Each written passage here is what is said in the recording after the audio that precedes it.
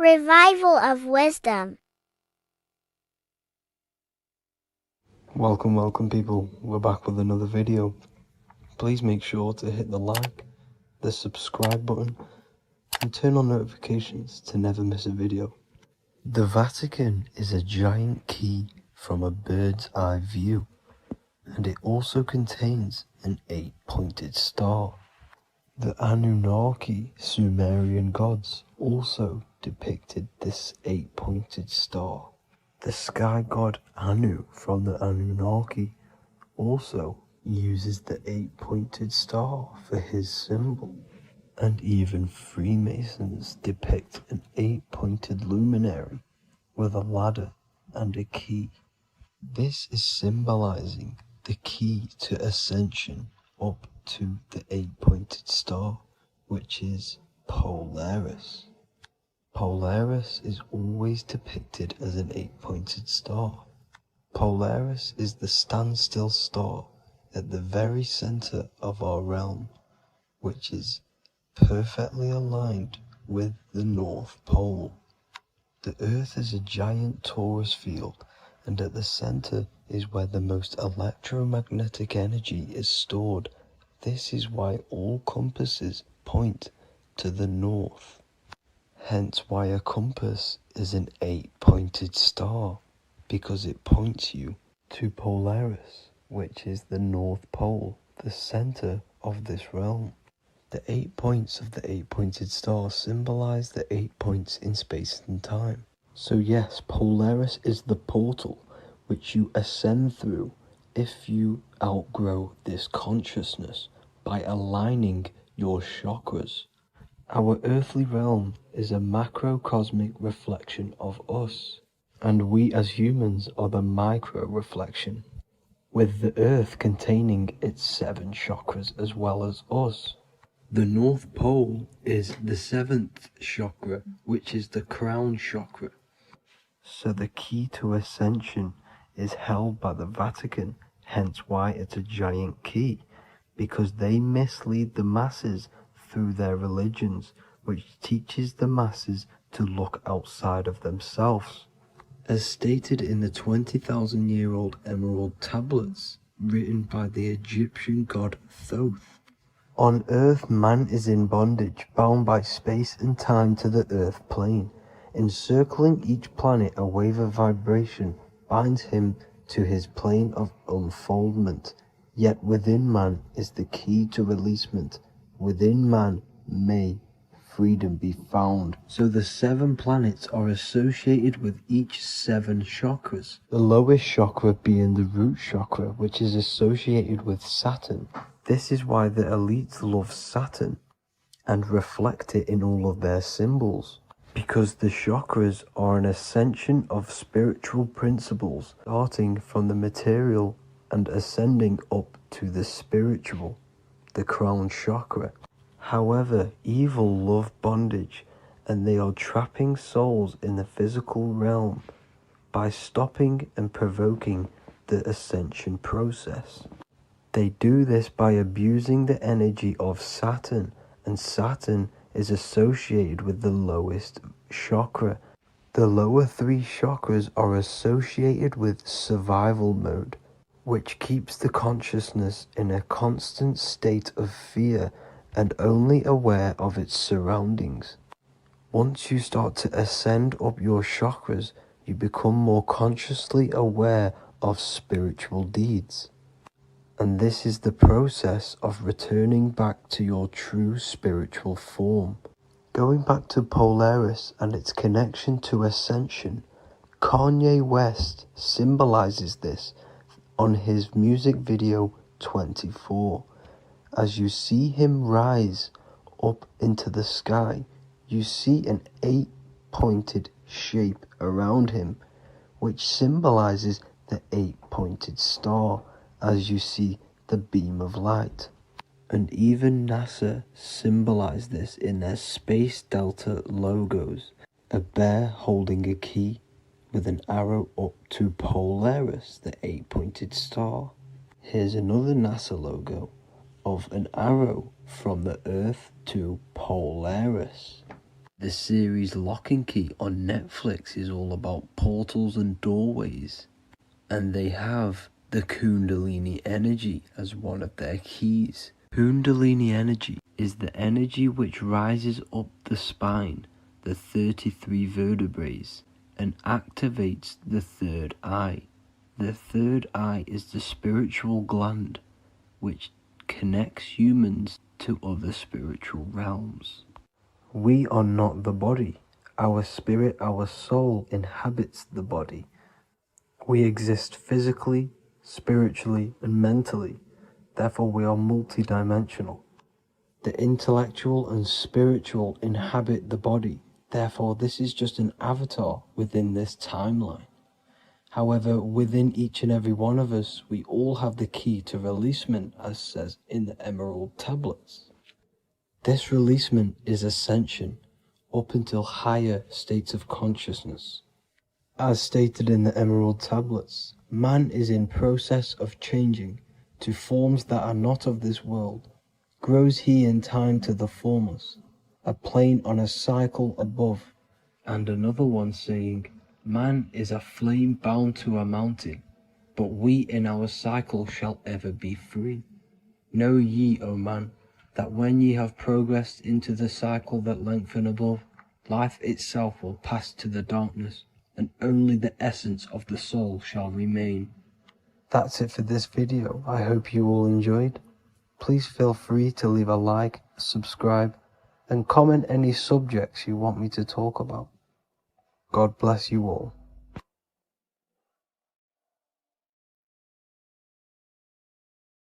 Welcome to Revival of Wisdom.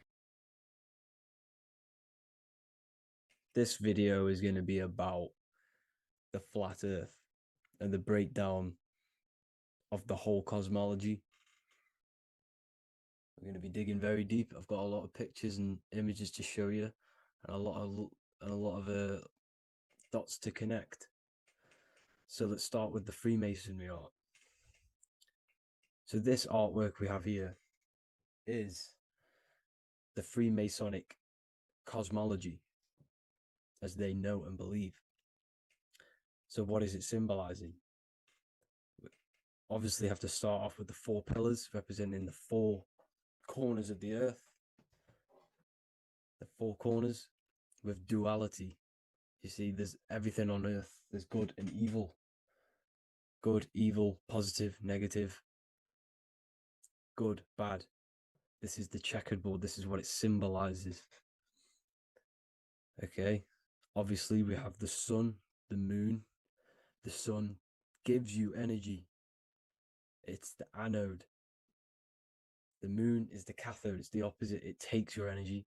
So therefore, you become sleepy when the moon comes out. You see, everything on earth, everything in the universe is balanced. There's complete balance symbolized by duality. There's always 2 opposites. We have the all-seeing eye, and obviously 7 stars representing the 7 planets, but not planets as in we know planets. They're not physical spinning balls of gas. They are energies. They are lights emitting from the realm above this realm. They are lights through the firmament, through the electromagnetic field. So let's go through that again. The 4 corners, duality, positive and negative, cold, dry. Everyone on earth has an opposite. Everyone, there's 2. Okay. And then we have the sun, the moon, the 7 planets with a 5-pointed star. What's the 5-pointed star? Of course, it's the 5 elements: spirit, water, earth, fire, and air. Okay, that's what the 5-pointed stars symbolizing, the 5 elements of earth. And then, most importantly, we have the compass. The compass is very, very important, hence why it's in the center. The compass is symbolizing many, many things. And one of the most important things, but we'll get into that after. We have a boat with water outside of the earth. So we have a boat on water, symbolizing the waters separated by the firmament, the waters above, separated by the firmament from the waters within the firmament, the earth. So this is what it's symbolizing. So the compass, what's the compass? This is where the compass comes from. The Polaris, the most important star there is, because it's in the center of Earth, the sun, the moon, and the black hole, black sun. Because all creation comes from center, the seed center. Okay, but we'll get into this after. But also, this is a very important Masonic symbol because they use this symbol a lot. This is one of their main symbols, hence why Neil Armstrong has the Masonic ring with the compass on it. The people who supposedly went to the moon, which obviously they faked to push this globe model, because the globe model is based upon fear. Because the globe model, if they can sell you the globe model, they can sell you anything then. You don't know where you actually are. The globe model is to push fear upon the masses, because the globe model means there's not enough resources. There's also risks of asteroids hitting the planet. There's also risks of space extraterrestrial invasions, global warming, asteroids. You see, this is all the fear that they can gain off selling you the globe model. Okay, because they don't want you to know that this is an intelligent design. And also, they're hiding God, the creator, the source. This is why they are satanic. They are opposites. They are lefty, Lucifer, right, righteous, godly. Hence why they do the symbolism on their eyes. 666. This is another famous, what's it called? Sorry. Famous astrologer. Astronaut. This is another famous astronaut doing 666, showing that he's in the alliance of the occult. But even look at their 10th anniversary stamps. They have a Masonic compass on there. Also, the Order Out of Chaos. Order Out of Chaos, double-headed eagle. Okay, the Order Out of Chaos ring, which they wear. So all of these astronauts are in the occult. They are lying to you. They are in with this order, this Masonic New World Order, whatever you want to call it. So let's break this compass down a lot more. Because as I showed you here, the center, okay, this is what the compass is symbolizing. Let's go into the North Pole map. This is from 1595. This is a rough estimate of where this map came from. It's from around the 1500s to the 1600s, maybe 1400s. There's not an actual set date on this map because obviously our history has been tampered with. But let's break down this map and the symbolism that they use towards this map, because this map is the map of the North Pole. Okay, so in the center, we have the black rock symbolizing the tower, the pole, North Pole. And what's on top of the North Pole? Obviously, it's Polaris. North Pole and Polaris. Okay, with the 4 islands around the center. Okay, 4 islands around the center. And this is what blew my mind, right? They say that Santa sounds similar. And if you look at this pole that's pointing to the North Pole, you see this line here. So this is obviously from the 1600s. What color is Santa? He's red and white. just like this map pointing to the center is red and white, and Santa comes from the North Pole. So it's not a coincidence that they use red and white. They're mocking this map because obviously they took over after the 1500s, 1600s. They took over around the 17, 1800s. So they're mocking this map with Santa coming from the North Pole with this red and white line to the North Pole. Notice the 4 islands, okay, like windows, their symbol. They obviously, in the occult, they're part of the New World Order, is symbolizing these 4 islands with the blue behind it for the water. Okay, so this is another occult logo. They're symbolizing this center because the center is so important. Okay, we'll get into that. Also, we have the Mayan cosmology. This is the Mayan cosmology. This is what they created. This is their artwork, with also 4 major lands around the center. You see this 4 with green in between them all. 4 major lands with the underworld. You see this underworld is also symbolized by the Masons with the coffin of the skull and bones, the deceased, the dead. Okay, so this is also mentioned in the Book of Enoch. Okay, and it's called Sheol. Sheol, the underworld. Okay, and in the Book of Enoch, it says all spirits of the dead go to these hollow places, that they will wait until their appointed time of judgment. And it also says in the Book of Enoch, there are 4 hollow places underneath.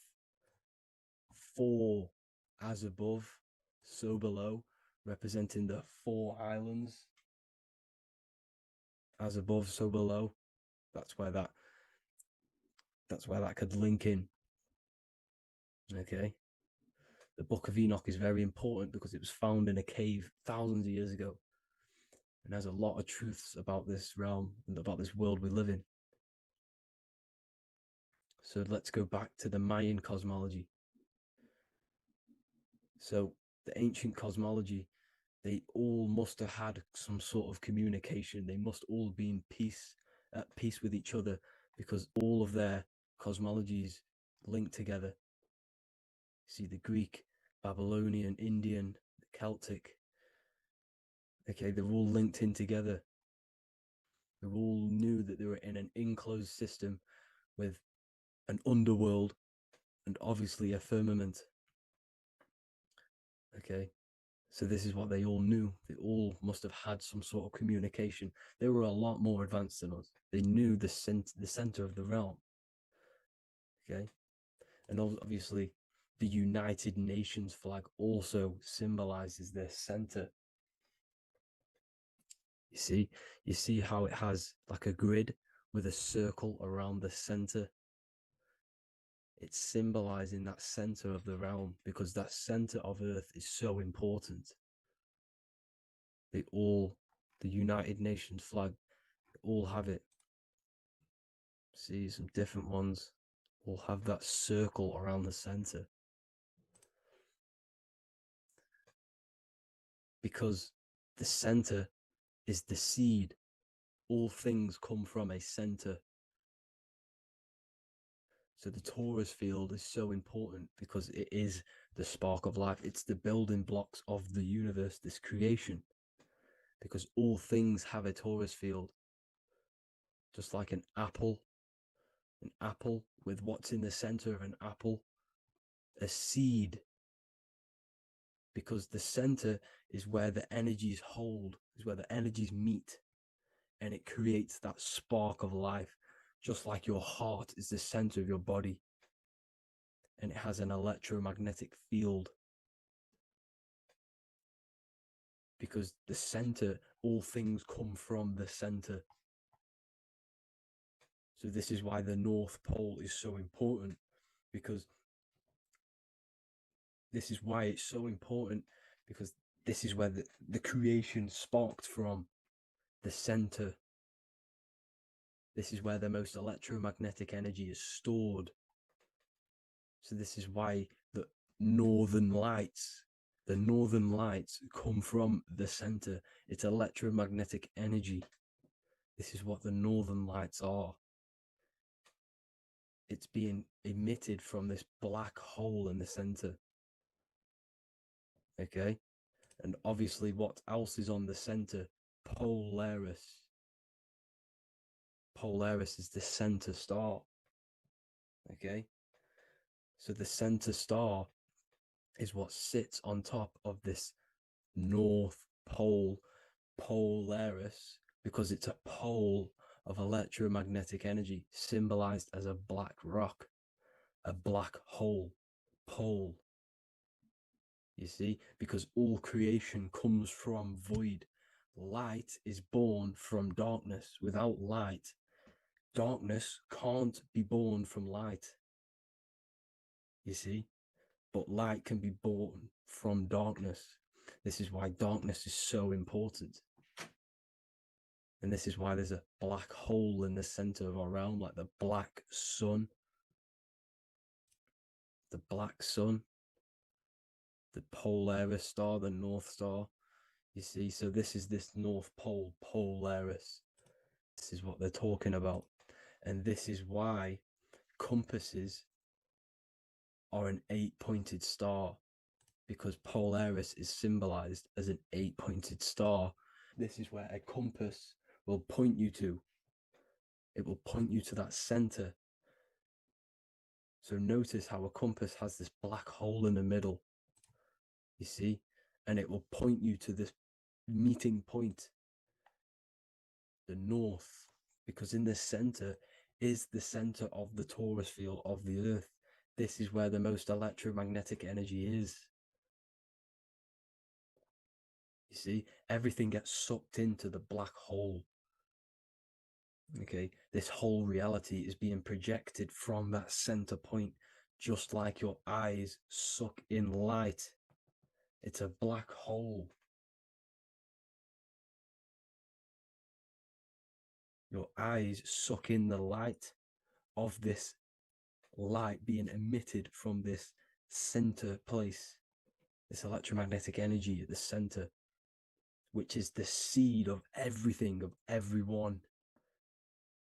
You see, just like an apple has the seed in the center in darkness, because in the center of the apple, it's dark. It's black. It's pitch black. But that's where the seeds are. That's where the life is. But Polaris is so important because it's that center star which lines up. It is the pole, it's the top of the pole of the torus field. So Polaris would be here at the very, very top. And this is where the compasses point you to. And this is why the star of Ishtar, the 8-pointed star of the Sumerians, also talked about this 8-pointed star, and it's called the Star of Ishtar. Okay, and who is Ishtar? Ishtar is the goddess. Okay, so she's not a male, she's a female, because every creation is brought through a female, a womb. Every single human on earth is brought through the womb, the sacred feminine energy. And the womb is pure darkness. There's no light in a womb, just like the center of our realm. It's a black hole. Okay, and guess what? She's the god of fertility and sexuality. She is responsible for all life. Okay, so the star of Ishtar is the star of Polaris, which is symbolizing the responsibility for all life, the center of our realm, the black sun, the black hole. Okay, So this is what that god of Ishtar of the Sumerians is talking about. The goddess, the womb, the seed of creation. So this would be the portal, more than likely, the portal in and out of our realm, because it's the top of the Taurus field. And what's above this realm is the heavens. So this is where you get sucked in from the heavens. Your soul gets sucked in and brought onto this plane of existence called Earth. These are some space NASA symbols. Look how much Polaris symbolism there is. And notice how it's at the center. You see this circle? This is like a half circle. And at the center is an 8-pointed star of Ishtar. It's the same thing. It's Polaris. It's at the center. And notice on some of these, look, this one is a bear holding the key and an arrow pointing to the Polaris star, so that they hold the key to Polaris. Another one with like a demon holding a key to the what? Polaris on top of him. Also an eagle, which is a Masonic symbol. The eagle holding a key on top of the center. You see, and notice how there's an arrow going up to the Polaris and an arrow down, as above, so below, to Earth. So you can go out of Earth and into Earth through Polaris, and the eagle holds the key. You see? The eagle holds the key, just like this. This demon dragon holds the key to Polaris. And look at this one, Earth, with an arrow up to Polaris, the 8-pointed star. So Polaris is more than likely that portal which the Anunnaki used, the Sumerian gods used, because the Anunnaki symbol is also an 8-pointed star. Okay? And like I said, that center is the seed of creation. The center is the black hole. Okay, just like your pineal gland is at the center of your brain. The pineal gland is at the center of your brain. And that's what connects you to that spirit realm, to the source. That's it for this video, guys.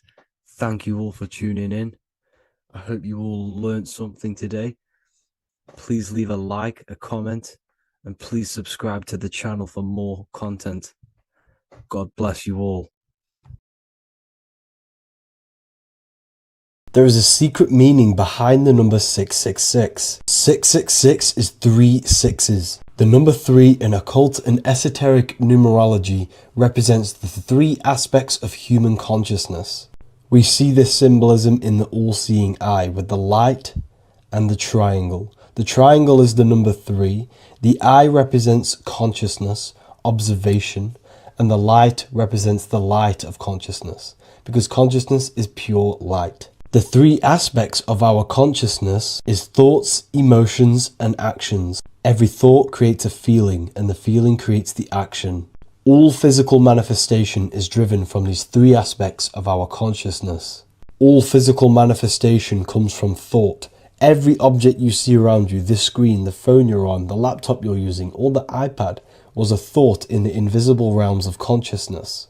Then it was brought into physicality through feeling and action. This is because man is made in the image and likeness of God. We are all mini creators. We are all extensions of God's creative consciousness. Therefore, the number 666 represents 3 sixes. 3 is thoughts, emotions, actions. The number 6 represents the cube, because cubes have 6 sides. This material world that we experience, everything has 6 sides. Everything's created by cubes. We can move forward, we can move backwards, we can move left, right, up and down. This is the cube that we are stuck in. Therefore, 666 represents our 3 aspects of our consciousness, thoughts, emotions, actions. all contributing towards our physical self, material world, material pleasures, completely cutting ourselves off from our spiritual true divine self, which means 666 is representing a state of consciousness. A state of consciousness where we only operate from a place of material needs and survival things. As humans, we possess a physical material body in the physical material external world, but we also possess an invisible inner world, which is what we call spirit. When we disconnect ourselves from our inner worlds, we become lost in this materialistic way of thinking and acting, which can lead to no life purpose, a feeling of emptiness and voidness in our hearts. Humans possess the ability to transcend our animal instinctual natures and turn to the divine mind, to the spiritual inner world. It is our inner world that is projecting our outer world. The outer world is just an effect of our inner state of consciousness. It's important as we go through this human life to not lose ourselves and look for our validations outside of ourselves. The external world is simply just a mirror, mirroring with mathematical precision what happens inside our consciousness. When we change our inner world, we produce effect in the outer world.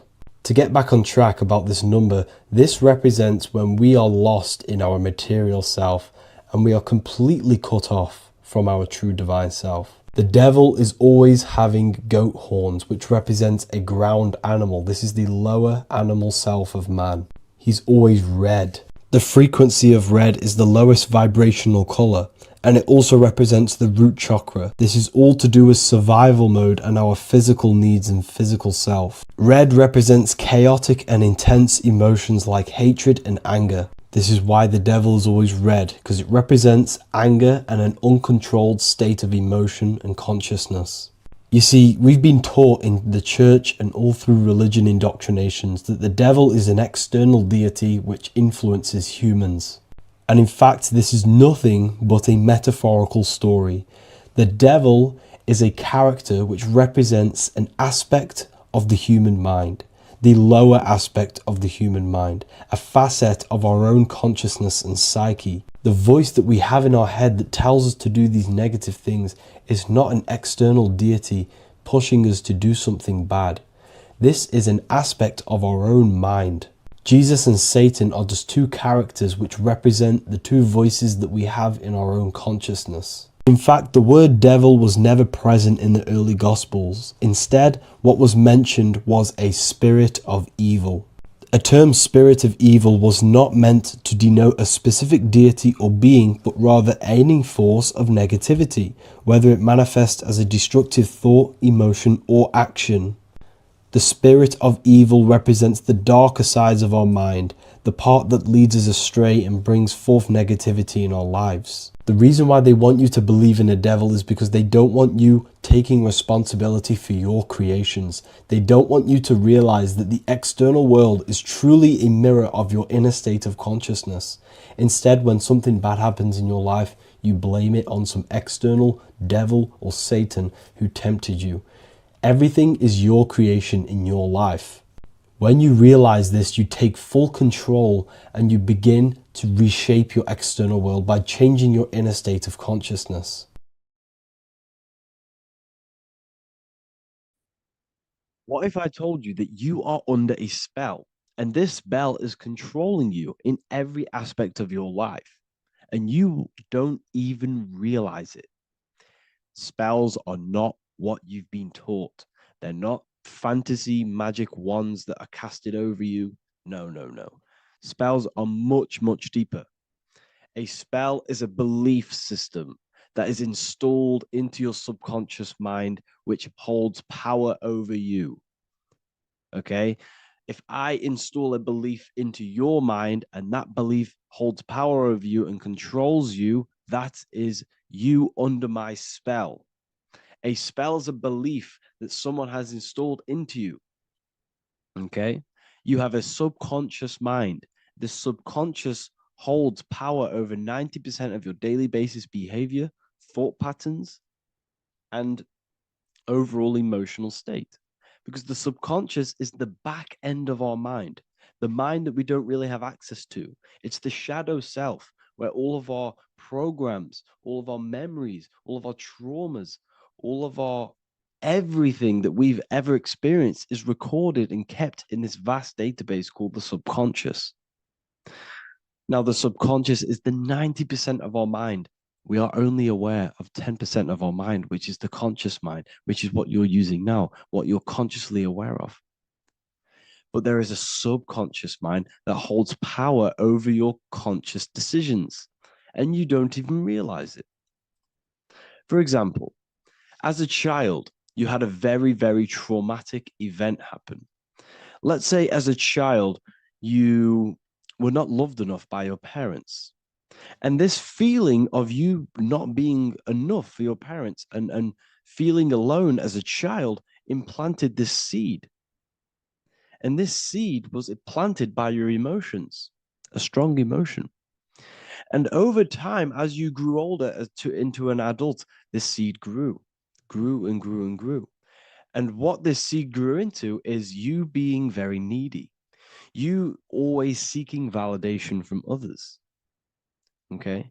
But you taking this conscious decision 10 years down the line actually stems from this hidden cause within your subconscious mind, within this little feeling, this seed inside your subconscious where you don't feel like you are worthy. So this results in a conscious decision of you seeking validation from others, being very needy from others. Okay. This is what the subconscious is. The subconscious holds power over us. For example, posting on social media. Why are you actually posting on social media? If you take a selfie with your new watch, new car, and you go and post that onto your social media, why are you actually doing that?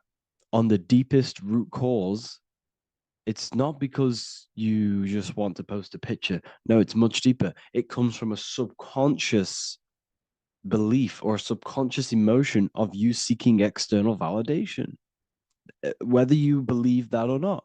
But that's what it is. If you're posting on social media, you're seeking attention, you're seeking validation from others on a deep level, on a subconscious level. You may not even realize this because it's subconscious.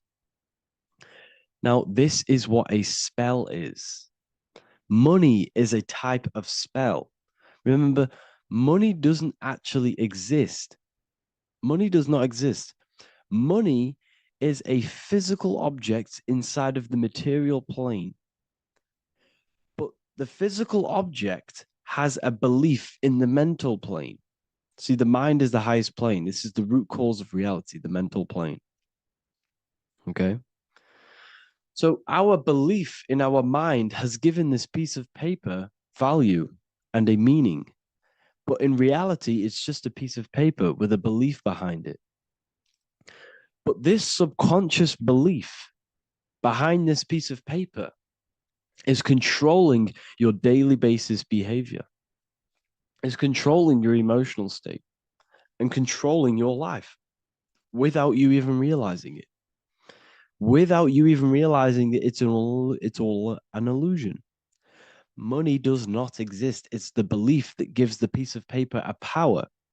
And the way we break the spell is by realizing that the money doesn't actually exist. The whole world is under the spell of money, and it's controlling all of us.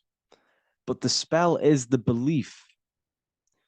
Once we all wake up and realize money has no value, it doesn't actually exist, it's only a belief. There is no actual money. That's how we break the spell. The spell is broken when we figure out that we are under the spell, under the belief, under the illusion of this piece of paper having value, and it's controlling our lives. That's why the word money has mon within it. Mon is moon, and the moon represents our hidden aspect of our mind, our subconscious, and the sun represents our conscious mind. So you have two versions of yourself. You have the self that you show to everyone, the conscious mind, and you have a shadow self called the subconscious, which is the hidden aspect of you. For example, Do you really love your partner who you're with, or are you just with them for, is there a subconscious fear of being alone? Do you really want to be with this person, or is it stemming from, are you staying with them because it's stemming from this fear of being alone, of being lonely? Or are you just with them because you have a subconscious sexual addiction? And all of your conscious decisions are actually coming from this little seed of wanting sex or not being alone. You have two versions of yourself, the conscious mind and the subconscious, the shadow self and the self that you show to everyone else. Okay. And the subconscious is what's holding power over you. When you drive your car, you don't consciously have to think about changing gear. You've done it that many times. It's on autopilot. That's the subconscious doing it. You can be walking down the street. Your conscious mind can be thinking about what you're going to cook for tea later, but your subconscious mind is controlling your body and walking your body. You don't have to think about moving the body. You just do it because you've done it that many times. It's a program. It's a belief in the subconscious that's giving this movement power. You see, the subconscious holds a lot of power over you. Our beliefs hold power over our daily basis behaviors and actions. Okay, like I said, posting on social media, this is seeking external validation. There's a subconscious stem, there's a subconscious urge bringing this desire into conscious reality. So we must break the spell of our emotions controlling us, our traumas from a child controlling us. For example, another example of this, let's say you were in a car crash years ago, and this car crash led you to having a very traumatic event, very traumatic emotion you felt in that car crash. You felt a lot of pain. That was impressed into your subconscious.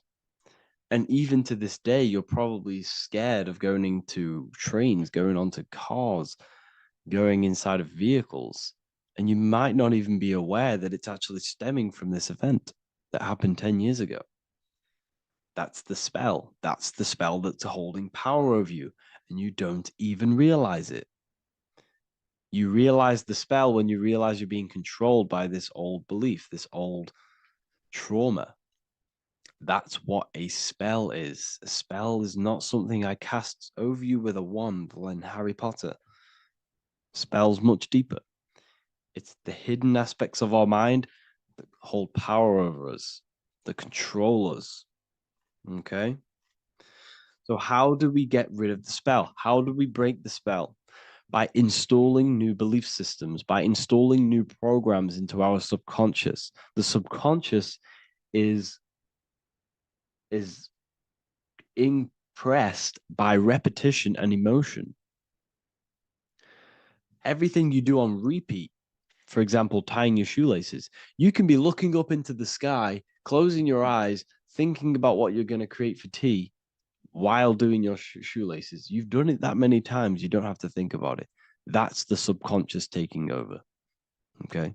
That's the repetition aspect of the subconscious. For example, you could probably run down your stairs. You know exactly how to run down the stairs. If I tried to run down your stairs, every staircase is different. I'd probably fall over. But you've done it that many times, you know exactly how to do it.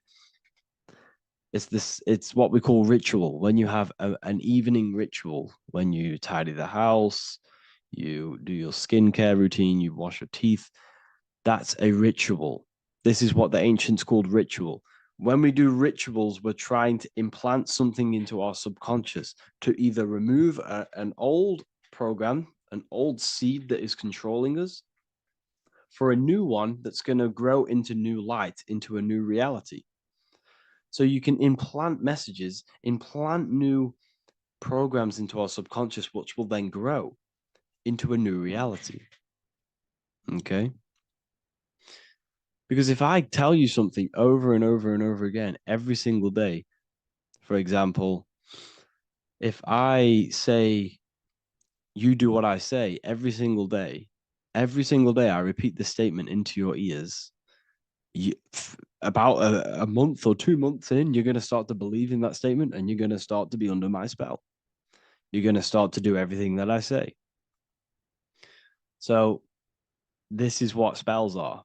Spells are subconscious beliefs that hold power over you and you don't even realize it. So we need to remove these old programs we have that are controlling us for new programs. And we do that through ritual, affirmation, and imagination. Repetition and emotion is key to impressing the subconscious. They are the two ways that spells are created, that programs are created. The subconscious only knows the now and it only knows you. So every word you say is a spell. So when you call someone else a name, you're calling yourself a name because your subconscious takes everything you say as truth because it only knows you. It doesn't know anyone else. So every night we can do affirmation. We affirm the reality we want. This is what we call a ritual. We sit down or we stand up, whatever it is, you affirm the reality you are, I am statements. And then you imagine that reality.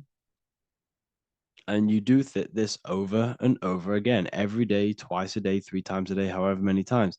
And this will cause repetition.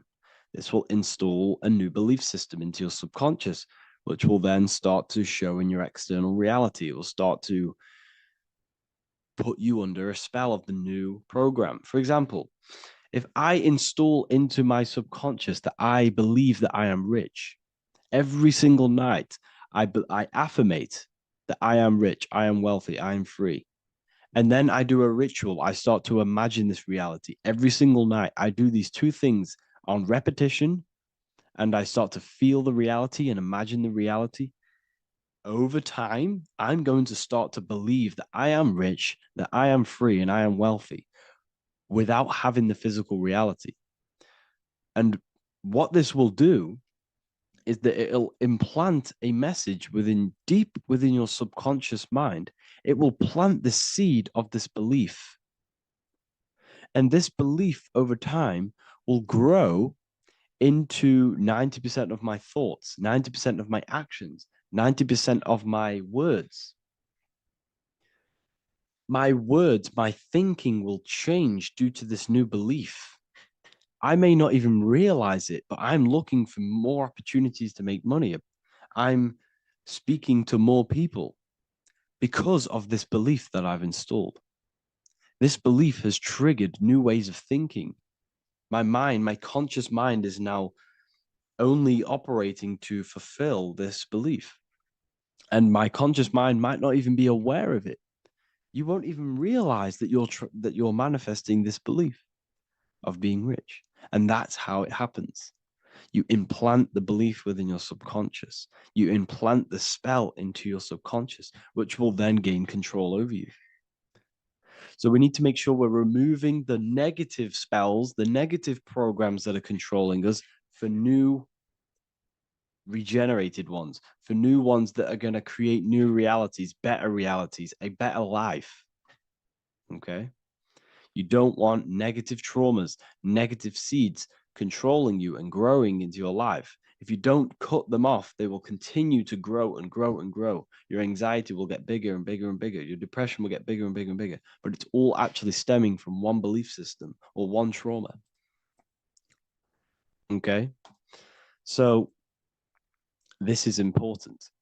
Everything in this physical plane is an effect of the higher planes. It's a shadow of the mind. Everything we think, all physical objects began as a thought, then an imagination, then energy, then a physical reality. So we must change the mental plane. We must plant seeds into our mind to change down into our physical material life. It's about manipulating this higher plane so we can create change and effect in the physical external material plane. That's what magic is. This is what spellcasting is. This is all what it is. It's not fantasy. This is the manipulation of the higher planes of consciousness, which your mind has access to. You have access to these higher planes. Okay. This is exactly what I teach in my university. I teach different rituals. I teach specific rituals to get rid of certain things, certain belief systems. I teach all different rituals, all different ways for you to create your own reality and live the best reality you want. We also have all of these different courses. We have activating the inner eye. This will teach you exactly how to lucid dream and activate your inner vision of imagination. We have the sexual alchemy course. This will give you the power of transmuting your sexual energy into creativity. We have electromagnetism studies. We have esoteric exchange, an exclusive live call that we do every single week. And I connect with all of the students. They can ask me questions, can speak with me one-on-one inside of these live calls. We have the real numerology section. We have the health section. We have a lecture section. Look at all of these lectures we have on occultism, symbolism. All of these lectures are designed to gain you power, to give your personal power back to you, to make you realize things about you. We have a meditation section. We have a library section where you can download all of our library, all of our books, different books on occultism, symbolism, Freemasonry, astral projection. And of course, we have the Manifestation Mastery course, which teaches you exactly how to create reality so you can live that desired reality that you want. This is the last chance to lock in the price of $55 a month. This is less than $2 a day. You can really level up your life because the price is going to increase as the value of the university increases, because there's a new symbolism course coming out. And if you join now, you'll get this course for free, because obviously when this course releases, the price will go up. The symbolism course will teach you the language of esoteric and occult symbolism. I'll leave the links in the description. Make sure to leave a like, comment, subscribe to the channel if you want to see more content. Thank you all, people. Have an amazing day.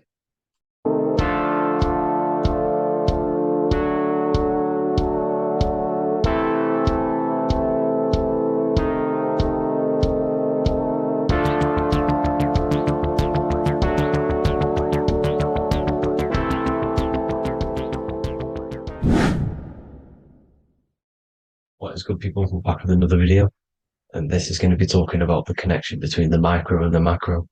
You know, you are the universe, everything is inside of you. So the first thing you need to understand is that the law of mentalism, we are a thought in the creator's mind, everything's being thought into existence. We have a spark of this mind, this same mind of the creator, and everything is a state of mind.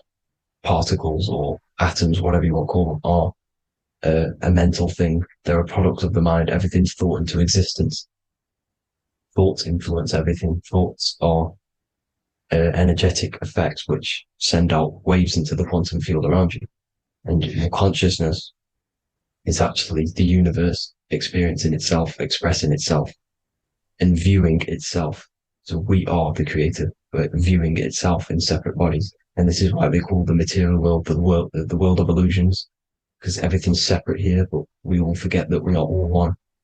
We've all been brainwashed to think we're all separate, but we're all one. We're all the same mind, the same consciousness, everything. So everything's created out of toroidal fields. God created the toroidal field.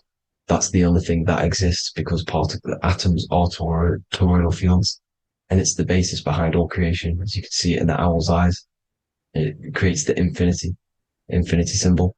And this was the apple. That apple is a toroidal field. And the toroidal field is made out of dielectricity, which is ether. Ether is black light, and this is counter space. This is another realm. This is what creates God to be omnipresent, to be everywhere at one place at all times. He is everywhere because ether is everywhere. Ether is infinite potential. It connects everything together, and that's what energy moves through. It moves through the ether, and that's black light. Everything is light, as it says in John 4:2. God is light. Everything's a vibrational state of light. So the torus field is made out of dielectricity, ether, black light, magnetism, which is white light, which is the center of the toroidal field. And magnetism radiates, it has no vibration. And then when white light splits, it turns into electricity. which is physical material, and that has a vibration. This is the Holy Trinity: the sun, the moon, and Saturn. Saturn, the god of materialism. If you've watched my videos on Saturn, you know that Saturn is crystallizing everything into physical matter.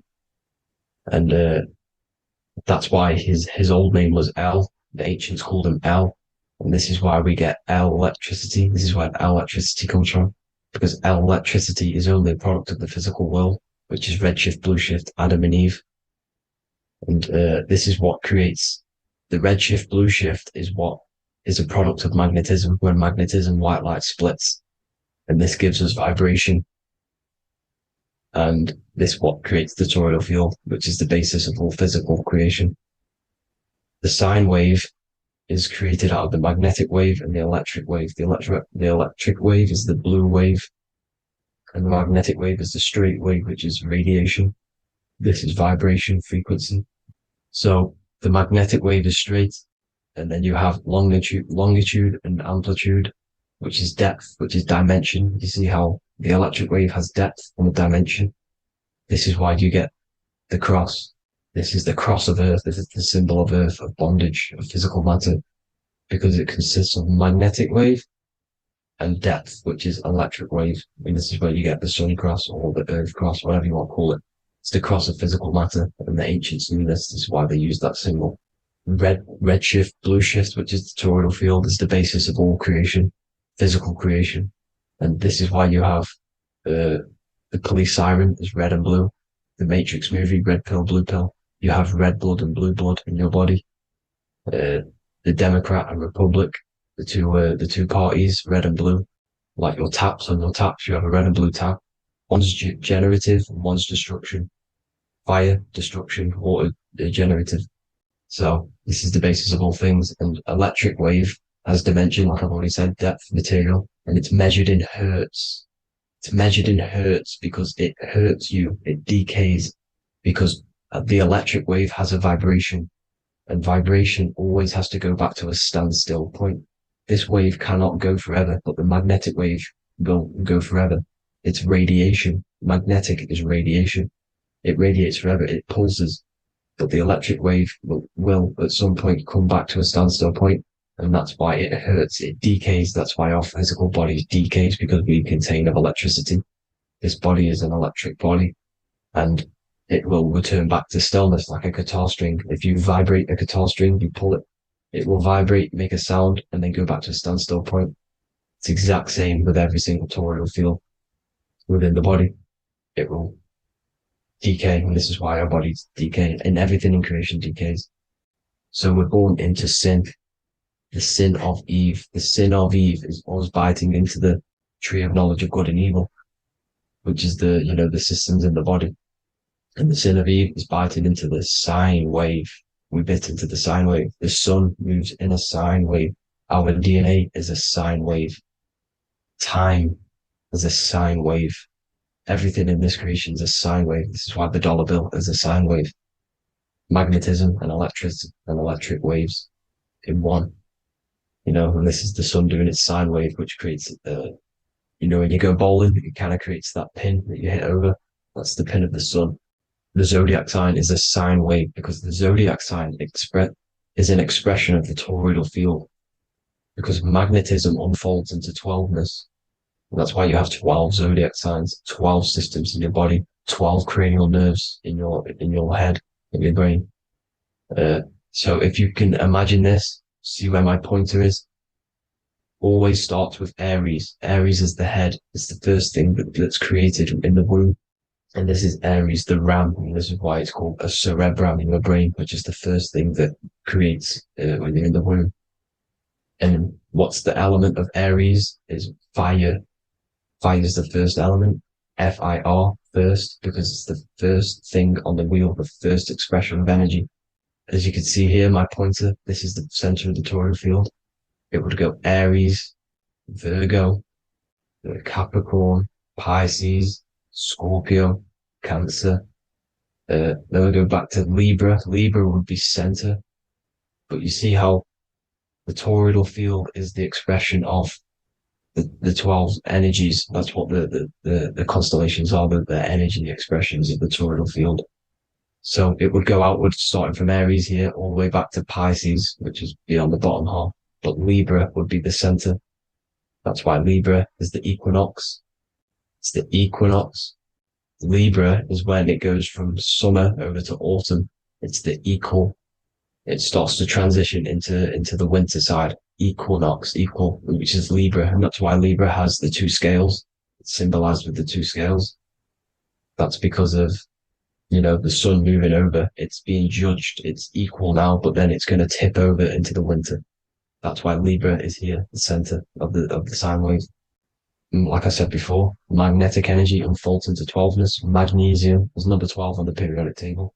It's the sacred number. And this is why the scientists are trying to, NASA is trying to bring in another constellation to destroy the holy science of astrology.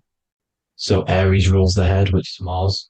Taurus rules the neck, the lower head. Gemini, the two twins, which is your lungs, your two twins, your arms, two twins.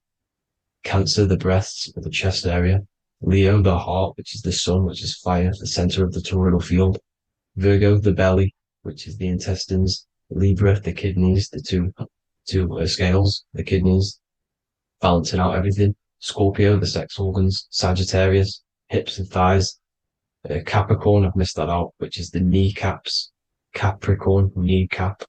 Aries, which is the ram, which is the cerebrum in your brain. And then Aquarius, the calves and the ankles. And the Pisces, the two fish, the 2 feet. So everything corresponds, as you can see here. This is an ancient way of depicting it, of the folded human. And this is everything. Each constellation rules that part of the body, gives energy to that part of the body, makes you do certain things. So magnetic energy unfolds into 12ness, electricity unfolds into 7s. That's why when you get electric, the light spectrum that we see, it consists of 7 colors. Why we have 7 planets. The 7 planets give us our 7 metals and the 7 solfeggio scale frequencies. So the rotor, this is the rotor, and rotor is an anagram for Torah, the Torah, which is I think it's the Hebrew Bible. Don't quote me on that, but it's one of the holy books. Which is the Torah, the Taurus. Everything goes back to the Taurus field because it's the basis of all creation. So the chief cornerstone, it says in the Bible that the builders rejected the chief cornerstone. The chief cornerstone, you are the builder. You decided to incarnate into the physical world, into the electric world, the world of Saturn. When you are created in the womb, it takes you 9 months for you to be created. So for example, if you went into the womb here, it'd take you 9 months. So let's say you're born in Scorpio. So you'd go back 9 months, 1, 2, 3, 4, 5, 6, 7, 8, 9. You consist of all of these 9 energies because it takes 9 months or however long you took to be born. Some people are born earlier. You'd have to find out how many months you were in the womb for. But you consist of these 9 energies, and each constellation has a cell salt associated with it. And these cell salts are vital for your health, and your cells are the optimal health of your body. So the chief cornerstone that you rejected is these 3 cell salts, these 3 constellations. So you're mineral deficient in these 3 constellations. For example, fluoride, magnesium, phosphate, and potassium sulfate. So that's the chief cornerstone. And a cornerstone, people always get it rejected with the cornerstone. The cornerstone is not, it doesn't say the cornerstone in the Bible. It says the chief cornerstone. The cornerstone is a cornerstone of a building, but a chief cornerstone is the top of the pyramid. This is where we get the pyramid of the wheel. So you're mineral deficient in whatever 3 zodiac signs you're not. You were not in the womb for. This is the chief cornerstone you rejected. So the human body is the micro. It is the universe in a physical form. It consists of everything in the universe. Just like your consciousness is the universe watching itself, experiencing itself. Your body is the whole universe. 12 systems in the body, 12 zodiac signs, 7 chakras are the 7 planets. The Holy Trinity of you is your Temple of Solomon, the soul and the mind, the sun and the moon. You know, everything is in you. You consist of everything, all the energies, everything. Heaven and hell. Heaven and hell is a mind state. It's a state of the mind. Head, Hea, which is heaven, and the heel, the bottom of your foot, is hell. And the bottom of your foot is the soul. So they're basically saying, well, it's wordplay. They're saying that your soul is in hell because, you know, with the elites being in control. So they call the bottom of your foot the soul, trying to say that you're in hell. The Christ is in you. And this Christ is Greek for what? Christos. And Christos is Greek for the oil. And this oil is produced in the cerebrum, the Aries, the ram, the cerebrum. It goes down the pineal. Well, the pineal and the pituitary are underneath the cerebrum. Goes down the pingala and the ida. The pingala being the positive charge connected to the pineal gland, pin, and the ida connected to the pituitary. And this is the two serpents going down the spinal column. And this is why Jesus goes from Nazareth to Bethlehem, and then Joseph and Mary are waiting for Jesus in Nazareth. Joseph and Mary are the pineal and the pituitary gland waiting for Jesus to come back up the River Jordan, or spinal column. So this is the oil. This is the story of Santa as well. Santa comes from the North Pole. Why? Because the North Pole of the Earth is the center of the toroidal field, and the North Pole of you is your spinal column, which is the North Pole of the toroidal field. The North Pole, he comes from the North Pole. This is the North Pole. This is the South Pole of the toroidal field. Comes from the North Pole, which is your mind. And he goes down the chimney and then back up the chimney. This is the chimney. And he drops off the present, which is the Christos, the oil. And this is why Jesus is crucified at 33, because he crosses over the vagus nerve at the top of your spine. When this oil comes back up the 33 vertebrae, these are your vertebrae here. When it goes up to the 33 vertebrae, it gets crucified at 33 because it crosses the vagus nerve, and he's crucified on a cross at 33. This is the story behind Jesus and Santa. The Ark of the Covenant in the Bible is the two hemispheres which cover the vital parts of your mind, the brain side, which is the cerebrum, the pineal, the pituitary, etc. So the two hemispheres are the two angels, the Ark of the Covenant. This is the Ark of the Covenant covering the two vital parts of your brain. So these are the optic thalamus is another part, and it protects the Christ oil, which is inside at the center of the brain. See, the Bible is all a massive metaphor about yourself because you are the universe. You are a microcosm of the universe. Your consciousness has experienced itself, and the universe experiencing, and your body is the whole universe. Your head's heaven. So Moses crosses the Red Sea. These are the two hemispheres of your brain. This is the corpus callosum, the Red Sea. So he's pretty much saying that he's uniting the two hemispheres of your brain, because most people in this generation are stuck in the left brain, which is just logic, reasoning, science and maths, writing. You know, this is what school teaches you to do. It keeps you stuck in your left brain.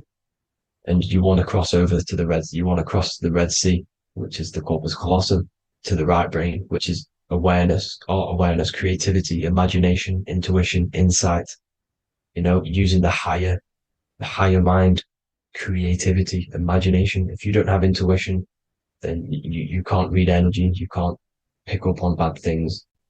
This is what Moses is symbolizing by crossing the Red Sea. And it's also the upper room where Jesus met the 12 disciples. 12 disciples are the 12 cranial nerves in your brain.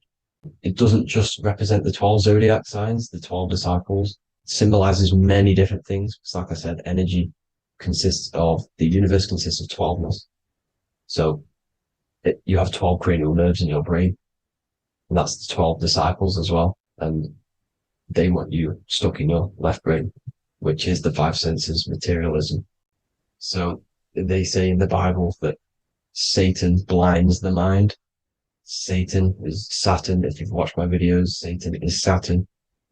And you consist of the Holy Trinity, which is the sun, moon, and earth, the soul, the moon, the soul being your sun, the solar, the moon being your mind, the earth, your physical body. And Satan blinds the mind. Why? Because we enter a soul system. This is a soul system, not a solar system. And Saturn is the Lord of the Rings, which is the outer ring. When your soul enters the soul system, Your soul starts to materialize. It hits Saturn. Why? Because Saturn starts to materialize you. You take on the 7 virtues, which are the 7 planets, which are your 7 chakras.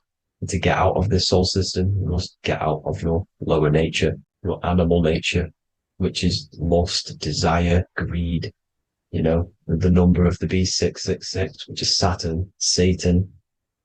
So you enter the soul system, you take on the 7 energies, which you turn into physical matter. And this is your descension from heaven to, well, to say hell.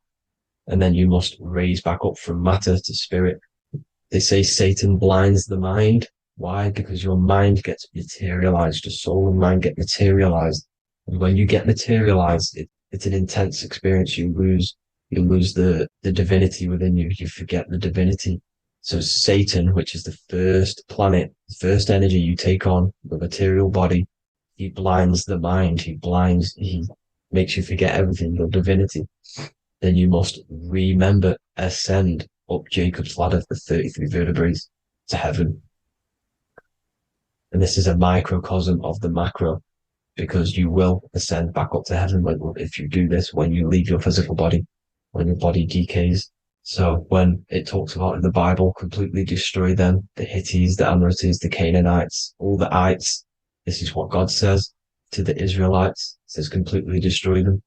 It's basically symbolizing saying destroy your lower nature. The Canaanites, cannibals. We're under a Canaanite system now, which is cannibalism. And this is flesh eating, lust, greed, all the demonic stuff, all the lower vibrational stuff, you know, the lower nature, eating, sex, and survival, the lower 3 chakras. You must get out of these lower 3 chakras and return back to spirit, which is heaven, which is spirit, love, being holy, being truthful, being passionate. Going back to Satan blinding the mind, all of the planets are made out of these 3 symbols. Satan blinds the mind, and that's why Satan's symbol, this is the symbol for Saturn, Satan, the symbol of Saturn is the cross, which is physical matter, the earth, over the moon is your mind. So the Saturn symbol saying matter over mind, he blinds the mind, Satan blinds the mind once you enter the soul system. And you must remember, in the Bible, it talks about the Genesis, which is Eve, the sin of Eve, which is biting of the tree of knowledge, with the serpent, which wraps around the tree. It says the serpent placed himself on the tree. Well, the serpent is the spinal column. It's the serpent telling you eat from the tree of knowledge of good and evil, which is your nervous system. And eating from the tree of knowledge of good and evil is doing bad things. For example, over-sexualized, overeating, eating the wrong food. That's eating from your nervous system. It's decaying you, and it's preventing you from achieving the God self, the God consciousness. This is the symbolism of, you know, the tree on the serpent, telling you to eat from the left brain, with the left brain being the sinister. Sinister is Latin for left. That's sin. Sin is left. And left is lefty Lucy, Lucifer, right, righteousness, right, God, godly. The tree of knowledge of good and evil, which is your nervous system, because it determines good or bad. And, you know, that's the only thing you experience in this world is your nervous system. And then the tree of life is the cardiovascular system, and the Garden of Eden is your body. So that's it for this video, people. I hope you've got a greater understanding of how you are the universe and everything is inside of you. Just keep in mind you are the universe experience in itself, and your body is a reflection of everything. The 12 constellations, the 7 planets, everything's inside of you. This world is an expression from the inside outwards. You can't affect the outside world to manipulate reality. Everything's inside of you. I hope you got a greater understanding of this. God bless.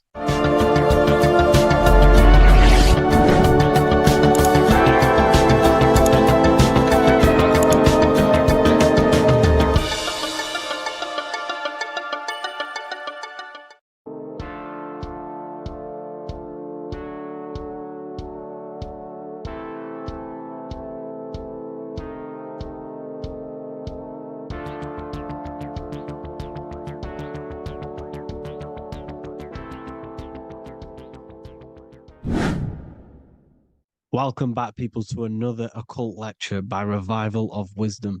Today, we're going to be talking about magic and how it's being used on us for the New World Order. Magic has the word mag within it, which is magnetism. Magnetism is the force. Magic is influencing forces, natural or supernatural forces, and using it for a certain agenda to gain something out of it.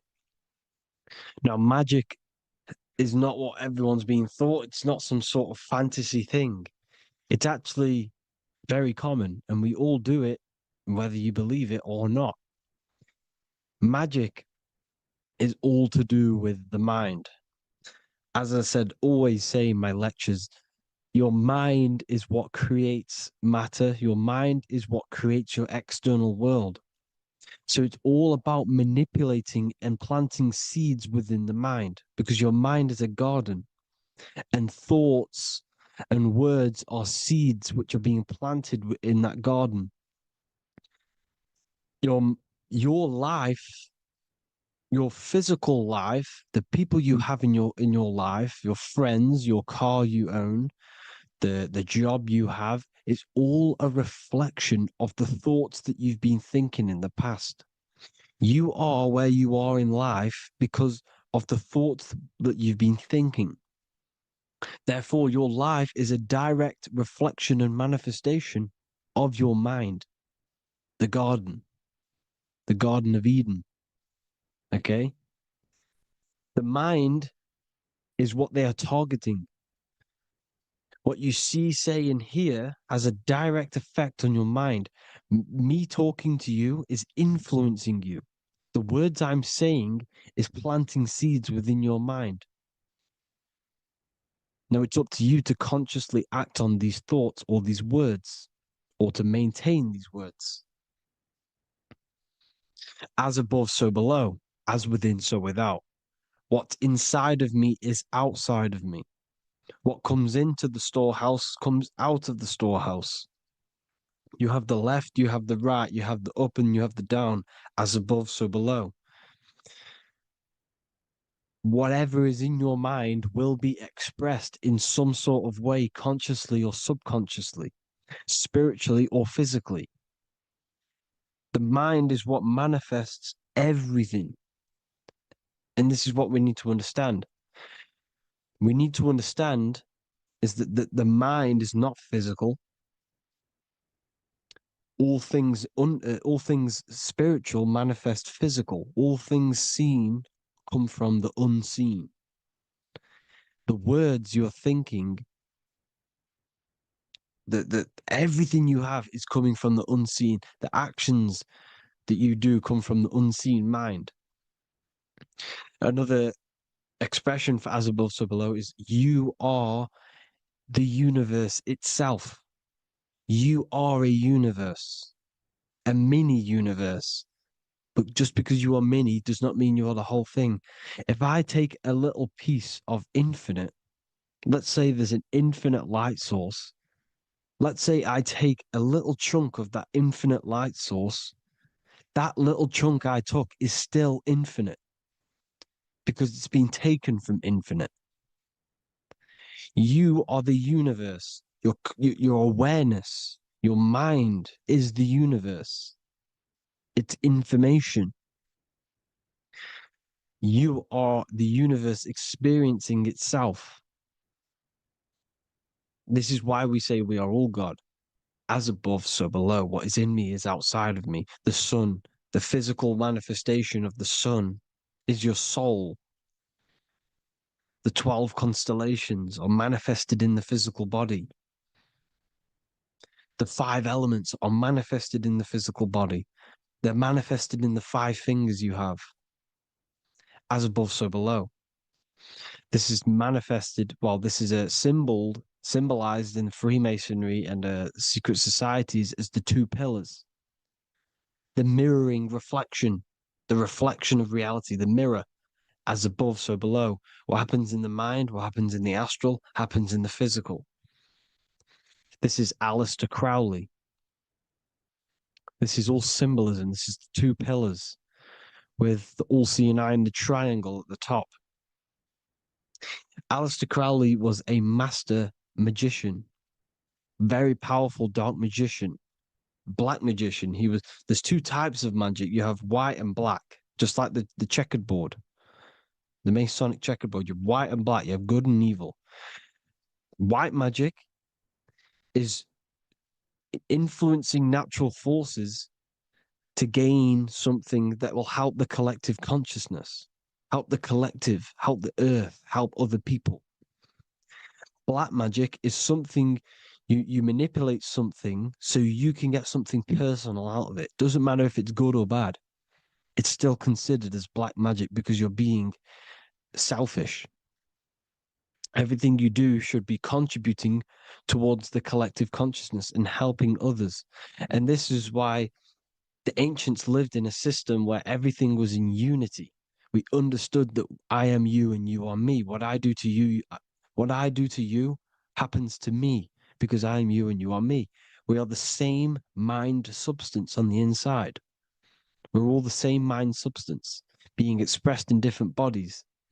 So what I do to your mind will have a ripple effect on my mind because all of our minds are connected within the mental plane.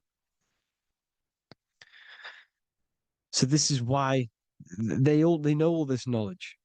They know all this knowledge. So yeah, this is the mirroring effect of reality, the two pillars, or symbolizes the number 11.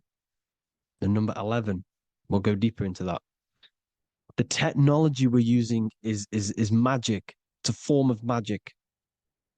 Television is tell a vision. They're telling a vision into your subconscious mind, into your memory. And when you turn on the television, you get a program because they're telling a vision to create a program within your subconscious mind. You see, the conscious mind is only 10% of your mind, which is to do with your, what you're aware of, your five senses. What are you consciously aware of? Well, I'm aware I'm here, I'm talking. I'm aware of what I'm wearing, the five senses, what I can hear, taste, smell, hear. What I'm wearing, I'm aware of what I think of.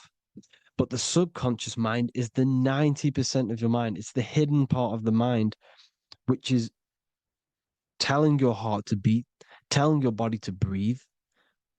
It's storing all of your emotions. It's storing everything you see, storing all the belief systems that you have. It has everything. It stores all of the habits you have, the values. It stores everyone's name that you know. All the words that I'm speaking right now is all coming out of the subconscious. Everything is subconscious. And it literally manipulates 90% of your daily basis behavior. Most people don't know this. What you did yesterday is what you will do today because of these beliefs and mental programs within the subconscious, stored within the subconscious. So the subconscious is what they're aiming at. They're trying to create programs within the subconscious because the subconscious manifests 90% of your thought patterns, 90% of your actions and words. They know all this stuff. So the subconscious mind is the most powerful part of the mind. Another way the subconscious manifests and influences your life is, let's say you were in a car crash years and years ago, 10 years ago. Let's say you're in this car crash, right? And you really hurt yourself. The emotion you felt in that time when you were injured in that car crash had a great impression on your subconscious mind. You see, the stronger you feel something emotionally, the stronger impact it has on the subconscious. You can remember and recall that moment and very vividly because of the impact it had on the subconscious. For example, you become that terrified of cars that it manifests into your life today, that you are wary to go in certain cars. You don't want to go in cars at all, maybe. because of that moment that is stored within the subconscious. And it will manifest into anxiety. It will manifest into not going into cars. It will manifest into depression, maybe. These things, these emotional, very emotional, traumatic events have a great impression on our subconscious, and they control your life. This is why you need to meditate and let go go deep within yourself and let go of these internal, deep emotions that you may have repressed and keep pressing down and ignoring. But you need to address it and let go of these subconscious impressions you have, which are controlling your life, like anxiety, depression. All of these things are stemming from things that are stored within your subconscious years and years ago, more than likely. Broadcasting. They're casting spells to a broad audience, to news, north, east, west, and south. They're casting spells. No, if you watch the news, everything's red. Breaking news in red writing or the red background, everything's red. Why? Because red's the root chakra, which is all to do with survival. They want to stimulate this root chakra because they want you down there in survival mode. They want you in survival mode because you're easier to control. They control out of fear. And not only they're casting these spells as if, because most of the things they cast in the news hasn't already happened. They're constantly bombarding you with there might be a war breaking out, war this, war that, kill here, kill there, murders. It's impressing, it's casting spells on your subconscious mind.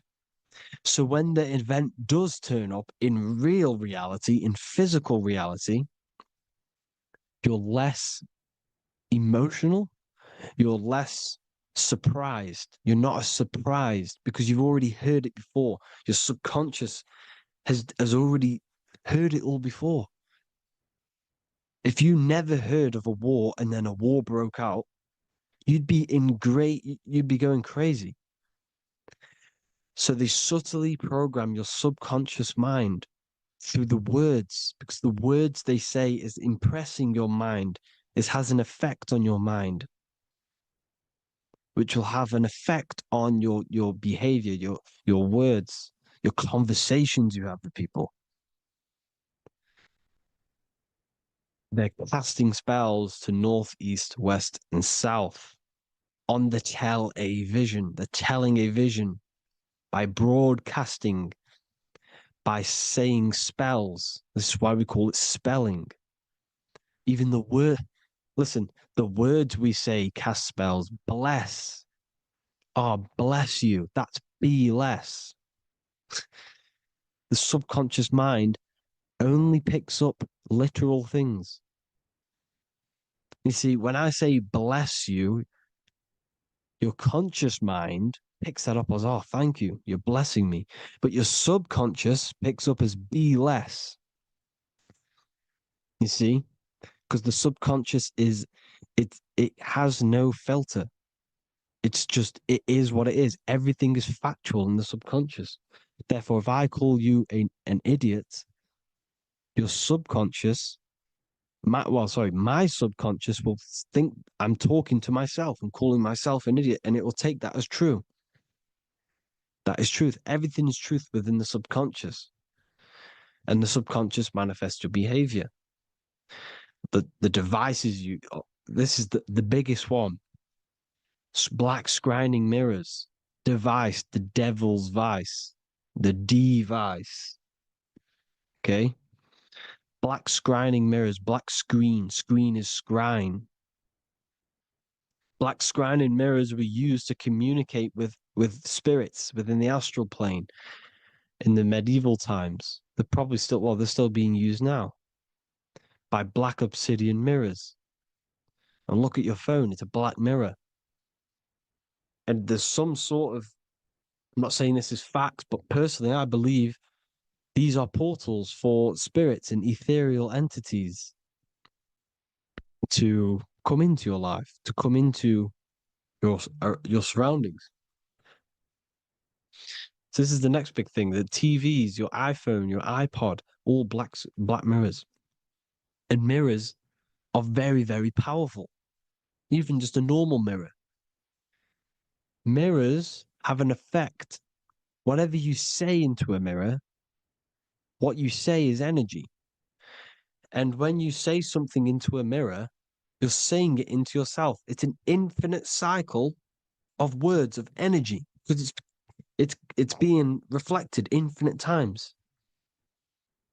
When you say something into a mirror, it has a massive effect.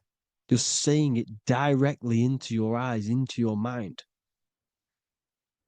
So what you say in a mirror should be said with precaution. Never say anything negative into a mirror, because mirrors are very, very powerful ways for you to reprogram your subconscious mind for the good. You can say very positive things into mirrors and it will reprogram your subconscious mind. Okay? Manifesting is all magic. It's all magic. Everything is magic. But consciously doing it is what they're doing. They hid this knowledge. Your phone is magic. It manipulates your mind. The iPhone, okay. See, magic isn't all of this with wands and see, Harry Potter, okay, that was created to give you this perception of a mystical and amazing form of magic with magic wands and all sorts of stuff like that. Yes, that stuff was true when the collective conscious minds were on a higher level and our belief systems believed in these things, because the universal mind, all of our minds contribute to reality. If the masses don't believe in magic, if the masses don't believe in a certain thing, it's going to have an effect on physical reality. So when the collective minds are higher and have more open minds, things like Harry Potter can come true. See, it's all in the mind. The iPhone, the I is the symbol for the mind, the invisible intelligence. The triangle is the ethereal plane. Okay. So the eye in the triangle is the eye that sees into the beyond the ethereal planes. The square is the physical plane. So the iPhone, your phone is a black box, just like the Saturn black cube. It's a black mirror. It's taking photos of you every 2 seconds. And it's your mind. Your mind is in that phone. Everything you like, everything you text, everything you type in Google, everything you say to someone, every conversation is all recorded on the phone. Therefore, it is a direct reflection of your mind.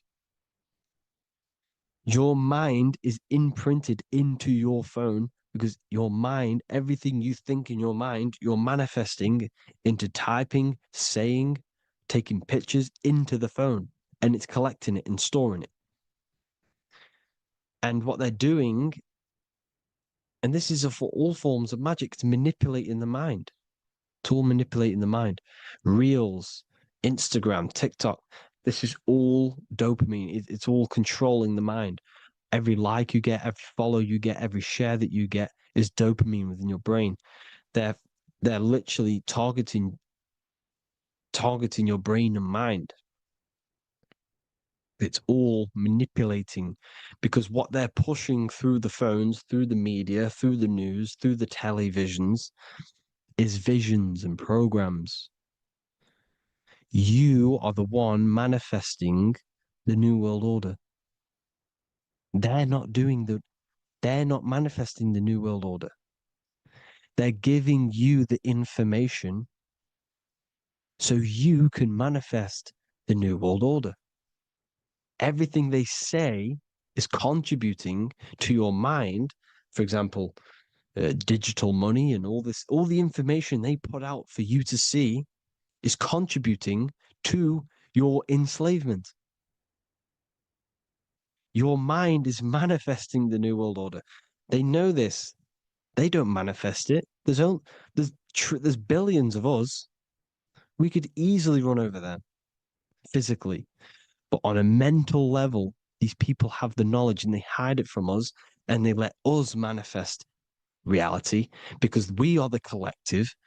They give us the information which manifests their agenda. It's all magic through the phones, the media, the television. So your phone is a manifestation of your mind. It's a record of your mind. Hollywood, holly tree, holy tree. They used to make wands out of holy trees, because it was the most holiest wood, the best for casting and transmitting energy. So they used holly trees to cast spells. That's what Hollywood is. And in Hollywood, they have the red tear, the blood drop next to the Hollywood sign, because it's all satanic. They're all black magicians. They use Hollywood to cast the spells through the music, through the films. You see, music is a form of magic. All of this is magic. Everything they do is a form of magic because they want an agenda behind it. But it's not black magic. They're letting us create our prison. This is what you have to see. Yes, they're evil, but they're not doing anything evil, or else they would face the karma. They let us manifest this agenda through giving in the information, by telling you what's going to happen in the movies. Everything that happens in a movie, it's all there on purpose to program your subconscious, to plant a seed within your garden, your subconscious, your mind. Because when the mind is already seen something, when it comes up and turns up in physical reality, you will be less shocked and you won't rebel. So they lure you slowly. They make you aware of these things over time.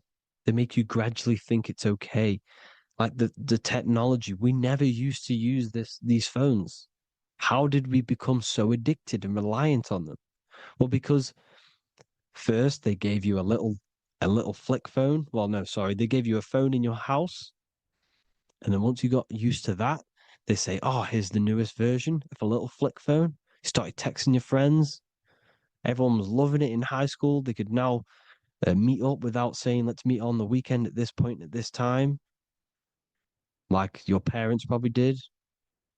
Or maybe some of you watching this, you probably had to tell your friend to meet on the weekend at a certain time because you had no way of communicating. So everyone got these phones and got addicted to them. Then they slowly got addicted to the new iPod with the touch screen. Now they invented touchscreen. Then everyone got addicted to touchscreens. Then because all of this is producing dopamine in the brain, which creates you to become mentally addicted to things and physically addicted, chemically addicted. Because dopamine's a chemical. Your subconscious becomes a program within your subconscious, and your body becomes chemically addicted to these phones. And these phones are the enslavement of humanity, technology. Without this, we wouldn't be in this mess without technology. Because they're creating a hive mind. We're creating a hive mind. So back on track anyways, they program you. Look at the films, 9/11, 9/11, all produced by Hollywood. Here's the 11, like I said at the beginning, the two pillars which reflect reality. What happens in the mind happens in the physical. What happens in the astral happens in the physical. Okay, what happens in the physical happens in the mind. It's the two pillars, the mirrors.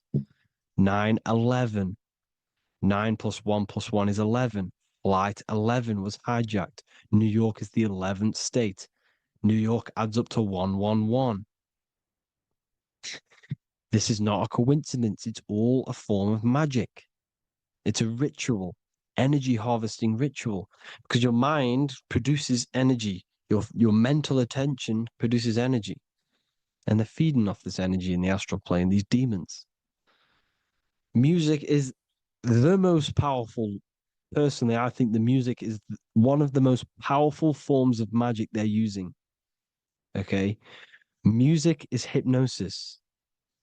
It puts your brain in a hypnotic state. It influences your electromagnetic field through vibrational energy. It reprograms your subconscious mind. Why do you think you remember the lyrics? You see, your subconscious stores all of the memories. Remember, the subconscious manifests 90% of your behavior.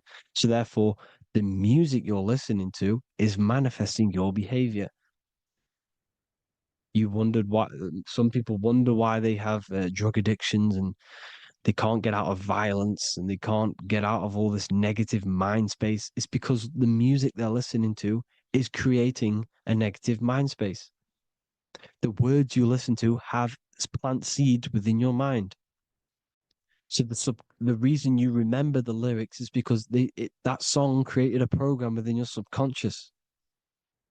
Yes, that is what happens. You can use magic to reprogram your mind, but you can use music to reprogram your mind because it's all forms of magic. It's using natural mental energy forces to manipulate the physical reality. You manipulate your mind, you manipulate reality, physical reality. Okay. So the music, another very, very big one. When you turn on the radio, it's just all talks about alcohol, drugs, and sex because they want you down in the lower three chakras.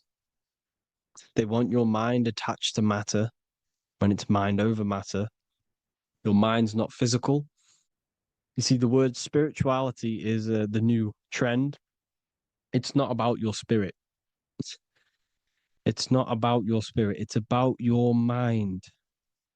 It's not about, you know, uh, spirituality and looking after your spirit. And they've got you focused on your spirit. Why? Because they hide your mind from you.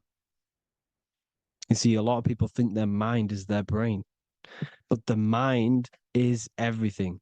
There is no physical reality without mind. You can have a brain.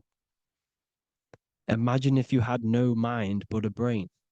It wouldn't work. The mind is everything. The mind controls your avatar. It begins in the mind before it happens in the brain. Then the brain manifests through the body. The brain's just an electrical computer. So that they've got people scared. Or do I have a soul or not? And all this stuff. Listen, if you have a mind, you have a soul, because you are not the mind. This is why everything is sort of an illusion, because beyond the mind is your soul. But what is the soul without a mind? You can't have a soul without the mind. But if the mind didn't exist, the soul doesn't exist. You are the person listening to your mind. I shouldn't say person because you're not the body. You're the entity behind the mind. But if you didn't have that mind, you couldn't understand what you even were. You would just be an observer who couldn't think. So yes, we all have a soul. If you have a mind, you have a soul. Everything is mind. Everything has mind.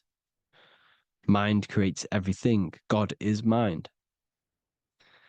And then manipulating your mind through TV, your phone, every little thing, the school, it's all about the mind, people. Control your mind, you control your reality. Just the last thing, here you go. Aleister Crowley, the dark magician, Kanye West doing the exact same thing because they're implementing magic in the music. Here's the Beatles with Aleister Crowley in the background. Bet you never noticed that. Aleister Crowley was influencing music and placing magic within the music to influence the subconscious. This is what Baal worship was. This is why they kill children. They sacrifice these children. Why? Well, because in order to ascend, in order to raise your consciousness internally, godly, by being good, God, or being in order to be good and raise your consciousness and to get something in the physical world, you have to sacrifice yourself. And what do I mean by that? In order to raise your consciousness and ascend, you have to sacrifice the lower nature of yourself. You've got to abstain from having sex to retain your sexual energy, to transmute it, or staying away from some poisonous foods like meat. So, staying away from blood. We shouldn't be consuming other animals' blood. We should be keeping our blood pure. We are humans. We shouldn't consume chicken blood, chicken germs. We are the most divine creatures on this creation. We are the most intellectual creatures in this creation. Therefore, we should keep our temples pure. We are not animals. If you want to associate yourself with an animal, go out in the wild, go and find a wild boar and go and try rip its guts out with your bare teeth, because you can't do it. You're not a cat. You're not a carnivore. Okay? So in order to ascend, you have to kill and sacrifice your lower part of yourself to ascend up to your spirit self, your mind self, the highest version. And the elites don't want to do this. So they sacrifice other things like babies to kill them, to exchange their life over to the astral plane, so these demigods in the astral plane can give them something in return in physical. They don't want to sacrifice their lower self, so they sacrifice other things for exchange, for physical pleasure. But the godly person sacrifices their lower self for their higher self to do good and ascend. So this is what all the Baal worship is, people, and this is why they're doing it. Hope you all had an amazing lecture. If you haven't already, go and get the Book of Wisdom for more information. I don't go into dark stuff in this book, because all I do is enlighten people in this book. You can get it in Spanish, English, German, Italian, and French. Worldwide shipping. You can get the PDF or paperback. Or there is also a new one called the Human Health Guide 2.0. It gives you a list of all the foods, grains, oils, and nuts, everything that's alkaline and positive for the body and not man-made and hybrid. It tells you all the products to stay away from, how to fast, how to improve vision, how to improve everything, literally. So the Human Health Guide has been released. If you want that, I'll pull all the links in the bottom of the description. Hope you all enjoyed the lecture, people. God bless you all.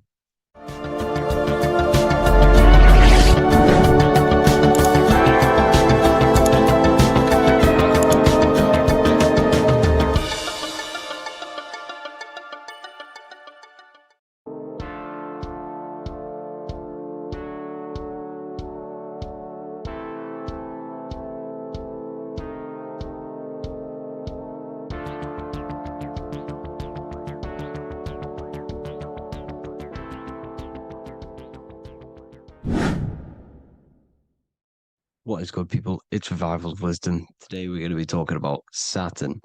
I've done this video in the past. However, this video is going to contain a lot more in-depth explanation of Saturn. So the 33rd degree Mason, Manly P. Hall, said, Saturn is the key to crystallization, physical matter.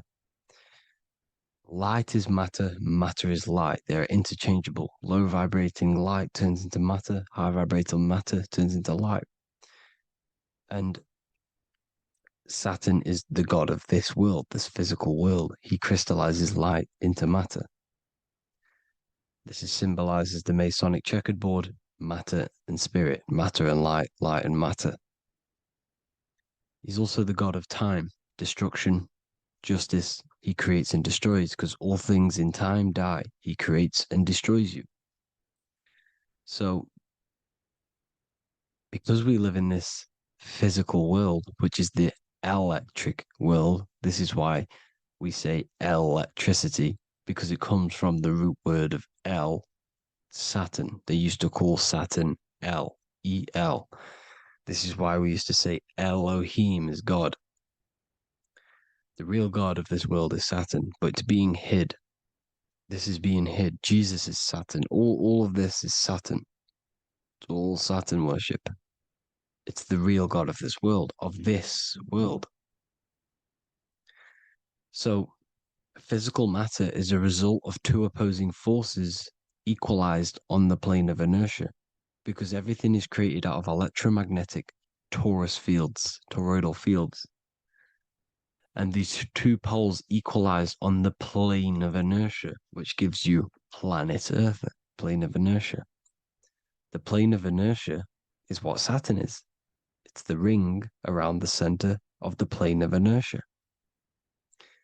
Thank you to Walter Russell saying, physical matter is a result of two opposing forces on the plane of inertia. This is what Walter Russell says, so please check out his work. He's got many books, many books on light and electromagnetism and stuff like that. So I advise you to check him out. So the torus field gives you the binary code 0 and 1, the female vagina, and the male phallus. This is the code for this world. Saturn crystallizes physical matter. Now, Saturn is the most outermost layer of the 7 layers of heaven, where it says in the Quran, it says, Allah, it is He who created the 7 layers of heaven. Saturn is the outermost layer. He's the top. He's the most high. So when we say the most high, we're referring to Saturn. He's the most high before the firmament, before the stars. So Saturn is the god of this world. He's the Lord of the Rings. He wears the crown. The crown is the rings. Crown, Kronos. So the planets are luminaries. They are lights. They are beings. They are energy, conscious energy. And we're in the heart of the solar system. Saturn is the outermost layer. He is the one of this world. He's the god of this world. Now, on the North Pole of Saturn, you have the hexagon. Add up all the sides. It creates the 6-pointed star. Or it can be created as a cube. The cube is very important. The 6-pointed star is very important. 6 points, 6 triangles, 6 side, 6, 6, 6. Black cube adds up to 6 in gematria. Now, what did I say in the beginning? Saturn crystallizes the physical world. He creates physical things out of light. You are a light being. This is why we say human. Hue means the light spectrum. Hue, man, we are light manifested into physical forms. Human. And we are incarnated through Saturn. Satan, same thing. The number of the beast is 666, and the 666 comes from the 6.6 triangle, 6 sides of Saturn, 666. We are all known as carbon-based life forms. Carbon, the atomic structure of carbon, is 666, 6 protons, 6 electrons, 6 neutrons. We are materialized into our physical bodies through Saturn, through the number of the beast. These bodies are the beast, it's the animal. The divine, the Christ, is the consciousness within, because you are a physical, spiritual being combined into one, hexed into one. Hexagram. This is a hexagram. You're hexed into physical matter, spirit and matter, light and dark, combined into one. Now you contain of the mark of the beast, the mark of your body's the beast. It says in the Bible, Satan, who is the god of this world. This world. There are many different worlds, but this world is run by Saturn, and it says that in the Bible. Saturn is Satan. It's the same thing. And Look at the crown of thorns are wrapped around the heart. The soul is in the heart. The mind is in the brain. The soul is wrapped around the rings of Saturn. You're wrapped in physical matter. This is what it's showing you. This is symbolizing the rings of Saturn wrapping you. And the cross on top is the cross of the cube. The cube, the black cube of Saturn, unfolds into a cross. So Satan, who is the god of this world, Corinthians 4:4 in the Bible, Satan, who is the god of this world, has blinded the minds of those who don't believe. Satan blinds your mind because the god of this world materializes you and he blinds your mind when you incarnate into physical matter. When you enter this soul system, not the solar system, you hit Saturn first. He materializes you. And look at the symbol for Saturn. This is the symbol for Saturn. All of the planet symbols are created out of the Holy Trinity. The Earth, Moon, and Sun. Body, mind, and soul. The sun is your soul, the moon is your mind, the earth is your body. Your body's made out of the 5 elements. The sun is your soul because the sun is life force, gives life to everything. Your sun is a soul. Your soul is the sun of your body. The moon is the mind. The moon is the moon of your body, the mind of your body. Intelligence. So all of the symbol of the planets are created out of these. The Saturn symbol is created out of the Earth cross, matter, and the moon crescent, moon, mind, matter over mind. This is why Satan, who is the god of this world, has blinded the minds of those who don't believe. He blinds your mind. Look at the symbol, it's showing you. The Saturn symbol is matter over mind when it should be mind over matter. So we descend into a soul system, into our 666 Saturn carbon suit bodies, and we are matter over mind. Then we have to move up the spine to go back up to spirit, to mind over matter, where you manipulate your own reality. Now look at this. It creates the number 5. 5 is the number of change. You're moving from this side of the number sequence over to the right side. You're moving from the spiritual into the physical world. You're incarnating into the 5 elements, the 5 senses. So the cube, the black cube of Saturn, is another major symbol. Very important symbol. Here you see the cube, and the color black is associated with Saturn because Saturn's associated with death. He creates and destroys, light and dark. Death is associated with black, spirit, because you can't see spirit, which is blackness. So the black cube is black because Saturn rules the nighttime, which is dark, blackness, and he rules the winter, which is death, blackness. So Saturn is the black cube.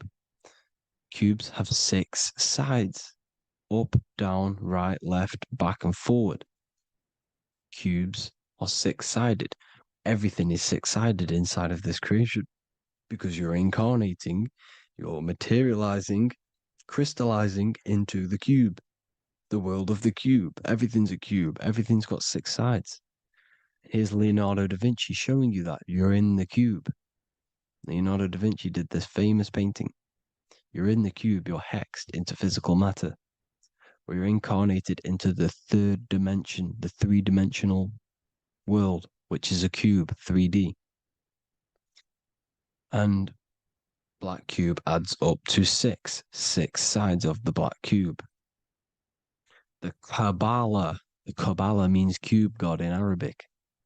And look at what they do. They worship the cube, the black cube, and they stand in rings like the rings of Saturn. Australia, Denmark, Manhattan, Santana all have these black cubes. You go to New York, you will see the black cube there as well. These black cubes are everywhere because it is the real God of this world, So look at the cross. The cross unfolds into the cube. Box. Nintendo GameCube, Sega Saturn, anything to do with a simulated gaming reality, they put Saturn in it because we're in the simulation of Saturn. This is a simulation. And this is why they reflect this through the Xbox, GameCube, Sega Saturn, anything to do with gaming, simulations, is all Saturn. Because we're in the cube of Saturn, the black cube. We're in the GameCube, the Xbox, the Sega Saturn. As above, so below. So they reflect it through the simulations that they create inside of this simulation. Cubes have 8 points for the 8 points of time and space. 8 is the number of time. Everything's cycling, infinity. So look at the cube. The cube is symbolized as in Judaism. The Judays have the black cube. They wrap themselves in a black band and they cover their eyes into blackness. The black cube for the black cube of Saturn. They use the star of Saturn and they worship their god on Saturn Day because it's all Saturn worship. And look how the Saturn god is wrapped around with these thorns or leaves, just like Jesus is wrapped around his heart. And Jesus on the cross is us on the cross. We are in the cross. We are in the cube. The cross is the cube. And the cross is even in the Saturn symbol. This is another symbol for Saturn. There's two symbols. You got this one, the one I've just broke down. And there's this one. This is the cross of Saturn, the cube god, the simulation, the game cube. Now, Chronos is another word for Saturn. Chronos means time. When you clock into work, you go to the Chronos machine. Well, I did anyway. And I tap my card on the Chronos because Chronos is time. Anything to do with time is Saturn. He creates and destroys. Look at the artwork of Saturn with the sand, the time. Look at this, how he's cutting off the baby's wings. He's crystallizing the spirit into matter. He's cutting off your wings. Satan, in the Bible, he falls from heaven into earth and he loses his wings. He becomes a serpent. You see, it's all symbolic for us. We are the fallen angels, fallen angles of light. We're fallen angles of light. We are light beings. Now we're fallen into physical matter. Saturn's chopped off our wings. He's chopped off our spirit wings because when you astral project, you can fly. You will fly around. He's got the Reaper staff here, always depicted with the Reaper staff. Now look at the clock. Saturn Day is the 6th day, the number of the beast, 666. Look at the clock. 6 take away 12. 12 take away 6 equals 6. 7 take away 1 equals 6. 8 take away 2 equals 6. 60 seconds in a minute, 60 minutes in an hour, 24 hours in a day, 2 plus 4 equals 6. That's 666. Everything's 666 because it's time. Saturn. All goes to Saturn. He's the god of time. We're in time now. We're in time. We're in the time, which is God, the god of this world, the god of time. Now look at this. The Reaper is also depicted as the Reaper with the staff, the black cloak, black symbolizing death, spirit. Judges wear black because Saturn is the law. He's the god of this world. He's the law. This is why they wear black cloaks. When you graduate from university, you wear a black cloak and a black cube on your head. You've been hexed. Funerals, you wear black because it's all to do with Saturn, Father Time, Father Crystallization. Now, Saturn, here's another one of him cutting off the wings of a child because he cuts off the wings. He creates and destroys your body. We're in the electrical world. Everything that is electrical vibrates. All vibrations have to come back to a standstill point, which is death. This is why your body dies. Your atoms stop vibrating. Corona. Look at the crown.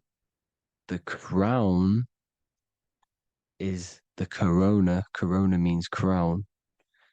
And look at this is an alcohol brand for beer. You can see the staff of Saturn in the symbol with the moon crescent. Corona, which is the crown, Saturn, the crown on Saturn, the rings. And then you've got the staff. It's all Saturn worship.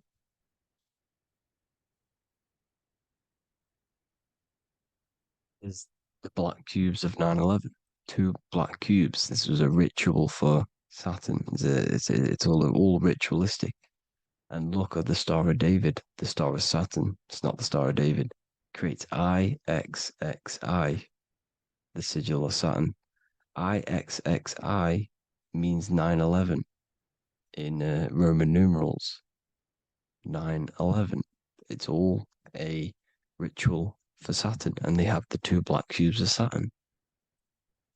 Now look, XX. There's more symbolism of Saturn now. We're going deeper. XX is more symbolism for Saturn. The sigil of Saturn is XX, as above, so below. Same with the Star of David. You split it in the middle, as above, so below, as above, so below. XX, this is a Knights Templar Cross of Lorraine. XX, Knights Templar, High Order of Masonry. They all worship Saturn. Well, Saturn's the real god of this world. X Eon with the XX. XXL magazines, which is all to do with famous rappers and stuff like that. When you die, you put XX on the eyes because it's Saturn. He's the Reaper. Is Jesus with the XX crown with the thorns around his heart, around his soul, with the cube on the top, the cross cube. Le Lucifer with the XX Cross of Lorraine. Jay-Z with his alcohol brand, XX Cross of Lorraine.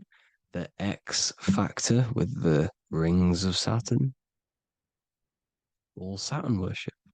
The seal of Melchizedek is also Saturn. This is the cube. This symbolizes the cube with the 8 points for the 8 points of space and time. And this is the cube. It's another ancient symbol for Saturn. Here you see the star of Saturn with the Melchizedek symbol around it, which is all to do with Saturn. Here you see an altar, the Holy Grail, the Melchizedek symbol on it, and they're worshipping it. This is why we wear rings, wedding rings for the rings of Saturn. It all goes back to Saturn. Earrings. The 8-pointed star of the ancient Sumerians is all Saturn. It's all Saturn. So the ancients, the symbols of Saturn goes on forever.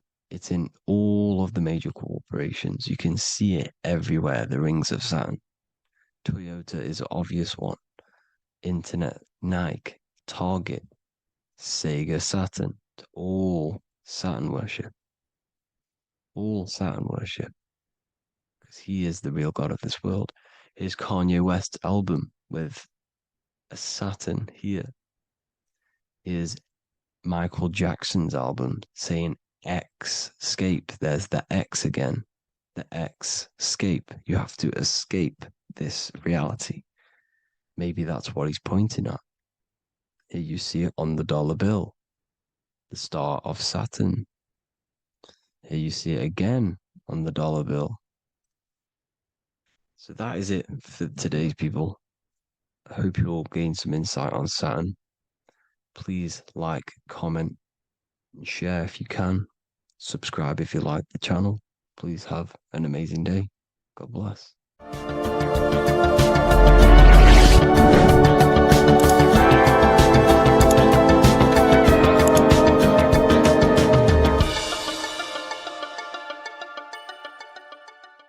What if I told you the devil is closer than you think, and it's not actually a real person, force, or spiritual entity outside of you, but a being and an aspect of your own mind and psyche? In this video, you will learn exactly what the devil is and the true esoteric meaning of the devil. The first thing we need to understand is that the universe is a mental universe. Look around you. Every action, every building, everything you see around you was begun first as thought in the mind, then manifested. We use the mind to build and shape our reality. The universe, the world, only exists inside of our mind. Therefore, God and the devil exist inside of our own psyche. So first of all, the devil is not a literal being, but a symbol of the lower self. It represents the unmastered, ego-driven part of the human mind, a symbol of destructive thoughts, emotions, behaviors, lives in realms of chaos, fear, hatred, lust, and ignorance. This is why we see the devil as red, because red is the lowest vibrational color on the color spectrum. It also corresponds with the root chakra, which is all to do with survival instincts. Red represents chaotic and intense emotions like hatred and anger. When we are angry, our face turns red. The devil represents our animalistic fundamental needs, our instinctual needs, our survival state of consciousness. We have a survival state of consciousness and a godly state of consciousness. Our godly state of consciousness is creating, not just experiencing in the animal state, but consciously creating reality.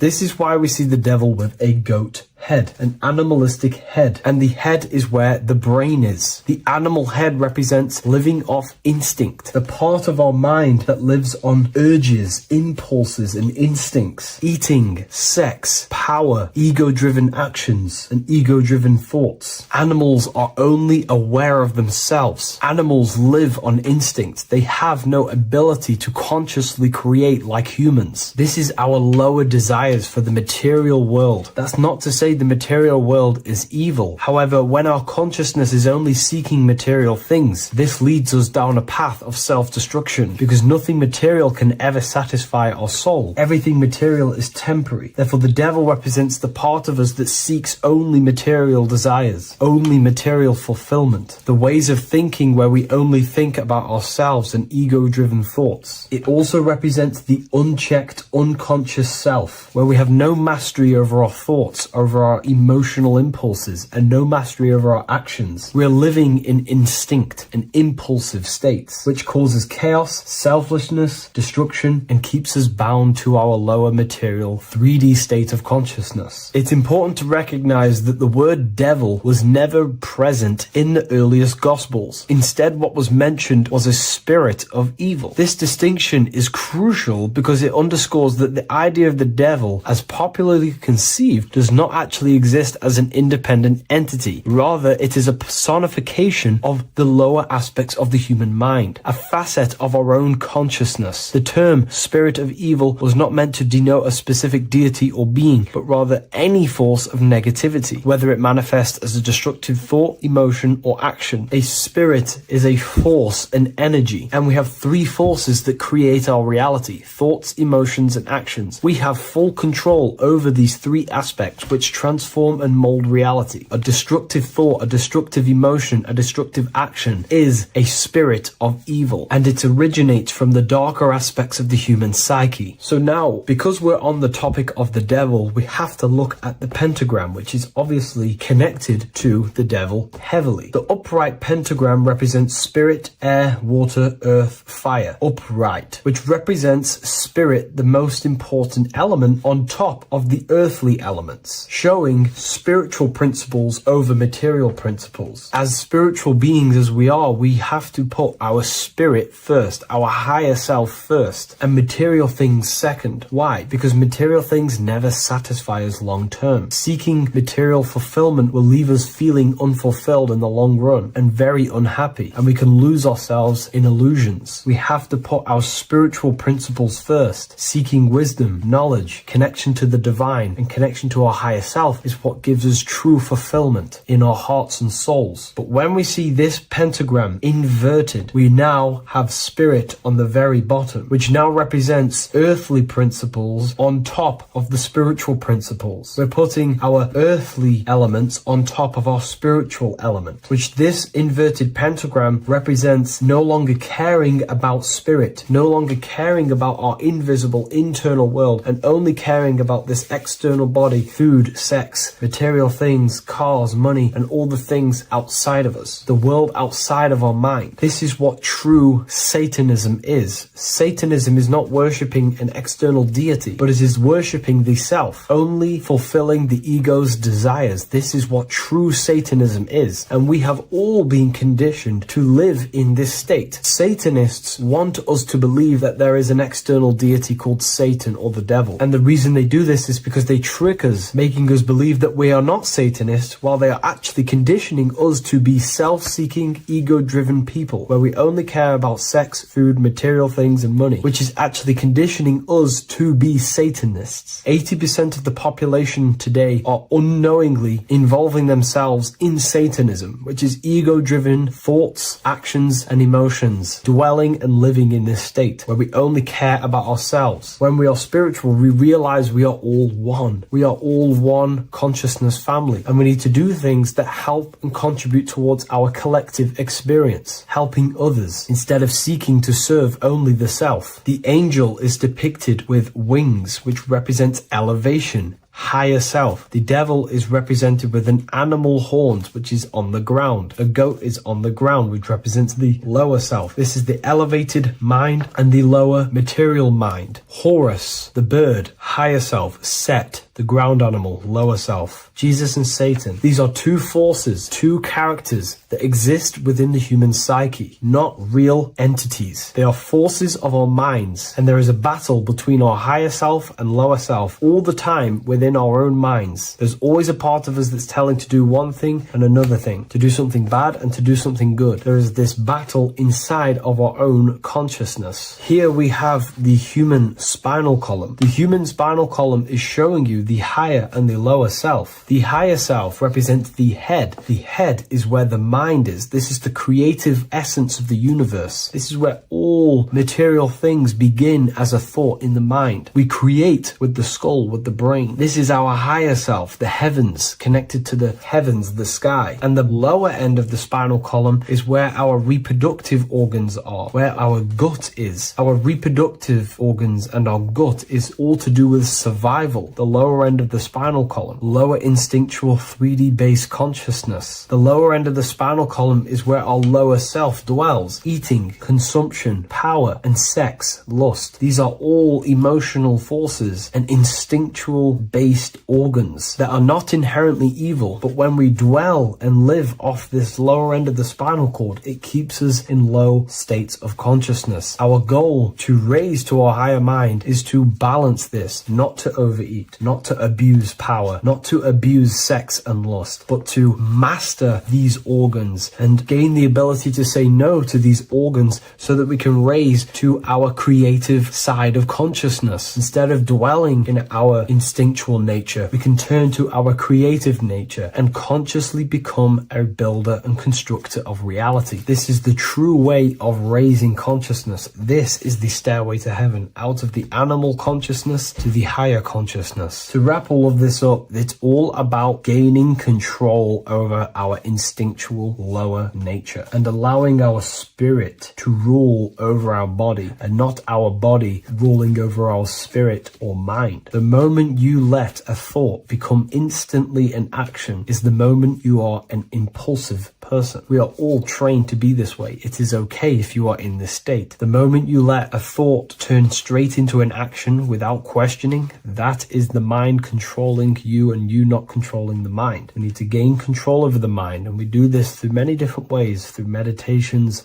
affirmations, and discipline, we slowly gain control over our minds. And once we gain control over our minds, we gain control over our thoughts, and we gain control over the attention that we give certain thoughts. We can then start to uplift our mind, our thoughts, out of our instinctual state to the higher mind. If you wish to learn more about consciousness, I'll leave a link in the description for the Book of Wisdom, Volume 2.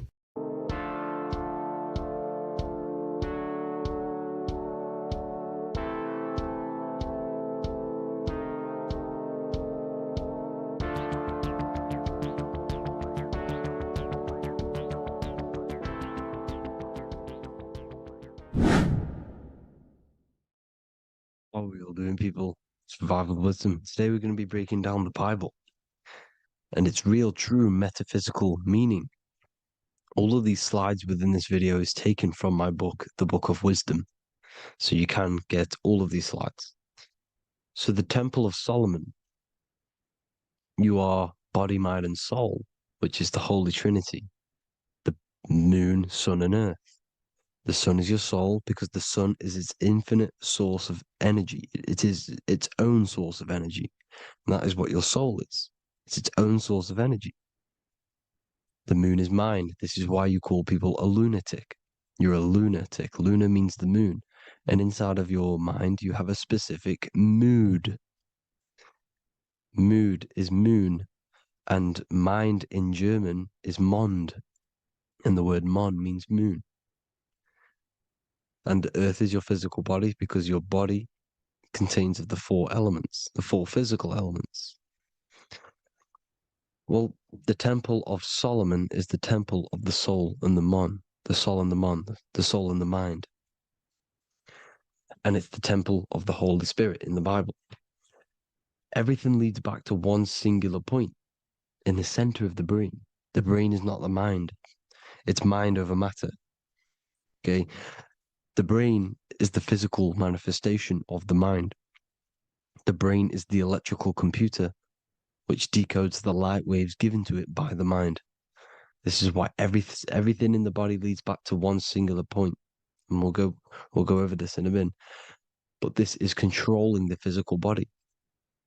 This is the within. If you rearrange within, it spells high twin because within you is your twin, your true self. And it's just an entity in the center of the mind. And if you shut your eyes, you can feel it. Your awareness is in the center of the brain. So there's just an empty chamber in the center of the two cherubs, the two brains. They are two separate brains. They're two hemispheres.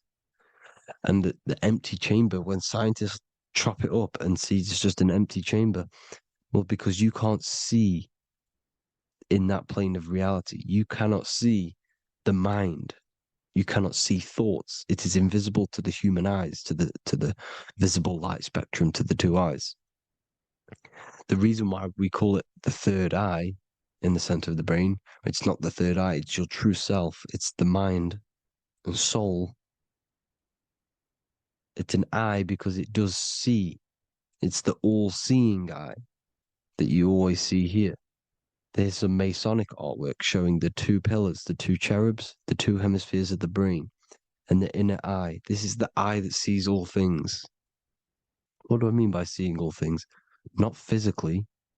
It sees the mind. It's what, because your soul is watching the mind. You can observe the mind. You are not the mind. And if you meditate deeply enough, you can go beyond the mind. It's the all-seeing eye. It sees the mind. It sees what emotions you're feeling. It sees what you're thinking. It sees what you're seeing with the two eyes. It's the all-seeing eye. It sees all things. It's omnipresent. It's everywhere. Because the mind can be anywhere. The mind can switch itself into any place it wants. There is no limitations with the mind. So there is two hemispheres in the brain. And in the Bible, there is a quote saying, the most holy place between the two cherubs. The two cherubs is the two hemispheres of the brain, and the most holy place is between them, which is what the Masonic artwork is showing. This is the all-seeing eye, the soul and the mind in the center of the brain. And you will not see this with the two eyes. So when scientists come to seeing the empty chamber in the center of the brain, they wonder because they do not understand the occult side of the world. They do not understand the layers of reality. How the two eyes, everything physical comes from the unseen. Everything seen comes from the unseen. Now, the two hemispheres of the brain play a major role in our lives. The right hemisphere is the artist. The left hemisphere is the scientist. The right hemisphere controls the left side of the body. The left hemisphere controls the right side. So there's a crossover. Now, the right hemisphere is to do with your feminine energy, creativity, unification, metaphors, visualization, intuition. The left hemisphere is to do with sequencing, facts, materialistic details, language, and logic. So they keep us normally trapped within the male aspect of our mind, which is the left hemisphere. You know, if you listen to Spotify, Apple Music, and radio, they're all tuned to 440 hertz, which shuts down the right side of the brain, makes you left brain dominant. And we learn, well, 90% of people learn to write with their right hand. They're taught to learn with their right hand, which is to do with the left brain. You see, so we are being trapped within this left side of the brain, which is all to do with logic, thinking logical, not creative. You know, very analytic. But the right side of the brain is to do with your creativity. So the right side of the brain is perceiving reality as a holistic perception. Now, what do I mean? If you're riding through a woods, for example, if you're riding through a woods, your right hemisphere is seeing the whole woods as one unified woods. The left hemisphere's job is to break down the perception given to it by the right hemisphere and break it down into individual trees. So what am I saying? The right hemisphere is seeing humans and everything in creation as one unified consciousness. The left hemisphere is seeing individual egos. This is why the left hemisphere is the place of the ego, the right hemisphere is to do with the higher self. They're both needed, though. I'm not saying one's better than the other. It's balance. Now, they don't want you to see the unified perception of creation. They want you to think everything is individual, everything doesn't come from the one, because all things come from the one. And we experience the two in this reality, dualism. In order to understand the one, we have to experience the two to advance. So, anyways, let's get away from the two hemispheres. The right hemisphere, like I said, is to do with the higher self. And this is why in John 21:6, it says, cast the net onto the right-hand side of the boat and you will find fish. Meaning, cast your energy, cast your perception into the right hemisphere of the brain and you will find God, unification, and higher self. You will see things from a unified perspective. How we are all one. Because we are all the same consciousness. The same spark that is in me is in you. This is why I am you and you are me. We are all the all-seeing eyes of God, just split up into individual bodies. We are all made up of the same essence, consciousness. And that consciousness, that mind and soul, is in the center of the brain. You are just in different avatars. And until we see this, we'll forever be divided and conquered. Until we figure this out as a collective consciousness, we will forever be divided and conquered and ruled over. This is why the Bible says, ye are gods. You are the sons of the Most High, because we are. We are the Word made flesh. We are God made flesh. Mark 16:19. So then after the Lord had spoken unto them, he was received up into heaven, head is heaven, HEA, and sat on the right hand of God. God is the consciousness in the center of the brain. Heaven is the head, and the right hand of God is the right hemisphere of the brain, meaning he sees things in unification, creativity, intuition, the higher mind, the higher brain. When Moses crosses the Red Sea is the corpus callosum, moving from the left to the right hemisphere of the brain to see unified perception of reality. Head, H-E-A, heaven, same root word.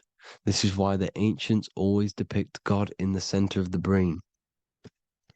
Here you see ancient Christian artwork showing God in the center of the brain, the light. Here you see it here. Here you see Ganesh, an Indian god, which is the brain. Here you see the Father, the Son, and the Holy Spirit in the dome, the brain. This is the brain, because you are God made flesh. That's what consciousness is. The upper room where Jesus meets the 12 disciples. It's the upper brain on the upper room. The upper room is the chamber, the empty chamber in the center of the brain. That's the room. And the 12 disciples are the 12 cranial nerves in the brain, which pretty much rule the body, all the cranial nerves.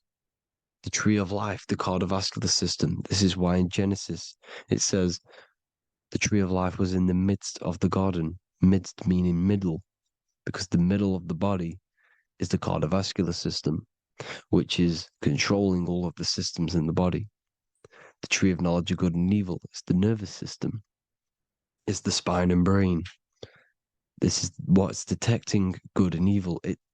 The brain is the electrical computer with the left and the right hemisphere, decoding the dualistic world, decoding the light waves given to it by the external world. It is an electromagnetic computer. It is artificial intelligence.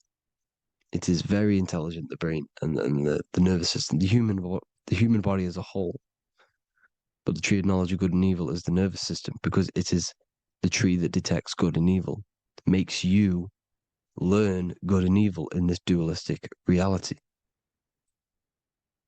Here you see Adam and Eve around the tree of knowledge of good and evil. Adam and Eve, male and female energies, with the serpent in the tree, and the tree of knowledge of good and evil. Well, this is the spine, the brain, and the serpent is the kundalini up the spine.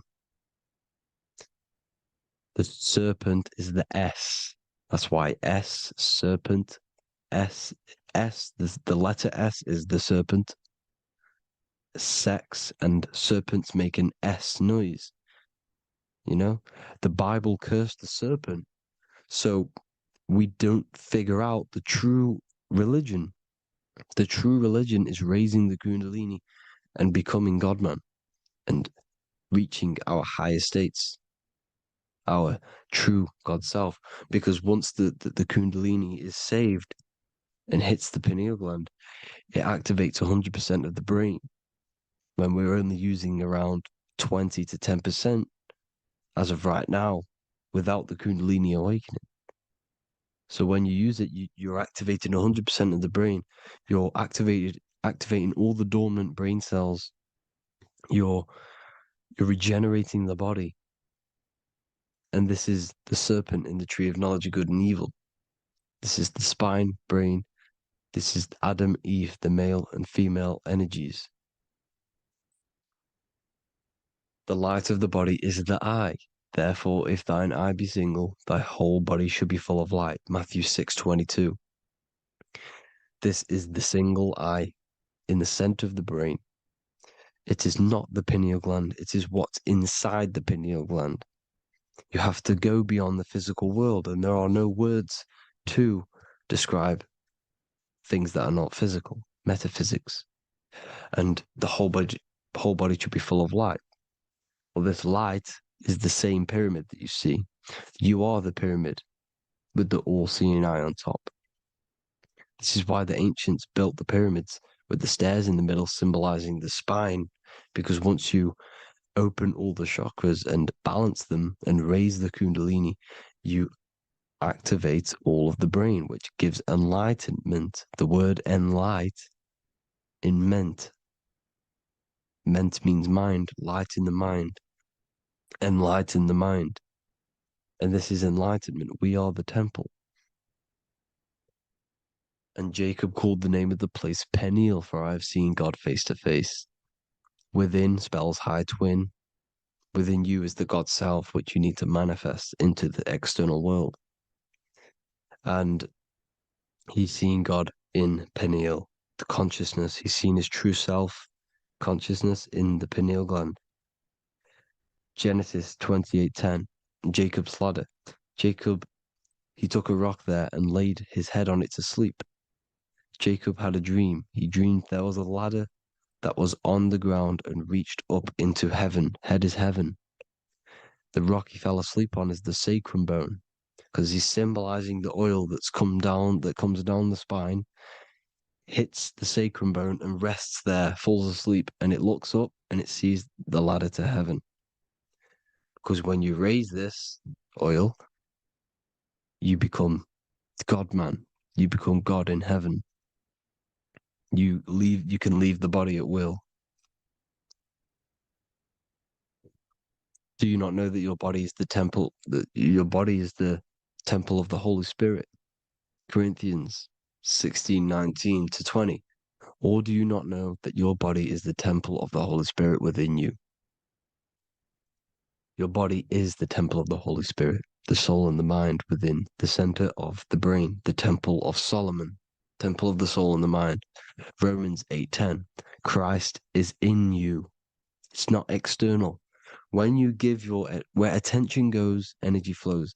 When you give your energy to external things, your attention, your worship to external things, you're giving energy, meaning it's draining you, and you're feeding something within the astral plane, a mental thought within the astral plane.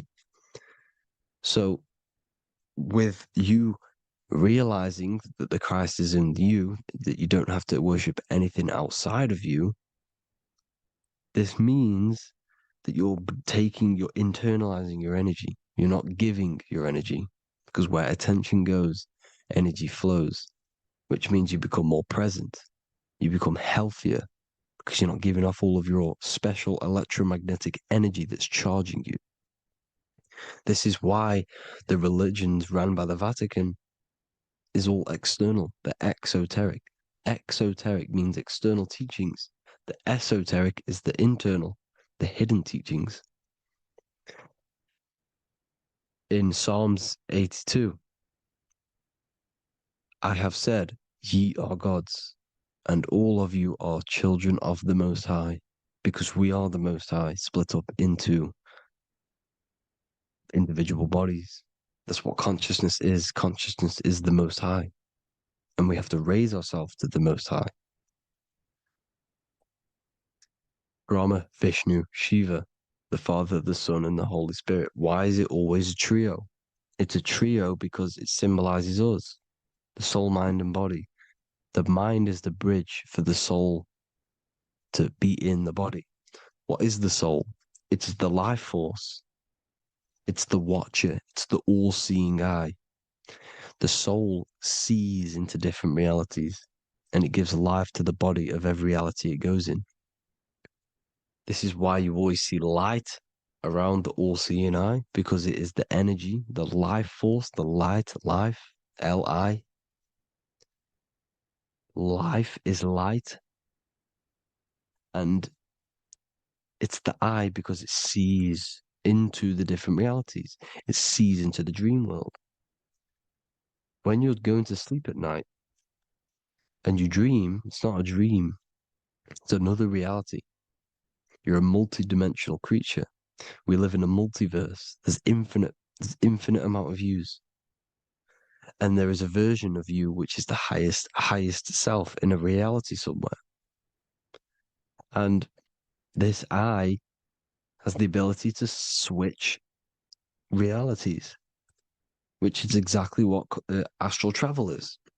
Astral travel is the ability to switch reality beyond the 3D construct of this world. The Father, the Son, and the Holy Spirit, Brahma, Vishnu, Shiva. Brahma, the soul, inhabits different bodies. This is why they have different heads. Vishnu, the mind, symbolizing gnosis, meaning knowledge. This is the serpent. The serpent symbolized knowledge. Shiva, the body. The Father, the Son, and the Holy Spirit. The bird, the soul, because the bird symbolizes the soul. This is why you have here the Egyptians showing you the soul leaving the body. Here you see here with the twin head, the same head, and it's a bird. This is the soul self. This is the ego self. The Egyptians knew this. They knew all of this. Of course they did. Now the whole story of Jesus is all metaphorical for the process which goes on within your body. Your neck and head is the Holy Grail, which the sun and the moon creates. Sorry, the sun and the moon creates the fluid within the Holy Grail, the brain, the skull. And the moon creates the milk. Sorry, the moon makes the milk. The sun makes the honey, the land flowing with milk and honey in the Bible. The land flowing with milk and honey is the center of the brain in the Holy Grail. Here you see the Masonic artwork showing you the sun and the moon creating the fluid in the spine. Here's the serpent. Serpent symbolizing the two Kundalini channels, the Ida Pingala up the spine. Here's the furnace raising the Kundalini, raising the oil, heating it up, and rising it to the crown. You see? So here you see more Masonic art, seeing the sun and the moon creating the holy fluid in the brain, in the cup, filling the cup. This is why it's a cup, because it's the Holy Grail. This is the holy oil in the center of the brain that gets released down the spine, which is Jesus coming down from heaven. It comes down the spine, down the River Jordan in the Bible. This is when Jesus goes from Nazareth to Jerusalem. He comes down the River Jordan, and Joseph and Mary are in Nazareth waiting for Jesus' return. Joseph and Mary symbolize the pineal and pituitary gland, which produce the two oils created by the sun and the moon. And he returns. When he returns, he gets crucified at 33, because there's 33 vertebrae at the back of the spine, and it crosses the vagus nerve. The crucifixion of the oil past 33 vertebrae creates God-man, and it creates your higher self, and it activates 100% of the brain. And you turn into spirit, you turn to your spirit self. This is why Jesus dies. He didn't physically die, it metaphorically dies, and becomes his higher self. The ego self is left behind. It's the same with the whole story of Jesus. Jesus comes down from heaven, which is the oil. He dies in a cave for 3 days, which is the oil hitting the cave. Here's the cave, and resurrects after 3 days. If you resurrect the oil, comes up and gets crucified at 33 in Golgotha. Golgotha translates to a place in the skull. The three wise men from the east. Well, if you look at the Masonic artwork, they'll always show you a ladder up to the east. Okay? Here you see north, south, west. This would be east. Here you see east here. East here. The ladder up to the east. The east is the top, up. Three wise men from the east. The thalamus, pituitary, and pineal gland in the center of the brain. The most important glands in the body. Here you see the Egyptians with the spine, the sun, and the two hemispheres of the brain. What did I say at the beginning? The sun is the soul. The sun is its own source of energy. It's the life force, which gives life to anything it inhabits. The soul is the same thing. That's why sun and soul mean the same thing. So, what I'm saying is consciousness is God. And this is why when it refers to as God in the Bible, it means your higher self, pretty much.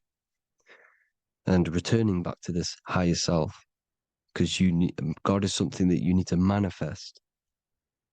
Consciousness is God, and your body is a reflection of the creation by God. This is why everything in the body corresponds with the stars. The stars rule the body. We are an image of the stars. This body is an image of the whole of creation. Aries rules the head. This is the cerebrum, the ram in the brain. Here's the ram, Aries. And we have something called the cerebrum, Aries, the ram. This is the Lamb of God moving to the higher mind.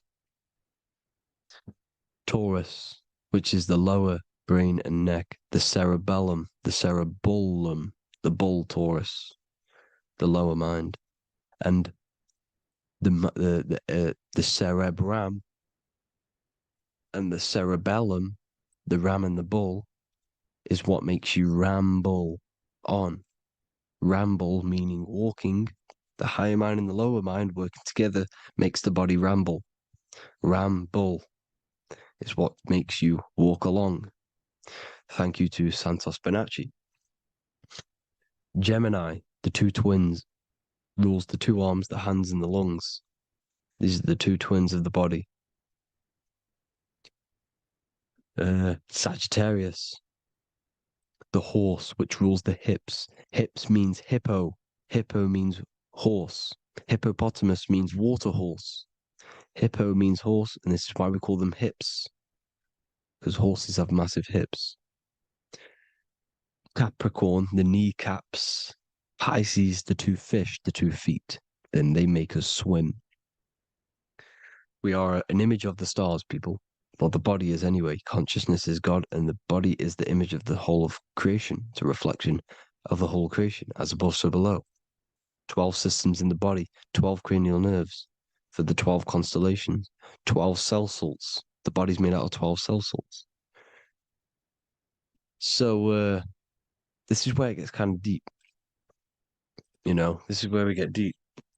And he said Jesus was known as the fisher of man. And fisher of man, meaning man does not mean man as in the male. Man means mind. He's the fisher of minds. So the Bible is not patriarchal. It's not patriarchal. Man just means mind, pretty much. So the fisher of mind, man, because he was fishing minds out of this reality into the higher realities. He was teaching people how to leave the body when he walks on water. Walking on water is the physical, etheric, astral, and mental. These are the different planes of reality. The ether is the either, because the ether is the substance that's on either side, astral and physical. It's the fifth element, is ether. And the fifth element is the water, the same water at the beginning of the Bible when it says, let the firmament divide from the waters above from below. The water symbolizes the ether. It's the base of all physical matter. And the ether symbolized is known as the water. So when you're walking on water, you're walking on the ether, meaning you're leaving the physical body. So when Jesus walks on water and he's teaching Paul to walk on water, Paul becomes scared and falls back into the water. Well, when you astral travel and you become scared when you're projecting, you'll fall back into your body. So he's pretty much saying walking on water is leaving the body, and walking on the ether, because the ether is the veil between the astral, and that's what devil means. Devil has the word veil in it, because the devil is trapping you between one veil, which is this world. They're trapping you in this world, this thin layer of reality. Your dreams are different veils. The ether, the astral, the mental are different veils. Devil is the veil. The veil. You need to escape being stuck into in one reality and living between realities. And this is when you truly become a multi-dimensional being, because your soul is just the eye. That's what you are. You're just an eye, and you see into different worlds. And it also, when Jesus means the fisher of man, the fisher of minds, he is. I truly believe, because of my research, that there is other worlds. It's not just this one. There's higher worlds.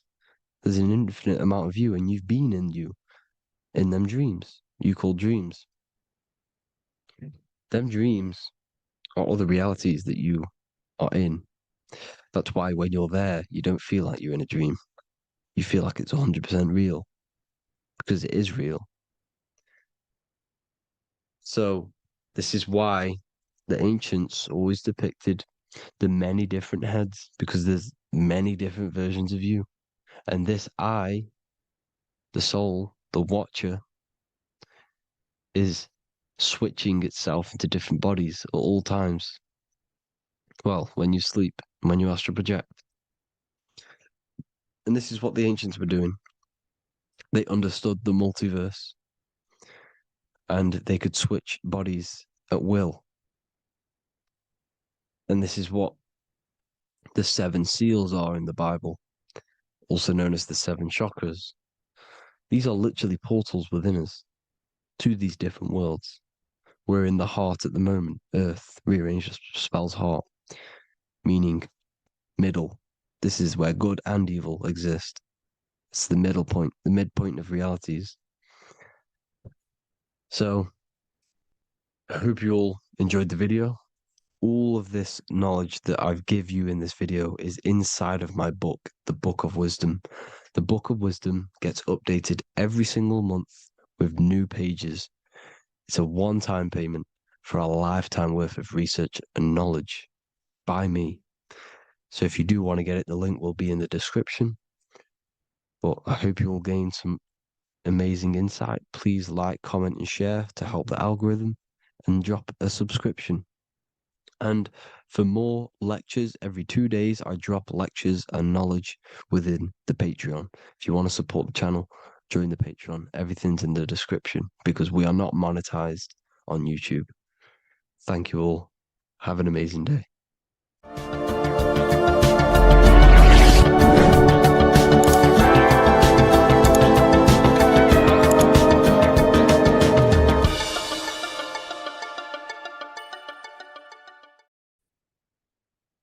Hello and welcome to another video and another lecture from Ethereal University. Today we're going to be breaking down in detail the Freemasonic 33rd degree symbol. Now, of course, this is a complex symbol, and it's composed of many symbols put together to create a greater meaning. So, as you should know from my previous videos, a bit of context behind Freemasonry, what it particularly is, and I will give you a brief overview before we go into this. It's definitely important to know what Freemasonry is before we break down this symbol, okay?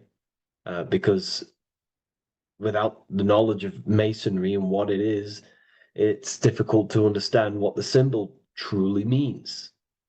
So Freemasonry is all about building. The word mason means to build. And we're either building with light or we're building with darkness. So that we have good Freemasonry, we have good Masons, people who want to spread the truth, people who want to help people awaken their mind and liberate them and bring them up to higher consciousness. Or we have Masons who want to divide, keep the knowledge to themselves, create walls, build walls in people's minds, construct illusions in people's minds for their own personal gain. Okay, so we're either building with light or you're building with darkness. You're either building with light or bricks, spirit or matter. God and the devil, same thing. You're either uplifting people or dividing people. Each and every single one of you is a Freemason. Well, a Mason. Not a Freemason, but a Mason. You are a builder. And you're either constructing division in you and other people, or you're either creating oneness. Everyone is doing this. Everyone is building. Everyone is contributing towards the world and building our reality. So Masonry is a craft, and that craft is to craft a better mind and heart, a higher consciousness, a higher understanding of the self, building a higher perception of yourself, getting to know who you actually are, why you are here. Every action, behind every single action, behind every single cause is choice. You chose to be here. Whether you know why you are here or whether you do not know. You chose to be here in this time, in this period of life on the earth, on this physical dimension.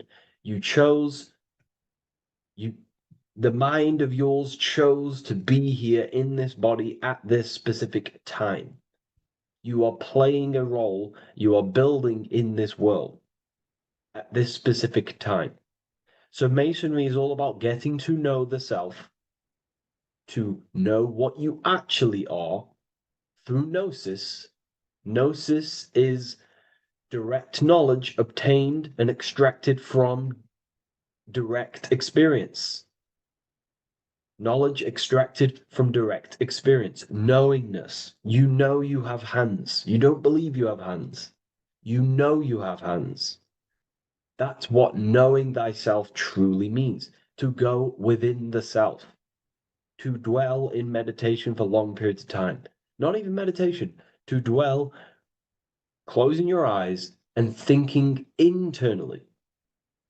Not thinking externally about anything outside you, but thinking and questioning internally, and you shall find answers. Seek and you shall find.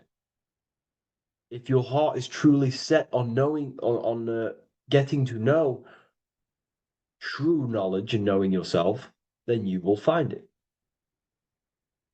Okay, so because that's what the heart is.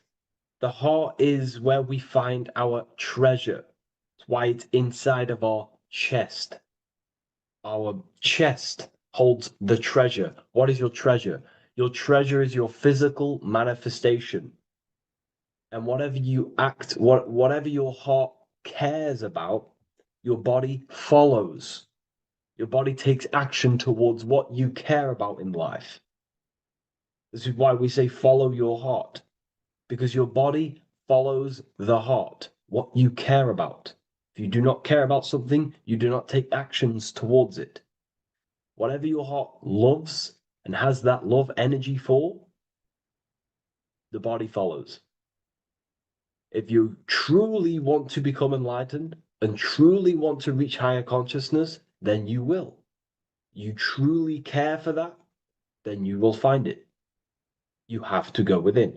Okay, so this is what Masonry is about. It's about going within and finding out your true nature and constructing a higher consciousness by dissolving walls and blockages inside your mind and heart, purifying the self. Because you can care about sick and twisted things. Okay? We can see that in society. People like killing people. It's psychotic, but I know. So we can be corrupted. Okay, so going into this symbol, what does this symbol mean? What is it trying to portray? Okay. Before we go into this symbol, particularly, we're looking at the Scottish Rite Freemasonry. So we have the the first degree all the way up to the third degree is Blue Lodge Masonry.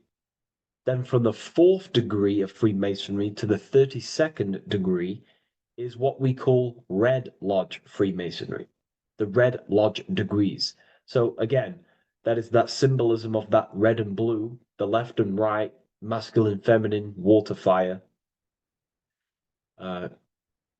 It's that symbolism again of the two polar opposites of reality, of masculine and feminine qualities, solar and lunar. The left and right hemispheres of the brain, the inner and inner and outer world, the brain and the heart. These are all polarities, okay? Spirit and matter. We have to unify these. But we're looking at the 33rd degree. This is the end of the Scottish Rite of Freemasonry, and it's considered the illuminated degrees. Illuminated. This is when one gets to know the true self, the true knowledge, when one has gone within, mastered the self, got rid of mental blockages, blockages in the heart, purified the self, and they know who they are. They have higher consciousness. And in this breakdown today, I'm going to show you how they have higher consciousness through this symbolism. Okay, so I was going to say something, but I totally forgot what it was. But anyways, we'll move forward with this symbol. Oh, that's what it was. Water melts. Well, ice melts at 33 degrees, symbolizing ice represents solid matter, ego, the physical body, left brain thinking, physical reality identification, identifying self with the ego, the name, the job, the reputation. That's the ice, that's solid, that's ego thinking, left brain thinking. When we identify ourselves with the body, our ego, our name, our job, our reputation, our family, that is ego. That is pure earthly survival base level consciousness. This is the degree, this is the level of state of mind that we need to rise out from and figure out what we are, what you actually are inside you. When you turn off your thoughts, what are you then? If you do not think, you are not your name, your job, your reputation, your family, your beliefs. Because when the mind is turned off, there is still something left. That is you. And that is the substance that we have to get to know through gnosis, through going within and thinking internally and dwelling within. Okay.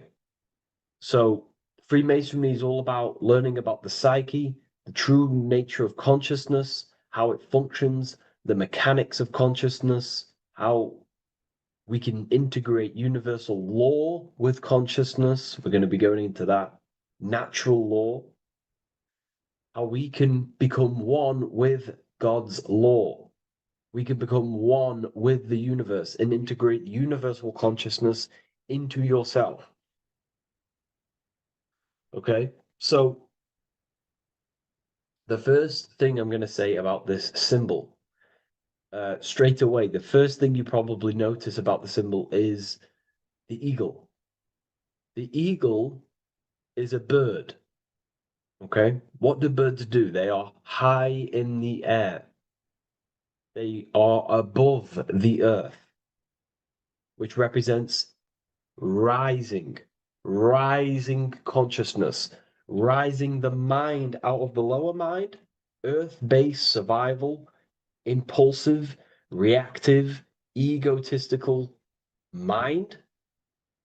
And we're pulling us out, we're rising from that. The earth represents that lower base survival consciousness, ego-driven thoughts. And we're rising up. The bird is free. It's free from the earth. Okay? It's free. It's elevated. It looks down upon the earth. So the eagle is a bird which represents higher view of self, a higher understanding of the self. It's elevated. We have a higher view of myself when I reach the 33rd degree. That is what it's showing you. That is what it's symbolizing. Okay? It's above the earth. It is free. It looks down. When you have higher consciousness, you become enlightened. It's impossible not to look down. You do look down on people, but not in a bad way. Not in a bad way. That sounds bad. I understand if that sounds bad, but that's not a bad way. I don't mean that in a bad way or a bad-hearted way.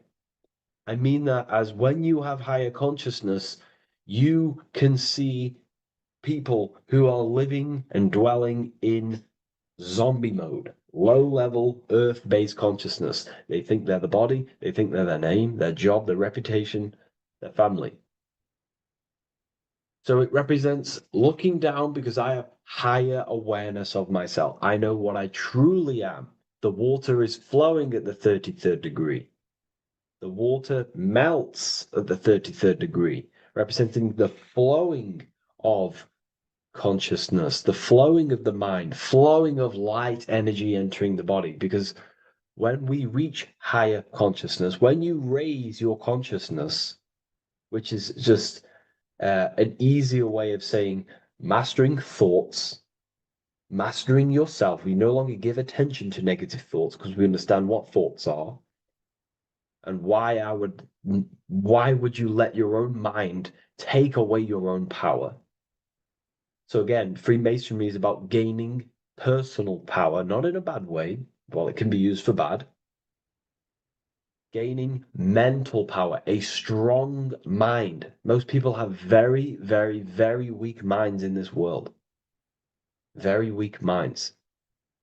This world is a mental world. We have to gain strength in the mind. It's a mental universe. The stronger the mind, the better your reality. The less affected you are by external things. Nothing external should ever bother you. Okay?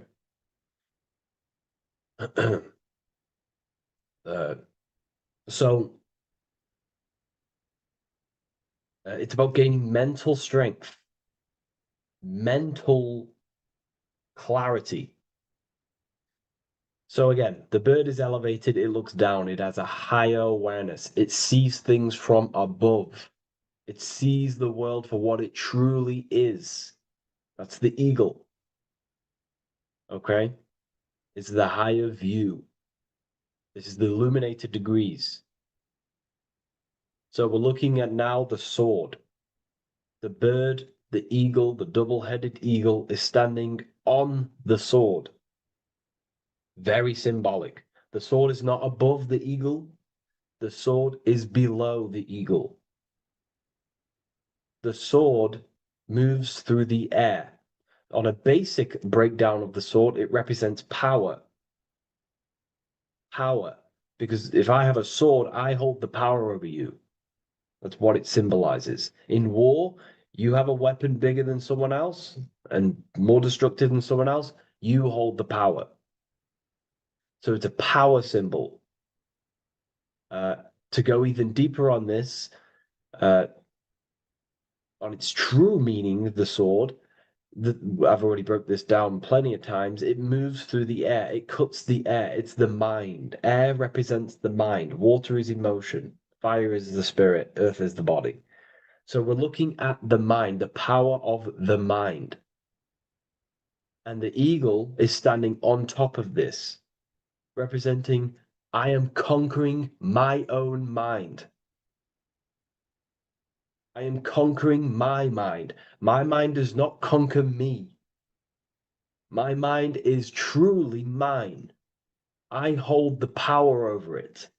I stand on top of my mind.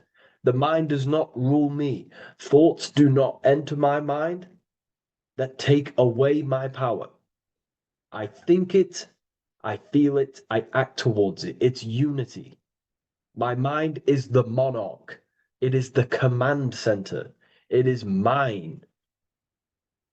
I'm above the mind. That's what it's showing here. I hold full control over this mind. I hold the power. Okay? And I have an elevated view of the mind. the eagle is elevated. It looks at the earth from above. It's the higher perception of the mind. The mind has a higher view of the self. It is conscious. Most people are not conscious. Okay? Most people walk around, they act unknowingly, they don't even know they exist. They don't realize they have consciousness. They think they grew from a monkey. They're born on a spinning ball in the middle of space, and they think they're the body. That is the level of a, earth-based consciousness. And it's saying, I hold the power. I hold my mind to what I want to direct the mind's forces to. I create with my mind. I carve reality. I shape my reality with my mind and thoughts and my intellect, my communication. Okay?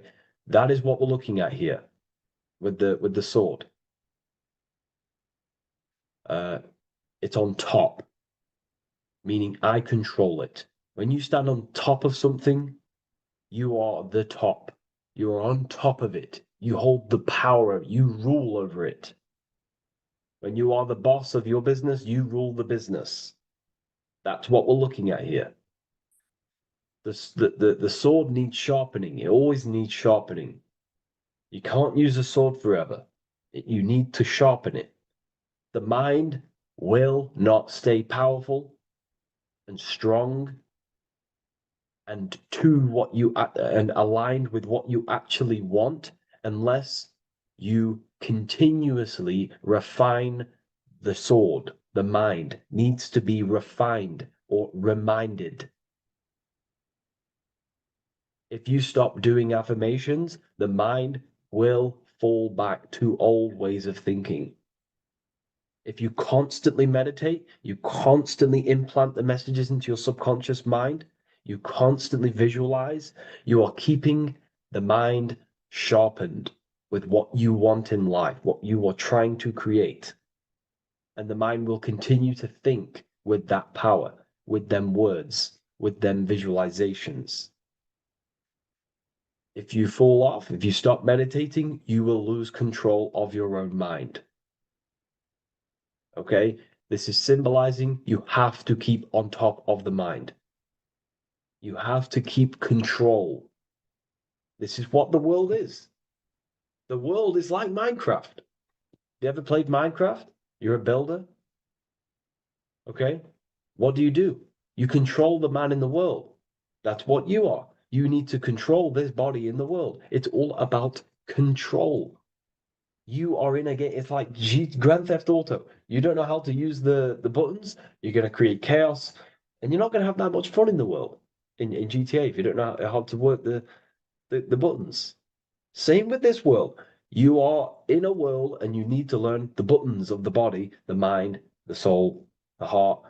How will these things function so you can actually live a better life and create what you want in the world? Aligned with natural law, of course, unless you want to walk down the path of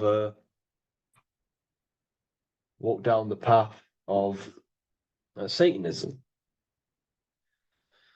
So this is what we're looking at with the sword. Now, moving on, we're looking at this little banner here. This says "God and my right" in Latin. God and my right. What is your right? Natural law is your right. What is natural law? You already know the natural laws. We all intuitively know the natural law. What is natural law? Do good. We all subconsciously, on a soul level, we know to do good. We know to do right.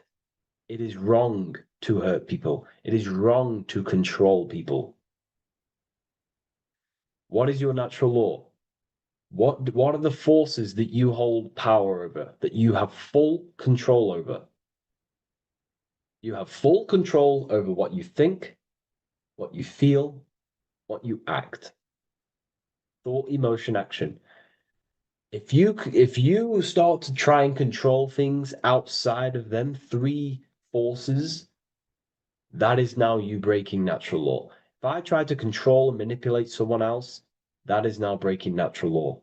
I'm going against my inner law. My soul tells me what is right and wrong through emotion. So it's about aligning the self, my actions, my thoughts with my emotion, my intuition, my natural law. These are your rights. Your rights is to think, feel, and act with the law, with good, with God, with love, with care for one another. Am I building with light to bring good things to the collective?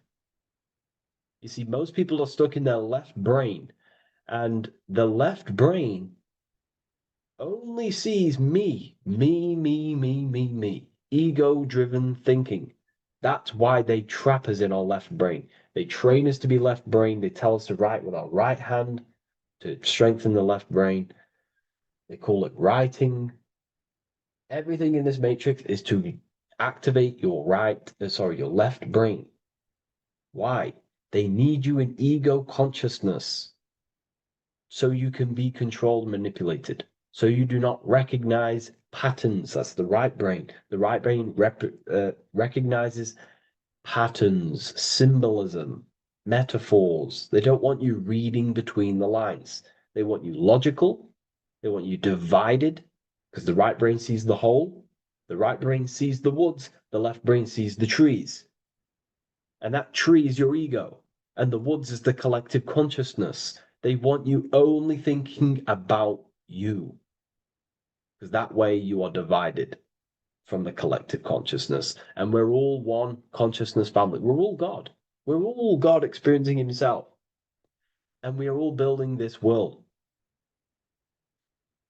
So it's about aligning the self with my right, with God, with natural law. It's what Freemasonry is about. True Freemasonry, light Freemasonry, not dark Masonry, or evil Freemasonry, whatever you want to call it. The crown, royalty. Royalty wear crowns. And what do the royalty have? Again, this is another power symbol. They hold control. Yes, royalty hold control. And that's why this crown is at the top of the image, not at the bottom of the image. It's at the top, representing I control the left, I control the right. I control my left brain and my right brain, the two eagle heads, the two views. The eagle has one eye on each side. It's looking, it's seeing. And that's symbolic of the left and right brain. We see, not physically see, but I mean perceive. We perceive reality with the left brain and we perceive reality with the right brain. And it's about unifying these two brains so we can see and perceive reality from a true lens. Because if we see reality only from the left brain, and a left brain dominated brain, we see everything as divided. But if we see everything from a right brain perspective, we see everything as whole. When everything is in the middle, you need to see reality from the middle. Yes, I have my own personal consciousness, and yes, there is a collective consciousness. So I need to balance between that. I need to see reality between the line, between the left and right brain, and align this worldview, and align my thoughts, align my actions with this. Because if you're left-brained dominated, you're only going to take action on ego. You're only going to take action on me. You're only going to think about me. But if you're right hemisphere brained, you're only going to take action for the collective, which is, yes, that's good, but you also need to think about yourself. Why did you come here? Your life has a meaning as well. It's not just about the collective, it's about you as well. But we need to balance this, you see? This is what we're looking at. The crown is in the middle, representing the balance, the power over the two. Okay. It's the balance, it's mastery, it's control. Royalty hold control over society, royal families. So it's about controlling the self. It's control over the eagle, control over the sword, over the mind. It's about personal power we're looking at here, self-control. Now we're looking at a upright triangle, which represents the element of fire, which is masculine. Masculine is all to do with action, the physical body. We're looking at fire, which represents spirit or transformation. Fire is a very transformative element. It transforms things. Okay, so we're looking at self-transformation through action. This is what we're looking at here.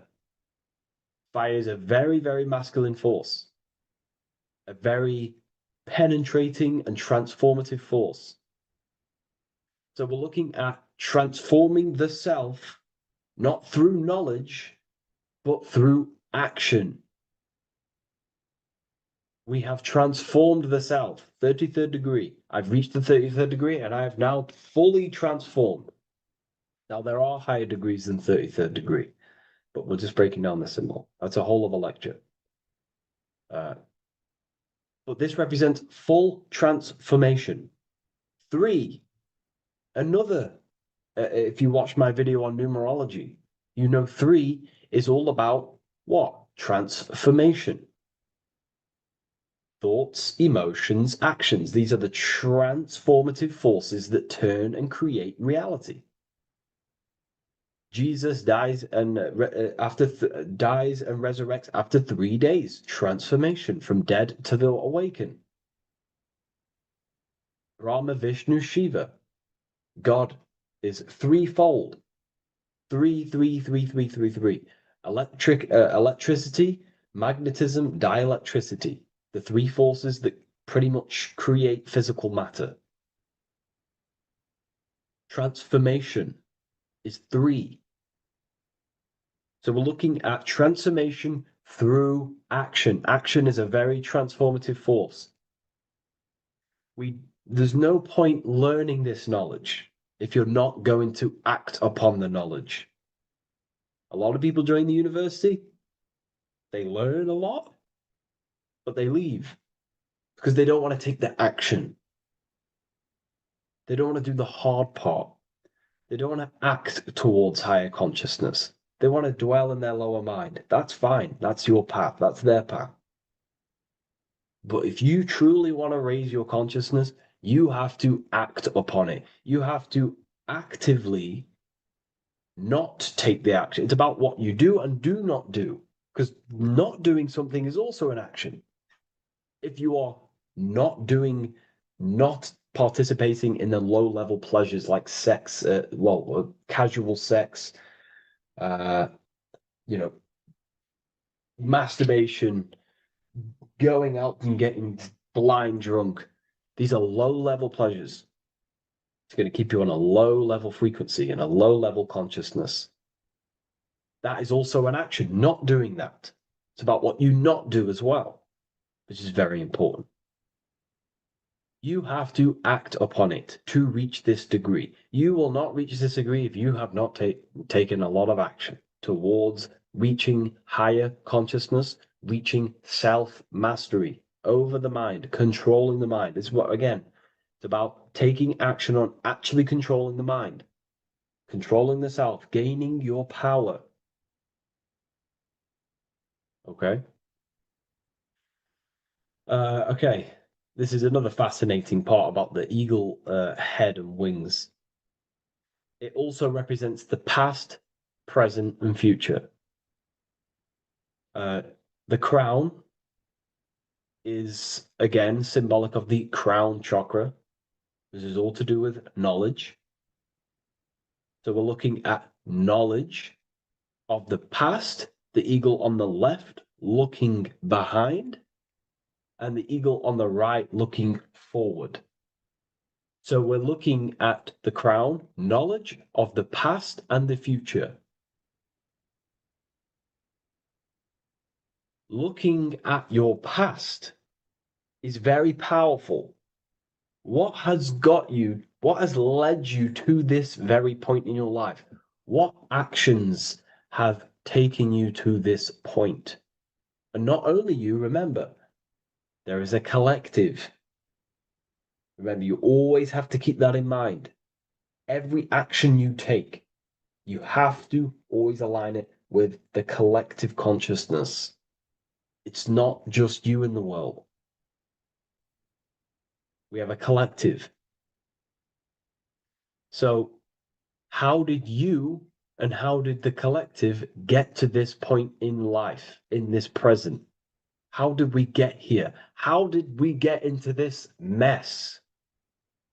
Humanity is in a mess. A straight up chaotic mess. And if you think everything is perfect and everything's divine and everything's just, there's some people out there in the spiritual community saying, everything's divine, everything's meant for this purpose. No, there are people actively manipulating and using mind control methods to control this reality. How have we got into this mess? So we have to look into the past to analyze patterns so we can take action now in the present to change the future of the collective and your personal life. That's what we're looking at here. So the eagle looking left is looking in the past, representing analyzing the past, analyzing the actions in my life and the collective life. The actions that led to this mess now, to this state now. And what can I do now with my knowledge to change the future to a better future, aligned with, again, natural law, aligned with goodness, aligned with God, aligned with care and love for one another and the self. So it's all about knowledge of the past and knowledge of the future. And what I can do now to take action, the triangle pointing at the middle, which is the present, what can I do now to change the future? To create a better future, to transform the world. 33, transformation. To transform the future. Okay, this is what we're looking at here with the two double-headed eagles as well. Again, this is more art. This is a lot more complex symbolism here. But again, we have the Earth hemisphere here. And what? The eagle above. It is raised above the earth, above material pleasures, above the material thinking self, above the ego. Not to say to get rid of the ego. We need the ego. But balancing, control, power over the ego, power over the two hemispheres of the brain, power over my past and my future, power over time.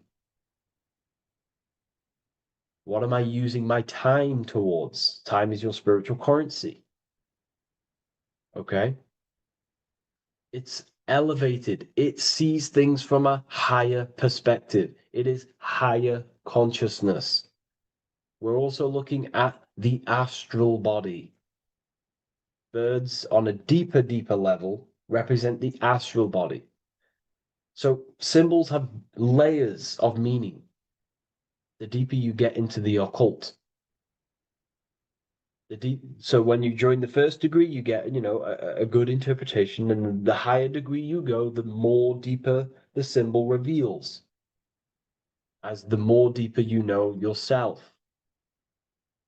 So we're looking also at the astral body, the light. What is the light? Light is a massive symbol in Freemasonry. It's knowledge, gnosis, When you're very intelligent, you call someone, they're a bright child. They have enlightenment, light in the mind. Looking at light, a lot of knowledge, a lot of self-knowledge of the self, of the psyche, how I function, what I am, knowledge of the astral body, rising above the earth, astral projection, exploring your true nature, exploring consciousness. This is what we're looking at here. And in order to explore your astral body and explore the astral realm, you have to control the sword, the mind. And you can then explore. You are free like a bird to fly.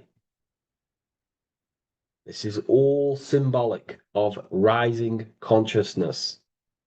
All symbolic. So I hope this video has gained a bit more clarity on this symbol and giving you some insights. And I will see you in the next one. Thank you for tuning in today.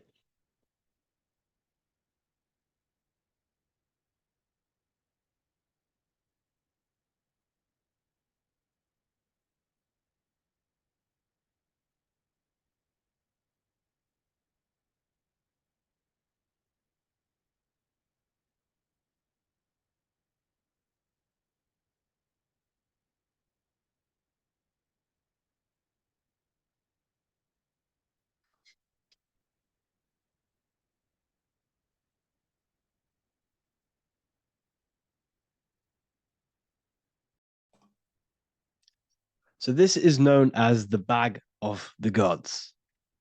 This symbolism is widely known, but no one knows what it truly symbolizes. We see this in ancient Sumerian artwork. We see this in the Mayans' artwork. We always see this bag with the gods. What does this actually represent? Okay, so the bag itself represents carrying. Carrying what? It represents information, it represents knowledge. Your mind is the carrier of the information. So this is why in his left hand, he carries the bag, and the right hand has the pine cone. This represents carrying of information. Why is it a bag? A bag can be passed on to someone else. The information can be taught to someone else. This is the information of activation of the pineal gland or higher consciousness of humans. Because as humans, we all possess an animal nature, the nature that tells us to eat, to steal, to gain material wealth, to survive, to hate. This is our animal self. This is our animal behavior. But we also have a divine nature of consciousness, which we have access to, the higher planes of consciousness, the planes that manipulate this material world and create all things in this material world. The human mind has access to. The animal does not. The animal has no idea he exists. The animal has no inner dialogue, but humans have the inner dialogue. Humans can create infinitely. We can expand our minds infinitely into new realms of thought. So we have this higher divine nature and a lower nature.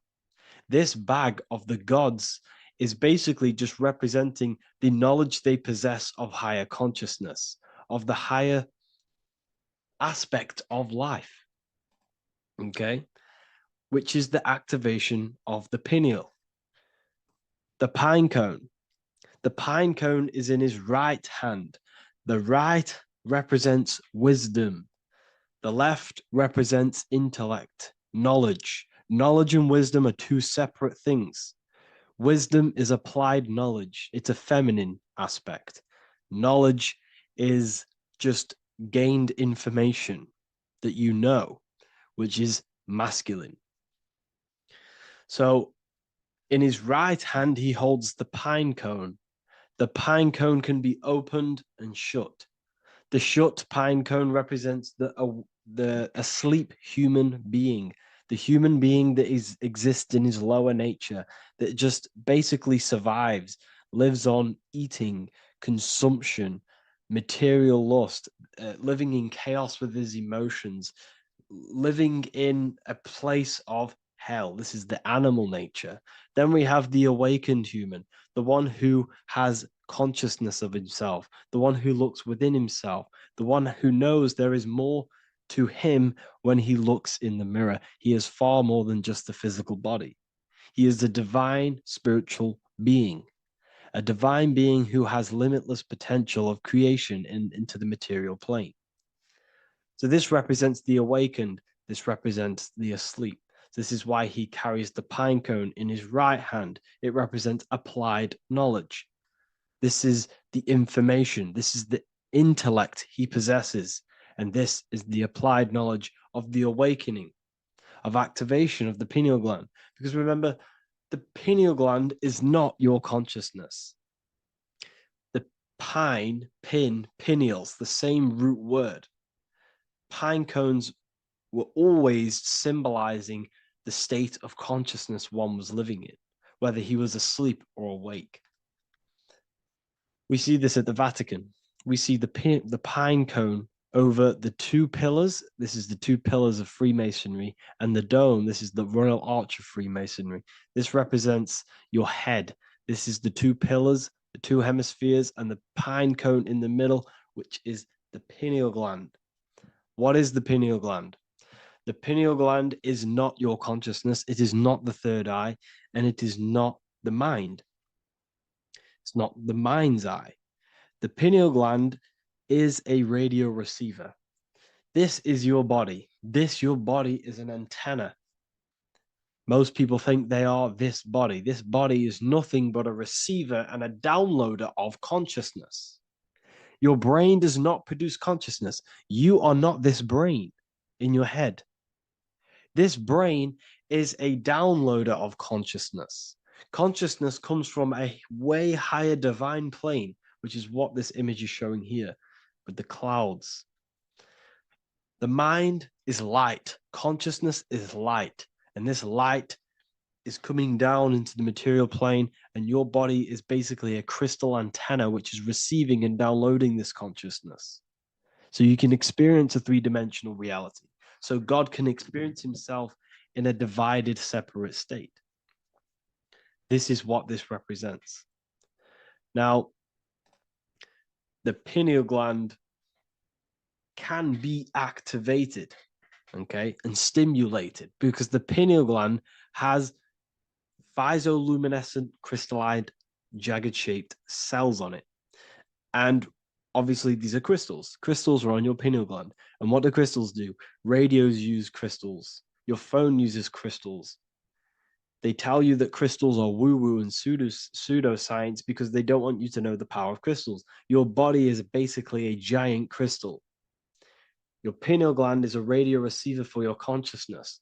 So if they can ruin your pineal gland and damage it, this will damage your connection to the divine, to your true self, to consciousness, to God, whatever you want to call it, the source. There is all one source consciousness, and we're all collectively connected to it. And this is our connection. This is our antenna. So what a radio does, a radio has an antenna, and the frequencies are all around us because all the radios are playing in your ear right now. But what the antenna of a radio does is tune into a specific frequency to pick up that frequency and play that frequency. It's the same with your consciousness. You're all a fraction of God's consciousness. So that is essentially what we are looking at here. We're seeing knowledge, intellect in the left hand, and applied knowledge, activation of waking up to higher consciousness, to the higher human form. Because we can reach beyond our physical form. We can turn our animal self into a divine being, into one of these so-called gods. These gods are nothing but human beings. The Anunnaki were not gods. They didn't come from the sky. These are normal, regular human beings who activated their higher consciousness. This is what we have here. This represents spirit. Birds represent spirit. So do we have any questions? I'll take some questions now. That was just a short lecture on what that symbol truly means. Okay, so if we have any questions, feel free to go ahead and ask some questions. Anything that you don't understand, anything that you want to know.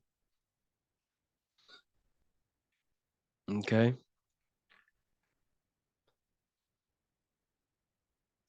So base reality would be where source resides. Yes, the base reality is your consciousness. Are these lectures available in the university? There's a whole section, basically inside the university, there's a whole section with like over 30 long form lectures like this. So the base reality is where the source resides. Yes, the base reality is your inner world, your consciousness. That is the only thing that exists. Your outer world is just an effect of your consciousness. Your consciousness, everything that has gone on within the mind and emotion, is pushed outwards into your reality. You have thought and felt your way into your external circumstances. Your life is a direct correlation of every thought you thought in the past. Therefore, your inner world of consciousness is creating and molding your outer world.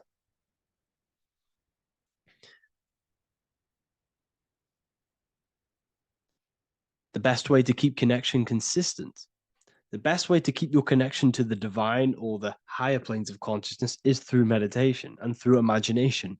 Imagination is the fourth dimension. It is the astral plane. That screen that you have in your mind is not a physical screen. That is the divine plane of the astral. And this is essentially where all objects of this material world comes from. The phone that you are holding, the laptop you're watching this on, whatever you're doing, every single object you see in your room that you are in right now began inside of the plane of imagination. This is not a physical plane. This is a metaphysical plane that you have access to. And you have the ability to bring down this plane into physical form. That's what we call manifestation. That's what the ancients called magic. This is what we now call in science metaphysics. It's all the same thing. So yes, you all have access to the divine planes. Unlike animals, this is why humans are so advanced.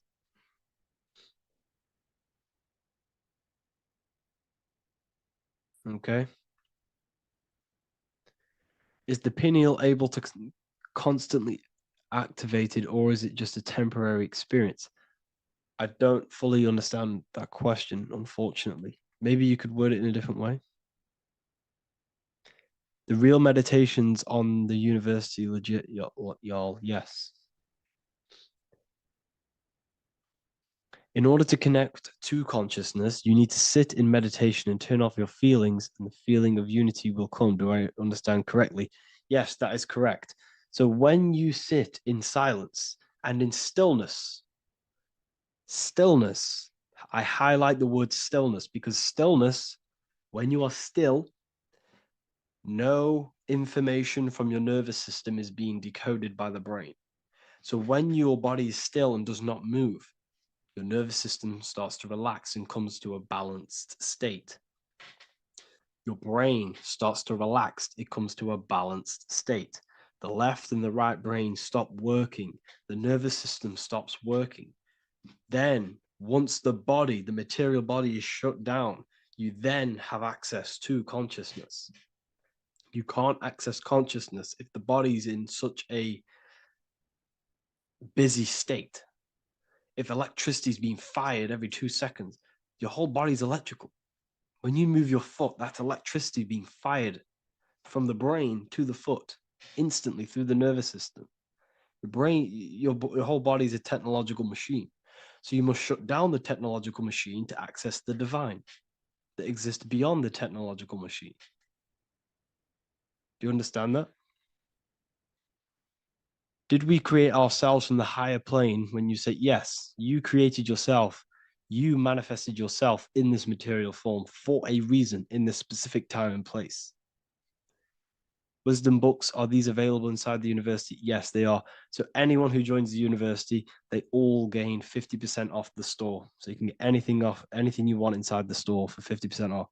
Plus, you get the Book of Wisdom Volume 1 PDF for free. You get the Human Health Guide. Plus, you get all of the library books. There's a load of different books on occultism, symbolism, esotericism.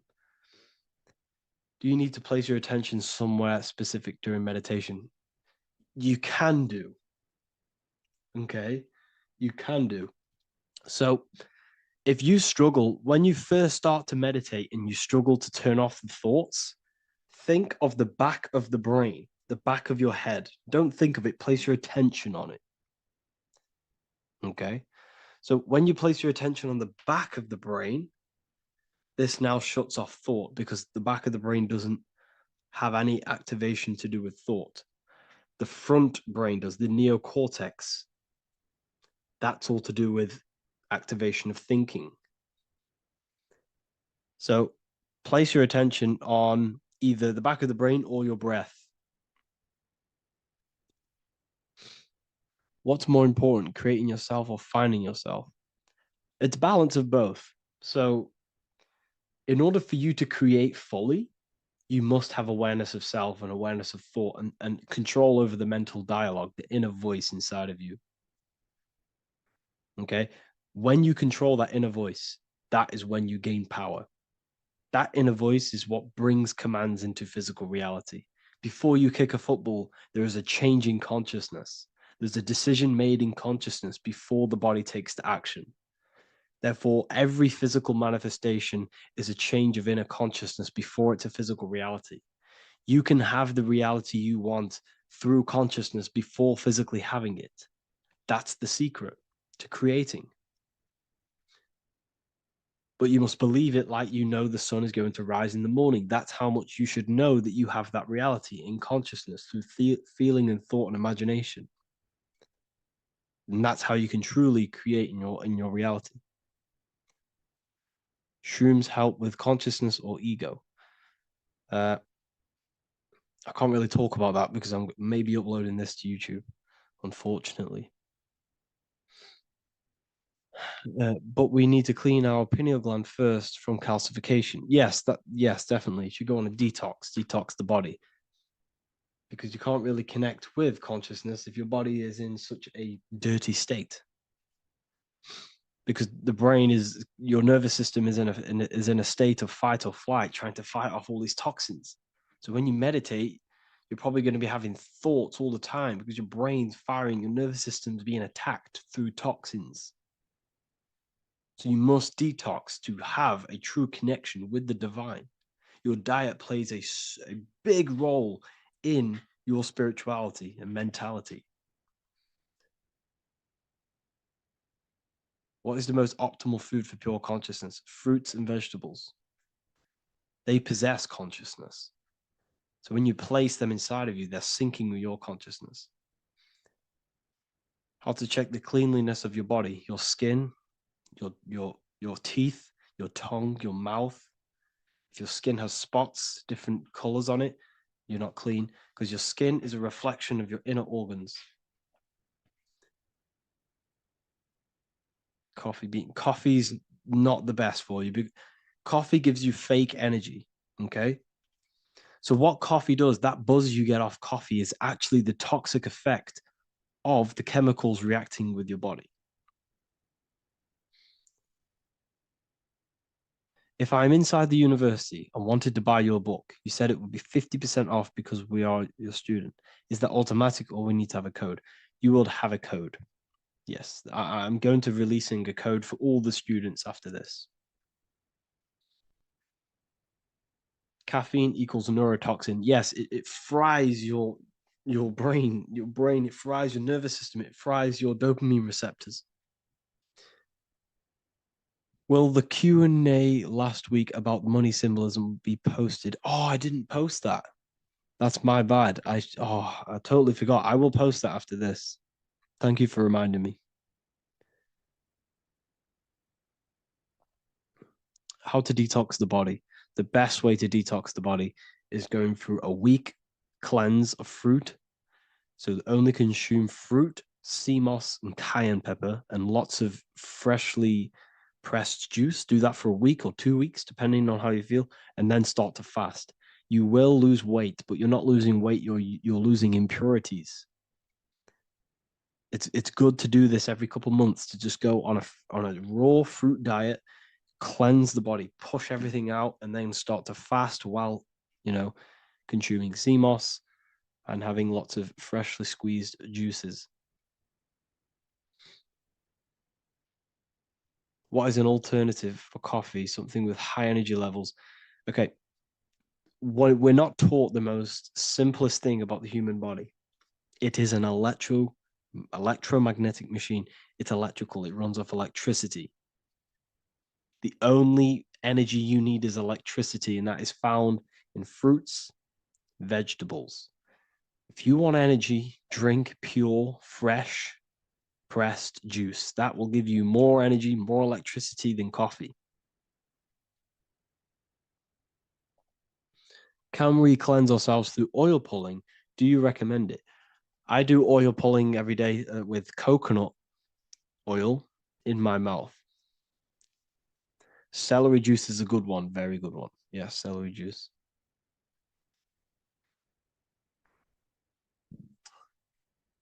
Any more questions?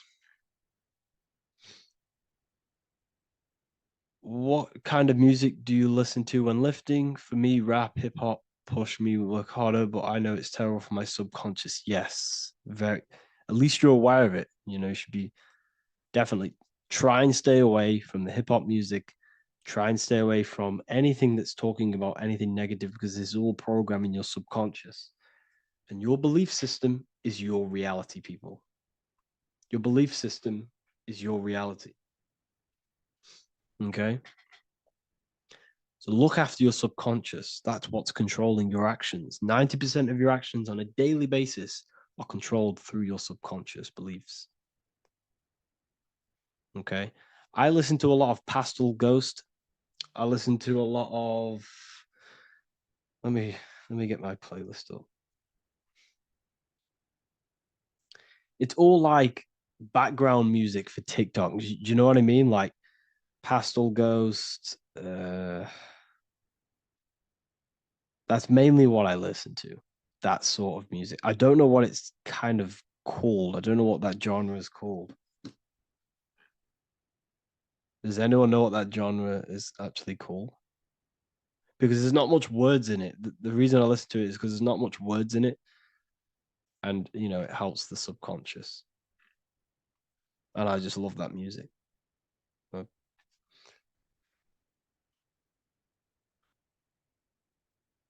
Like lo-fi, yeah, a bit of lo-fi.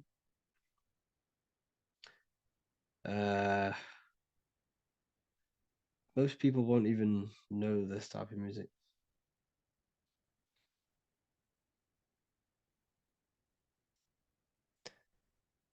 Can you tell us how you use cayenne pepper?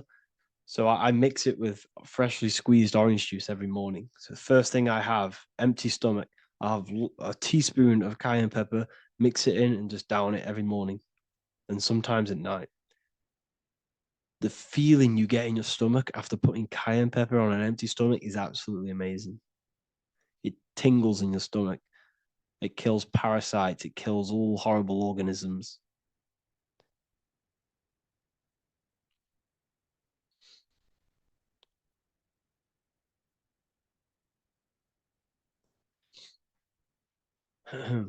Mix it with hot water. Yes, hot water and key lime water. That I bet that's powerful. If you mixed warm water with key lime with cayenne pepper in first thing in the morning, I can imagine how powerful that is. I've never done that, but I'm going to try that. Do you use sea salt? I don't know what to think about sea salt, to be honest. I try and stay away from it. I don't know whether it's good, don't know whether it's bad. I'm kind of mixed on it. Mixed information. I've heard people have benefits. I've heard other people say stay away from it. So I don't know. I just stay away from it. I'm not too sure on it.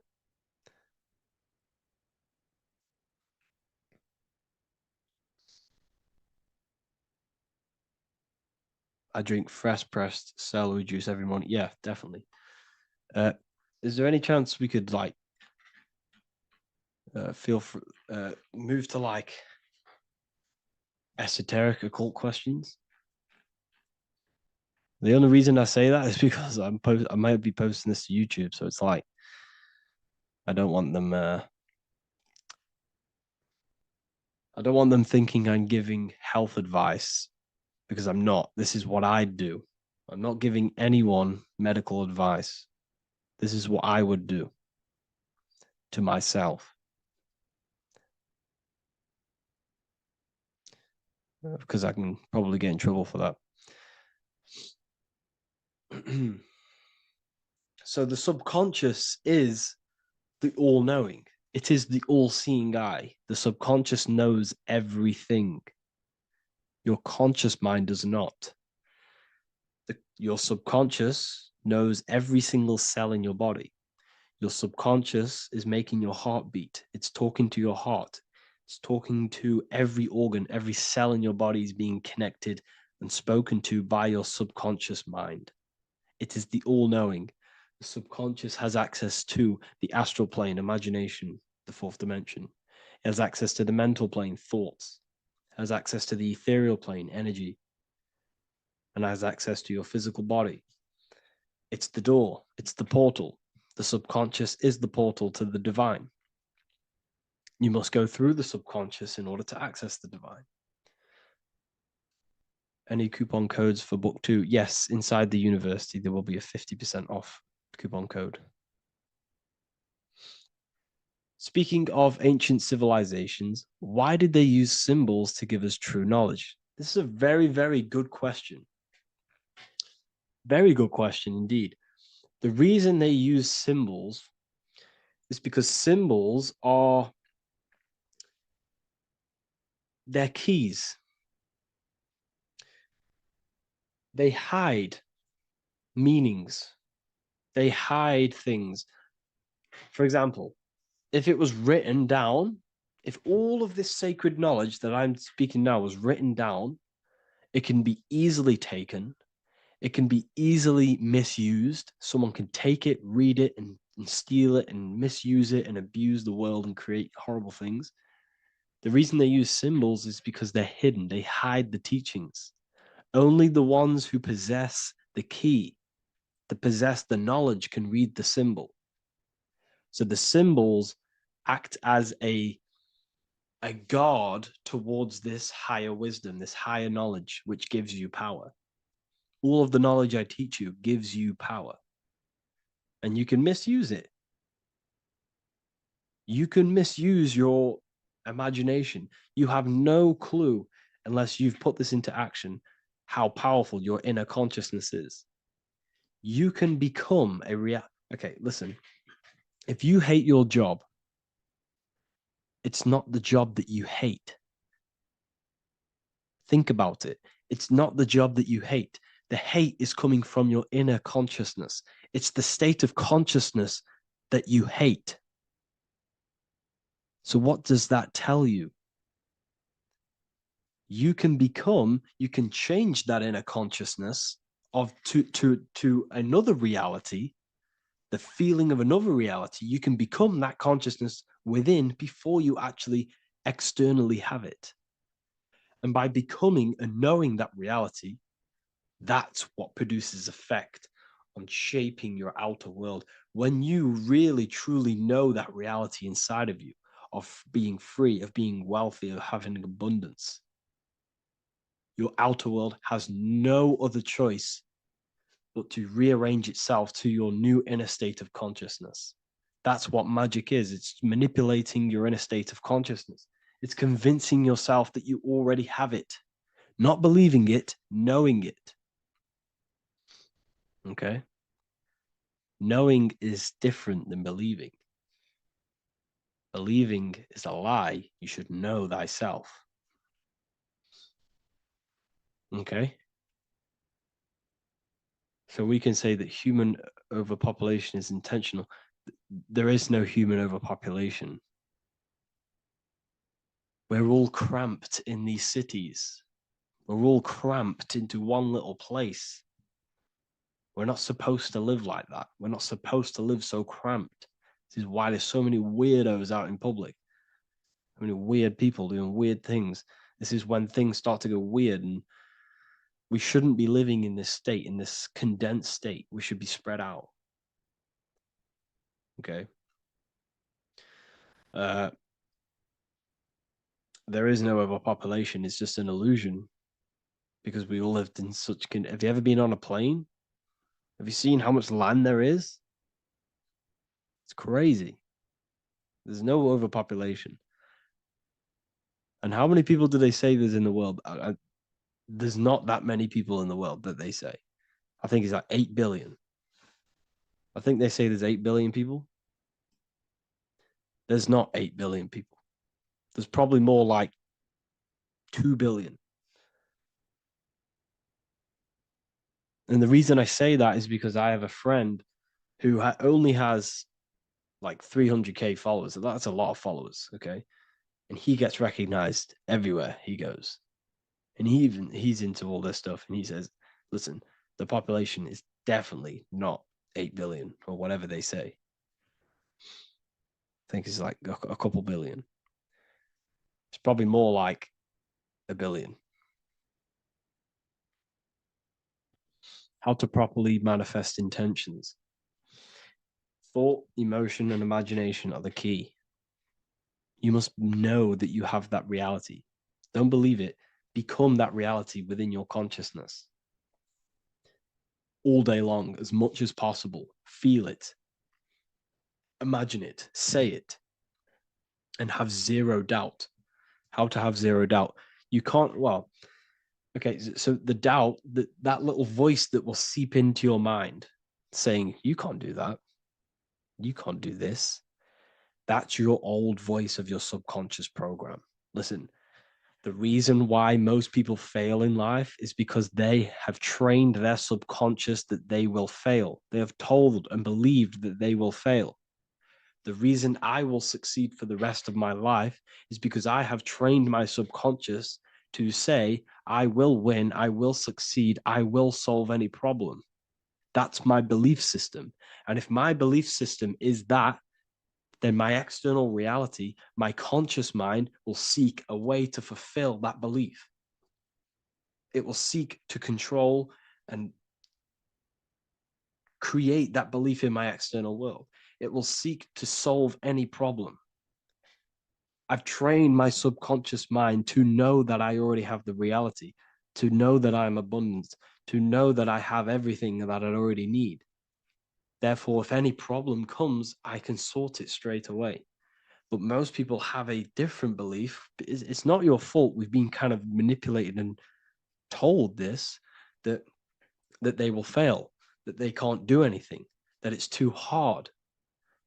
And that basically casts a spell on the conscious mind, where your conscious mind is just like, no, I can't do that, because of this subconscious belief that you hold. So you must reprogram your subconscious that you can do it, that you will solve any problem, and that you are abundant. That's the reason why successful people succeed. It's because they have a complete different mind state, a complete different belief system in their subconscious.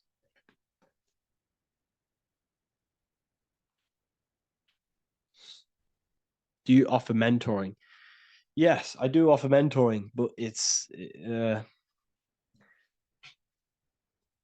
mainly for people who want to grow their online presence, and for the amount of value and transformation that I can place into your life, and the time that, well, the price of my time, it will be a higher price tag, but your life will completely change if you join my mentoring, because I will transmute your life. I will transmute your mind, and I will transmute your whole reality, because I could tell you exactly what you need to do. How to have super genius power pulling information from the source. Okay, so you can do this. I talked about this in Book of Wisdom, Volume 2, if you've read it. This is a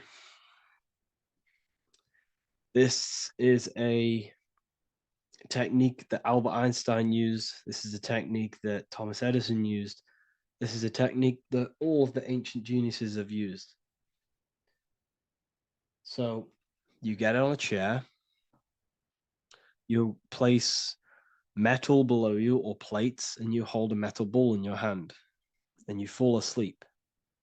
And every time you fall asleep on the chair, you're going to drop the ball because your body will become unconscious.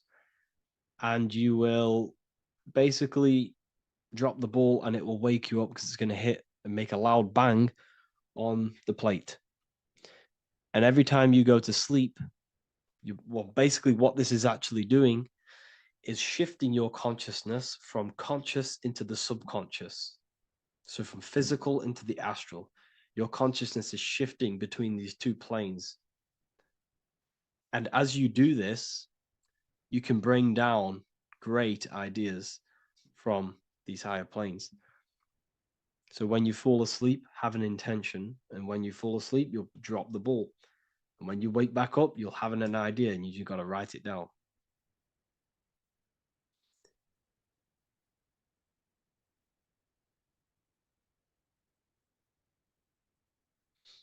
How to balance chakras. Don't focus on balancing your chakras.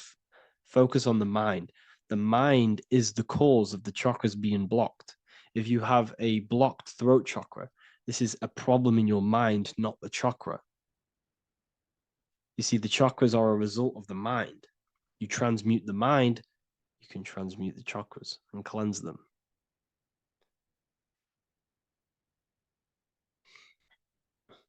So was Jesus a real man that walked? Okay, so I'm going to tell you something. Like, some of the things that I say in my reels, they are to catch attention.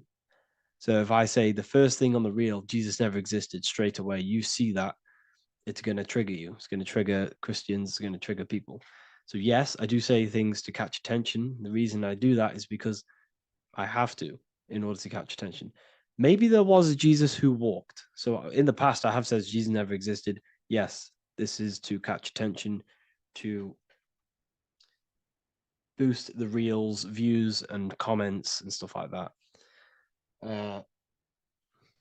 Maybe there was a man who was called Jesus and walked the earth. But listen, he was not the Son of God. You are all the Son of God. Jesus represents an archetype. He represents morals. He represents a way of living that you should embody in your life, not to worship. We shouldn't be worshiping this man. We should be embodying his qualities into our lives so we can become Christ consciousness, so we can live in harmony with our mind, emotions, body, and spirit. Okay? He was not the Son of God. You are all the Son of God. We are all God experiencing himself in a three-dimensional divided form. God is oneness, and he created a divided world so he can experience himself. Why do you quote from the Freemasons oft times? I don't recall me looking at Freemason quotes and quote them. I just simply, when I post a quote, I literally just, whatever comes to my head, I just whack it into Telegram or Twitter. Are dreams tied to your subconscious, and how do you understand them? Okay. Dreams and astral projection are two different things. Astral projection is your soul leaving this plane into the collective consciousness, into the collective mind, the collective astral plane. But dreams are basically the astral plane, but it's your personal astral plane in your personal subconscious. So when you dream, you're entering your own consciousness, you're entering your own subconscious. Every character, every event that happens to you, everything that is said to you, everything that happens to you in your dream is yourself pushed outwards, and you're basically experiencing your own mind. If something scary comes up in your dream, this is your belief, this is something in the back of your mind materializing and coming to you and showing itself to you. So in order to understand your dreams, it's basically suppressed emotions, suppressed thoughts, all lingering in your subconscious materialized. Okay. A few months ago, I'd have concurrent dreams of getting in a car crash that lasted for months. Then one day, out of nowhere, I got into a really bad accident, and that low-key bugged me out. I didn't know if my mind was trying to warn me or what. You can explain that. Okay. If you are having dreams about having a car crash, this is a belief. Okay, so let me tell you something. Let's say you're a drug dealer, okay? And you live in fear every single day of the police coming to you. This dealer every day is worried, he's scared, and he lives in fear of the police getting him. He was believing it. This fear, this emotion he was feeling on a regular basis, repetition, and the emotion is basically impressing your subconscious. It's impressed his subconscious that deeply that he now believes it. It's now become a belief. So one day the dealer gets caught and he goes to prison. Let me tell you something. He placed himself there because he created a program, a belief in his subconscious of the police. And his external reality is now in a prison cell. But that prison cell is just an external manifestation of the prison cell of fear he installed in his subconscious mind. The four walls he's now trapped in is just basically an externalization of his own belief system that he created through consciousness, through the subconscious. If you embedded your belief that you will be in a car crash, you will be in a car crash. He placed himself there. He materialized that reality through the thought, through the emotion, through the belief. He put himself there. You see? So if you were having dreams, this was maybe, it could have been anything. You could have watched a program when you were a child about a car crash and that maybe scared you. Or you saw a car crash when you were very young and that scared you and that impressed your subconscious. Then you had a dream about it. Then you started to believe it. And then one day, bang, it happens. That's the power of the subconscious mind. It holds control over you. It holds control over every aspect of your reality, of your being. So, I hope you all enjoyed this live. I'll see you all inside Ethereal University. I'll be posting another lecture this week. And yeah, let me hold on. Welcome to Revival of Wisdom. What is good, people, is Revival of Wisdom. We're back with another video. Today we're going to be talking about the importance of Saturn and the occult. Let's jump straight into this. So Saturn is the god of the earth, right? It's the time of God, change, destruction, physical matter. He creates and destroys because the energy of Saturn is the key to crystallization. It wraps things in physical matter, right? He creates everything, all life forms, and he takes things back because the day that you're born, that's the day that your expiry date is coming. The time is ticking until Saturn takes your life. This is why he's known as the Reaper. Okay? As he's personified as eating his child here in this ancient Roman painting.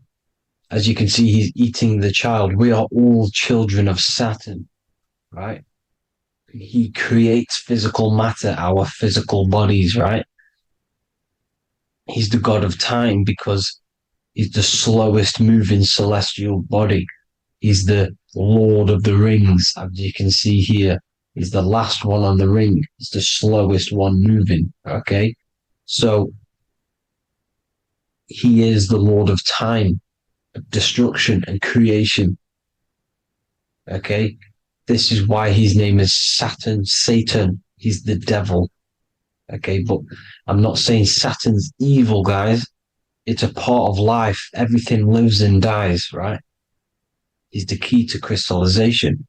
Now, as we have the clock here, our god Saturn, or Chronos in Greek, just means time.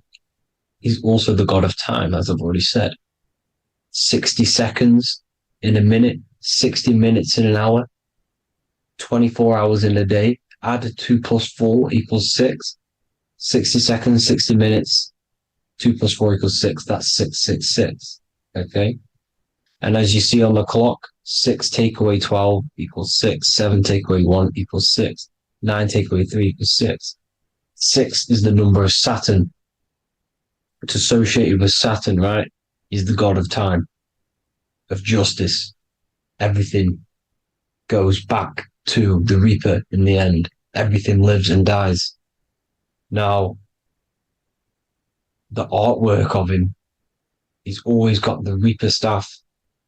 You see, it's personifying death. Now, when you see this, the Romans were not saying Saturn was a real person, a real god in human form. No, this is personification. This is what the ancients always did. They personified, just like the Bible. It's all personification. So the personifying Saturn eating its children because it eats, it's the Reaper. No one can escape the Reaper. No one can escape death. Now, Saturn is 666, which is in the Bible, the number of the beast, right? The number of the beast, Satan, 666, right? So on the North Pole of Saturn, you have a hexagon, which makes a cube, right? Now this hexagon, when you join up all the corners, creates the 6-pointed star, known as the Star of David, right? In the Jewish religion. Now, as you can see, the 6-pointed star has 6 points, 6 mini triangles, and a 6-sided hexagon. That makes 666.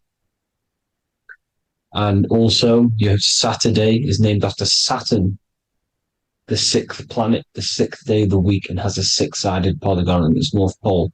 That's also 666.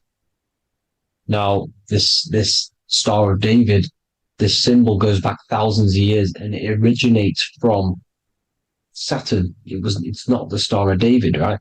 It originates from Saturn. It symbolizes the physical and spiritual aspect combined into one, which makes us humans, right? Also symbolizes the male and female combined into one. These two sacred energies create the human. We consist of both male and female energy, also known as the Seal of Solomon. And we all know if Solomon was a real person, he talks about communicating with 72 demons. He could apparently in the text, he could communicate with 72 demons, and this is sorcery. This is black magic. Now, this symbol is associated with hexing people. When you place a hex on someone, that is a form of witchcraft, which a hex is just a curse. When you're cursing someone, this is black magic. Now, the black magician would stand in the middle of the symbol and cast his spells onto other people. Now, this symbol is obviously on the $1 bill, twice on the $1 bill. And it's very, very ancient symbol. And it originates from Saturn. And let's keep going. So the cube. So I've just said how you see the cube on the North Pole of Saturn, right? The cube is limited. It's a 3D shape. It symbolizes limitations to the physical 3D dimension, the third dimension, the physical realm which we are in. Now, as you can see, the color associated with Saturn is black, right? Black is infinite potential. Black is the creation of all things before there was light. Light is born out of blackness, darkness, okay? Now, black is physical matter. And as you can see, the black cube, black symbolizing physical matter, the cube being limited, as the physical realm that we are in is limited. It's not like the fourth dimension where everything can exist in a thought. The third dimension is limited, right? And this is what Saturn is. It limits you to the 3D 666. Your body limits you to your physical body. Now these black cubes are placed everywhere, as you can see: Australia, Denmark, Manhattan. There's one in New York. As you can see, the Apple have a cube. The Nintendo GameCube. Trump Tower is a black cube. This is worshipping the energy of Saturn, the god Saturn. Okay, it's not a god, it's a celestial energy. However, it rules over Earth because it pretty much created the physical realm. Now, as you see, when you go to a funeral, you wear black, a black suit symbolizing Saturn, which is the color associated, black. And as you see in Mecca, they walk around the black cube in rings. As you can see here, they're stood around in rings, like the Saturn, the rings of Saturn. The Mercedes symbol. You probably wouldn't notice that, but yes, it's Saturn. And when you graduate from university, you wear a black cube on your head. This is all symbolizing Saturn. Okay. Now, as you can see, the Jews here have a black cube on their third eye whilst they pray. Notice how he's shutting his eyes into blackness, darkness, and he's wrapped around a black strap around his arm. This is symbolizing the wrapping of physical matter, of how physical matter wraps things into existence. And as we all know, the Star of David is a Jewish symbol. So he has the black cube and the Star of David, right? So all of these religions are secretly worshipping Saturn. Okay, this is all Saturn worship, Kronos, the god of time and destruction, the physical reality. Now, as you can see, it's symbolized everywhere in all major corporations. Pepsi, internet, that's obvious. NASA, of course, NASA. NASA means to deceive in Hebrew. Universal, Walkers, that one's so obvious. Nike, Toyota. So many different ways they symbolize it. You either see the rings of Saturn or the black cube, as I just showed you here, the Nintendo and the Mercedes, right? It's absolutely everywhere. Now, they also use 666 to symbolize it, as I've just broken it down to you. 666, the World Economic Forum. We all know how they're trying to enslave us into this new world agenda. Google Chrome, CERN, Disney, Coca-Cola, Cadbury's, all of these have 666. Now, every UPS barcode has 666. And even www. Is Hebrew for 666, as you can see here.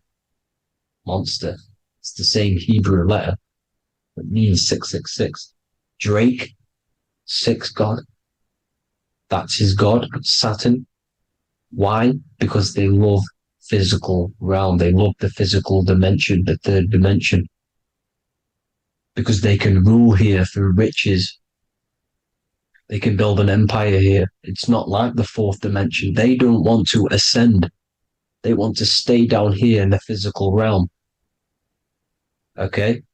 Now, this is why they're cloning. They can move their consciousness into other clones to live forever. This technology exists. This is why they love the third dimension.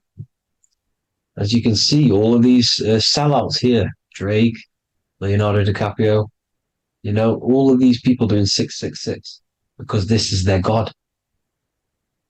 This is their God. They love the physical realm. They sold their souls for wealth and fame in this physical realm. So why would they leave? You see? Now, this isn't all just evil, okay? So you have 7 chakras, right? You have 7 days of the week, 7 solfeggio scale notes. These are frequencies, the solfeggio scale. Now, it's called the Saturn moon matrix because the moon symbolizes your mind, because you're created out of the Holy Trinity, which is body, mind, and spirit, right? That's the triangle, the equal triangle, body, mind, and spirit. Now, the 3 main celestial bodies are Earth, Moon, and Sun. The Earth being your physical body, the Moon being your mind, and the Sun is your soul, hence why it's called solar. It's a solar soul. Now, these symbols are alchemical symbols. So when you're doing alchemy, you use these symbols to obviously symbolize what we're talking about. Now, as you can see, these are all the symbols of the planets. Of Saturn is created out of the moon on top, the moon on the bottom and the earth on top, as you can see here. You see? And this creates the number 5. Now, with the moon being your mind and the earth being your physical body, this is mind over matter, because the earth is your body's matter. This is matter over mind. You don't want to be matter over mind. This is low states of consciousness. You won't be mind over matter. You see, to manipulate matter, to create your own reality. Now, obviously, we all know Saturn is associated with the lowest chakra, which is the root chakra. This is to deal with your animal instincts. When you're down here, you identify as the physical body. You don't know anything spiritual. You have a pure physical mind. You don't believe in anything spiritual. This is survival mode, consumption. They want you trapped down here, which is matter over mind. They don't want you to create your own reality, which is mind over matter. You see? Now, that's what Jupiter is. Saturn is the moon on the bottom and the earth on top. But Jupiter is the moon on top with the earth on the bottom. That's mind over matter, you see? So these chakras are an ascension process from matter, physical matter to spiritual. This is the ascension. This is the stairway to heaven. This is Jacob's ladder. You see? Now, the number 5, which is obviously associated with Saturn as well, which create the symbol for Saturn, created the number 5. You have 5 senses, 5 elements, 5 physical elements. As we all know, Saturn crystallizes everything into physical matter out of the 4 elements. 5 fingers and toes, 5 points of man. Okay, the number 5 is the number of justice. Saturn holds things back. He restrains things from you, makes you learn the lesson. Now, 666 is not all evil. 666 is the atomic structure of the carbon atom. 6 protons, 6 electrons, 6 neutrons, right? We are carbon-based life forms. All life forms are based on the bonding properties of the element carbon. Because Saturn crystallizes everything into physical matter. Now, the Masons symbolize this with the checkered boards, they have the black square, which is obviously matter, as I just said, the black cube, and spirit is the white square, because white is eternal light. White and light, you see. Black is physical matter. Now, this is what we are. The point of our soul is to transmute from matter to spirit, but these are interchangeable. This is the constant cycle between spirit and matter, spirit and matter. High vibrational matter turns into spirit. Low vibrational spirit turns into physical matter. You see? Now, we are carbon-based life forms. This is what 666 is, the number of the beast. Well, when I say we, the physical body is the beast. It's the animal. It's the carbon suit to operate in this physical dimension, in this physical realm. See? It's the vehicle used to operate in this physical realm. But your mind isn't from this physical realm, you see? The brain is the physical manifestation of the soul. Okay? So, as you can see here, the spine is an extension of the brain. Everything goes back to the brain. This is literally what your physical body is. You see, this is the nervous system, and everything reports back to the brain, and everything's controlled from this control center. And this spinal column, at the top of the spinal column, is your third eye, which is known as the pineal gland. And this is the seat of consciousness. It's the center of consciousness. That is your true self, pure consciousness. This body is just a physical body. This body is mortal. This body runs out, but your consciousness lives forever. They don't want you knowing this. This is why they keep you down here in your lower chakra. They want you to believe everything is just physical. They don't want you to believe in the spiritual side of reality. Because this way they can manipulate you, right?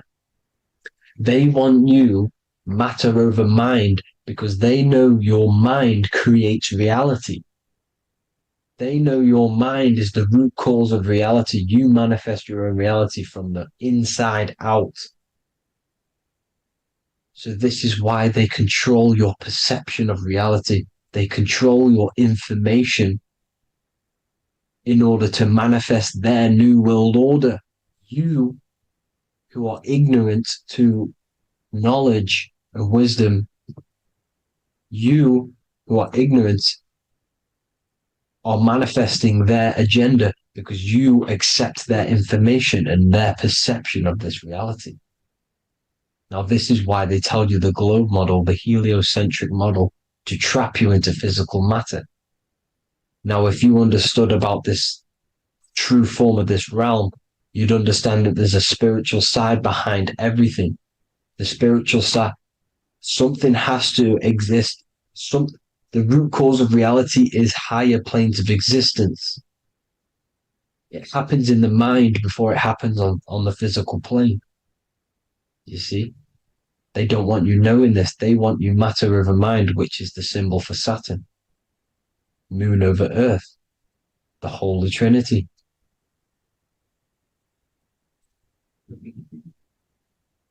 Now, as you can see, the cube also makes IXXI. This is Roman numerals. This is Roman numerals, and when it's translated from 911. Yes, 911. This is the secret code of the One World Order. The two twin towers, when the two become one. Okay, when the two become one, this is how you reach the higher states of consciousness, the physical and spiritual. Now, as you can see, the 9/11 memorial are two black cubes. It's two black cubes. This is all Saturn worship. Now, I'm not saying that Saturn is a an evil celestial body, right? No, everything has a good side and a bad side, right? It's duality. The spirits of Saturn on the dark side are the most evil demonic spirits. Now, these are the spirits that these are invoking through these rituals, right? Yes, 9/11 was a massive ritual. It's a satanic ritual, okay? Now, we all know Elon Musk. Elon Musk is coming with the mark of the beast. In English gematria, this equals 666, right? 666, as I said, is the number of the beast. You are the beast, your physical body. You see how the Bible twisted things up to make things more confusing, right? But it's there. You just have to have the knowledge to be able to read the Bible properly. As we all know, we had this virus. I'm not going to say the name because I'll get flagged. This virus adds up to 666 because this is all part of the New World Order. It's all part of keeping you in this physical dimension. Okay? Now, as you can see here, Novus Ordo Seclorum on the back of his shirt, on Elon Musk's shirt, this is also on the $1 bill, Novus Ordo Seclorum. This means New World Order. Yes, New World Order. This is on the back of Elon Musk's shirt. And as you can see here, he owns Neuralink, which is the brain chip which they're going to be putting into implanting this onto your brain. This is the New World Order to connect you and merge your consciousness with AI. Neuralink and Meta, he owns Meta as well, which is the metaverse. These are going to be linked in, hence why they have the same symbol, but just in a different format.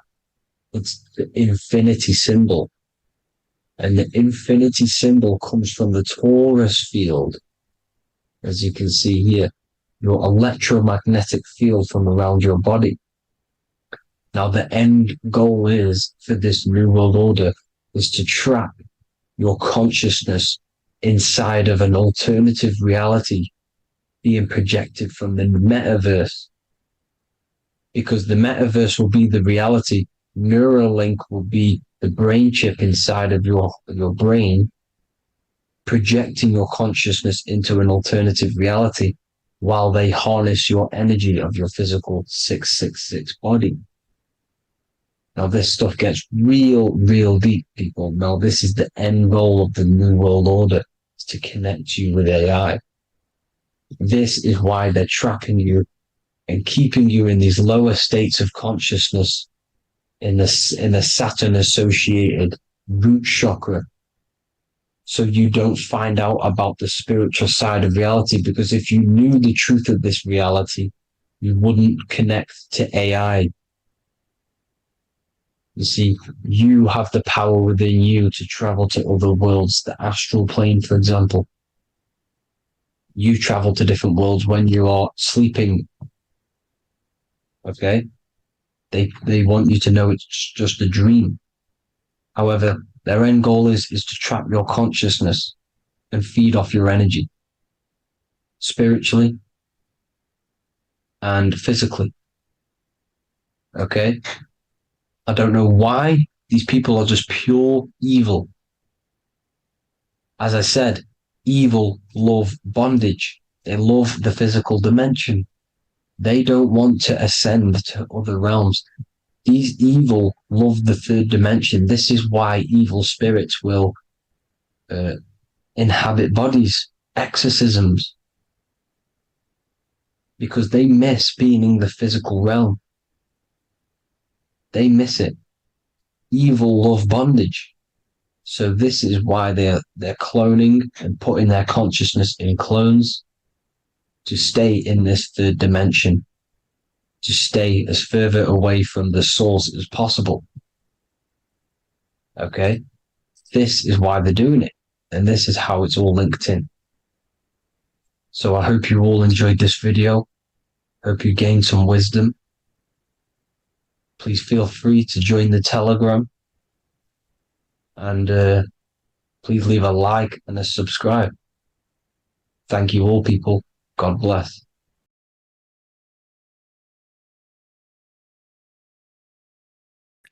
What if I told you that reincarnation is real and that there is a metaphysical, spiritual science behind this? Most people leave this world just as lost when they entered it. That they carry their fears, attachments, and addictions with them, only to be born again, trapped in the same cycle, repeating the patterns of lifetime after lifetime. This lecture is not just about preparing for death. It's about mastering yourself before death, so you don't take them burdens with you. Because the truth is, whatever addictions, fears, and unresolved emotions you cling to in this life, you carry with you into the next. Unless you break free now. You must master yourself before death. Death is not the end. It is the great passage. But how we transition depends on our mastery of the self. This was symbolized by the Ouroboros, the snake biting its tail. Every ending is a new beginning. It's an infinite cycle of consciousness. Now, your human body is basically an antenna tapped in to a stream of consciousness. Just like a radio is tapped into a specific frequency to play that radio. Your body is basically an antenna, a crystal picking up the consciousness of God. You are on an ever-ending journey, a journey of learning and expansion of the mind into new fields of thought. This was symbolized as the Ouroboros. When you die, it is a new beginning. It's a transitioning, not an ending. Everything is eternal in this universe as consciousness is formless and constantly transforms into new forms of life. Let's break down the word death. Death contains the word ether. Now, the ether can be found in the word heart or earth. Ether. Everything in this plane comes from the etheric plane. The etheric plane is the barrier between the physical plane and the spiritual plane, the astral plane. The astral plane is the screen that you have in your mind that allows you to imagine a red apple, for example. This is the imaginative plane where thought forms start to take form. Everything begins as a thought, then the thought form becomes an imagination, then energy, then physical. Everything in the physical plane is a shadow of thought, all objects manifested as thought. You came from the astral, you came from the stars. This is why we say reach for the stars, or this is why you say you are a star. Cis star, miss star, fraud star, stir is star. And when you become famous, you become a superstar, and you gain a star on the Hollywood floor. You are a star. The ether. The ether is the infinite energy source which all things come out of and return back to. This is the cycle of life and death, summer and winter, day and night, sleep and awake. The ether is the infinite energy source which all things come from and will return back to. Okay, sorry about that little error. The ether is the boundless source of energy from which all things emerge, to which all things return to. We can see this in the cycle of the sun. The sun does this wave of creation. It rises and it falls. We have the day and the night. The daytime represents our conscious mind when we are alert. The nighttime represents our subconscious mind when we are inside the spiritual realms. The nighttime is spirit, the daytime is matter, spirit and matter. Awake and asleep, conscious and subconscious. We see this in the yearly cycle. Summer is life, winter is death, spring is the morning, Summer is midday, autumn is evening, winter is the night. Everything is a macro and a micro cycle of being born out of the ether and returning back from life and death. Life and death is manifested within the cycles of the sun and everything outside of you, as within, so without. This is why we say sleep is the cousin of death. The macrocosm is death, the microcosm is sleep. Every time you go to sleep, you are essentially it's a miniature death. You're entering into spirit and then returning back into matter in the morning when the sun rises. Everything is a reflection of the macrocosm cycles. Preparation for death. The first thing we must do in order to prepare for death, for life after death, in order to stop being reincarnated in this cycle of materialism, in order to progress as a soul, because remember, you are a soul in a body. Just like the sun gives power and life to the earth, your soul gives power and life to your body. When you say I, you're referring to the soul. And your soul can be stuck underneath layers of false identifications. Who you believe yourself to be is merely a collection of subconscious programs running within your mind. Now that's very deep. That is very, very deep. Who you think you are is a part of your thinking mind. Your name, your job, your reputation, your family, your friends. These things are not you. They're all aspects of the thinking mind. What happens if you meditate and you turn off the mind? Then all these things do not exist. You're left with the pure soul, the pure awareness, the pure observation. If you turn off the thinking mind, you're no longer your body, you're no longer your reputation, you're no longer your friends, you're no longer your job and your labels. You are the soul. That's the true you, the observation of the mind, not the thinking mind. The ego is the echo. It's an echo of your true self. The ego is your mind's perception of itself shaped by experiences, trauma, emotions, and beliefs. It is merely an echo of your true soul self. The ego is not you. Your mind is not you. You are the soul. And this is the true self that we must express within our life and we must connect with before we die. Because when we die under the echo, under these false layers of the emotions, the traumas, the experiences, the addictions, the emotional attachments, when we die underneath all of this, when we don't know our true self, the soul is still hidden. The true you is hidden underneath these layers of false identification. We must remove these layers of false identifications. We must remove them. We must destroy the echo. Remember the ego, you never had an ego when you were a child. When you were a child, you were pure. You didn't, you didn't show off things. When you were a child, you were pure. You expressed yourself freely with you didn't hide anything. You didn't hide any aspect of yourself. You didn't suppress any aspect of yourself to fit in as a child, as a baby. Because the ego was not here when you came here. The ego grows with experience. The ego is a false perception of yourself while being incarnated in this material world. It's your mind's perception of itself and it's created through your experience. Remember, you are unconditioned consciousness, and your experiences, thoughts, traumas, emotions, and beliefs have conditioned your consciousness into believing you're only a physical body, but you are the soul. We have to remove these layers. How do we remove these layers? Like I said, the best thing, meditation. Meditation. There is a great meditation that you can do every single morning and every single nighttime. You can sit there and repeat over and over before you meditate. You can repeat that you are not this, you are not that, you are not this. You can label them one by one.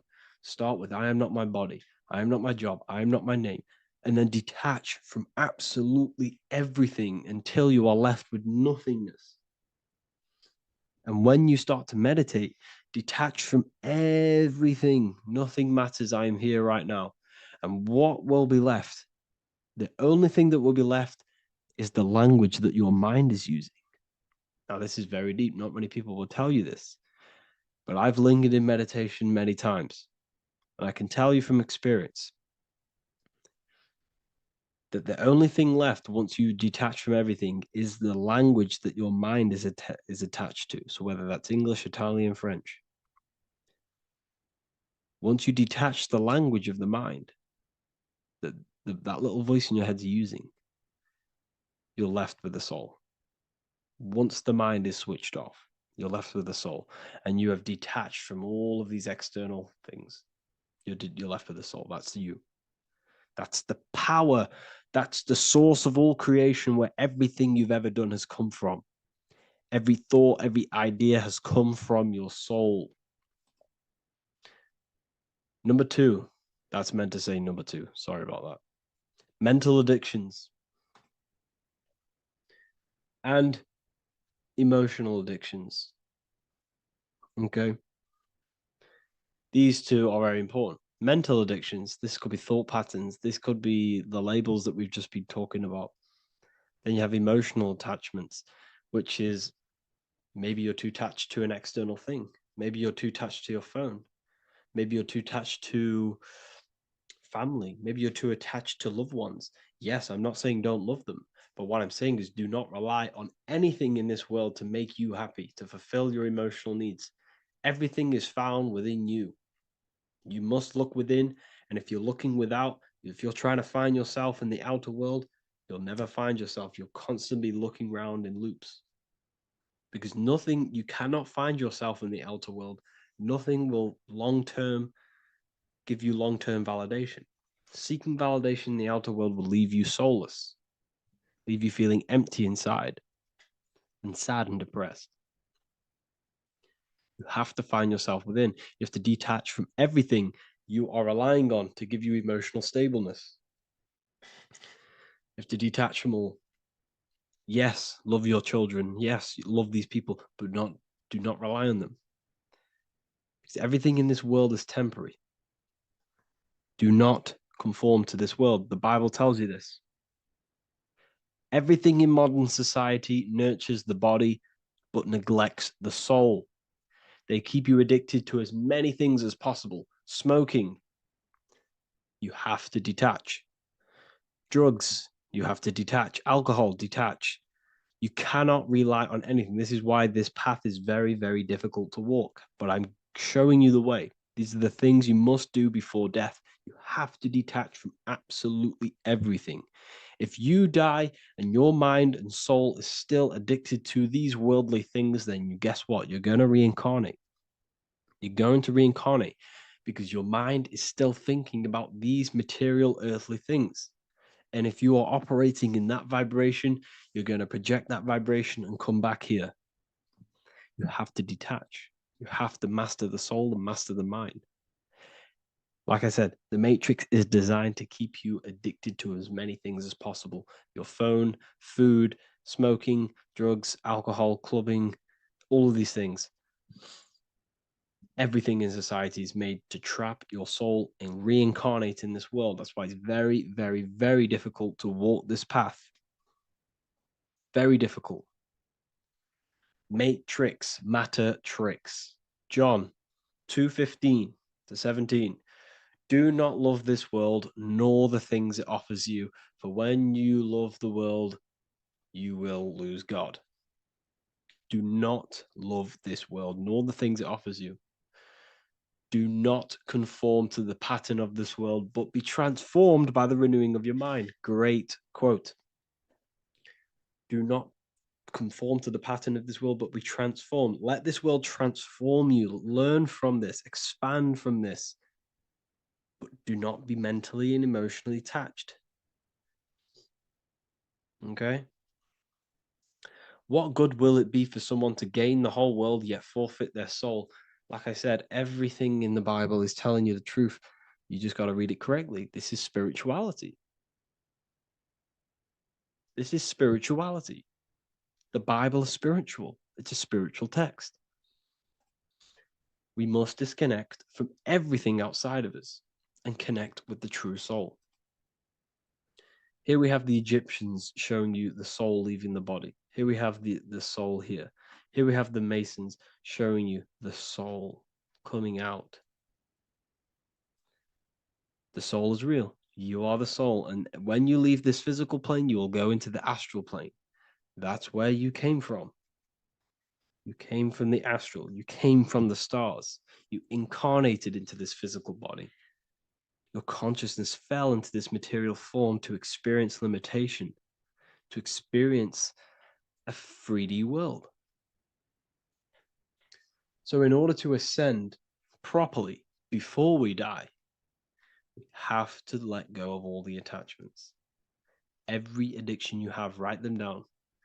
And one by one, tackle them. Before you die, you have to, or else you will reincarnate. This is the teachings of Egyptians. This is the teachings of Masonry. All of these addictions contribute towards life after death. Everything must be controlled. And we must be attached to the soul. I'm not saying I'm perfect. I'm not saying I'm perfect, people. We're all not perfect. We're all under psychological operation by the government. We're all in a very difficult situation with this awakening. I'm simply pointing out what I know from my journey and what I've been learning through occultism and research and reading lots of books and many different things. I'm on this journey just as you are. Maybe I'm further. Maybe you're ahead of me. We don't know. But this is what I'm sharing with the world. This is what I'm sharing with my research. And this is what makes sense. It's common sense. Look at everything around you. Everything's made to feed the body, not the soul. So my beautiful watchers and fans and supporters, I appreciate every single one of you, and I hope this video has supported your journey. If you're feeling lost in life, if you're searching for deeper answers, whether you're seeking clarity, looking to expand your studies, or ready for personalized mentoring, this is your chance to connect with me live and receive insights tailored just for you. Start your path to self-mastery and enlightenment inside the world's best esoteric school. Your journey starts now. Tap the link in the description if you want to join Ethereal University, or feel free to check out my books. I thank you all, and I really appreciate for 100,000 subscribers on YouTube. I love every single one of you. Make sure to drop a like, a comment, and subscribe to the channel if you're new. Let me know some ideas for, lectures, anything that you want to know. I can make lectures on them. Just drop it in the comments. I appreciate every single one of you. Take care.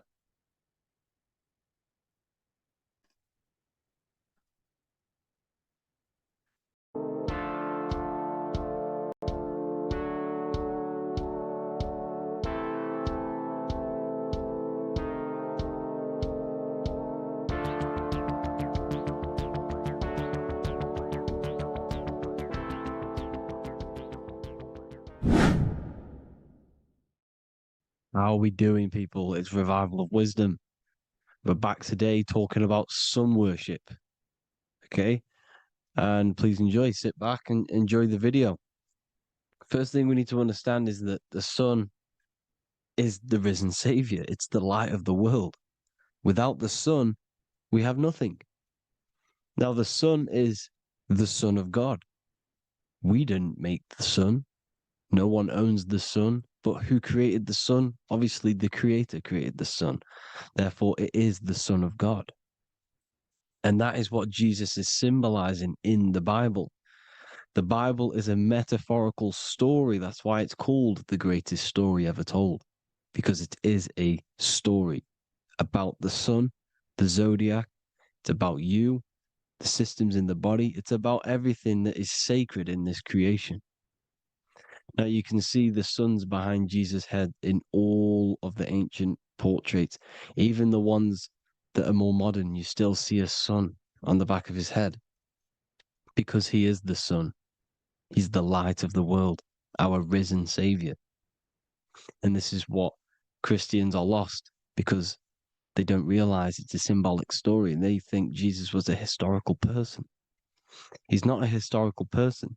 Okay, this is what we need to get out of our mind. This wasn't a historical person. It's the Son, our risen Savior. The Son is the soul. It's the soul of this creation. Because what is a soul? A soul is pure life force, pure energy. Whatever a soul inhabits, it gives life to. Like our soul feeds our body. The sun feeds the earth because the sun is a soul, and that's why the ancients called it Sol, because it's the soul and it's in you, and it's the light of the world. It's the light of everything. It gives life to all things. Here's Jesus and his 12 disciples. The 12 disciples symbolize the 12 zodiac signs. Aries, it rules the head region because the 12 zodiac constellations rule specific regions of your body. Aries, the ram, you have a cerebrum in your head. This is Aries on the head of the table. His Gemini rules the arms and the lungs. The two twins, Gemini. He's holding up two hands for the two hands and arms. The twins. Cancer has a knife in his hand. It's not so clear, but he has a knife in his hand. Cancer is the crab. Crabs have claws. And he's pointing at Virgo's Adam's apple, saying there's no Adam's apple there. It's a woman. Who's the sixth sign? The sixth sign is Virgo, the Virgin, the only woman in the painting. Now notice how there are 3 people in 4 groups for the 4 seasons and for the 3 months and 3 zodiac signs in each season: spring, summer, fall, winter. Matthew, Mark, Luke, and John with the suns on the back of their heads, because it's the 4 states of the sun. The 4 states of the sun. Now, 6th sign, Virgo, the Virgin, the only woman in the painting with no Adam's apple. Then we have the sun, Jesus, red and blue, red shift, blue shift. Electromagnetism. The ancients knew this. He's got one hand open, one hand down, because the sun gives and retrieves. The sun rises and it falls. It gives, then pulls away. That's what the sun does, and that's what he's doing. His arms are out, symbolizing the rays of the sun, casting down onto the earth, giving and then receiving. Libra, his 2 hands are equal. He's holding his arms out equally because Libra is the 2 balanced scales. Libra is when the sun is balanced between the summer and the winter. It's being judged. The sun isn't balanced. That's what Libra is, the 2 scales. Capricorn is the goat. Goats have 2 horns, and you can see the 2 horns on his head here. See? So this is astrology. This is what Leonardo da Vinci is depicting here. It's astrology. He knew the story of the Bible is all astrology. It's all based on astrology. The Son of God, the real Son. Now here are some Bible verses. I am the light of the world. Obviously, that's the sun. What other light is there that lights up the world? The moon can't do it. It's the sun, the one and only Son, our risen Savior. Because if the sun didn't rise, we'd all be dead. So it's our risen Savior. And it dies for our sins every night and then gets reborn every day. Now, Jesus calms the storm. Mark 4:35-41. The disciples are all on a boat and there's a heavy storm. But Jesus is asleep. The disciple says, Jesus is asleep. We need to awake him. They wake up Jesus, and Jesus got up and rebuked the wind and said to the waves, quiet, be still. Then the wind died down and it was completely calm. Well, when Jesus was asleep, this is the sun not being risen. It's not risen yet. Because in the night times, that's when the storms happen on the sea, in the ocean. And when they awake Jesus, Jesus rises because he's the sun. He rises and everything calms. Because when the sun comes, the storms go. You see? So it's the sun. It's all about the sun. Here's another, Luke 22:10. A disciple asked Jesus, when will we know it's the end times? And Jesus says, as you enter the city, a man carrying a jar of water will meet you. Follow him to the house that he enters. Well, this is clearly talking about astrology, the topic that Christians think is satanic, when they don't realize the whole thing's based on astrology. Because the end times is the end of Pisces, which is the two fish, which is the age we've just gone out of. And you can see all these ancient churches here with two fishes, because they knew it was the age of Pisces. There's an ancient photo, ancient artwork with the two fish, Pisces. And the end times, as it talks about in the Bible, and Christians think the world's going to end or something. But no, it's just the end of Pisces.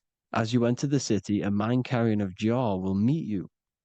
Follow him to the house. The house is the zodiac sign that he enters. And the zodiac sign is Aquarius, because that's what it is, a man carrying the water. We know this is astrology because a woman, that is a woman's job in the ancient times. In the ancient times, the woman used to get the water.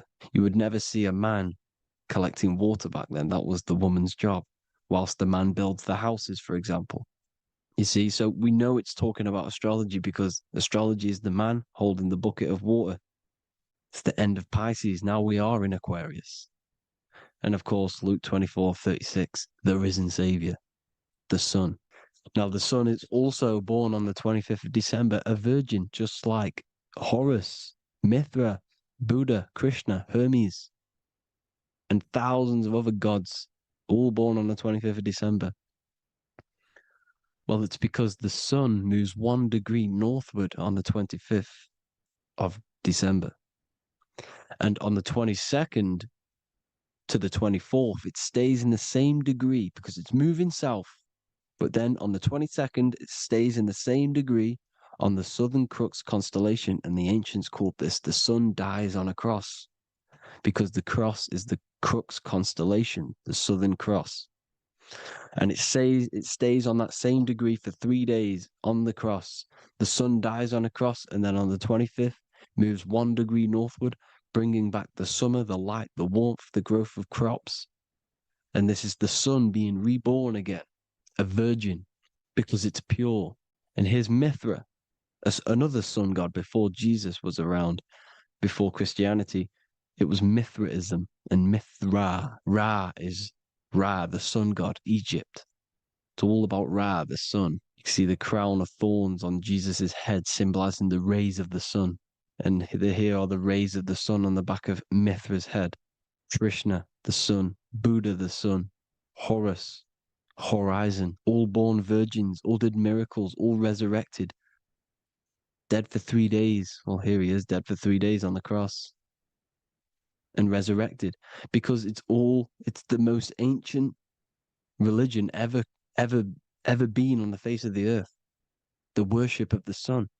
And we should worship the sun, because without the sun, we are nothing. The sun feeds us, feeds the earth, feeds everything. Without the sun, we are nothing. It's been reversed, and now we're worshipping man. When we're worshipping a man called Jesus, was never real. It's all about the sun, the most high, the most powerful, potent, celestial body in the sky, the orb that feeds us every day. It dies for our sins and rises every day. It's the sun. Now on the Holy Communion Day, it's the worship of the sun. They give out many suns. Here's Jesus holding a sun. And they raise the sun on Sunday, because they go to worship their sun god on Sunday. Not Saturn Day, not Moon Day, Monday, but on Sunday when the sun is exalting. And they hold suns up above their heads because the sun rises. They're symbolizing the sun rising above their heads as Savior. It's the sun. It's the Holy Communion Day. And here's Jesus giving a piece of himself to the children. It's the sun, the light. Judas was known as a backbiter, a backstabber, because he stabbed Jesus in the back. He betrayed Jesus. Well, this is just another astrological story about the constellation Scorpio, because the Scorpio is the J, looks like a J. J for Judas, the scorpion, the backbiter. Scorpions backbite, they bite with their back. And what does Judas do? He betrays Jesus by kissing him to let the warriors know who they need to get. So he kisses Jesus, and Jesus gets stabbed in the back. Well, when you get stung or bit by a scorpion, they leave like a kiss. So Judas kisses him and gets betrayed. Well, this is because the sun, when it hits Libra, it's balanced. The sun is balanced because it comes through summer. Now the sun's starting to die. The sun's starting to die. It hits Libra. And then as soon as it hits the Scorpio, it gets betrayed because now the sun has to fall to winter, and Saturn is there waiting to take over the darkness of the winter. So he gets stabbed in the back by Scorpio, Judas, the scorpion, the backstabber. You see, it's an astrological story. Here's Mary. Mary means marry, which means pure. The sun is pure. No one gave birth to the sun but the God. And it's born every day. It's born every day on every year. It's born pure. There was no controversy. There was no, activity for the sun to be born. It's pure. Now, the 7 metals come from the 7 planets. The sun gives you gold, and this is why the sun is golden.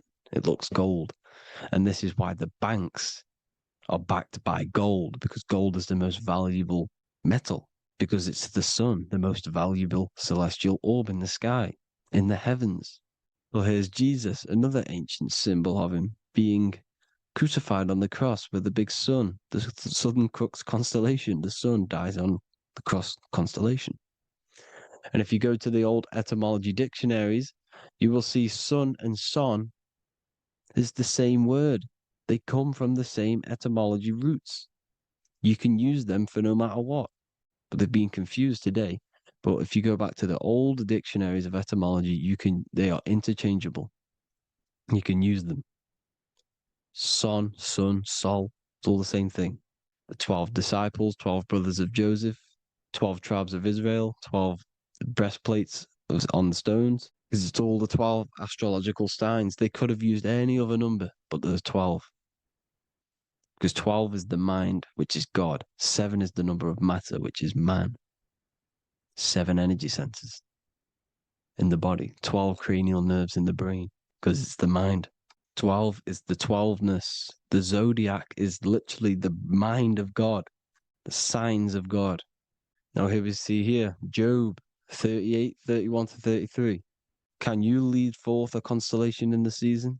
He's asking you, can you read the sky? Can you read the heavens? Canst thou bring forth the Mazzaroth in its season? Mazzaroth means 12 signs, the zodiac. Why did they translated every single Hebrew word in the Bible into English, but they decided to leave out Mazzaroth? Why? It's because if that said zodiac, Christians would have a different view on the Bible, but they leave that out. But Mazzaroth actually means the 12 signs, the zodiac, and the stars means sign. The word stars means sign because the stars are signs, things to come, which is off in Hebrew, which means sign, things to come. You see a sign on the road, it's something coming. But God is saying, what does he say? To qualify as a director, a judge of man's life on earth, one must be able to govern the heavenly bodies that rule the earth.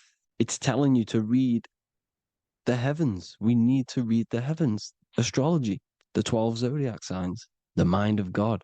It's telling you, read the Mazzaroth, read the zodiac, because they are things to come in your life. They are signs. It's not satanic, it's made by God.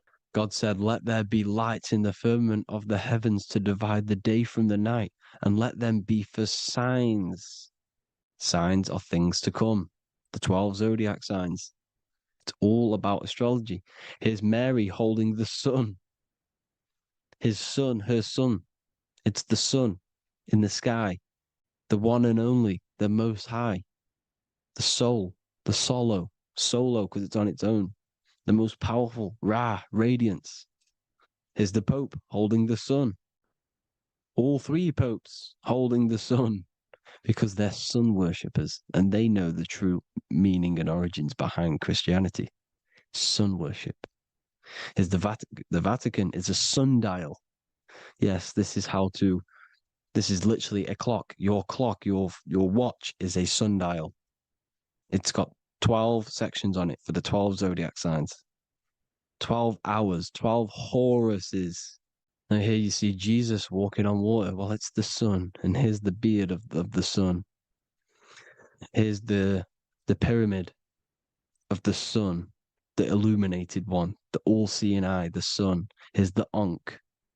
The sun creates these symbols. The ancients knew this. Now, when you see these headdresses, these are actually the days of procession of the sun. Aries, Cancer, Libra. It's all about the sun. Here's some more sun worship going back to Egypt. Ra, Horus, Osiris, and Set. Jesus and Satan is Horus and Set. The sun and Saturn. Saturn rules the winter, Satan. Jesus, the sun, the light of the world, rules the summer, rules the day. Satan's the night, Saturn's the night, the sun is the day. The evil brother, Satan. Well, Horus comes, this is where we get the word hours from. There are 12 Horuses. The sun moves in 12 Horuses, 12 hours. Where's Horus? What hour is it? Where's Horus? His Ra, 12 noon, Ra, radiates, powerful, the most high sun. That's why he has a sun on the top of his head. These are the 4 states of the sun. Set, sunset. This is why we say sunset, because the sun is setting. His sunset, his Horus, horizon, the Horus is rising, Ra radiating, and the sunset. Then midnight is Osiris. Here's another ancient symbol for the sun, the scarab. Ra, the sun, scarab. It's got the word Ra in it because it's the sun. And here's the sun on top of the scarab with the wings. Because scarabs roll dung up hills, and then they'll let it fall down the hill to gain more matter. To gain more bigger, like a snowball effect. And the ancients saw this as a process of the sun, because the sun climbs up the hill and then it falls. So they used the scarab to symbolize the process of the sun. The sun climbs and falls. Here's an ancient Egyptian cat cutting off the head of the serpent. Well, the cat is cutting off the head of the serpent, symbolizes the sun cutting off the nighttime. When the sun rises, it cuts off the nighttime. It cuts off the serpent. The serpents represent darkness or evil. Oh, there's some more symbology of the sun and the heavens, the arch, the royal arch, the firmament, the sun inside the firmament. These are all ancient churches, and they all depict the firmament with the sun inside. Is the ancient cosmology, you see, because it's all about the sun. Everything's about the sun, because the sun is our orb made for us to sustain life and this inside of this creation, inside of this firmament, the royal arch of heaven. Here's the Freemasons depicting it. Here's the Masonic royal arch. But you can even see the zodiac signs. Here's Cancer, the checkered board. It's the royal arch of the firmament. Obviously, they don't want to tell you that. You live in space, apparently. Some more sun worship. Here's the beard of the sun on the water. They all have this long beard. And why do they say amen? Amen at the end of every prayer. Amen is a sun god, a creator god. It's all about the sun. So thank you all, people. Hope you all enjoyed. Hope you all gained some knowledge and insight. Please give me a follow, drop a comment, drop a like. Have a good day. Love you all.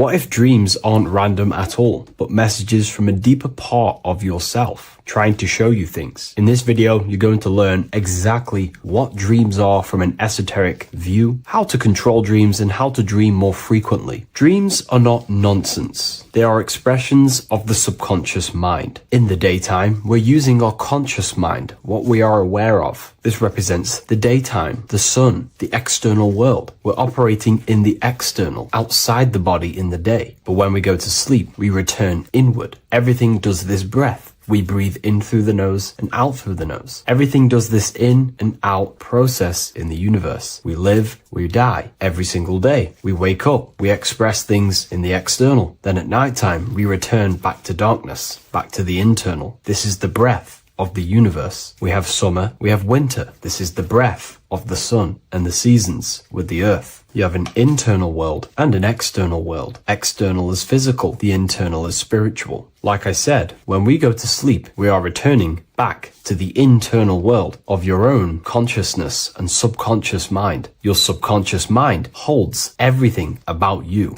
your memories, your traumas, everything you've ever learnt, your language, your name, your job. Everything you identify with is stored within this vast network of the subconscious mind. It is your own personal consciousness. Therefore, when we dream, we return back to the subconscious mind, and we are in fact thinking, but in a subconscious way. The subconscious does not speak the same language as the conscious mind. The conscious mind uses language, thoughts, and all things that are very logical and very easy to understand. The subconscious is the complete opposite. It is very indirect, metaphorical, and symbolic. The subconscious communicates and works in symbols. Ultimately, symbolism is the language of consciousness. This is why in occultism and esotericism, it is filled with occult symbols, because symbols are used to communicate directly with the consciousness within the subconscious mind, and the subconscious mind is ultimately connected to the collective consciousness. We are all connected and tapping into the mental plane, where we receive thoughts, ideas, depending on what we attune our mind to. That's why we call it a mindset. But getting back on topic, the subconscious mind is your own personal network. It is like a net, an interconnected web of your thoughts, memories, traumas, emotional blockages, and all the things you identify with and have experienced in your life is stored within this network. It can be seen as a web. One example of the subconscious mind using symbolism is this next story I can tell you. Let's say I was in a very traumatic car crash as a young child. I experienced a lot of emotional trauma in that car, and that deeply impressed my subconscious mind with that trauma of emotion that I felt. Therefore, every time I see a car in my external world, that car is now a symbol that represents the state of consciousness I was feeling in that particular time of the traumatic car crash. The car is a symbol for a state of consciousness within my subconscious mind. Just like when you see a word, that word triggers what you believe that word to be in your subconscious mind. Symbols are the language of the subconsciousness. Therefore, when we dream, we are basically seeing symbols of our own personal subconscious mind. Our higher mind, which is basically our subconscious, the higher version of you that exists beyond your human thinking mind, communicates using symbolism. The higher mind does not speak human thoughts, human language. It speaks the language of symbolism. Therefore, when we dream, every event, every person, everything that happens, and everything you see is your own personal subconscious mind materializing within the plane of the astral plane. This is a dimension that sits just above the physical world that everything is pulled out of. For example, look around you. Everything you see around you was thought, then imagined. Imagination is the astral plane, and this astral plane sits above the physical world. As above, so below.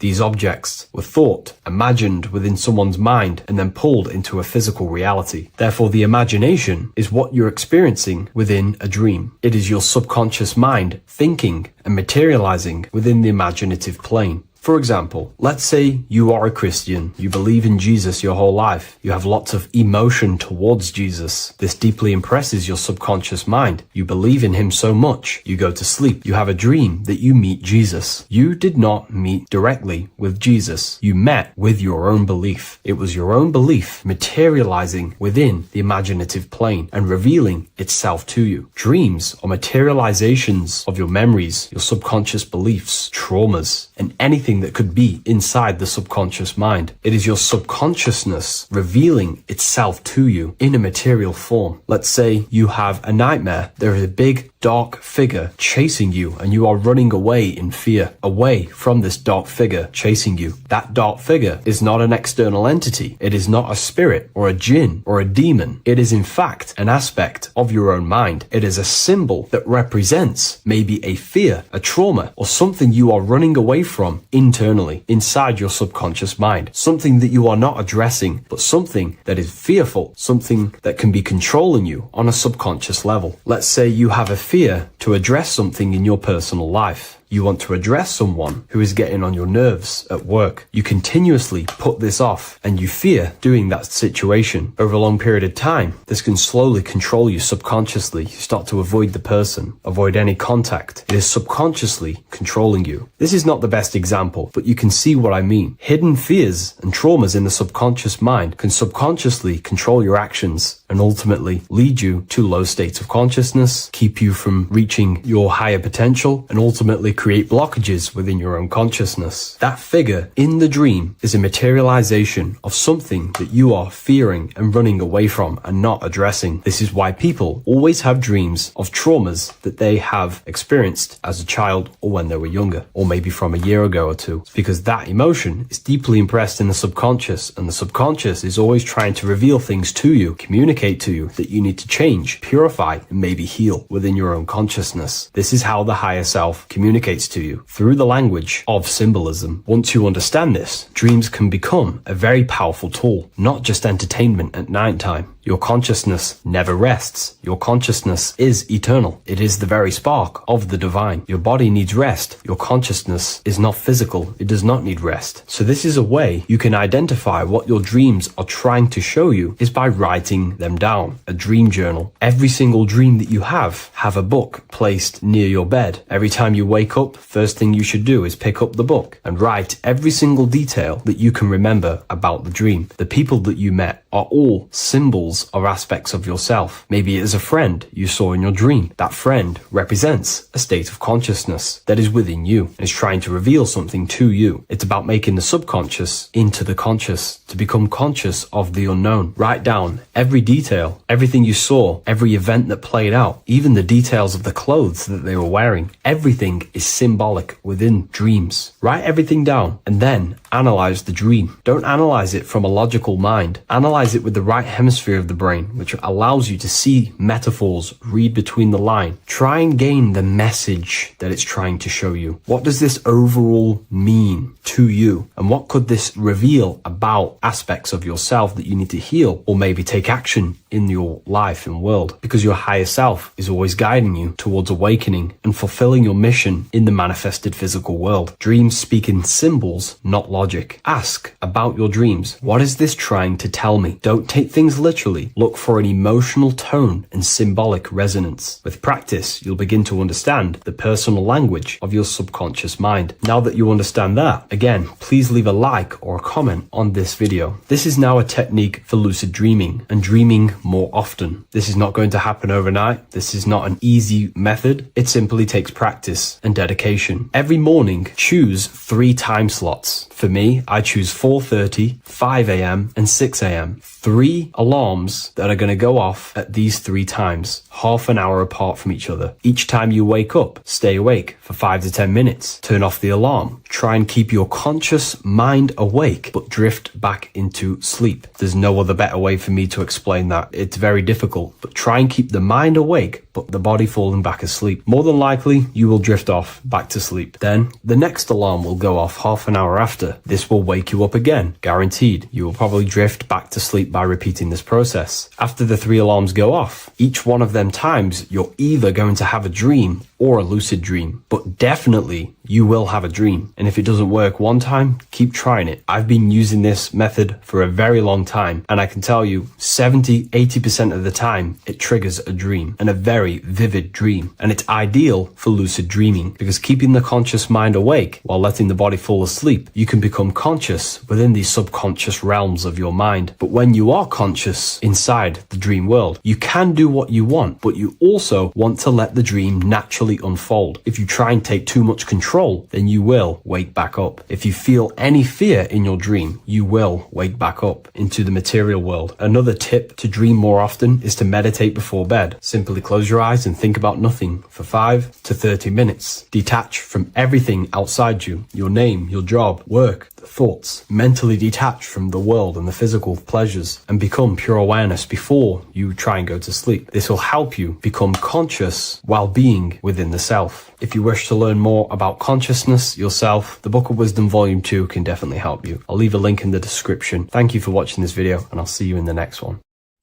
Today's topic is the binary code behind the universe. You will learn the fundamentals of the binary code, deeper understanding of reality, which will give you more of a connection to the universe, evidence supporting the existence of this code, and how to use the binary code to shape your reality. Now, this is an important one. We have 0 and 1.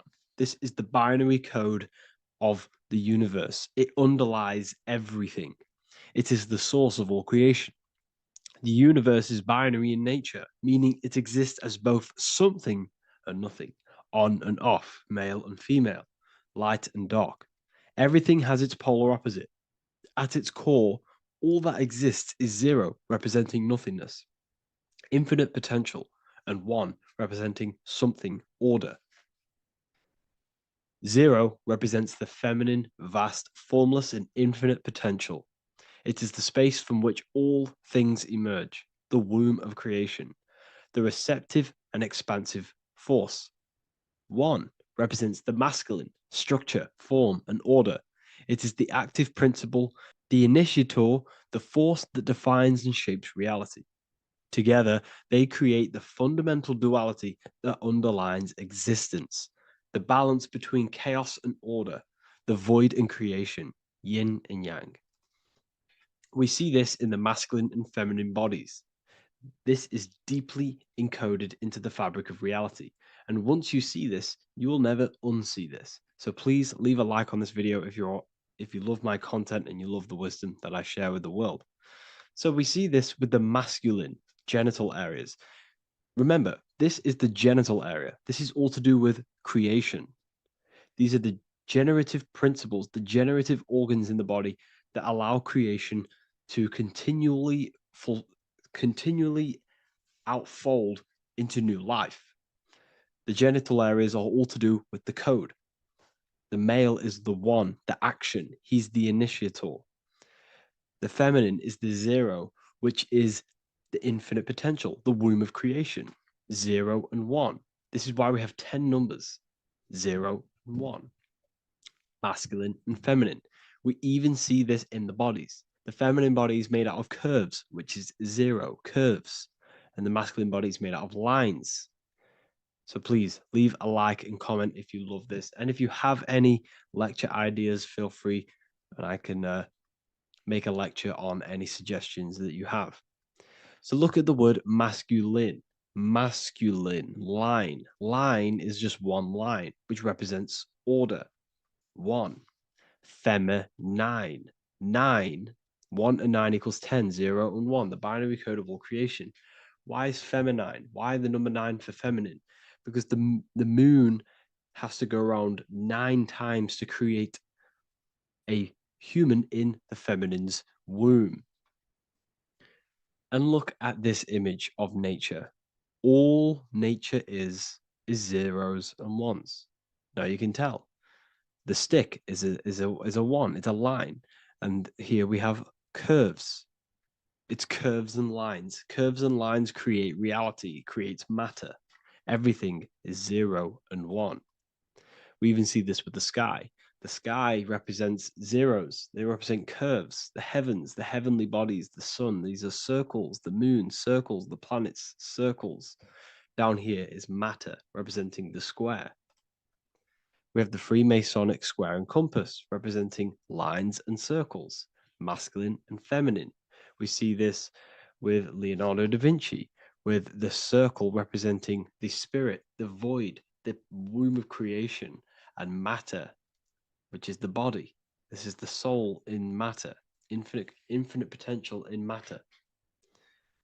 This represents spirit over matter. This represents the architect of reality, zeros and ones, spirit and matter. This is all the same thing. Understanding this binary nature of the universe, where 0, feminine, represents the infinite potential and 1, masculine, symbolizes order and structure, can benefit you in several ways.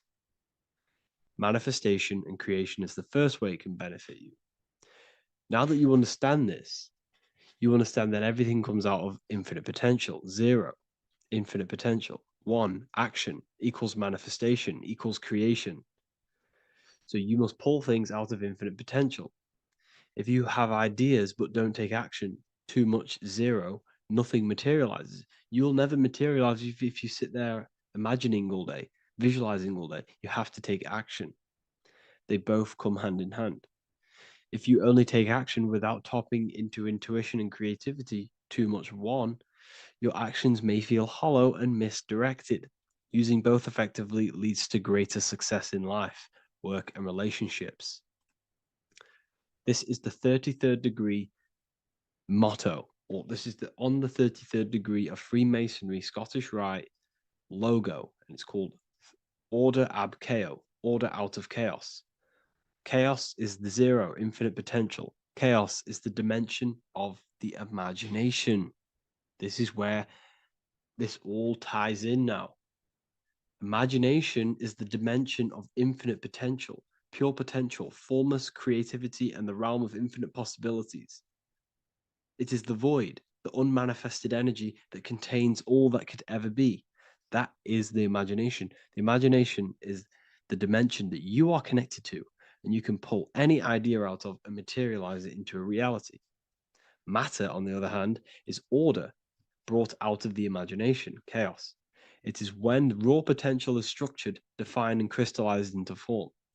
This is the fundamental principle of order out of chaos, the process of turning the unseen into the seen, the abstract into the concrete, the dream into reality. That's why we say dreams into reality. Dreams are in the imagination, infinite potential, and the human mind is connected to high dimensions of consciousness, which we can pull ideas, things out of and materialize it into our lives. Whether that's good or bad, that's completely up to you. But we have access to higher dimensions beyond the physical plane. And this is the secret that the human mind is connected to, and that you are not just a physical body. Okay? The universe itself was born from chaos. Before form, there was only energy and potential. Our minds function the same way. The mind is a microcosm of the universe. Our thoughts exist in an infinite field of possibility, but they only become real when we take action and give them form. If your inner world is filled with chaotic thoughts and impulsive emotions and negativity, then creating order within is essential for balance, clarity, and growth. What do I mean? Order out of chaos, 0 and 1. All creation comes out of infinite potential. The mind, the imagination, is the infinite potential. The material world is the order. It's the effect. Therefore, if your material world has chaos, if your room is messy, if your body is out of shape, if you do not look after yourself, everything in the physical world is just a reflection of what's going on inside of you, what's going on inside of you. So if you have a messy room in a messy house, this reflects as a messy mind, a chaotic mind, and we must create order in our mind. So this applies to all realms of your life. This applies with your mind. It applies with your emotions. It applies with your manifestation. It applies with the physical world, with the masculine and feminine. 0 and 1 is heaven and earth. It's everything. It's duality. It's on and off. It's everything. So it applies to all realms of your life. Okay. So, in order for this to benefit our lives, we must, one, have awareness and observe the chaos.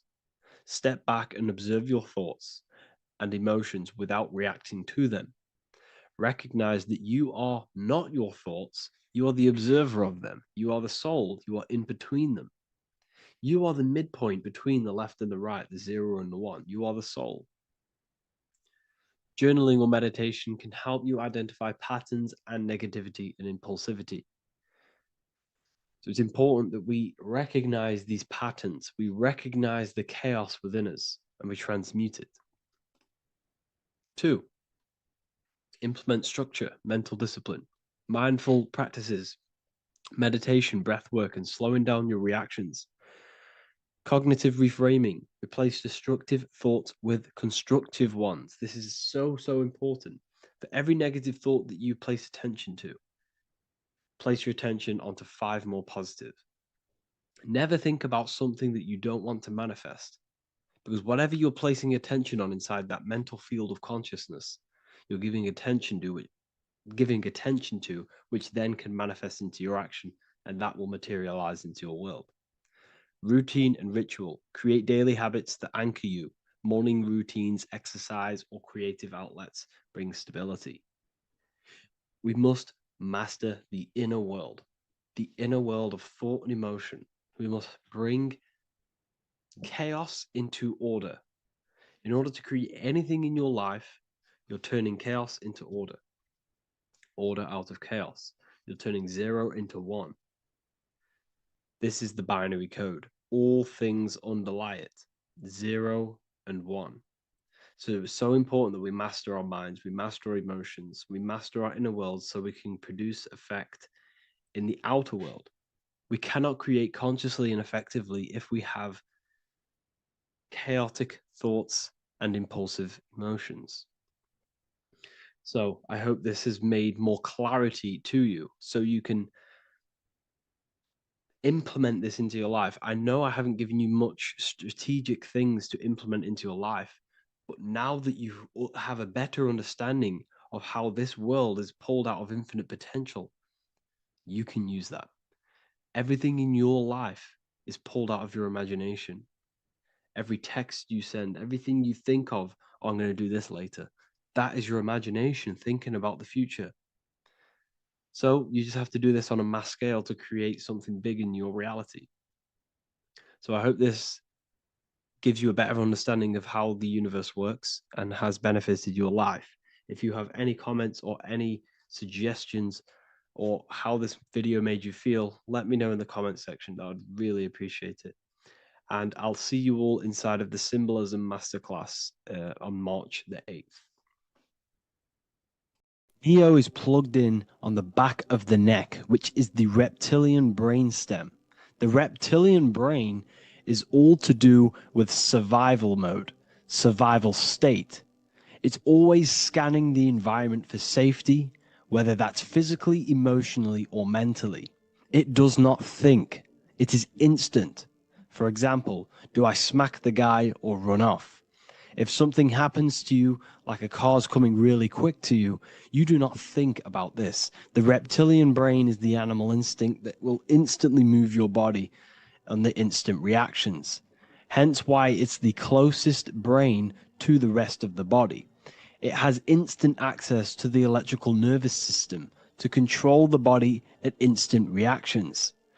Now, Neo is plugged in on the back of the neck, which is the reptilian brain. Therefore, the matrix is the body itself. It is the lowest state of consciousness. This is what it represents. The word matrix means womb. It translates to womb because your body is a womb. Your body is a vessel for universal consciousness, for God consciousness. And the body is also a womb where you can be born again outside of this body by raising your consciousness, by awakening the neocortex. This is why Neo is called Neo, because it represents the neocortex. This is the higher aspect of our brain. This is all to do with new things, higher reasoning, higher thinking, new learning. You see, the brain is a receiver for universal consciousness. And what do I mean? It is a radio receiver. Think of it like this. You have a radio tower which emits frequencies. And each little frequency, 00.1, 00.2, 00.3, each 00 point is a different person. We are all the same universal consciousness encapsulated inside of a different vessel. This is why our body is the temple of God inside of the Bible. Your body is a sacred temple of the divine essence of the universe. However, consciousness is controlling this physical body. And I'll show you this diagram here. Consciousness consists of imagination, emotions, thought, and memory. All of these things are not physical. They're not made out of atoms. You cannot think with atoms. If I split open your brain while you are thinking of a cheesecake, I would not see a cheesecake. It's because these things exist metaphysically within consciousness. They are not physical. The body is physical. It's part of matter. It's part of time. You see the Leonardo da Vinci, the circle and the square. The square represents limitation, beginning and end, because when you draw a square, there is a beginning and end. It represents the body, the mortal self, the ego, the echo. Then you have the spirit raised above, which represents spirit over matter, mind over matter. Invisible forces create physical forces. Everything physical exists in non-physical. This is also the Freemasonic square and compass, why the square is below the compass, because the compass creates the circle, which is spirit or mind. Then you have the square, which is matter. Mind and matter are the same substance. Mind creates matter through thought. Everything in this physical universe manifested through thought. Everything began as thought. So you are spirit and matter. You have a material body and a spiritual body. And you are right in the middle. This is why humans are very, very important. Because we have an animal nature, the reptilian brain, and a higher consciousness, the neocortex. And we must awaken out of the matrix, which means womb, which is the body. And Neo is waken up from the lower self, the reptilian brain, and moves into the neocortex. Because the brain is a radio receiver for consciousness. Now, what do I mean? I went over this before. Your consciousness is controlling the brain. The brain is a computer. And when our consciousness, our imagination, our emotion, our thoughts, and our memories are all contributing towards just survival things, food, safety, fear, all of these things, and our consciousness is locked into a survival state, we are using the reptilian brain. We're no longer thinking. You don't think with the brain, but the consciousness is thinking, which activates the different parts of the brain. When we think for higher reasoning, we use the neocortex. It stimulates the neocortex. When we think about survival, we're using the reptilian brain. So therefore, when Neo wakes up, he wakes up to the higher aspects of consciousness, which is only utilized by the neocortex, by learning new things and expansion of the mind and expansions of consciousness. Okay? So the whole matrix is to keep you designed, well, the whole matrix is designed to keep you in a survival state, in the three-dimensional awareness. They want you constantly scanning for safety, scanning for food, scanning for emotional safety in relationships, in other people. You see, they do not want you to think. They want you stuck in that reptile, that animal state, that beastly state that most people are in. Most people, all they do is eat, listen to music, consume, have sex, lust, desire. This is all the reptilian brain. So when we say the world's being ran by reptilians, It's symbolic. There is no physical reptilian humanoid beings controlling, manipulating human consciousness. We are all the same consciousness. However, there is a corrupted state of consciousness running this world. And this consciousness worships the physical plane, and they control the physical plane. So by doing that, they keep you stuck in a reptilian way of thinking, the animal state, to keep you stuck in the lowest state of consciousness. Now, this is the god Osiris, which represents the reptilian brain. None of the Egyptian gods ever existed. They are all symbolic for the brain and anatomy of the human body. Osiris represents the reptilian brain. As you can see, this anatomy compare to the brain stem and Osiris statue found in Egypt. And we also see an ancient artwork of Osiris with green skin and two reptile crocodile alligators next to him, which also symbolizes the reptilian survival state of human consciousness and the activation of the reptilian brain. This is what it symbolizes. Now, this is what the Matrix is all talking about. It's talking about the awakening, the expansion of consciousness. The word divine is dive in because you connect with the divine by diving inward. There is no man in the sky going to save you. You must connect with the self. Know thyself. Truth comes from within. All of these things I'm telling you comes from within you. I'm just pointing it out. All of this is self-realization. A lot of people say, well, what are my sources? My sources is knowing thyself, observing thyself, using the neocortex of critically thinking, sitting down and thinking about yourself and having deep realization of yourself. You can realize that your thoughts are not of this physical world. It's quite simple. The brain does not think. The brain does not imagine. The brain does not hold memory. All of these things exist in consciousness, the one consciousness, but we are all fractal, infinite parts of. This is the eye on the triangle, consciousness being given down to the rest. This is separate. Consciousness is separate from the rest of the pyramid. The pyramid is your body. Neo is the one consciousness. This is the Egyptians symbolizing the one consciousness giving Ankh, which is life, to all the different life forms.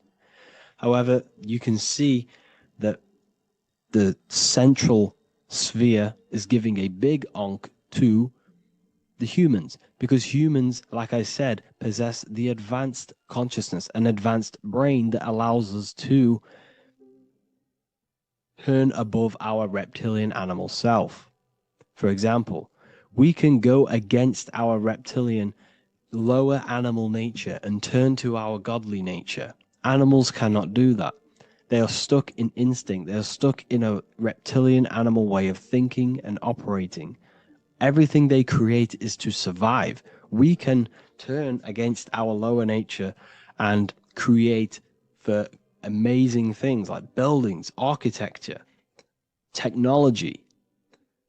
We can use our creative consciousness for anything we wish, not just survival needs.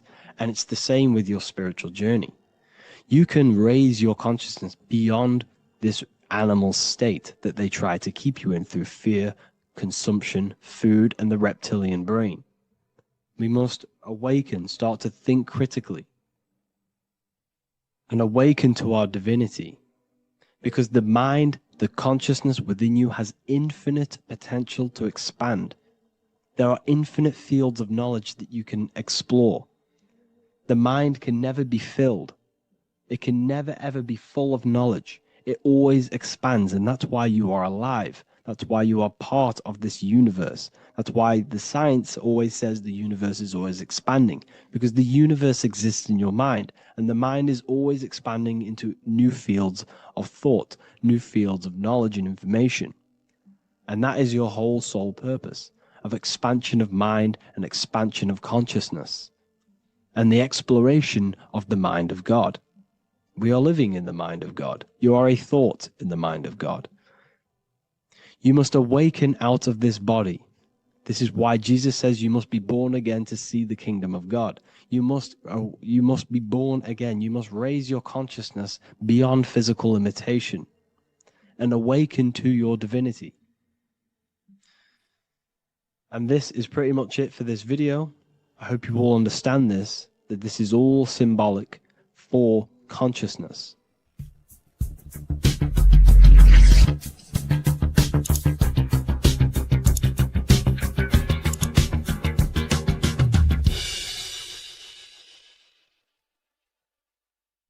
So depression doesn't actually exist, and in this video I'm going to show you how depression is actually a choice.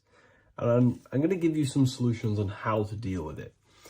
And this is probably going to change your life forever just by doing this alone.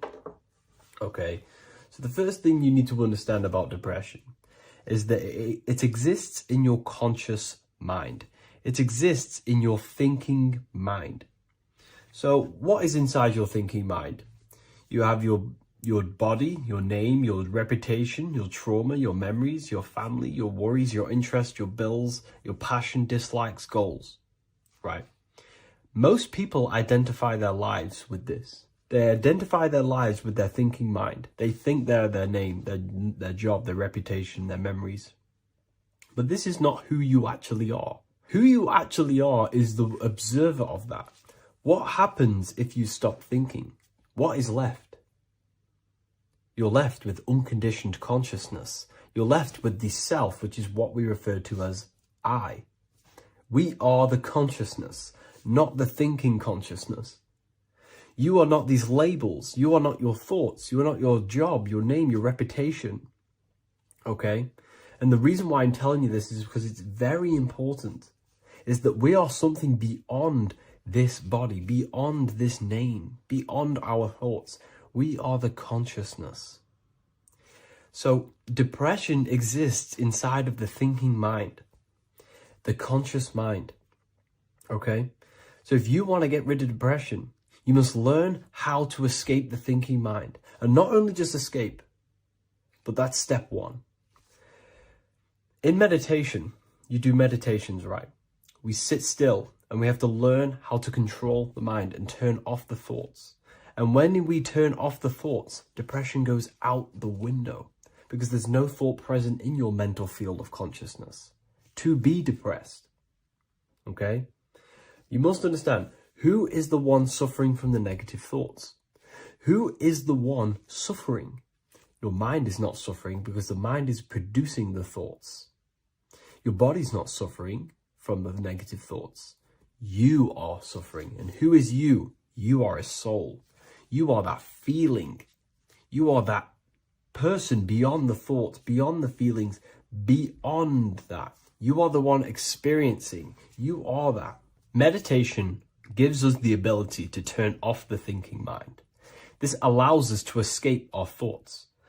Okay? And it gives us, over a long period of time after meditation, you'll be able to turn this switch. And this switch will be able to turn off your thoughts. And by doing this, we will be able to control our conscious mind directly by the hand. So when you notice yourself gaining them negative thoughts, we can then turn off the switch of turning off the conscious mind and rising to our authentic self and knowing the thoughts are just illusions. Now, let me tell you something that's very powerful. Most of your thoughts are coming from beliefs. Most of your feelings are coming from beliefs. So if you have a feeling of lack, this is coming from a belief that you don't have much. If you are feeling alone, this is coming from a belief that you are alone. So what we must do is restructure ourselves. We must restructure the subconscious mind. And we do this in many different ways. We can do this with meditation. We can do this with visualization, visualizing our desired reality as if we are living it. We can do this with affirmation. Now, a lot of people think, oh, I'm trying to speak something into existence with affirmation. No, you're not using vibration to try and change reality with what a lot of these new age people will teach you. Vibration, your words will not have much an impact on reality. That's the truth. But what they do have an impact on is reprogramming and recrafting and refining your mind. If you repeat, I am wealthy all day long. Your subconscious mind, that word will be lingering inside your subconscious, and you will start to mold that into your conscious. You'll start to be consciously thinking about this. Most of your thoughts are coming from your subconscious. So if you want to get rid of depression, you got to figure out the trigger. What are you depressed about? What are you feeling? What are the beliefs that are making you feeling and thinking this way? And that's what you must restructure. You must restructure your subconscious mind through visualization, meditation, and affirmation. You do these all the time. You do these every single day, and you will slowly, if not surely, restructure your subconscious mind. While by doing the practice of meditation, you'll gain the off switch as well. Sometimes depression comes from not living in your authentic self. You're not doing the things that your soul is telling you to do. We all know what we should be doing at all times. I don't care what you have on. We all know we should be doing something. We all know that we have there's a higher aspect of our mind that tells us, oh, we need to be doing this, but I'm actually sat here on my phone. Oh, I shouldn't be eating this, but I'm doing it anyway. There's always that higher voice. And that is the voice that has to be connected to. And when your body's not acting out the voice of the soul, then the soul becomes sadder, and suffers more and more and more. There has to be a connection between the soul, the mind, and the body. They have to work in unity. Okay? So I hope this video helps with depression, with whatever you're going through mentally. What if I told you you don't have one body? You in fact have four. There's a secret hidden right in front of you, and most of you overlook it. And by learning these teachings today, this will change your perspective on life, on yourself, and completely change the conception of yourself. This is the key to your highest potential. If you stay with me today, you will find secrets about yourself that will change your life. But I warn you, once you step this path of esoteric knowledge, there's no going back. Once you see, you can't unsee. So stay with me, and we will discuss the four bodies of your soul and how you can master yourself to reach your highest potential. The first thing we must understand is that there is a sun. And just like the sun gives life to the earth, there is this life force within the sun that gives life to all matter. We must understand that matter itself is dead. It has no life potential. It has no ability to create or destruct anything. All of the life comes from above, from the sun, from the life-giving power of this infinite energy source we call the sun. No matter what model you believe, the sun still gives power to this physical realm, giving life to all of the crops, giving life to animals, giving life and growth to all things that the rays come in contact with. This is a macrocosm process. We must understand the teachings of as above, so below. This means that the macrocosm repeats itself in a microcosm form. Now, what do I mean? Humans are made in the image and likeness of God. You are a miniature version of God, a spark of the divine consciousness made in human form, in physical form. Just like the sun gives life to all physical matter and growth to all crops on the earth, your soul is a miniature sun. And your soul is giving life to the body. Your body is a miniature earth, which also goes through the cycles of the 4 seasons of the sun.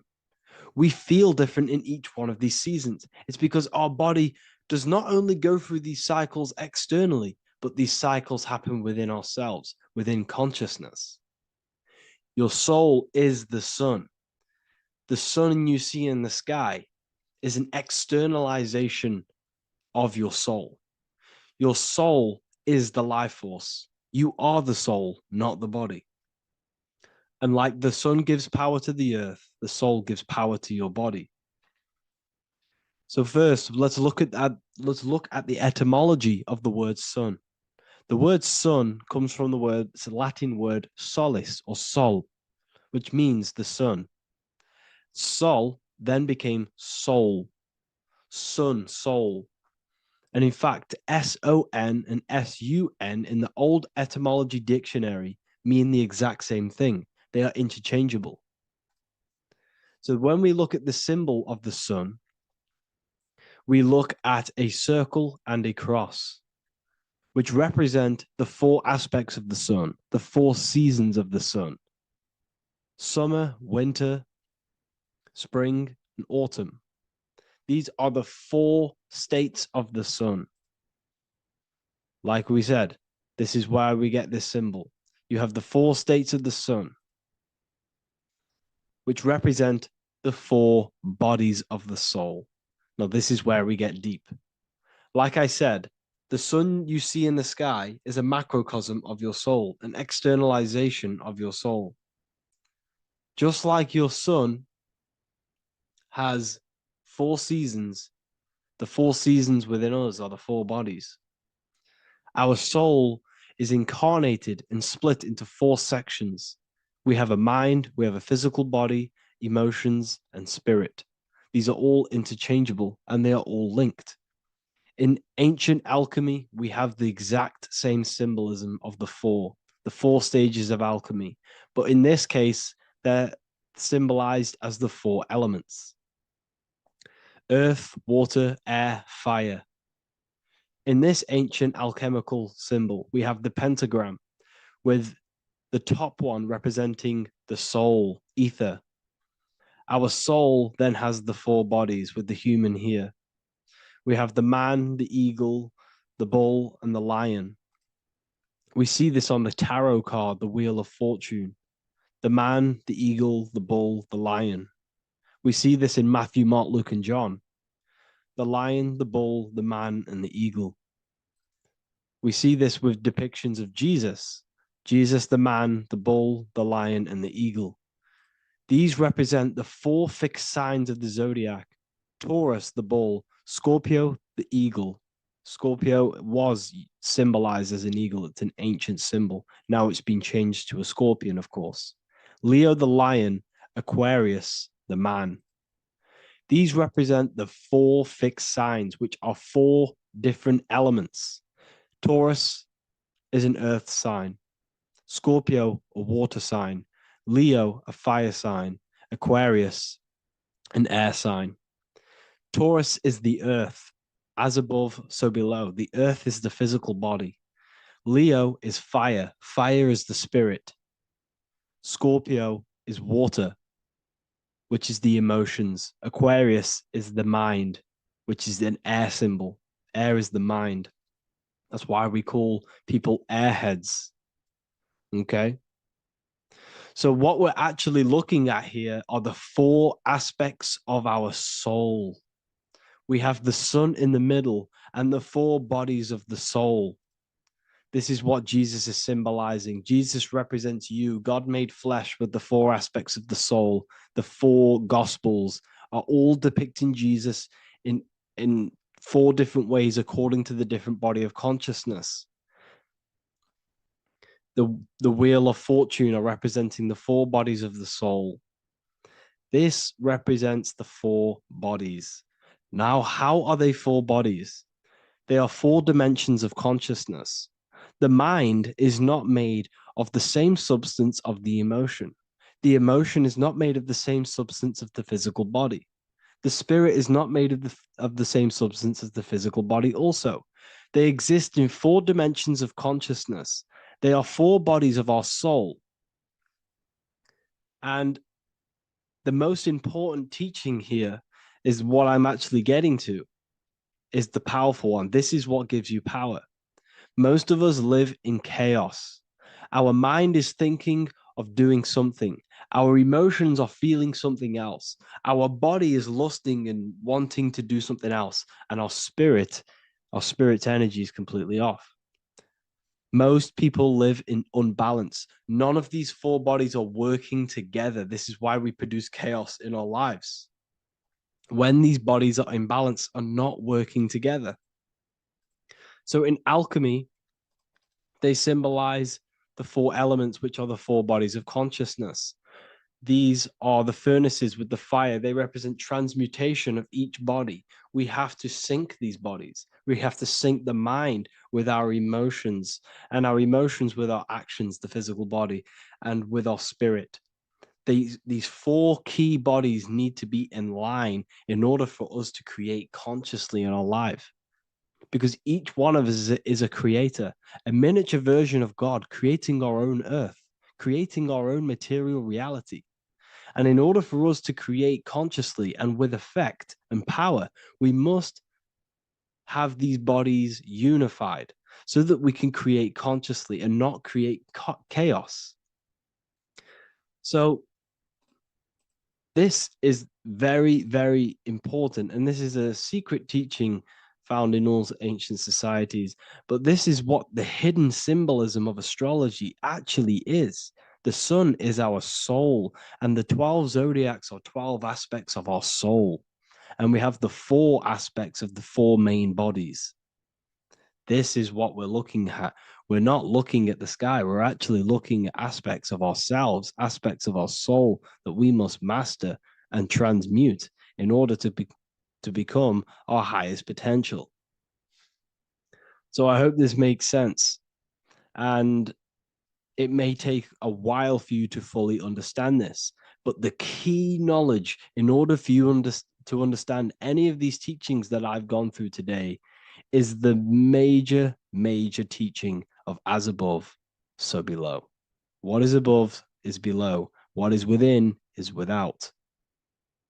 Your inner reality projects the outer reality. What is inside of you is outside of you in some form or way.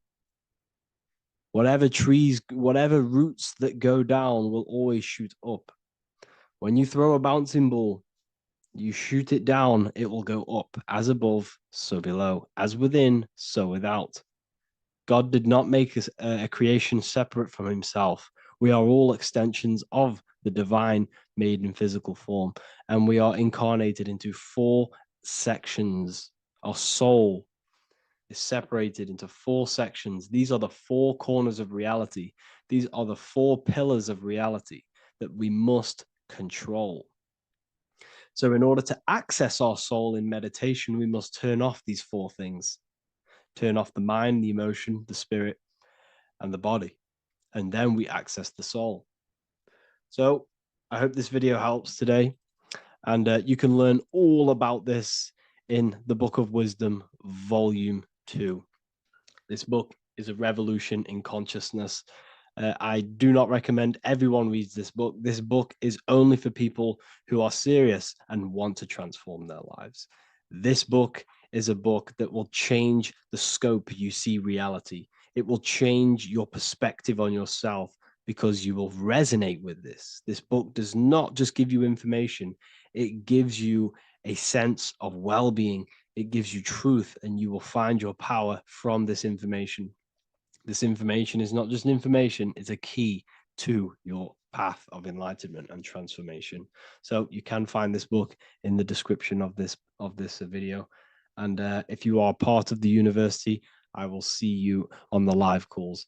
Thank you, everyone. Please leave a like, subscribe, and a comment, and let me know whatever videos you want me to make next.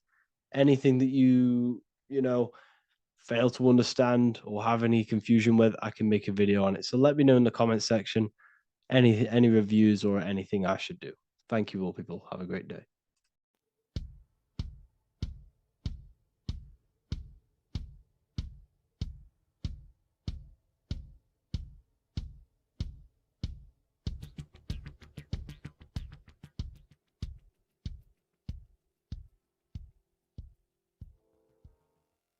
Welcome people, we're back with another video.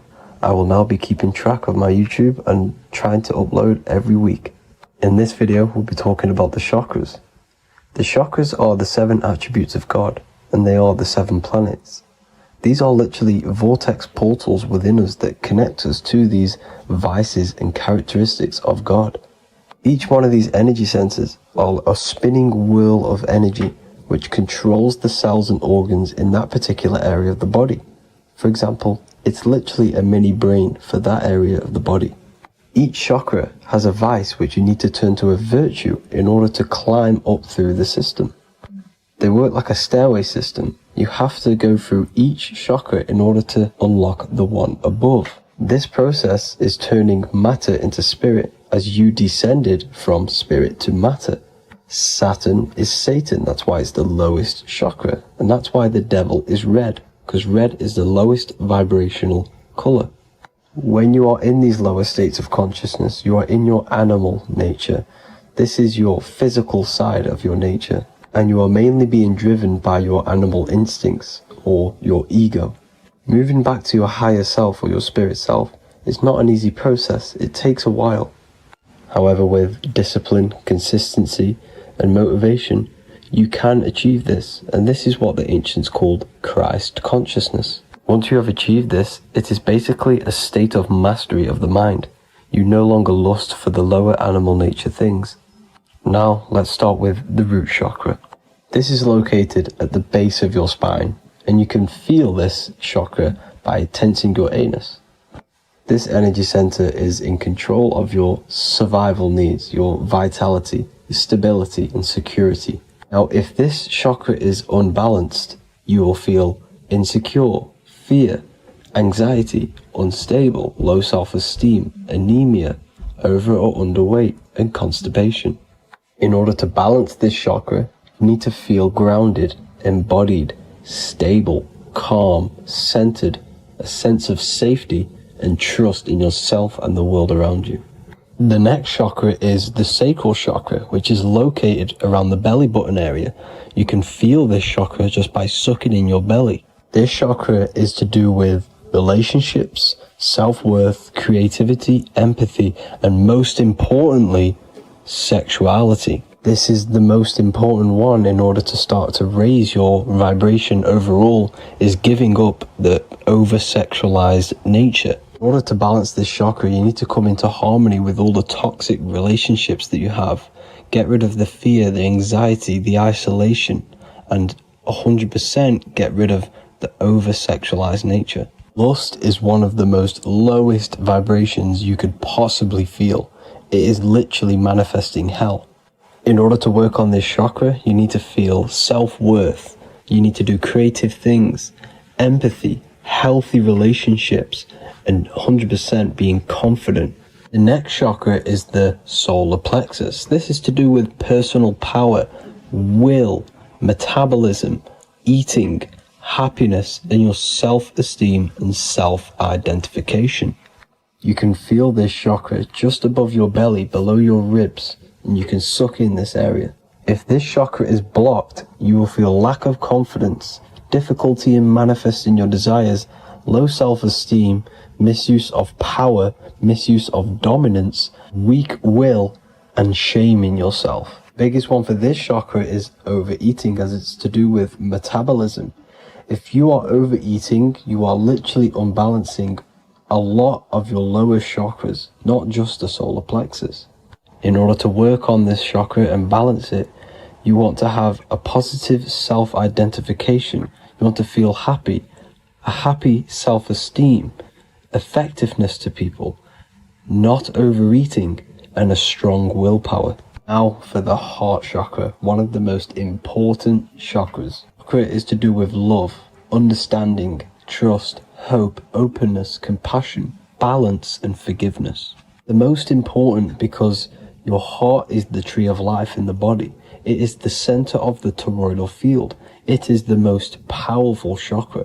Your heart is 5,000 times stronger magnetically than your brain. Once you have hit the heart chakra and you start surpassing the heart chakra, you are now turning matter into spirit, as the lower three chakras are dense and physical, and the above the heart chakra are turning to spirit.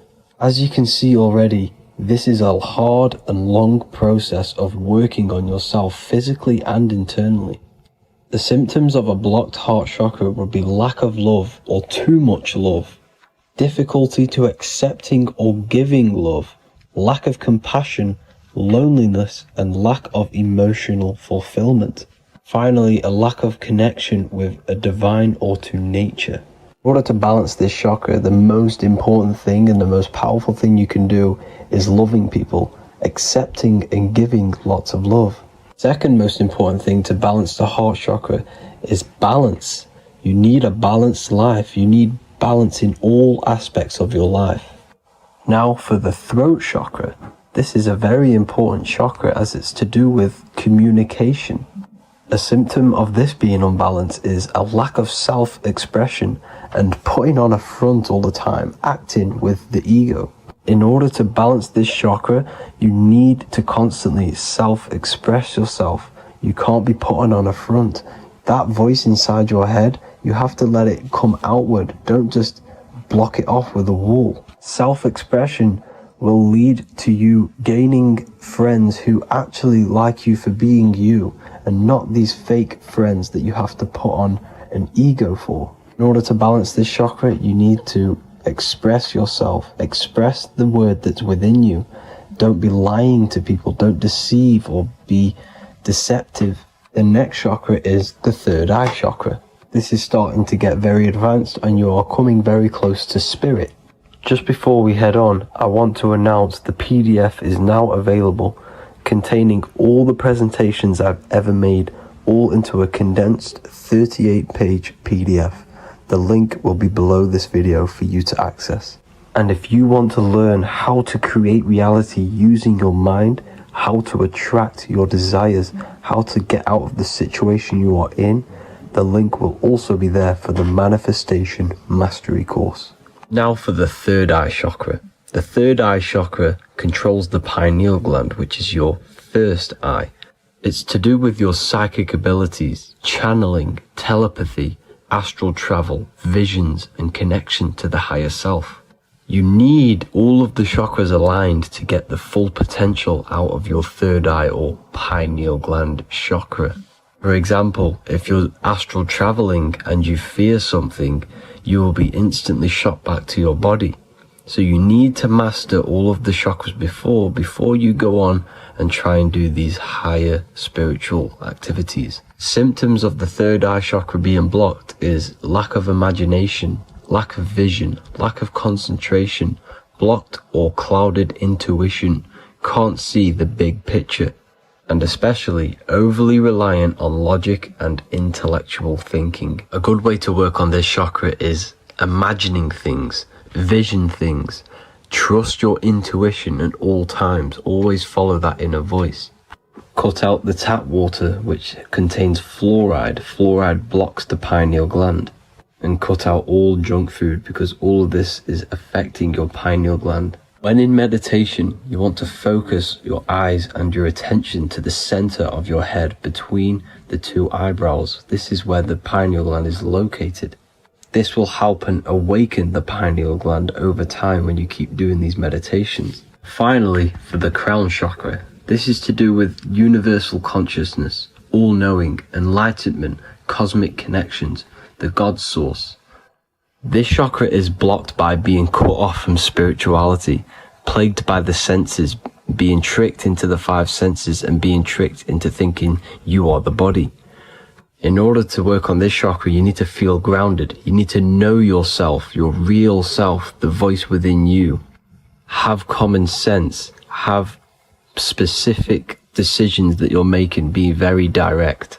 Now we've got out of the way all of the chakras, I can now introduce methods and meditations which will help you unblock them spiritually. When meditating, you want to get into the present moment in a nice, comfortable position. Bring yourself to the present moment by saying, I am here right now, nothing else matters. Keep repeating this over and over with your eyes open or closed.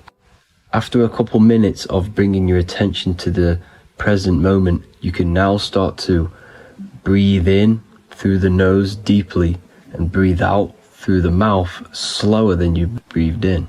Place your attention on the chakra that you want to balance. Think of a high vibrational emotion like love and think of this while placing your attention on that chakra.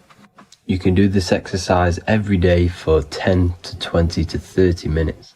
The longer the better. Another practice you can do is by chanting the Bee Gees for each chakra. They are here starting from the root chakra all the way to the crown chakra. Or you can chant the 7 vowels. There are not 5, there are actually 7. A, E, I, O, U, M.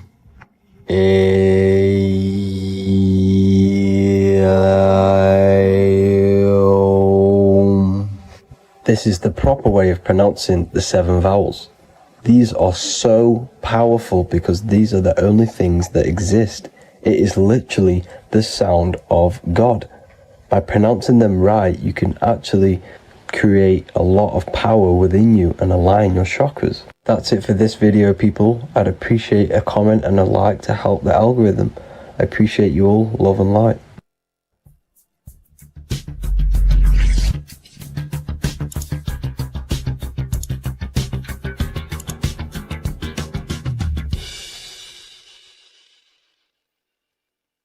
"666 is a code, and this code needs to be broken down to fully understand what 666 truly is. In an esoteric view of 666, it represents a state of consciousness, a way consciousness functions within the individual. Now, if we look at the Bible in Revelations, it says that the mark of the beast, 666, is going to be placed on the right hand or on the forehead of an individual. The forehead symbolizes the mind, while the hand represents action or behavior. The forehead represents a belief or a mindset, a way consciousness functions. Therefore, the mark of the beast is not something external. It is actually a way consciousness functions within the individual. But the code reveals the darkest secret about 666. 666 is 3 sixes. The number 6 in esotericism and occultism represents the cube, because the cube has 6 sides. And the physical dimension, everything has 6 sides. Up, down, back, forward, left, right. Everything is 6-sided in this 3-dimensional world. The body is the cube itself. It is the number 6. And the number 6 is the number before 7. 7 is a divine number. It represents divine perfection, as there are 7 functions and cognitions of the mind, 7 energy centers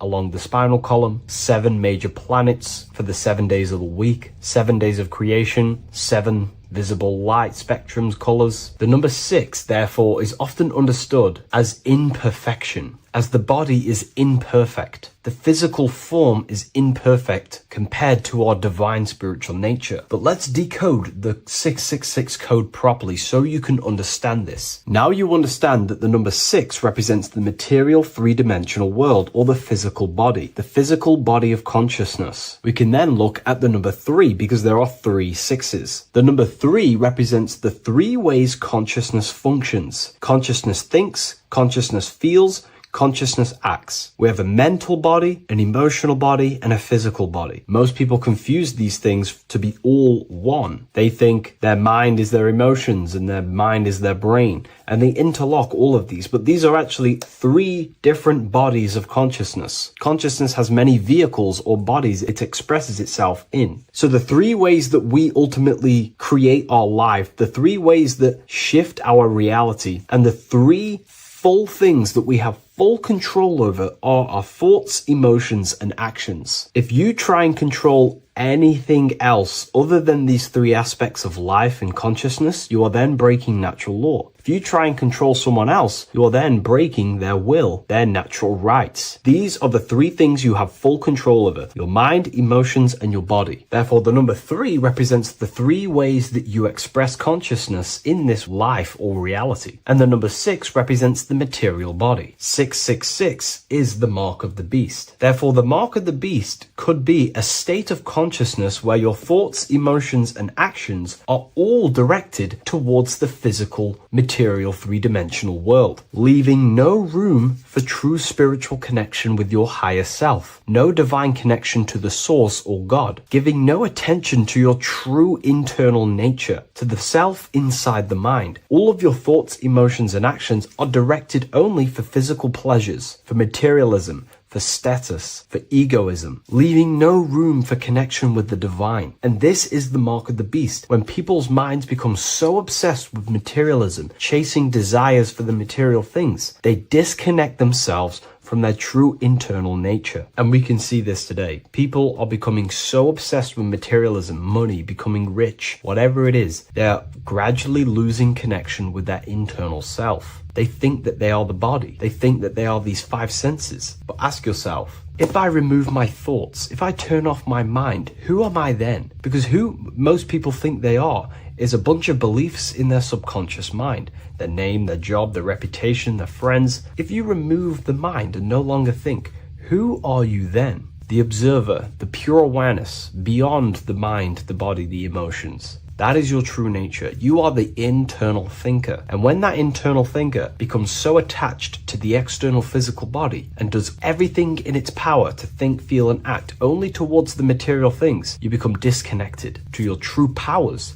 to your divine nature, to literally God. If you don't want to become the mark of the beast, then have balance. Now, I'm not saying materialism is evil. Chasing material things is wrong. I'm not saying that at all. We all have a different views. But me personally, I like to have balance. Yes, I love reaching goals. Yes, I love living the best life possible for myself, materially. But I also make room for my internal world. I train my mind to have self-mastery of meditations. I try and lucid dream and astral project as much as I can. And I try and perfect my thought processes and my internal world as much as possible. So I live a truly balanced life between my inner self and my outer self, which is what these two pillars, Jachin and Boaz, represent, the inner and outer world. And the middle pillar in the middle represents the unity of the inner and outer world, living in balance. Or you see a person standing in between them, they represent the middle pillar, or a ladder. This is all symbolic of living in balance between the inner world of consciousness and the outer world of consciousness. Yes, this is Freemasonic artwork. You can learn a lot from their artwork and symbolism, but I hope this brings a bit more clarity about the number 666 and the mark of the beast. Please leave a like, comment, and subscribe to the YouTube channel if you want to see more. And one last thing, the Book of Symbolism has finally been accepted on Amazon, so you can now order this on Amazon in pretty much any country.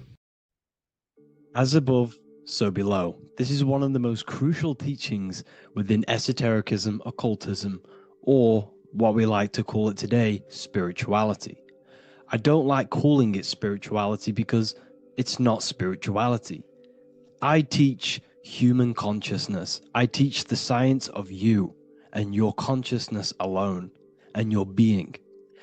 And in order to fully understand you and this world around you, you must understand this number one principle of as above, so below. There is many misconceptions of this, and there is many simple teachings of this. But I'm going to break it down today from the most simplest to the most complex, and you will see the connections between all things. This is the most important lesson you could ever learn, and I'm going to teach it you today. So what you must understand is with the term as above, so below, it applies with everything you see in this world and about yourself. We have something called the macro, which means the bigger scale. On the bigger scale, we have the whole earth. If we look down from the sky on top of rivers, this is what we see. We see this tree pattern. Then on a smaller scale, we see trees have this same pattern.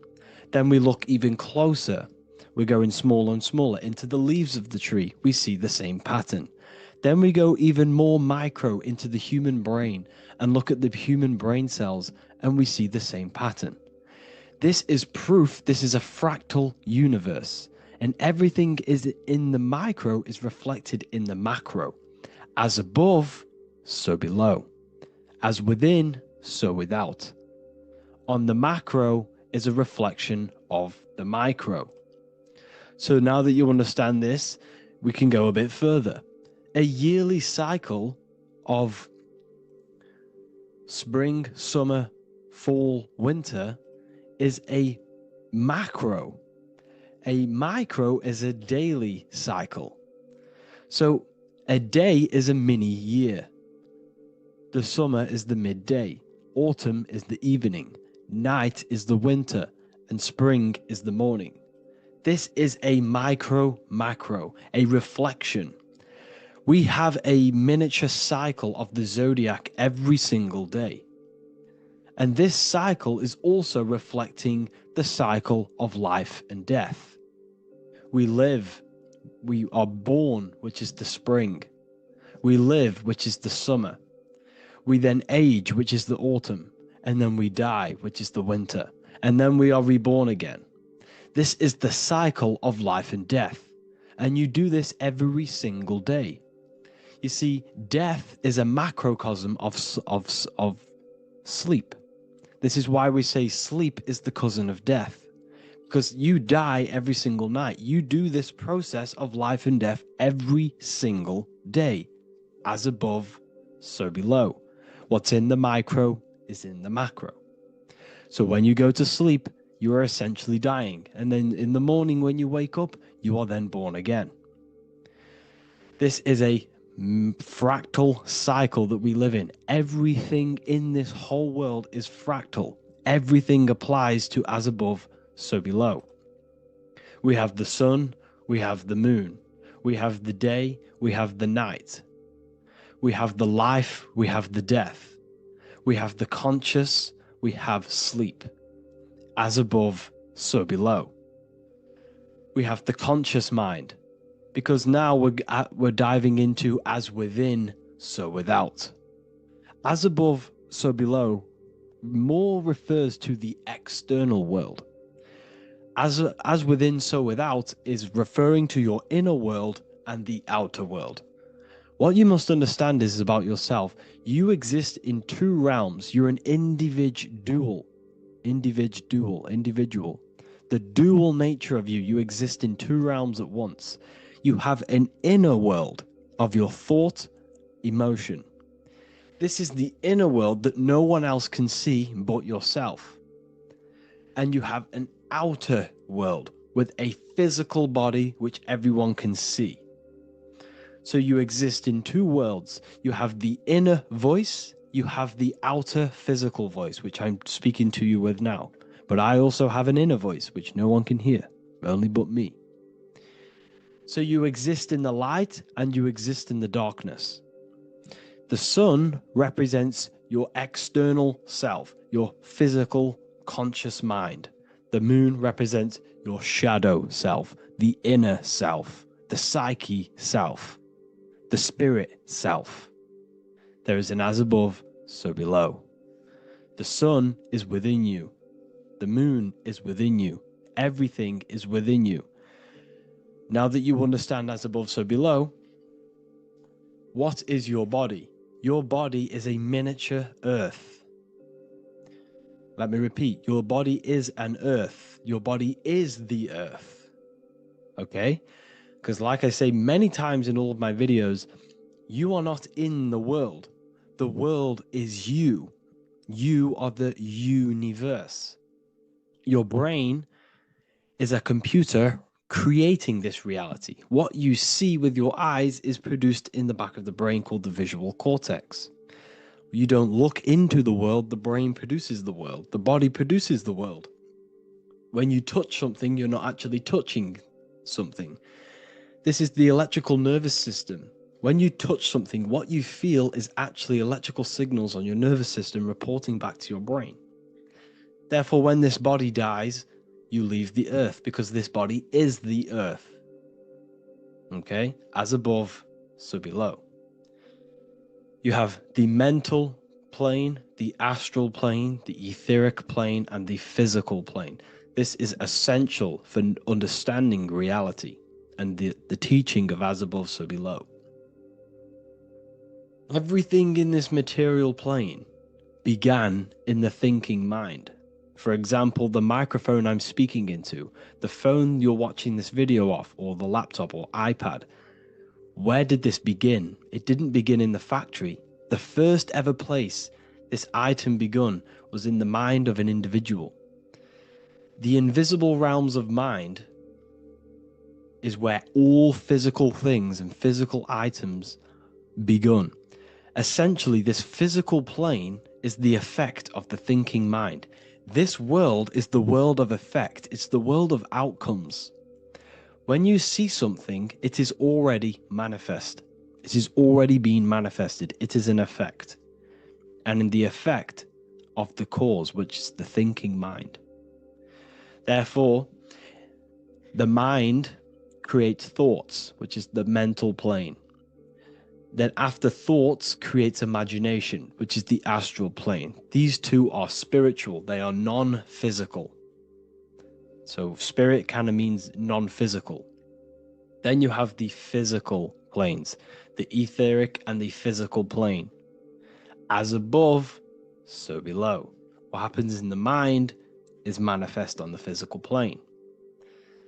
Like I said, the phone that you are holding, it was a thought, and then it brought down into a physical reality. As above, so below. You change the mind, you change your reality.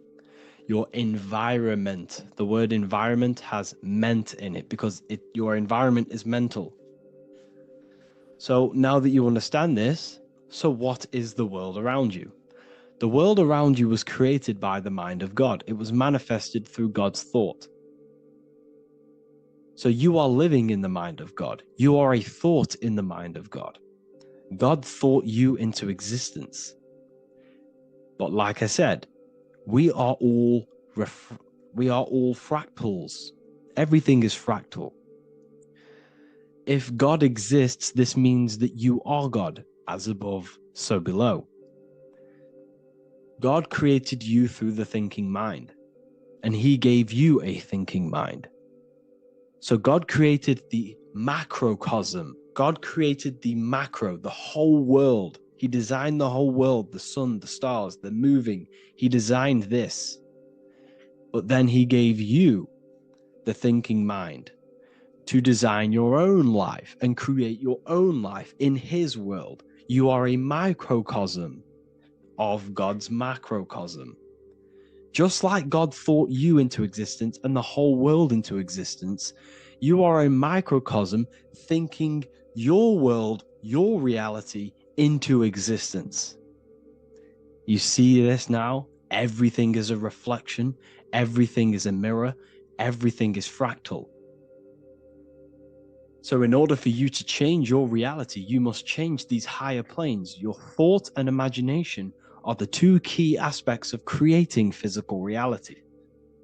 Every object you see around you was begun in these higher planes of the non-physical, and they were brought out of spirit into physical matter through the thinking mind and physical action. So now we're going to get a bit deeper. The brain is not the mind. Now that you understand, we have spirit and matter. As above, so below. You have a non-physical side of reality and a physical side of reality. The mind is the spiritual brain. The brain is a physical manifestation, a physical effect of the mind. The mind uses the brain to operate in the physical world, and it's the same with the heart. The soul manifests itself physically through the heart. The heart is a physical manifestation of the soul, of the emotion, thought and emotion, the mind and the soul, the brain and the heart, heaven and earth. So you have the inner world and the outer world, the spiritual, non-physical, and the physical. So we are all on this process of awakening, an expansion of our minds into new fields of thought, into new fields of awakening ourselves. Because essentially we are born into this world, but you are born many, many times. You can be born physically and you can be born spiritually. Like I said, everything is fractal.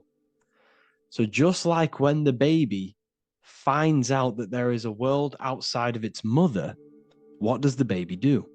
The baby seeks a way out of its mother, and then the baby is now born into a new world, a world outside of its mother's womb. It's the same with you and your spiritual process. As your mind becomes aware that there are other realities beyond your physical body, it then seeks a way out. And this is why you are probably watching my YouTube, because you are now on the path. Something within you has guided you to this path of knowledge, truth, enlightenment, and expanding your consciousness. And it is your soul who brought you here. Your soul speaks through emotion, a guidance. Emotion is the language of the soul. When you feel very bad, this is your soul telling you you're not in the right place. You're doing the wrong things. Because the soul is always unfolding its purpose, which is expansion and learning. That is it.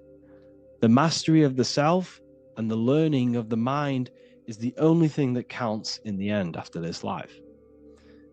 So you are on a journey of expansion, of learning, creating, and spiritual rebirth.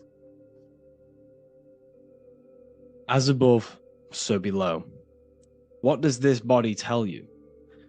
When I see someone overweight, I don't see the overweight. I don't see the body. I see the mind. I see an undisciplined mind. I see a mind that lacks self-control. I see a mind that seeks external validation. That's what I see when I see an overweight person. I don't see his body. I see the result of his mind. Because what does the Bible tell you? You shall know them by their fruits. It's the same saying as above, so below. You shall know them by their fruit. The fruit is their manifestation. Your body is a direct correlation and manifestation of your mind. Your inner world projects your outer world. As within, so without. As above, so below. Now, what do you see when you see this man's body? I see discipline. I see strength. Mental strength, not physical strength. I see mental resilience of pain. Because all of this man's mental energy has been manifested physically within his muscle. This body is a direct manifestation of this man's mind's pain and suffering, and it shows discipline. This is why people instantly respect you if you are in shape. You walk into a room and you are in shape, people will instantly give you respect because they know that you are mentally disciplined. The body is a reflection of your inner world, and it's the same with your friends, your family, your connections with people. If you think about yourself very negatively all the time, and you don't have a good connection with yourself, you don't have a connection with your true self, this will manifest into every single relationship you have in your life. If you don't have a good relationship with your inner self, you don't have a good relationship with the people and the friends around you. Because as within, so without. If you think negative about yourself, you will only pick up the negative in other people. If I think very highly of myself and I think very happy and good things about myself, I will then see the good things in other people. Because it's as above, so below. As the inner world is, so is the outer world. It's the same with your life circumstances. Your life is a direct correlation of every thought you thought in the past. If you possess millions of pounds, millions of dollars, this is because you have thought this into physical reality. You live the life you are deserved. You live the life that you manifest through your thought. If you live a very poor life, this is a reflection of your mind. This is a reflection of what you have thought into physical existence. Because like I said, everything begins in the mind. As above, so below. And this is even present within the body. So where is the head? The head is at the very top of the body. And where does all manifestation begin? In the mind. That's where the mind is, in the head.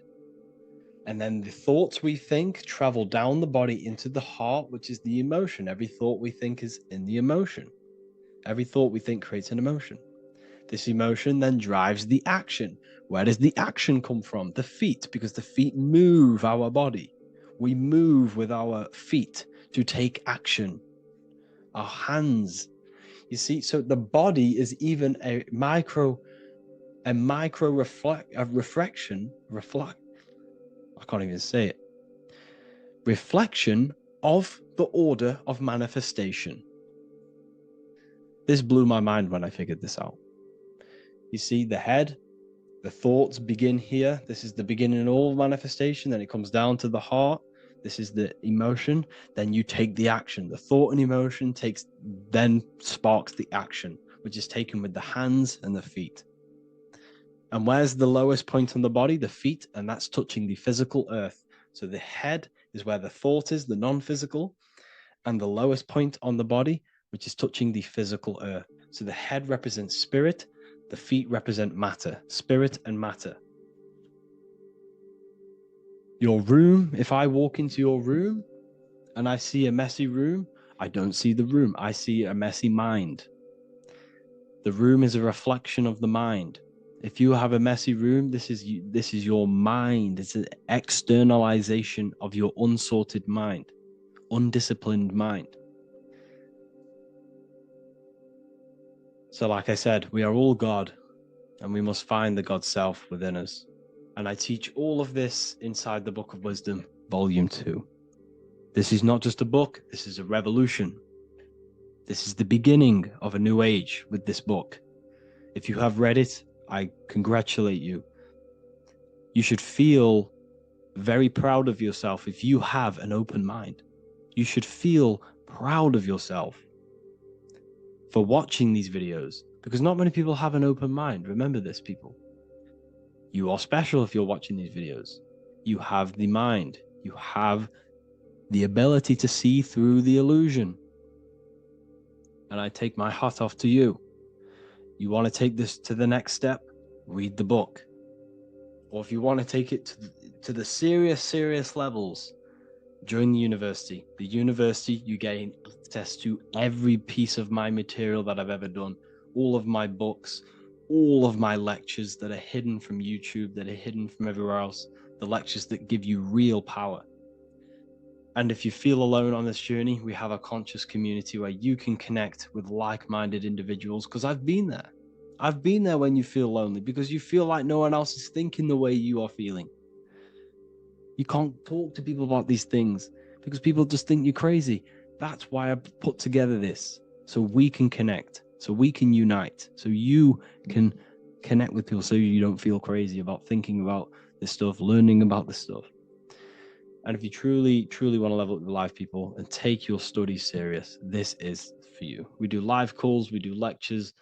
There's a whole library filled with books you can read. It's the perfect place for the truth seeker. I thank you all for joining. Please leave a like, a comment, a subscribe. Let me know any future videos you want me to make in the comments. Thank you all. Have an amazing day.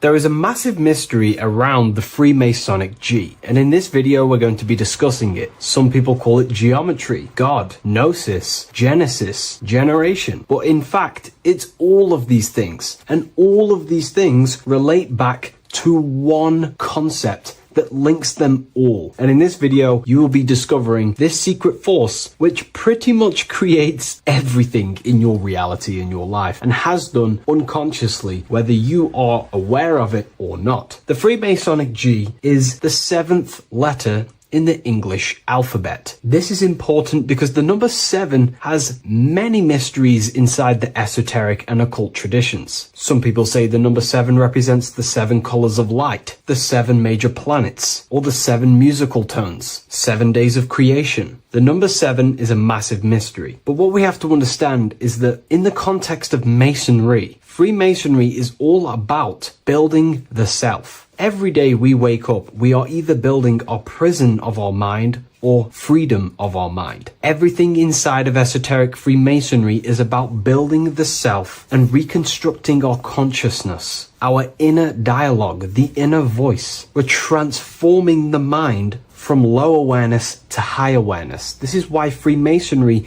uses the allegory of stone masonry, stones, chipping away at stones. The stone is in fact you, and we are perfecting the stone, which is your very own mind. Because the universe is a mental construct. Life is happening to us inside our minds. We are all the universal mind expressed and clothed in a different body. Therefore, now we understand that everything is about the internal inside of Masonry. This G relates to something inside of you. Hence why you see the G inside of the square and the compass. It's something internal in you. G is the 7th letter of the English alphabet, and the number 7 symbolizes the 7 cognitions of the mind. In esoteric and initiatory traditions, the 7 psychological cognitions of the mind refer to the 7 distinct modes through which human consciousness perceives, interprets, and transforms reality. Different schools use different names, but across Hermetic, occult, Gnostic, and mystical systems, the same underlying pattern emerges. The mind has 7 functional powers, each representing a layer of awareness and a stage of inner development. Number 1 would be perception. The first cognition is the raw reception of sensory and subtle impressions. It is the gateway where the outer world enters the inner world of our minds. Perception involves learning to see without distortion, to notice the symbolic dimension behind ordinary appearances in an occult interpretation of perception. The second one is interpretation. After perception comes the act of making meaning. The mind organizes impressions into patterns, beliefs, and judgments. Esoterically, this cognition determines whether a person interprets life through the ego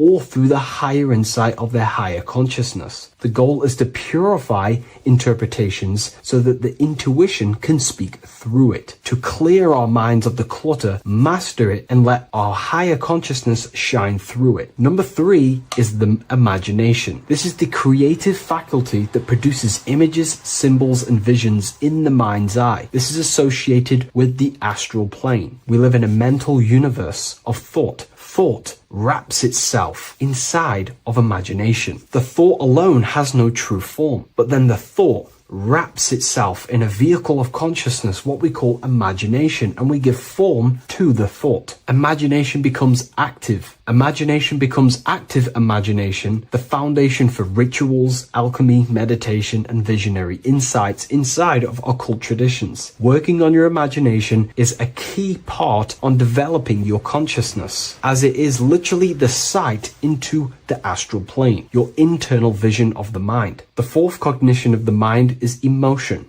Emotion is energetic response that gives intensity, direction, and magnetism to thoughts. Emotion fuels the magical will. Unrefined emotion binds us to lower impulses. Refined emotions become devotion, compassion, and the inner fire to transform thought into a tangible reality, to become a conscious creator. The fifth cognition is will, the faculty of intention, decision, and directed energy. Will is the power that aligns personality with the higher self. It is the driver of discipline, transformation, and the capacity to act consciously rather than react unconsciously. Most people walk through life as an unconscious zombie, living day to day, running off subconscious programmings, never actually using their conscious mind. We develop our will and try to align our will with the highest will possible so we can align our will with our higher mind. So the higher mind can manifest through us in the material plane. The sixth cognition of the mind is memory, the storehouse of experience, impressions, and archetypes. It shapes identity, determines how one repeats and transcends past patterns. Memory includes not only personal memory, but also a deep strata of the subconscious and the collective subconscious field, what we call the Akashic records. Memory is a massive quality that you must work on inside the Masonic system. You are required to remember certain rituals and certain things so that you can regurgitate them to pass on along the degrees. based off my research. I myself, personally, am not a Mason. The seventh cognition of the mind is intuition, the highest cognition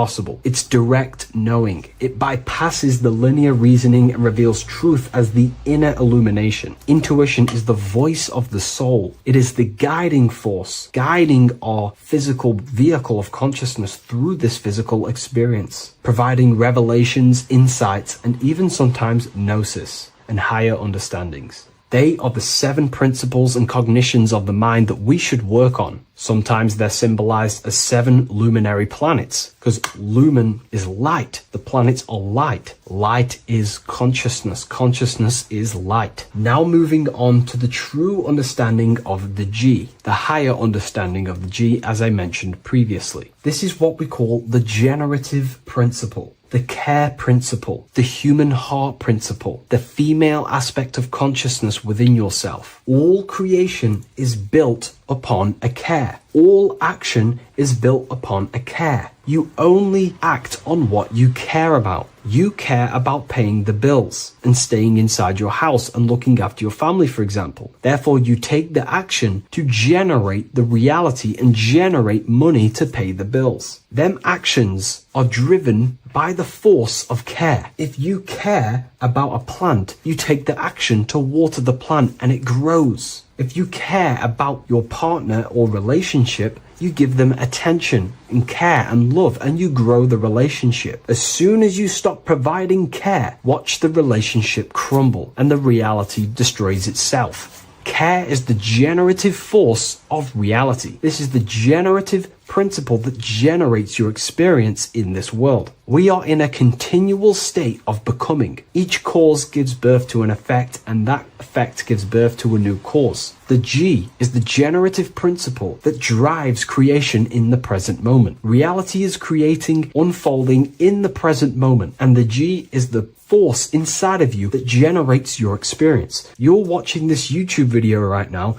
because you have a care in your heart for the information I have provided in the past, and you have a care about watching this video. As soon as you don't care, you take action to do something else with your time that you actually care about. The G is the generative force of the heart. It is the love energy. You only take action on what you love or care about. The whole world is built upon this principle. This is why we say money makes the world go round, because the whole world has a G or a care for money, and it's making everyone wake up in the morning, take actions, and make the world go round. It is the G, the care for that principle or money object to generate that reality. It is the force that drives you, hence why the G is sometimes surrounding with light rays, because it represents a force, emanation, something that is invisible but driving the physical body. The G is the internal force that focuses thought into an action. We can think many thoughts, but the thoughts you don't care about, you don't take action on. But the thought you care about, that you have a G for, intensifies that thought, focuses and directs it into an action to generate that experience and reality. The whole world is built upon this principle. The sun is a perfect example of the generative principle. The sun gives all of its life, light, never asking for anything back, making everything grow and generate on the earth. Everything in your life is built upon this principle, and gaining control over your care gives you control over your actions and your reality and what you generate. Once you see this, it is truly beautiful that the world is actually built upon love. This is why they say love is the force of God. It is. Truly. This is the reason why God begins with a G. It's about Genesis. Genesis means creation. G, generation. Anything that generates and creates is all to do with a care or a love energy. But don't get me wrong, people can love sick and twisted things, and they act upon them sick and twisted things. This is why purification of ourself is important by understanding this principle, as it is a very powerful principle to understand. This is the reason why the word gift begins with a G. You're giving something. I care, I'm going to give you something, a gift. Or guidance. This is what guides you into becoming something, what you love. This is why also gnosis begins with a G. Gnosis is not actually knowledge. Gnosis is knowledge obtained, attained by direct experience or through direct experience. For example, you're not believing you're watching this video right now. You know you're watching this. Know, gnosis, same phonetic sound. It's about knowing. Gnosis is about gaining knowledge of the self. Self-knowledge through direct experience. Instead of believing in God, I seek to know God through direct experience by altered states of consciousness, transcendent meditations, understanding human anatomy, understanding the laws that govern my mind, understanding creation. That is direct gnosis, knowing that God exists instead of believing he exists. By going within the self, questioning the self, and gaining a deeper relationship with the inner observer, you start to gain gnosis, self-knowledge through direct experience. And in order to gain gnosis, you have to care, because gnosis requires action. It requires you to meditate and go within yourself. It requires you to study yourself. It requires you to go within yourself. And in order to do that, you have to care. If you don't care about knowing yourself, you won't take the action to generate the gnosis. If we take a look at this piece of Freemasonic artwork, we can see a whole lot going on here. But if we focus down here with the temple with the letter G on, and when you walk through the temple, there is a pathway leading up a hill towards the light. The light reveals things. If something is in darkness, you can't see it, but the light reveals something. It's symbolizing truth, the light of gnosis, knowingness. And in order to walk this path, you have to go through the temple, which means entering in yourself. This is symbolic of the path. The Masonic path is about the self, reconstructing and learning about the self. In order to walk up that hill, it takes a lot of effort. It's not easy walking up a hill.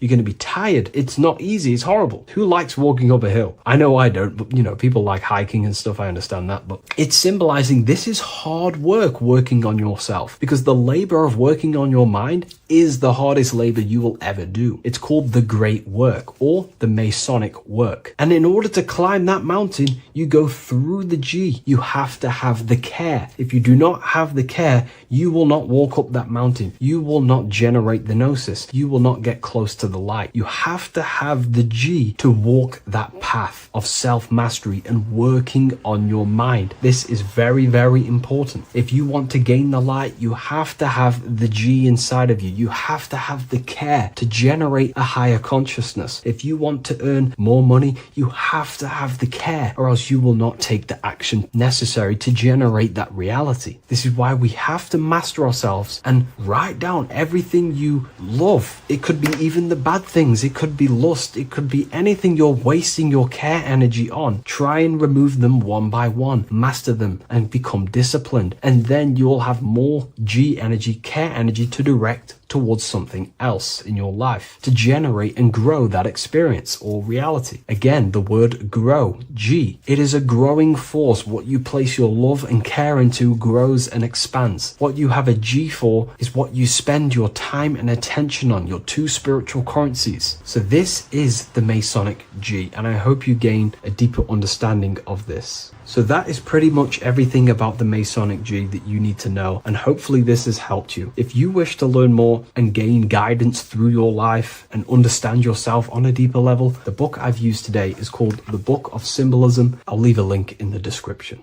Do the elites actually worship Saturn? In this video, we're going to be discussing the occult and esoteric meaning of the 7 planets and the abuse of the Saturnic energy within today's world. This will help you gain a deeper understanding of reality, yourself, how you create reality, and what these 7 planetary energies actually truly are. In order to understand anything within the universe, we have to understand the law of correspondence, the law of as above, so below. There is one consciousness expressed in infinite forms. Me, you, the squirrel, everyone who possesses consciousness within this universe is an expression of the one divine consciousness, what we like to call Source, God, or the grand architect of the universe. We have to understand there is a large scale, but the large scale is mirrored in the small scale. If we look at lightning, this is a large scale. This is the macrocosm. Then we go a bit smaller to the trees. We see the same pattern. Then we look a little bit smaller into to the human body. We see the same pattern of the nervous system. Then if we zoomed into the microcosm, brain cells, we still see the same pattern. This reveals the universe is a fractal universe. The large is reflected in the small. And this is the symbol of the Fibonacci sequence, which represents this as above, so below principle. The big spiral represents the macrocosm, but then this spirals into the tiny spiral. This symbol goes for eternity, never touching, never finishing. The large is mirrored in the small. With understanding this, we can realize that we are a microcosm of God. We are our own universe. We are our own world. Your body is the earth. Your mind is the mind of God, just in a smaller version. You are a drop in the ocean of the vast collective consciousness. With that being said, everything you see outside of you is inside of you. As above, so below. The 7 planetary energies on a macrocosmic scale are the 7 energies that form the physical world. The physical dimension is crystallized thought. Everything you see around you was thought made manifest. Thought imagined, then created in the physical reality.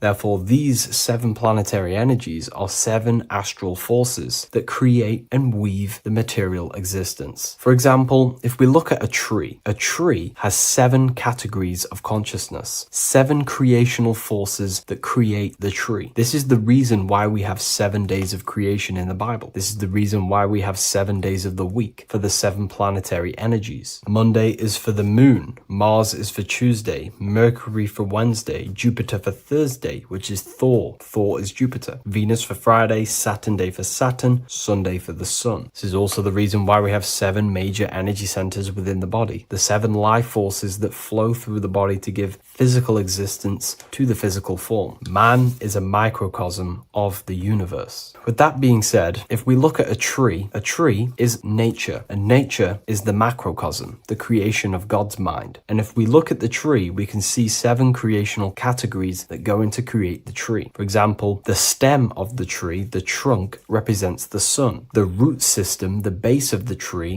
where the tree grows out of, is Saturn. If we look at the fruit of the tree, that represents Jupiter. The smell, the look, the colors of the tree, that's Venus. How the tree communicates with other trees through the root system is Mercury, the intellect, the intelligence, the communication. The leaves of the tree is the moon. The defense mechanism of the tree, how it defends itself from infections and other territories, is Mars. So we can see all physical matter, all physical creation demands these 7 categories of consciousness, these 7 planetary forces. But again, that is the macrocosmic scale. The macrocosm is reflected in the microcosm, which means you have access to these forces, these 7 planetary energies, and you use them to create anything in reality. You've been using them maybe unconsciously your whole life. For example, this book that I've created, the Book of Wisdom Volume 2, you can find it in the bio if you're interested in reading it. It has the 7 planetary forces that go into this tree, into this book. I used the sun, which is my passion and my drive to take actions. I used Mercury, which is my intellect, my thinking, my communication. I used Venus, the layout, the look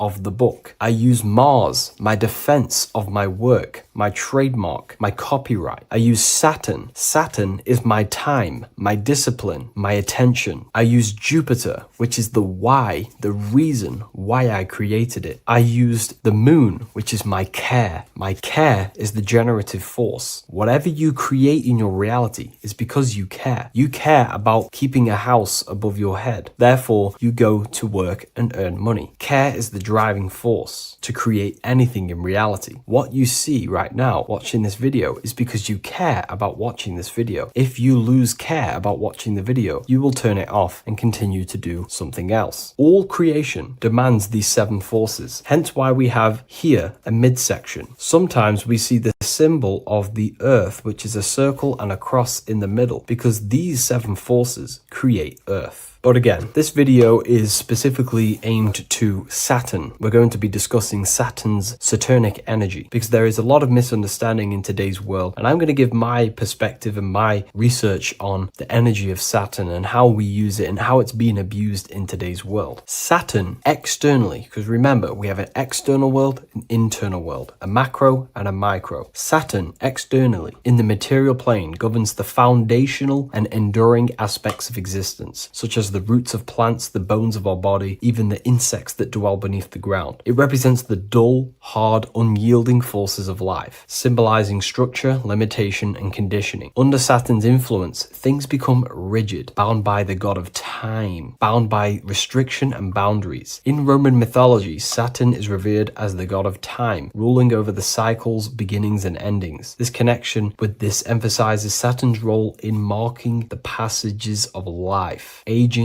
and inevitable constraints we all face. Internally, inside yourself, the microcosm. Internally, Saturn embodies the conditioning within our own consciousness. When Saturnian aspects of consciousness dominates, we become overly rigid, fixated, restricted in our thinking and actions. For example, Saturn's influence is strongly felt in today's world, where many people's minds are confined to societal norms and conditioned responses. The pervasive control Saturnian energy can lead to the sense of limitation, as people become trapped within structure imposed by society and power structures. However, we have to remember that limitation, there is dark and light. Limitation is not bad. This is why Saturn is connected to the god Satan. They are the same being. It's something that restricts, holds back, and keeps you limited, conditions and limits consciousness to its lower power. Saturn is a great teacher, guiding us through difficult life lessons that ultimately lead to growth and expansion and power. Although Saturn's energy is harsh and often challenging, it helps us to develop resilience, discipline, and wisdom. Yet in modern age, this energy has overpowered the minds of the masses, fostering excessive rigidity and limitation. Instead of being ruled by Saturn's constraints, we should seek to embrace more freedom, love, joy, balancing Saturn's lessons with openness and fluidity in our life. So like I said, Saturn rules law. Anything that is limiting or holding back, something that is a restriction or a wall. This is why we see judges wear black robes. The color black is associated with Saturn because Saturn rules over the nighttime and the winter time. Capricorn, they wear black robes. A graduate also wears a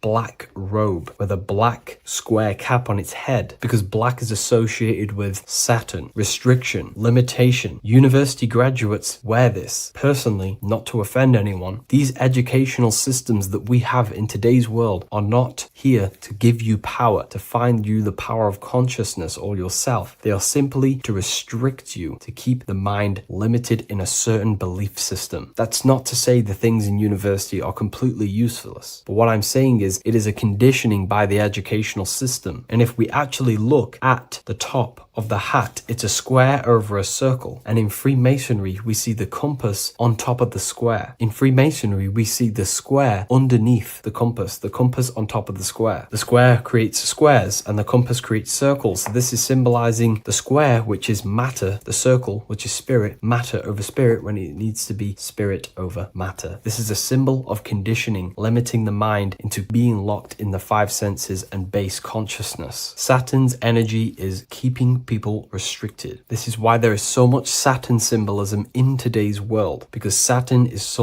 anything to do with limitation, restriction, and time. All of the systems in place are to limit our minds, to keep us on base consciousness, only thinking in a limited box. Only thinking and aware of the five senses. In base consciousness, in animal nature, one only thinks according to their senses. When they have a sense, their mind thinks. This is an affect state of consciousness. They're living in the affect. We need to understand that in base consciousness, we have no true power to create. We're simply living in cycles of affect. Now, what do I mean? The physical world is the effect. It's already manifested and cannot be changed. Our consciousness needs to rise to become a cause instead of playing around and being lost in the effect, to become a co-creator. And this is what the system does not want you to do. It does not want you to become a conscious creator. So they keep you in base consciousness, not giving you the awareness that you are literally a god creating a world right now. You are a world and you are shaping the world. Our consciousness needs to be mastered, controlled, and then we can become a conscious creator instead of running around in the world of illusion and effect. As above, so below. What happens in the mind happens in reality. We do not want to be matter over spirit, which means the external world over the internal world. We need the internal world to rule over the external. Saturn's symbolism can be symbolized as a black cube. The cube symbolizes this physical world because everything has 6 sides. We can move forward, backward, left, right, up, and down. We are in this cube. This is why we say think outside the box. Thinking outside the box means to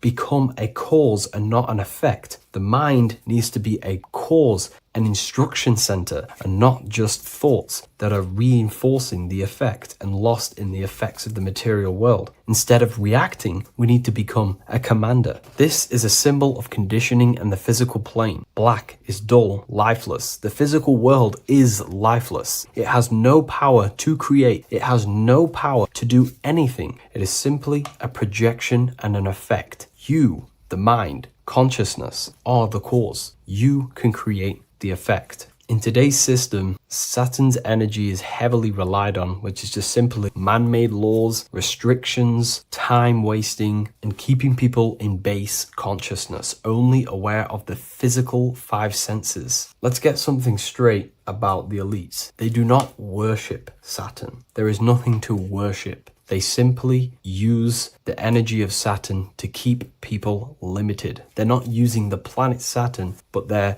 limiting people in their belief systems and physically where they can go, restricting boundaries, countries, restricting people's minds through mass media, which is all symbolism of limitation and restriction of Saturn. They're not worshipping it, they're using it and abusing it. Saturn could be anything in your mind that keeps you limited. If you have a limited thought that does not allow you to take action on something, that is a Saturnic energy within your own mind. Anything that is indoctrination, anything that is boundaries on you, that is a Saturnic energy. Some people say that the Saturn and the moon are working together to trap our soul. This is highly symbolic. Saturn and the moon are not forming a matrix to trap your soul and keep you reincarnated. Again, this is symbolic, and in the esoteric version and understanding of this, we can see that they do have a relationship. The moon is our subconscious mind, and Saturn is restriction. If we have restrictions and belief systems in our subconscious mind that keep the soul locked and trapped only in these 5 bases, this 5 senses, then we will think and condition ourselves that we are only the physical body and never actually free ourselves from the material world and ascend. Saturn and the moon are not working together, but these are highly linked. By limiting the subconscious, we keep people stuck in base awareness, keeping them locked in the world of effect, never becoming a conscious creator. We have 2 spiritual currencies, time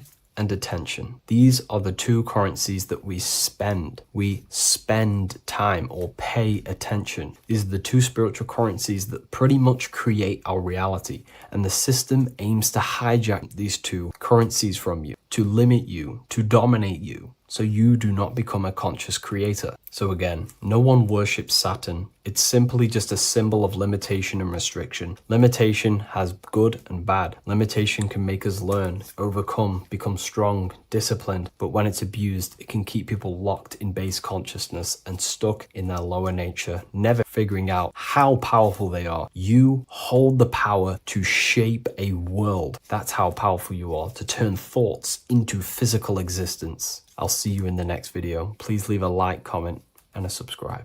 Welcome to Revival of Wisdom. Welcome people. We're back with another video. Please make sure to hit that like button, subscribe, and turn on notifications to never miss a video. The Earth is a giant torus field consisting of a positive and a negative pole. The sun being the cathode with a positive charge and the moon being the anode with a negative charge. This is why the sun rules over the day, giving you lots of energy, and the moon taking your energy from you, making you go to sleep. Now, the plane that we live on is called the plane of inertia, and at the center of this plane of inertia is the North Pole. This is where the two electromagnetical energies meet. Now this is where the most electromagnetic energy is stored. This is why all compasses will point north, because it's the most magnetic place in this reality. So the sun and the moon is spinning around this center point, which is stirring the ether of this reality and making everything move in circles, meaning this is a cycle. Everything's recycling itself.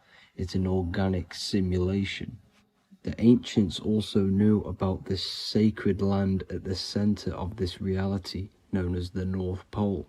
As you can see on this map from the 1500s of the North Pole, you can see 4 islands around this center black rock. Ancient civilizations like the Mayans, the Buddhists, and ancient Chinese also depict these 4 islands. The endless symbology of these sacred lands at the center has been going on for thousands of years. These sort of secrets are now kept by the elites, but as always they have to show the truth in plain sight, and this is what they are doing with the Windows symbol and also the Wizard of Oz. Now in the Wizard of Oz, as you can see, there's something called Munchkin Land. Munchkins are these unusually short people. Then on the ancient 1500s map, it says pygmy. And then the pygmy people in mythology are also these unusually short people. Just like Santa and his elves, they come from the North Pole. And elves are these unusually short people. These stories that we are told about Santa and Munchkins are putting truth in plain sight about this sacred land. This sacred land at the center of the earth is where the aurora borealis comes from and is being emitted from this black hole in the center, also known as the black sun. The aurora borealis is the earth's aura, hence why it has the word aura inside of it. It is the life-giving essence to all life within this realm. As this dualistic reality we live in consists of both physical and spiritual, the black sun is like our sun for the spirit. It's our spiritual umbilical cord, connecting us to the spirit realm. And the rising sun is the opposite. It's our sun for our physical 666 carbon suits, known as our human body, our physical aspect. As it states in the 40,000-year-old emerald tablets, deep in Earth's heart lies the flower, the source of the spirit. The flower of life is as thine own place of spirit, and streams through the earth as thine flows through thy form, giving off life to the earth and its children. So the North Pole is the core of this spiritual reality, and the closer you get to it, the more spiritual and lucid it becomes.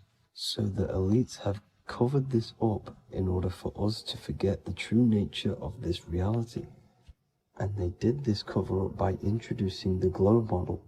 Nicholas Copernicus was around in the 1400s, and he introduced the globe model. As you can see, he is a Freemason. He depicts himself with a globe and a Masonic compass in all of his paintings and portraits. Galileo was also a Freemason, as you could see in all of his portraits with a globe and a Masonic compass. He was also a massive part of introducing the globe model after Nicholas Copernicus. So yes, the globe model was a spiritual and political move to gain more control over the masses. After the globe model was then introduced, they introduced the theory of evolution by another Freemason, Charles Darwin. See how these two theories go hand in hand? They both degrade humanity, and they make you confused of where we actually came from. By hiding the true form of this divine creation and hiding the true power of each and every one of us, they maintain control over the masses. Now this is order out of chaos, known to be the 33rd degree slogan of Freemasonry. Now this is the Masonic cosmology, and as you can see, you have the checkered board for the duality, the 5-pointed star for the 5 elements, the 4 corners for the 4 pillars, the all-seeing eye, which is Polaris, the sun, the moon, and the 7 stars. So even Freemasons are taught the flat earth cosmology and the true form of this reality. Now the true nature of the sun, the moon, and the earth is shown and reflected through the Masonic compass. The Masonic compass is the sun, the moon, Polaris at the top, and the black sun at the bottom. It makes sense why all the scientists who introduced the globe model all used the compass and the globe together, because it's truth in plain sight. As I explained in my other video, all Freemasons have to take the oath, so it goes to show, why are we all learning these theories from Freemasons who can't talk about certain topics that they learn about? Why should we believe their theories when they're holding back the real truth about this reality? Now going on to NASA. NASA means to deceive in Hebrew, and they are also funded by the government. They are not a private company. The old owner of NASA, Werner von Braun, on his grave has the Bible verse Psalms 91. The heavens declare the glory of God, and the firmament showeth his handiwork. Now why would the owner of NASA put this on his grave? Seems a bit suspicious to me, alongside with the NASA astronauts are all Freemasons.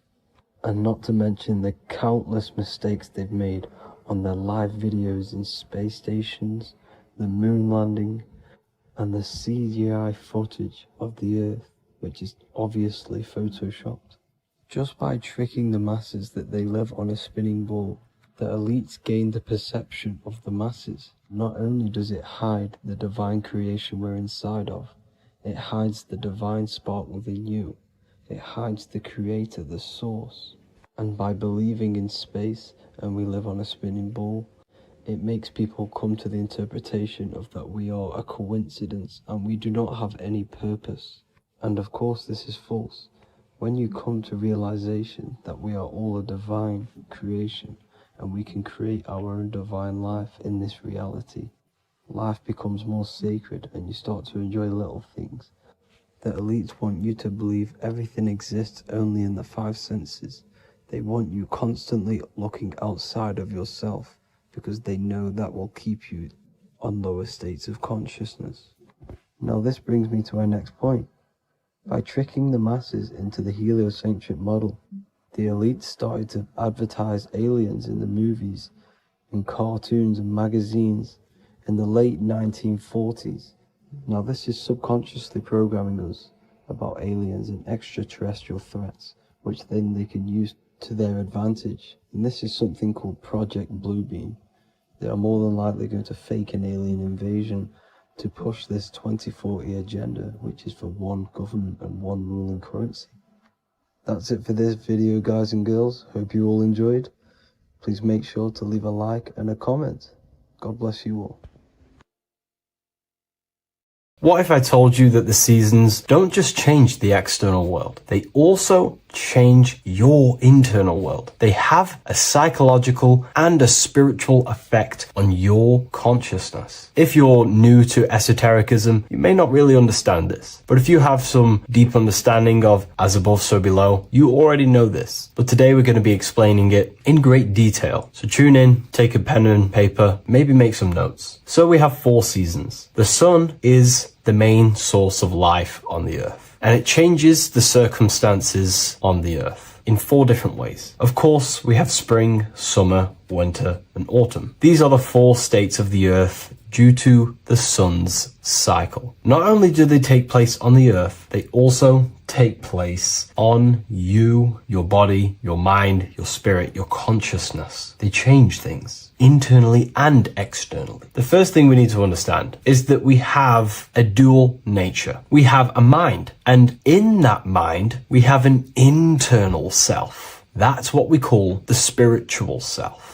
It is the individual that exists within their own mind, within their own consciousness. It is the self that imagines, thinks, feels. That's the spiritual self. And internally, that self is the true self. when it's detached from the false identifications, of course, such as the ego. But the true self dwells within the mind, and that's the immortal self. That's the self that will never die, never perish, that will always be there and it always has been there. The internal self. But on the other side of the mind, the outside of the mind, we have this, what we call our physical human body. This is our external physical body. So outside of us is a physical reality, but inside of us is a spiritual non-physical reality. Inside of us cannot be measured. Outside of us can be measured. So we have an internal world and an external world. I think this is the reason why the word individual has the word dual at the end. Dual meaning opposing or two. We have a dual nature. Inner world, in the mind, and a self out the mind. And the mind acts as some sort of doorway. It is a doorway into ourself. So in esotericism, this is what it's all about. It's about we work with the internal world. We try and figure out who we are from the inside out, not who we are outside of us. Because we realize that the external world is nothing but a crystallization of what's happening inside of us. Our lives are a result of every single thought that we thought in the past. So let's not get off track here. Let's carry on. As I was discussing the seasons, we have an internal world in the mind and a self outside the mind. And this is reflected even in the cycles of the heavens. This is how you know the universe is intelligently designed, and the law of correspondence corresponds with everything. The law of correspondence is as above, so below. It's not a Hermetic principle. It's not a Freemasonic principle. The law of correspondence, as above, so below, is just the law of life of the universe. It is in everything. So the daytime, the sun, this is external impressions or expressions, should I say. We express ourselves outside the mind, in the outside world, in the material body, taking actions outside of us during this daytime. The sun represents outward expression, the daytime. This is when we wake up, we're conscious, we do things outside of our mind. But then the nighttime comes around and it becomes dark and the moon rules over the nighttime. And we return back to our internal world. We return back to the darkness. We return back to the internal self, the self in the mind. Really is fascinating. And this is as above, so below. This follows the correspondence. This follows the law. Although that the outside world has a cycle of day and night, so does our own mind have this cycle. As above, so below. As within, so without.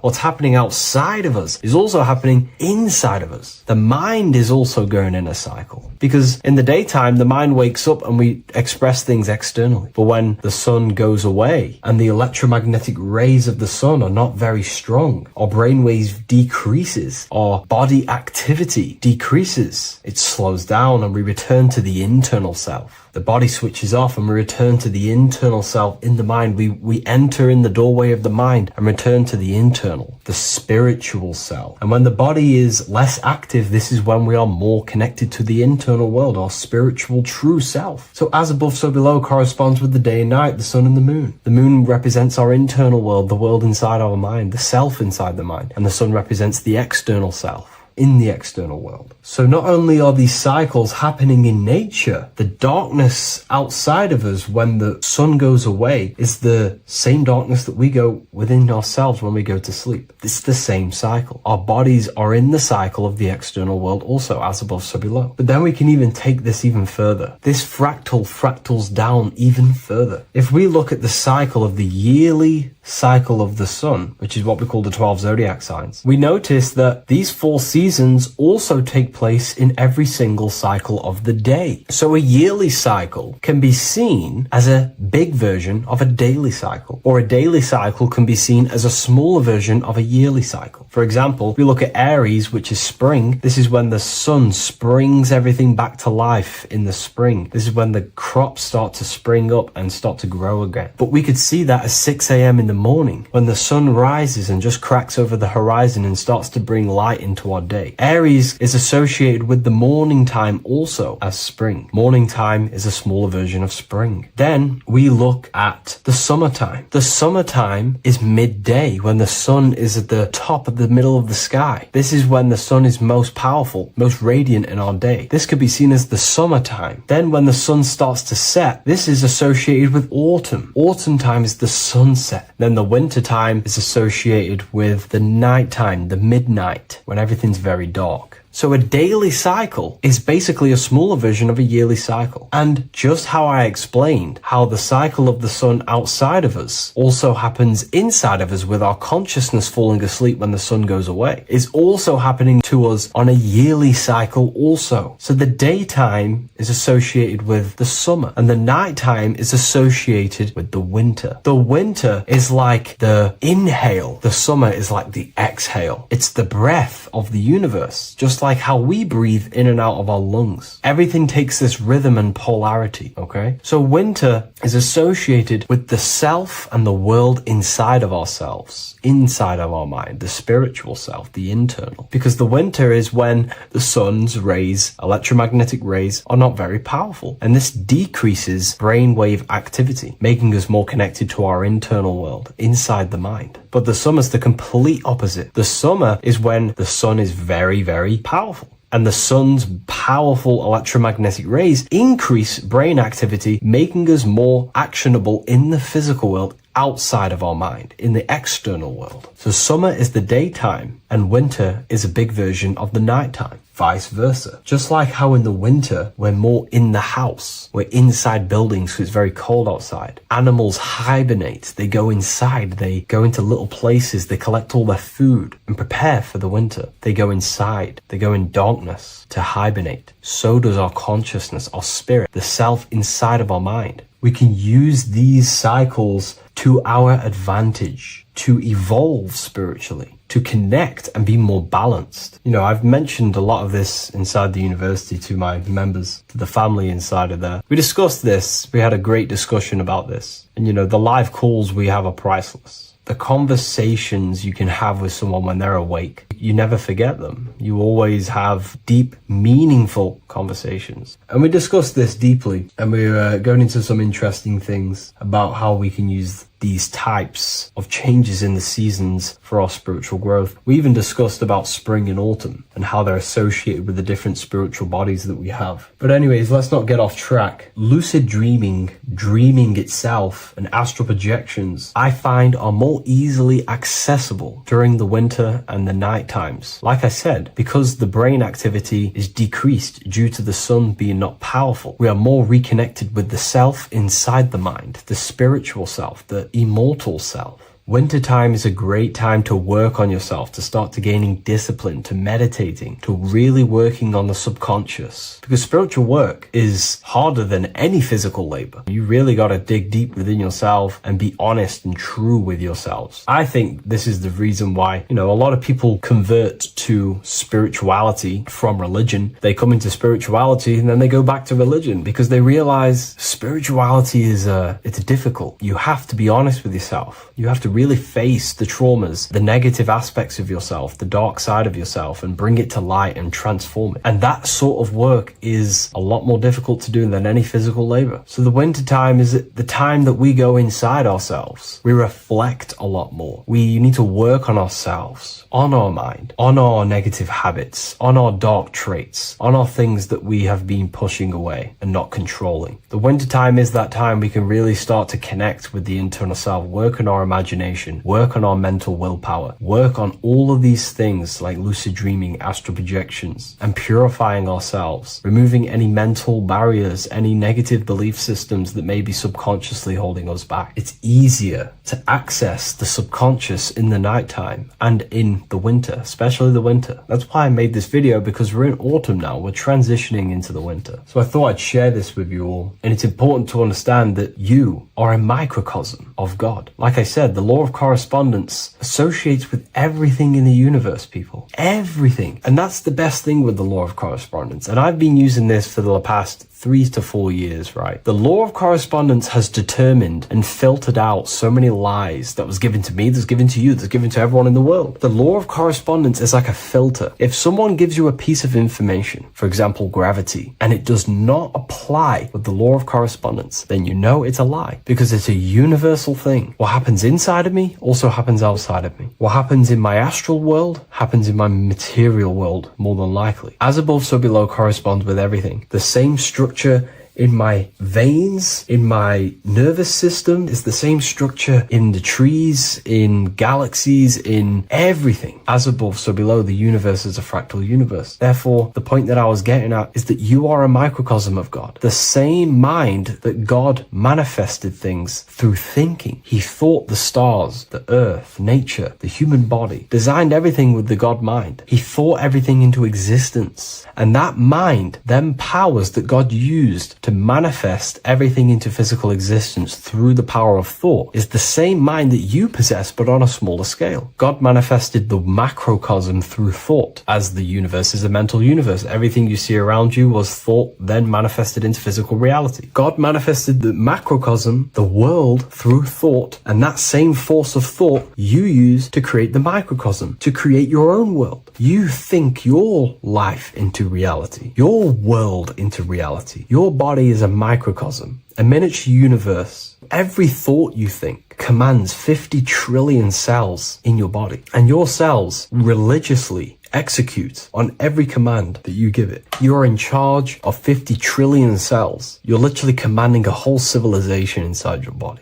And this is how you are a reflection of the divine. The God mind created the macrocosm, the world, and you create your own world inside that world using the same power as thought. Very powerful. So everything that happens outside of you is also happening inside of you. The law of correspondence is the most important, the law that you could possibly learn, because it makes everything so clear for you in the universe. Makes life so clear. You see reality for what it truly is. It's a reflection of the higher dimensions. Just like how reality right now is a reflection of what's happening inside of people's minds and consciousness. We can't blame the elites for all the negative things that's happening in reality, because all the negative things that's happening in reality is the negative things that's happening in people's minds. We need to take control of ourselves. So with that being said, thank you all, everyone. If you wish to read more, 90% of you watching this video have already got this book. I want to say thank you for your support. It means the world to me. It makes me research more and write more books. And the book of symbolism is coming very soon. So thank you, everyone. I'll leave a link in the description for the university, for the live calls, and for the book if you wish to join. Have an amazing day. There's an ancient symbol hidden in plain sight, one that holds the key to transformation, power, and unlocking your true potential. It's been used for centuries by mystics, rulers, and even modern science, but almost no one understands its true meaning. Once you do, it will change the way you see yourself and the world forever. Stay with me, because this could be the key to your own awakening. The symbol of the snake, or the serpent, is a very powerful symbol that refers to something within you, that we all are on this journey.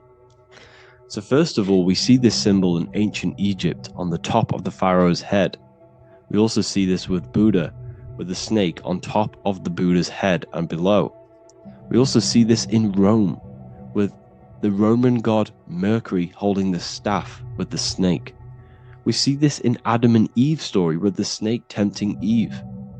We even see this today on the medical facility. What does this mean? Why is this symbol being used for thousands and thousands and thousands of years? It has a very deep esoteric meaning. We see this in the Caduceus staff, and we even see the snake representing the Kundalini. What does the snake actually mean? A lot of people think it represents the Kundalini, which it does. However, there's a deeper interpretation of this symbol, and it goes very far beneath the surface of what the snake actually represents. Okay? So first of all, when looking at symbols, we need to observe what the snake does in nature. The serpent sheds its skin. The serpent shedding its skin is a sacred symbol of an inner transformation. It transforms from its old self to a new self. It sheds layers of itself. As the snake discards its old exterior, it mirrors our own journey of realizing outdated beliefs and patterns, paving the way for a renewed, authentic self on the esoteric path of awakening. Essentially, it represents transformation, but not transformation of our physical bodies, transformation of our inner world. Now, This is where things get a little bit tricky and you may become a little bit confused, but I'm going to make this very clear for you. The snake symbol or any symbol can be used for different context. For example, the Kundalini. We see the snake representing the Kundalini. We all know that energy can't be destroyed, only transferred. Like I said, this is a transferring of energy. It's a changing, a transforming, shedding its skin. It represents transformation. Sexual energy is energy, and we can transform the sexual energy into a Kundalini awakening to activate dormant brain cells in our brain and to activate the human light body, which is the spirit. We can cultivate, save, and retain our sexual energy, transmute it up the spine to activate the brain. This is a symbol of transformation, of energy in this context. However, when we go to the emergency services, this does not mean the same thing as the Kundalini.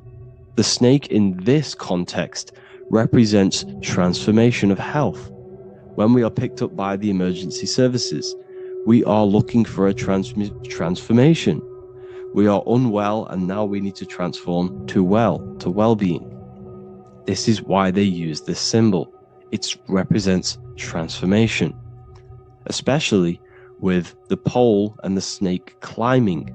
It's climbing, it's transforming from the bottom to the top, shedding its skin, shedding old layers, transformation. We see this in the Bible with the snake tempting Eve to eat the apple of the tree of knowledge of good and evil. Well, what does this mean? Where's the transformation in this? Well, this is a very hidden one. The transformation takes place in Adam and Eve's consciousness and their mind.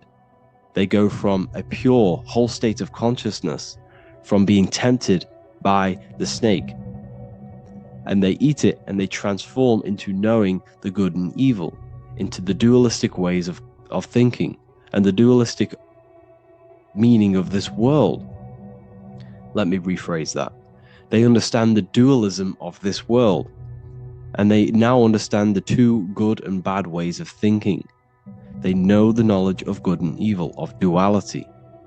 They shifted from a whole state of consciousness into their consciousness being split into good and evil. This represents the journey of every single soul that incarnates into this world, including yourself. When you were a child, you were whole. You had no understanding of good and evil. But as you grew older, you eaten the fruit. You grew to understand the knowledge of good and evil. Your consciousness split from a whole into a separate and divided way of thinking and divided understanding of the world. We suppressed aspects of ourselves to fit in with society norms. And we just limited ourselves with limiting belief systems. We knew the knowledge of good and evil. Our consciousness split from a whole state. This is what Adam and Eve is symbolic of. We see this with the Roman god Mercury, with the snake. Mercury represents intellect, communication. He's always flying in the air, which represents the air, the mind, the intellect. He's holding the snake to represent transformation of the mind. This is what we call mental alchemy, turning base metals into gold, turning the unenlightened aspects of our mind into enlightened ones, turning our negativity into power and control. We see this with Buddha, and Buddha is all to do with transformation of the inner world, transformation of the mind and the soul and the emotions. And it also represents the Kundalini.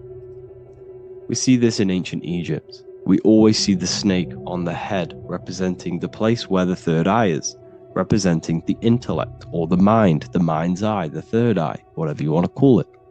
This is the place of the invisible intelligence within us. This is our mind, our intellect. And this is the transmutation of the mind.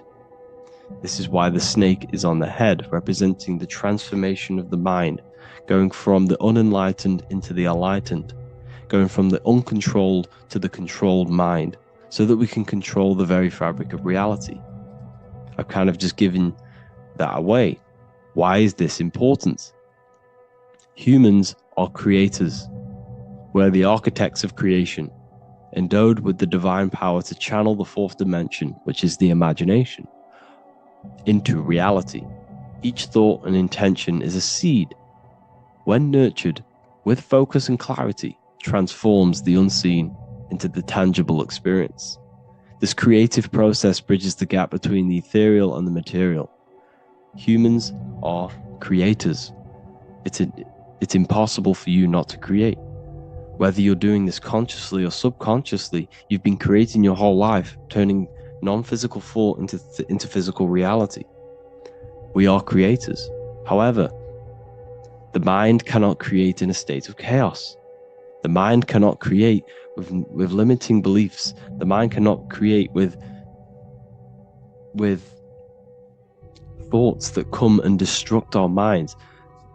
The mind cannot create consciously and effectively if there are impulses within our mind and we have no control over the mind.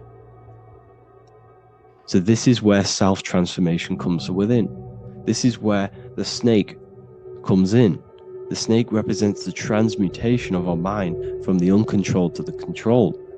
In this context of the Egyptians with the snake on their head. It's all to do with mental alchemy. In the occult tradition, the mind is seen as a delicate instrument that demands constant vigilance. Left unchecked, it reverts to archaic and destructive thinking patterns. Like a finely honed blade, it must be continually sharpened through discipline and self-refinement. In this unending process of unveiling and mastery, we learn to shape reality, harnessing the power of our thoughts to manifest the highest potential. It's all to do with mental alchemy, and this is how the snake is connected to you.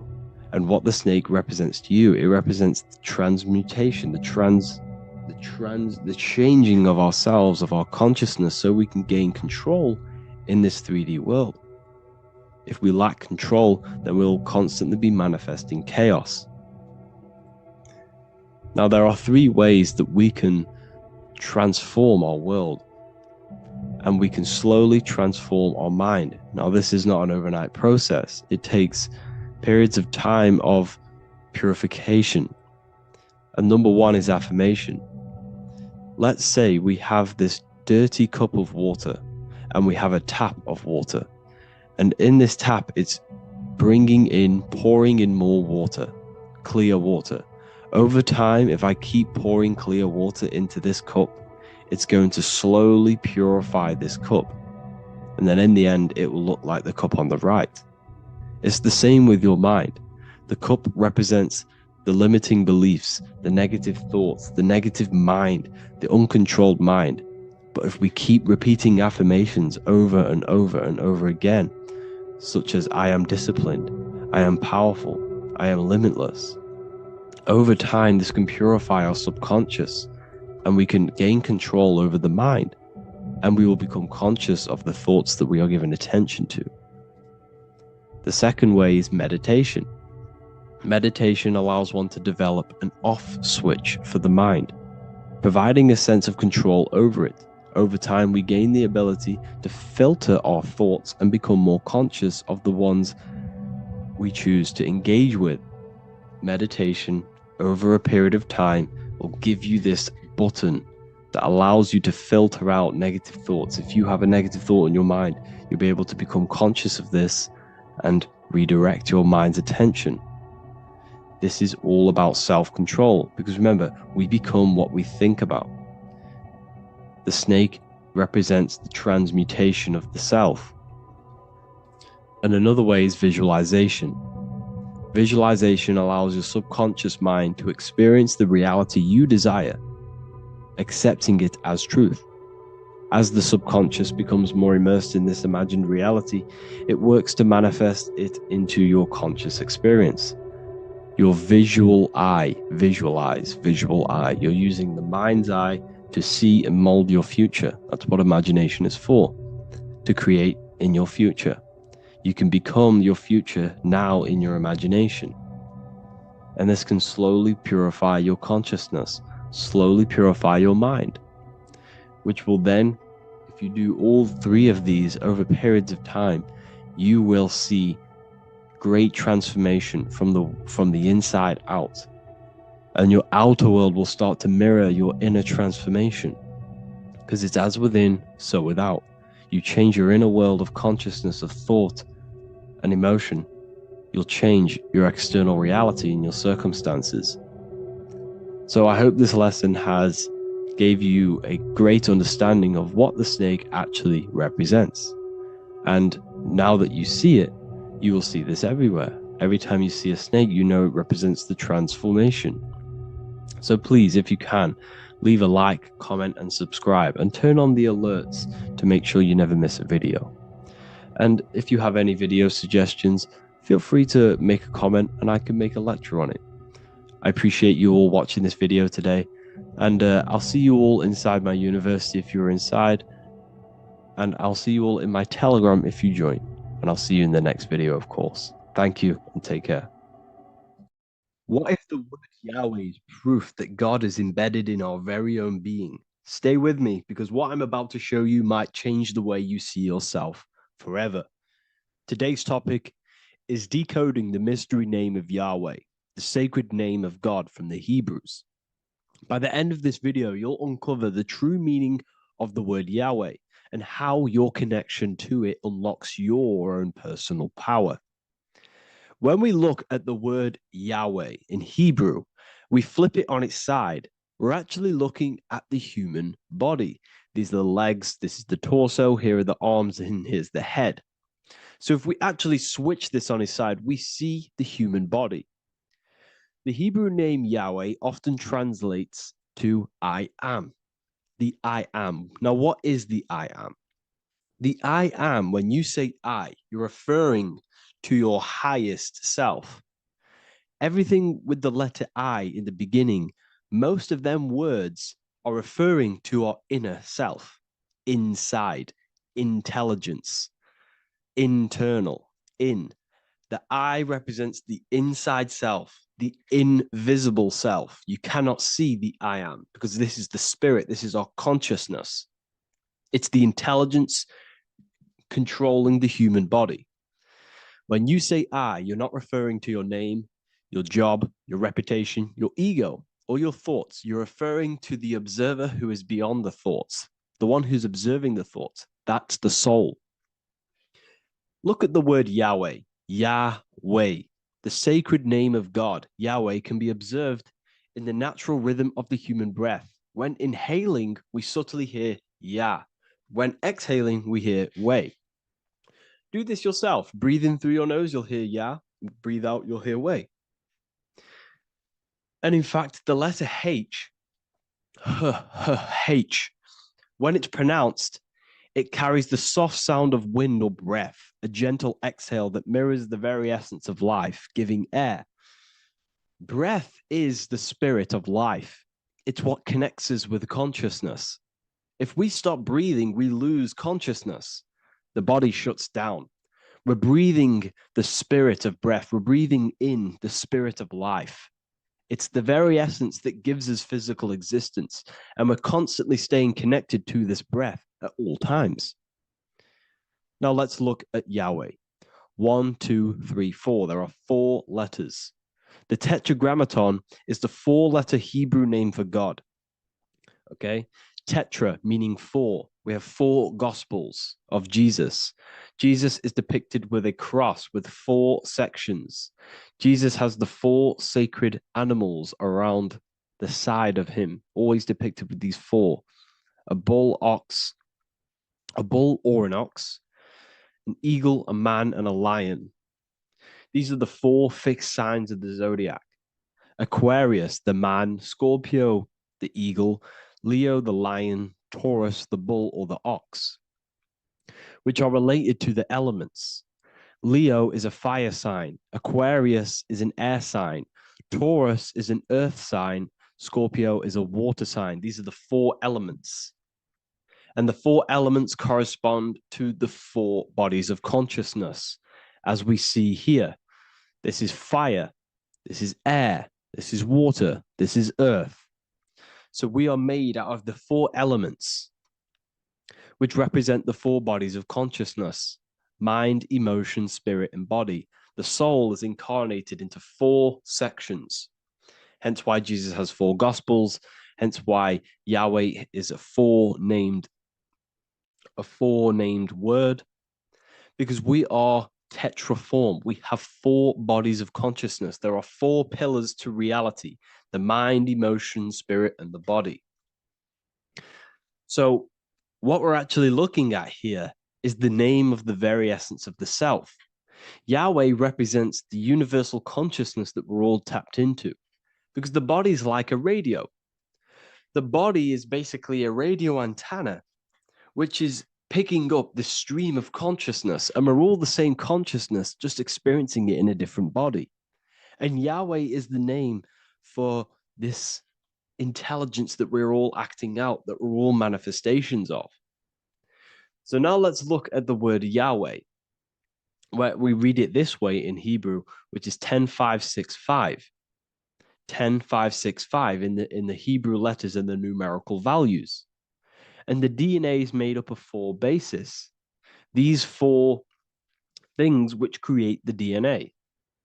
This basis is the genetic code for all living things. Each DNA strand is held together by sulfur bridges that appear in a repeating pattern of 10565. This pattern matches the numerical value of the Hebrew letters of Yahweh, Yod, He, Vah, He, which are 10565. This means the structure of DNA, the code of life, follows the same number sequence as the sacred name of God, Yahweh.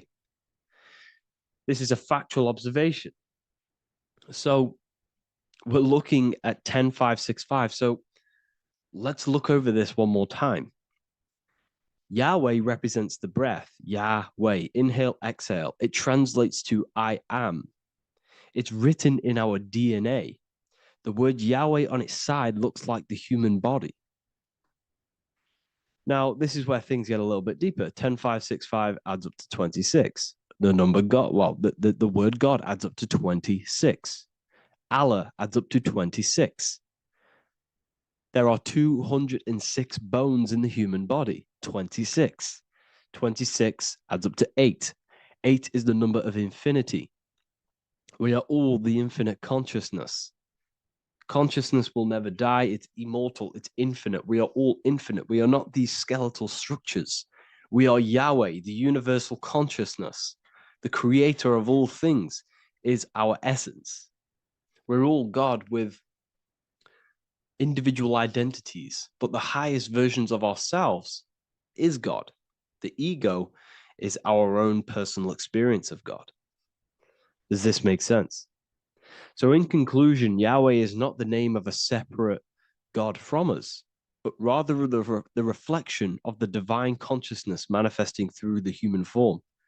The human body is like a receiver acting as an antenna that tunes into the infinite intelligence and life force we call consciousness or God.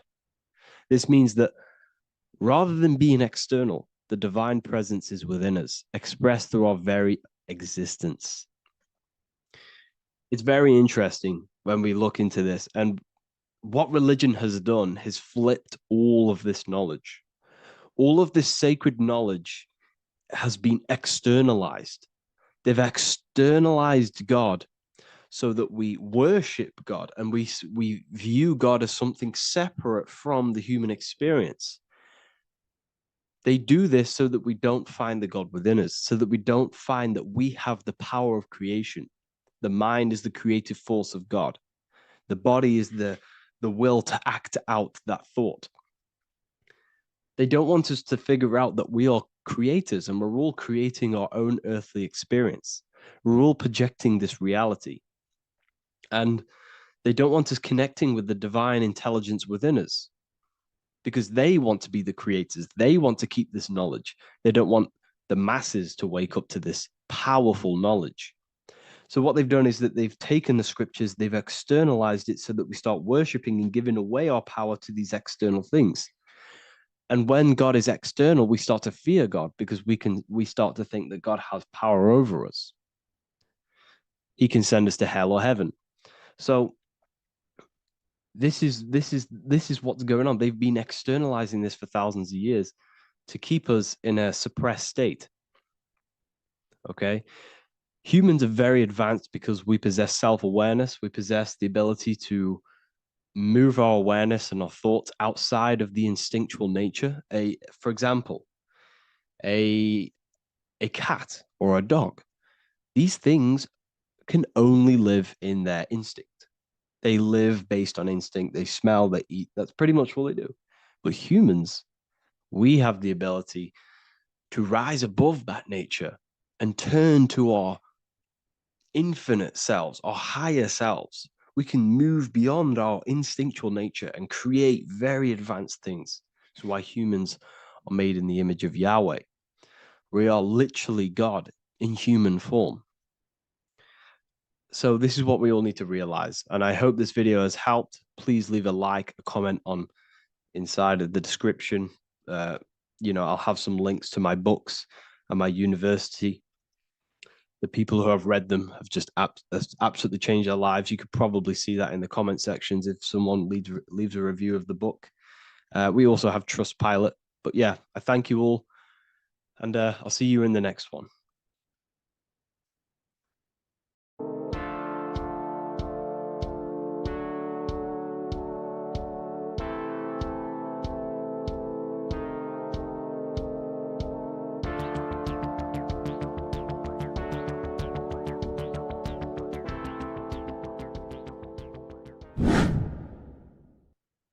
Left and right hemisphere, and what are they doing? How does it contribute towards your perception in this world? And this is what we're going to be talking about in today's video. We're going to be breaking down the two hemispheres of the brain and how they function in your life. So first, we have the left hemisphere.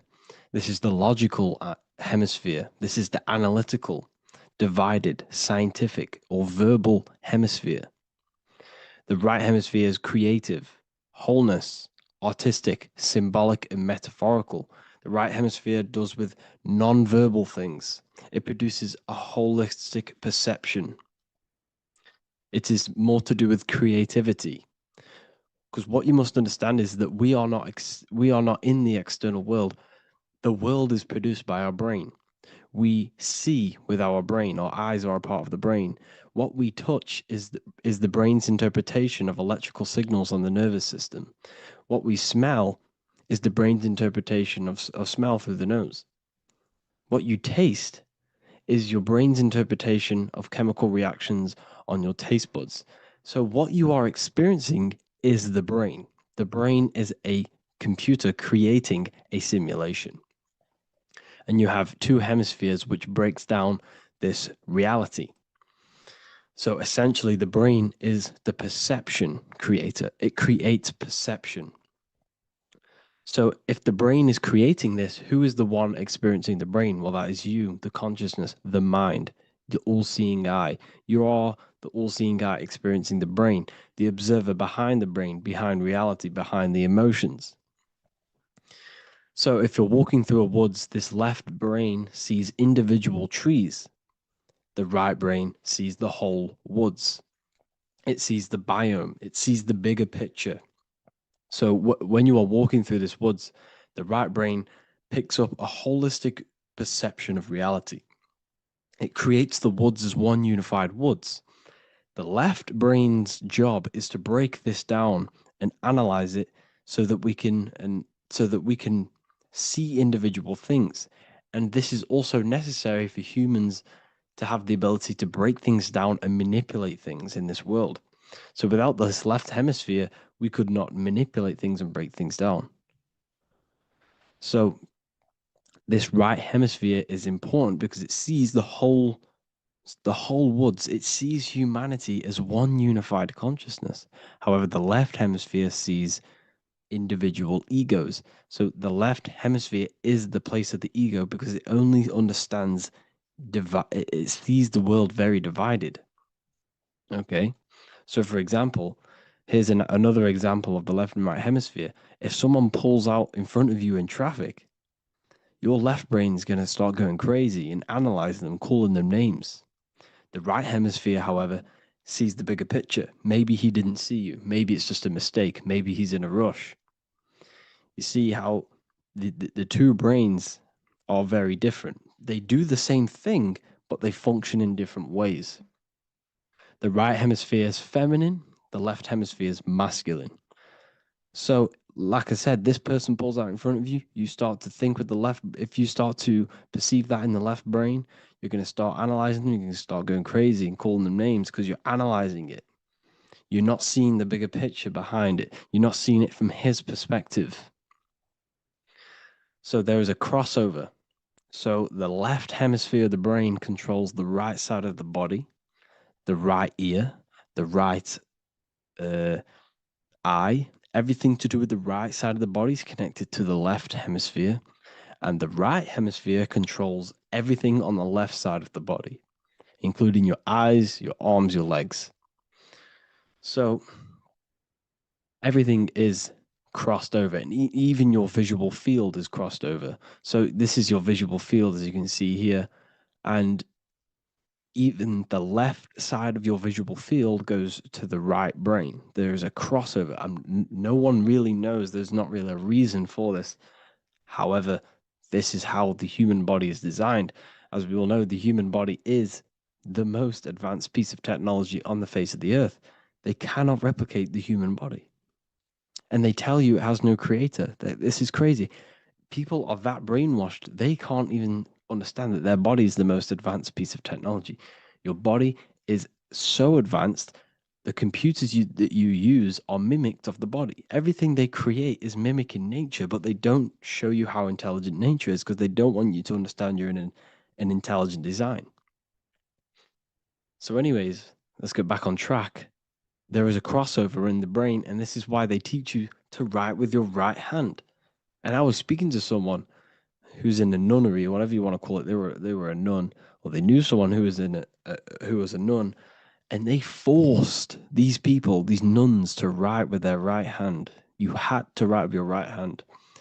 This is why, I'd say at least 70% of the world, or 80%, is right-handed and right-legged, because they taught us this to activate the left hemisphere more because of this crossover that happens in the body. So when we are using this right side more, we are using that left hemisphere more. Why? Why are they doing this? Well, they also called it writing. Writing is a spell, to cast a spell on you to use that right side of the body so that you use this left hemisphere, because they want you to see the world as a divided perception. They don't want you using the right hemisphere, using that left side of the body to activate the right hemisphere to see the bigger picture and see how everything is all one and everything is created. This left hemisphere domination keeps you from seeing the connections between everything, because that left hemisphere analyzes, it breaks things down. So when we are left hemisphere dominated by using the right side of the body, we are essentially seeing everything as divided. And this is why so many people will not understand my work, because my work connects dots and connects fields of knowledge, and makes you see the bigger picture. So people who are left hemisphere dominated will see my work and think this guy's crazy. But it's all about activating that right hemisphere. So they called it writing because every word you say is molding your mind in some sort of way. The things you see is molding your mind. Everything you take in through the five senses is molding your mind. And language is a massive spell, especially the English language. They called it writing so that you use that right side. It's a spell because your subconscious mind picks up everything you say. And 90% of your daily basis behavior and thought patterns is produced by these subconscious programs within the subconscious mind. Essentially, your conscious mind is only the 10% of you. The conscious mind is just what you're aware of, what you're wearing, how you're feeling, what you're thinking. That's your conscious mind. The subconscious mind is controlling every system in your body. It's telling your heart to beat without you being conscious of it. So essentially, this is what they're programming. They're programming this system in the back of the mind, which is controlling everything through the words. And this is what spells are, because it's all about creating perception in the subconscious. So they want you to use that right side more. I truly believe the ancients, they were balanced. They used the left and the right side of the body. They didn't have a stronger side because they understood this science of the body and how the body works.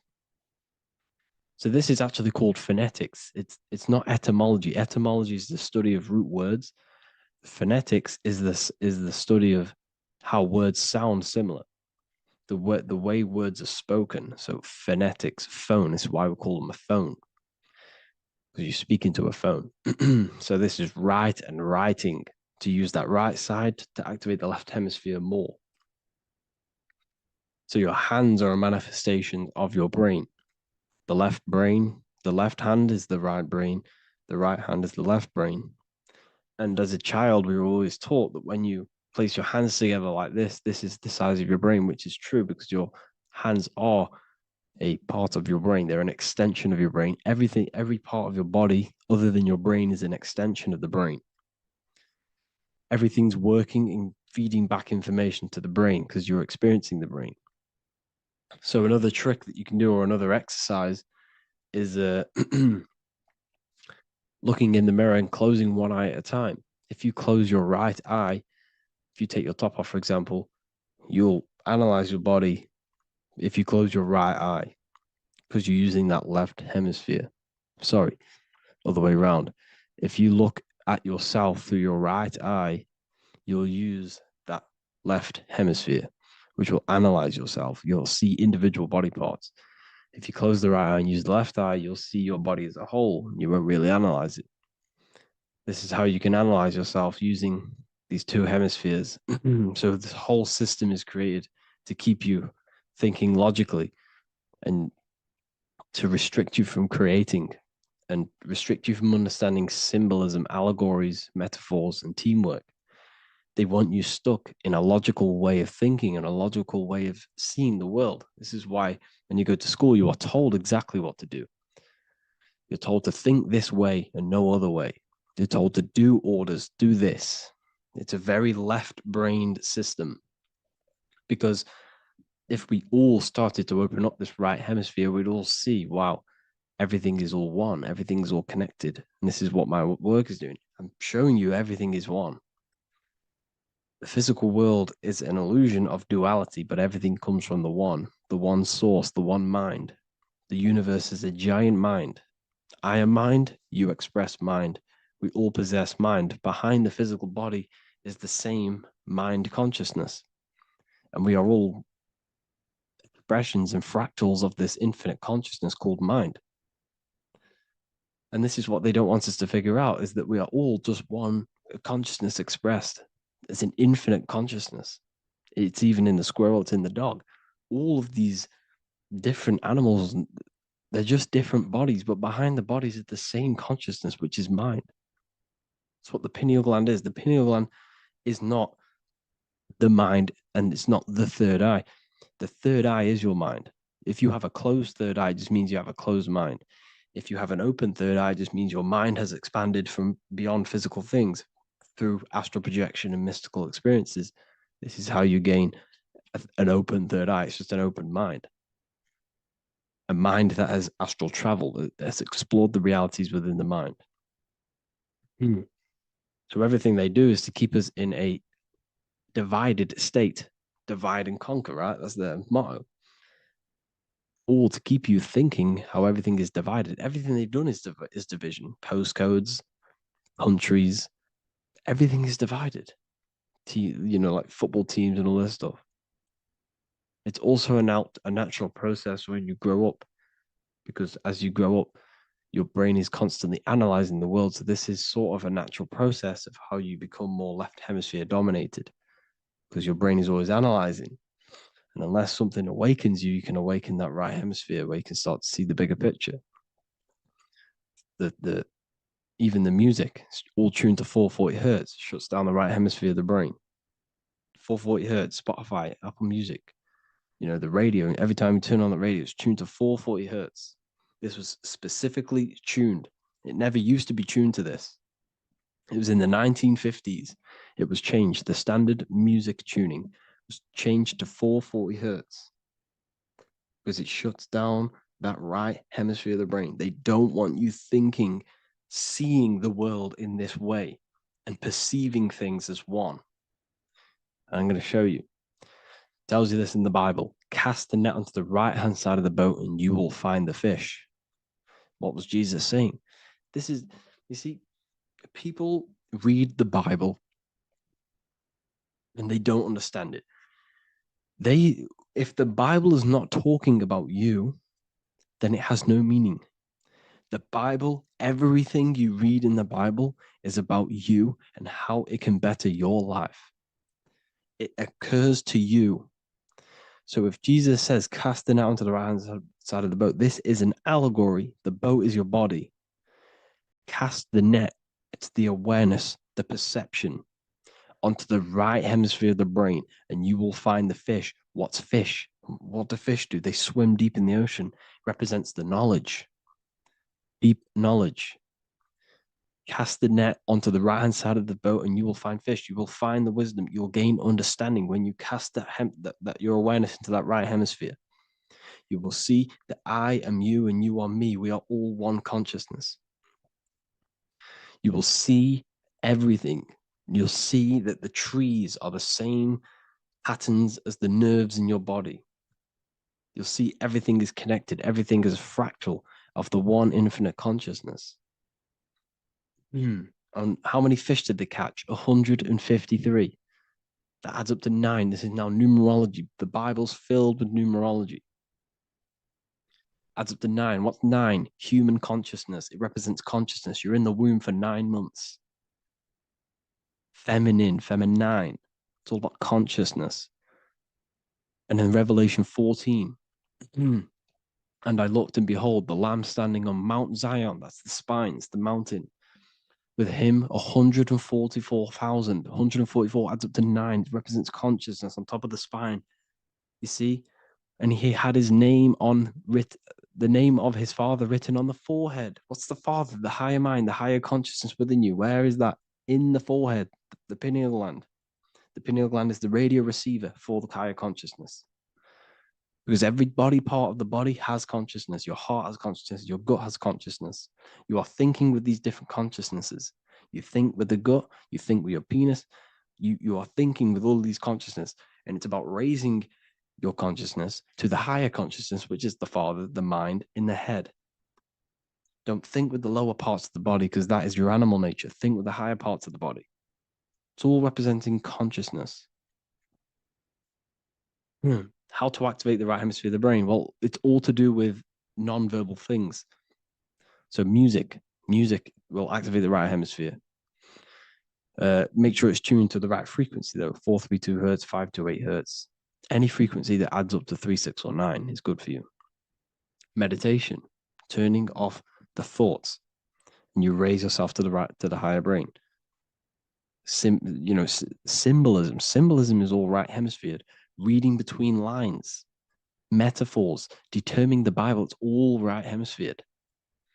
Seeing the bigger picture, it's reading between the lines.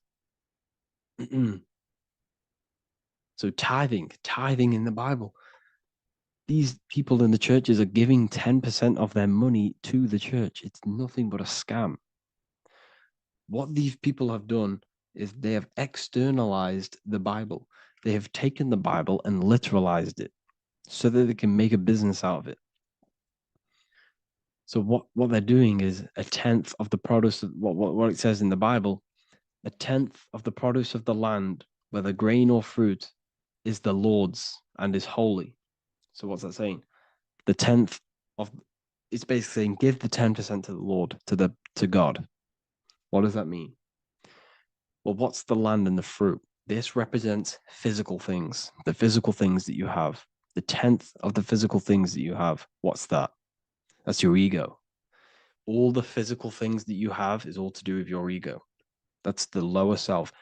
The ego, what is the ego? It's the mind's perception of the physical self. You had no ego when you were a child. Okay, when you were a child, you had no ego. As you grew older, you created the ego. But the ego is the full self. It's the echo. Ego, echo. It's the echo of the full self. So it's saying give the ego over. Take away the animal self. in that left hemisphere. That's all to do with the left hemisphere. That left hemisphere sees the ego. It sees individuality. It's divided. So it's saying, give that 10% of you over to the right hemisphere, the 90%. The 90% of you is in that right hemisphere, the higher self. Now, I'm not saying the left hemisphere is bad. Okay, I'm not saying that at all. But it sees it sees things divided. It's like I said, the left, the hands are manifestations of the brain. So when these Christians are praying, they're putting their hands together. What are they doing? They're syncing the brain hemispheres. What you're doing, because everything's an extension of your brain. So if you put your hands together, you're putting the two hemispheres together. And what's happening when you place the hands together? All the electricity in the body is now running in a circuit. So once you connect these two hands, the electrical energy is now running in a circuit. And energy can move around the body quicker and more efficiently. So when you pray, when these people are praying, they don't realize that they're engaging in ancient forms of meditation, of balancing the two hemispheres. So now we're talking about balancing the hemispheres, not the right hemisphere. This is what Israel is. Look at the symbol for Israel, the up triangle and the downward triangle. What's that? The up triangle represents male. The downward triangle represents female. Okay? This is talking about the brains. Israel is Ra. Isis, which is female, the Egyptian god. Ra, El. El means God. El, electricity. That's the force of the physical world. It's the force that runs this world, electricity.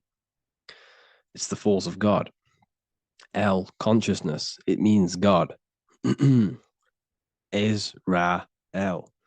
Isis, Ra, and El. It's the two hemispheres of the brain, the holy land of Israel. It's the holy land, it's the brain. Once these two hemispheres are synced, this is how you unlock your consciousness. This is the easiest way of astral projecting. Hemisphering, I forgot the word for it. Hemisphere syncretization, something like that. It's about syncing the hemispheres. This is how you unlock your consciousness. Once the brain is running as one electrical system, this is how you balance the two masculine and male opposing energies. Once these opposing energies are no longer in war with each other, the brain, they come together to work as one. You unlock your consciousness. You are born again. What happens when a male and female have sex? It creates a new child. It becomes one. You are born again. Once the two hemispheres of the brain, you are born again. You can then have an out-of-body experiences. So this is why the symbol of the Holy Land, Israel, is the up and down triangle back combined together, because it represents unification of the male and female, unification of the hemispheres. You're born again. You unlock consciousness. And you can get this for free. It's called the Gateway Tapes on my website.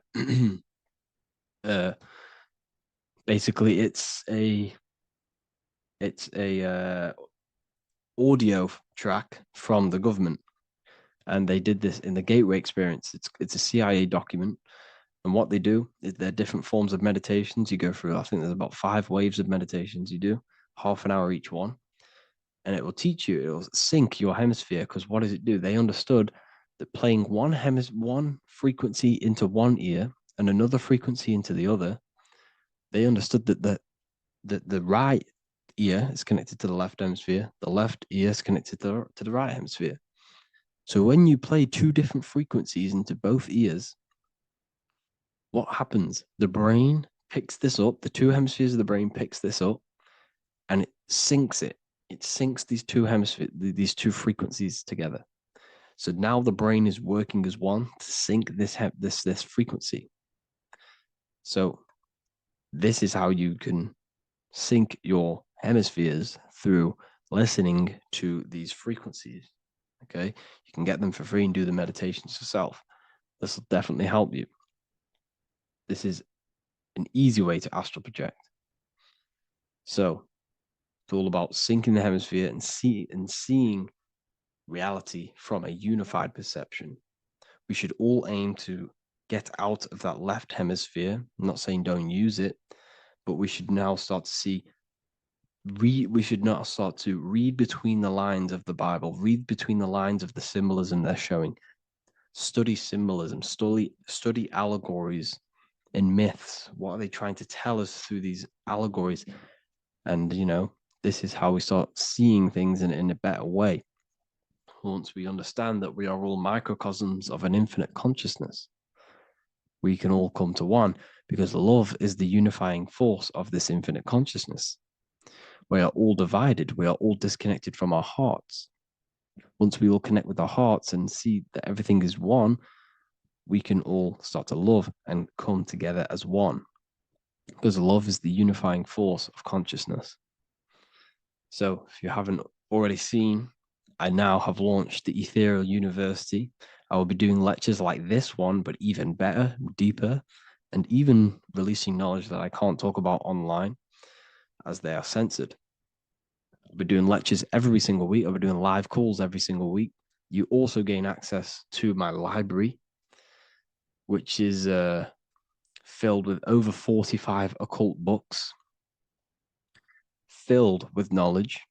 Okay, I'll show you now. Plus, you get my book, The Book of Wisdom, PDF form, and the Human Health Guide, PDF form.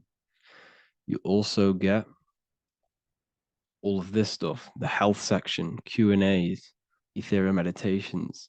We've got some celestial studies, cosmology, numerology coming soon.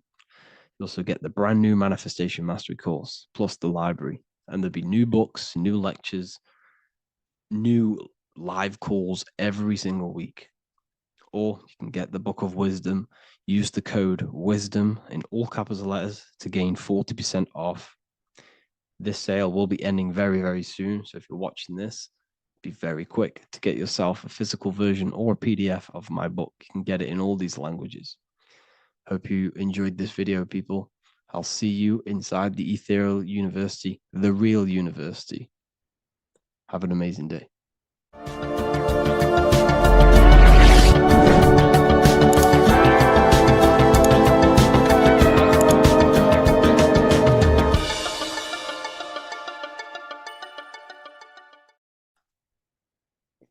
In this video, you're going to learn exactly what Christ consciousness truly is and how to cultivate this into your life so you can live a better life, create the things that benefit yourself and humanity, and ultimately to bring heaven on earth. This is the true way. If you're familiar with my work, you know that, I'm pretty much obsessed with symbolism. Symbolism is such a massive topic, and it unlocks profound ancient wisdom that is hidden behind these layers of symbolism of the ancient paintings, symbols, and texts. So I was going through some Christian artwork and I came across this painting. It's a well-known painting called The Sacred Heart of Jesus. And it just blew my mind what this is revealing about human consciousness and Christ consciousness, which is what Jesus represents. If you're not familiar with Christ consciousness, you should definitely do a bit of research on that. But I'm going to explain it today in detail. So when we look at this painting, we are looking at symbolism. We're looking at consciousness, a state of being, a state of living, a way of thinking, a way of feeling, and a way of acting in the world. As I've said this many times, we're all creators. We all create and generate reality. And you don't just have your personal reality, you have a collective reality. Your reality is affected by the collective consciousness. Depending on the collective consciousness's understanding of reality will also affect your life. We have a collective life and a collective experience. So Jesus in this depiction here is in a way showing us instructions to reach Christ consciousness, whether you see it yet or not. But I'm going to decode this for you. and your mind might be blown after watching this. Okay, so so what is the meaning of Christ consciousness? What's the whole purpose of this? Very simple. Like I mentioned before, we have a collective experience on this world. And Christ consciousness is the natural consciousness that we all need to be functioning on to generate peace, love, and unity on the earth in this experience we call life. That's what Christ consciousness truly is. It's a state of being that we need to cultivate within our own self, within myself, others, and everyone in this life and experience, so that we can all live in peace and heaven on earth, what they like to call it, so that we can generate the best experience possible together on this thing we call earth, on this material world, this material dimension. The material dimension is simply just a physical dimension of thought. It's a physical outcome of thought, but that's a whole other lecture. So please leave a like, leave a comment if you have any topics to talk about that you wish for me to cover, and definitely leave a subscribe if you like my content and channel. So to go deeper into this, right, we've explained what Christ consciousness is and what it actually, will do to the earth and what it will do to reality in our collective experience. And it's also representing a profound understanding of self, a deep understanding of the true nature of self, the true source of self, what the self is, pure consciousness, pure God. We are all Jesus. Jesus is you, a physical manifestation of the divine made manifested physically.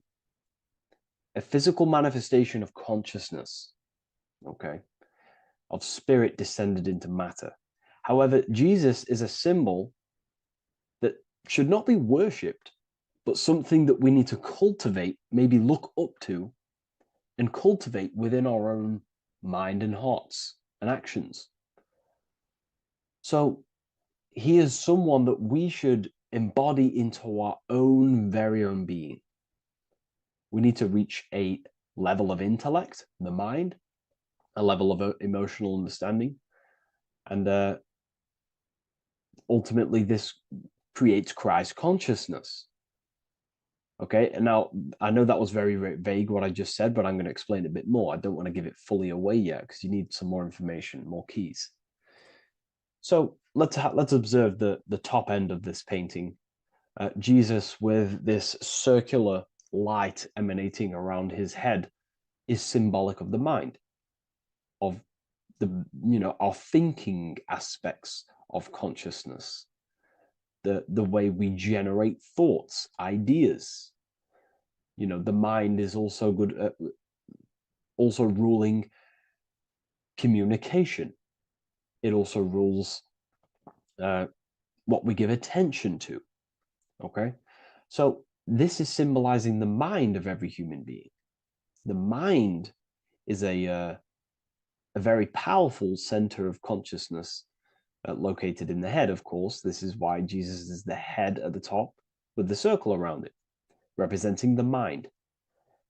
Now, to reach Christ consciousness, we need to purify our minds. Purification of the subconscious mind. The subconscious mind is the hidden aspect of our mind with all of our memories, belief systems, and everything we've ever experienced is stored within there. We have traumas there. We have bad belief systems that hold us back. So it's about reprogramming the subconscious and aligning the subconscious with higher consciousness, with higher understanding of self, removing any mental blockages from the mind. Because in today's world, most people's minds, including myself, before I, purified myself, and I'm still continually purifying myself. That's not to say I'm perfect, because I'm definitely not. But what I was saying was purifying the mind so we can have a powerful mind. Because like I was saying, most people's minds are not their own friend. they let their mind control them. They let their thoughts create negative influence on them, negative emotions. They let their mind destroy their confidence, destroy themselves.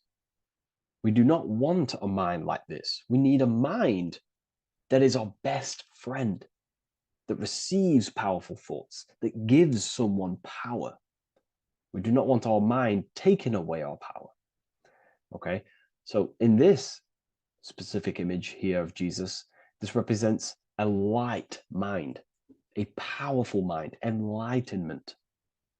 The word enlightenment means light and ment coming from mental or mind, light in the ment. This means a powerful mind. Light is also symbolic of knowledge, information. When someone's very intelligent, you call them a bright person. It's a bright mind. It's knowledge of self. So the mind is conscious of self. That's another thing. We need to be conscious. A lot of people are not conscious, including myself before I did this, before I woke up. Most people are not conscious of their actions. They're not conscious when they're actually awake in the day. They do things unknowingly. Are we conscious of our thoughts, emotions, and actions, what we're giving attention to in our mind? Because ultimately this shapes our experience.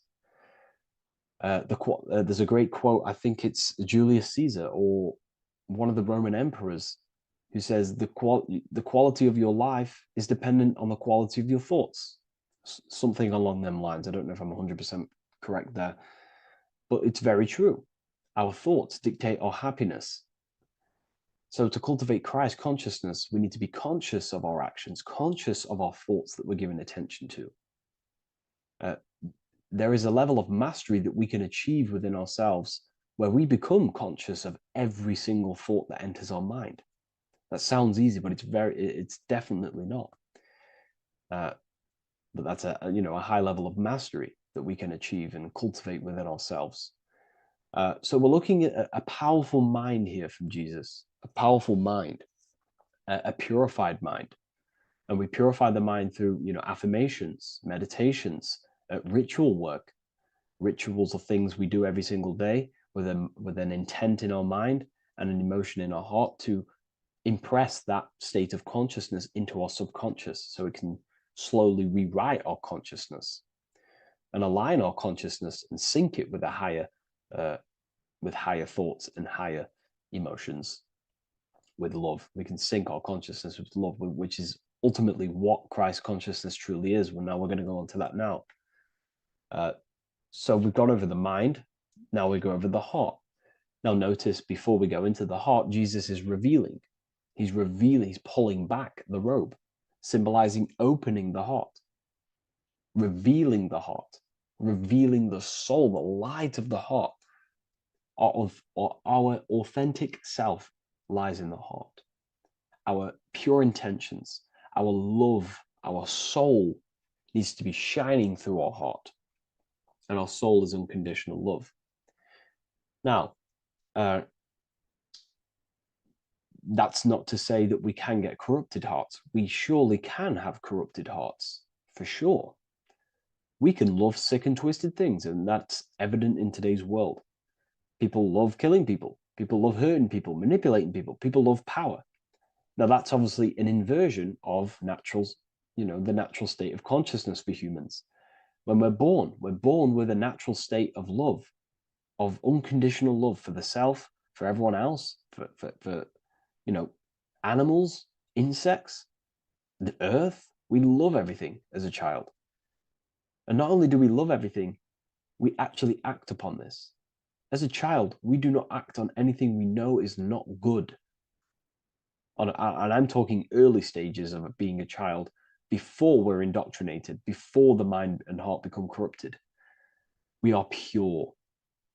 This is symbolizing this. Light represents also purification and truth, because when you shine light on something, it's the truth. You see it. You shine it through the darkness. It reveals. So light, this is symbolizing revealing the light of the soul, of love consciousness, holding love in the heart, true love. Not love for sick and twisted things, but true love for the self, the body, and for everyone else and all things. Holding love in the heart. There's a famous saying of keeping the sun in your heart. Keep the sun in your heart. It's a very famous saying. What the sun is a symbol of love. What does the sun do? It gives abundantly. All it does is give light, give energy, power, light to the earth, and everything is feeding off this source.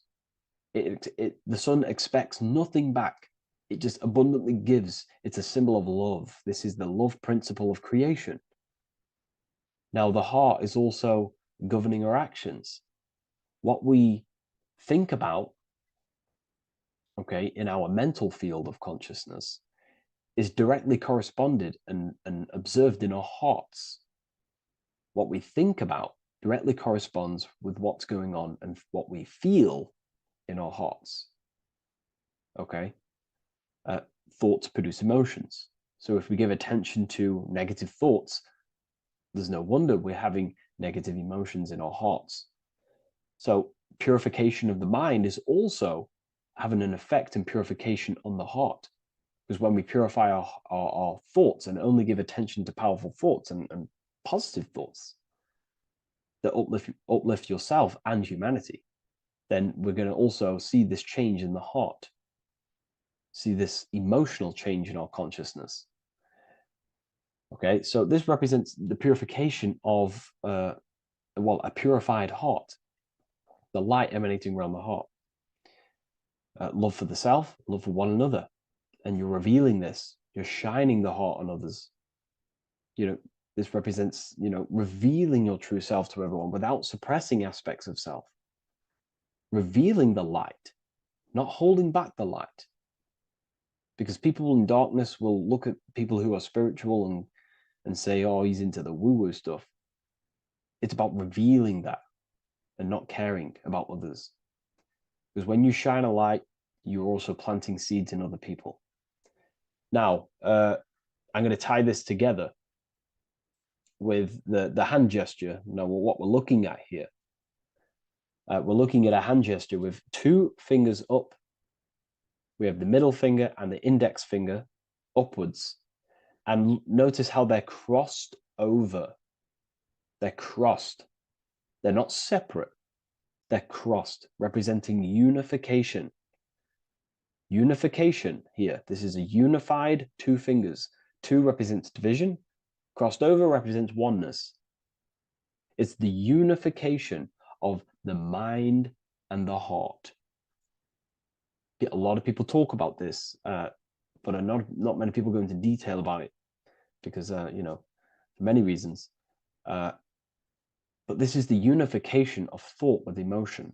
This is how we truly reach Christ consciousness. And ultimately, when we do gain the love in our hearts and we do slow, it's a gradual process of cultivating love for the self and everyone else in the world, because we're so programmed to be divided. But it's a slow progress. But when we do cultivate love in our hearts for the self and one another, love is a very, very nurturing and growing force. Like I said, the sun earlier, that is pure love energy. It makes everything grow on the earth. While love in your heart grows connections with people. It grows care. You go out your way to do things to people and give people things. It's a very nurturing and growing energetic force. And me personally, I think the whole universe is built upon love. The whole thing. Without love, without the love, there is nothing. Nothing is, love is the only true emotion that truly exists. Everything else is either an opposition of love or a different degree and branch of love. Love is the only true emotion, and everything is built upon that principle. Okay, love is what guides us to a higher consciousness. When we cultivate love in our hearts, we become a vessel for light, more energy, more vibration. Our electromagnetic field expands, our biofield, when we hold love in our hearts. It's a very powerful force. And when we do cultivate a strong spiritual compass within our heart, because that's what our heart truly is, it's a spiritual compass. It tells us, well, it doesn't tell us, it knows what is right at all times. If you think something, your heart tells you whether that is right or that is wrong, whether you should act upon it or whether you should not. The heart knows what's good and evil. No one told you this as a child. As a child, you already knew this. You came into the world, you knew what was right and wrong. You knew it was wrong to hurt people. So this unification that he's doing with his hand symbolizes thinking with the love of the heart, represents thinking with love of the heart, thinking with love of the heart for the self and the collective. Now, ultimately, what this does is give birth to perfect action. Why? Why does this give birth to perfect action? Think about it.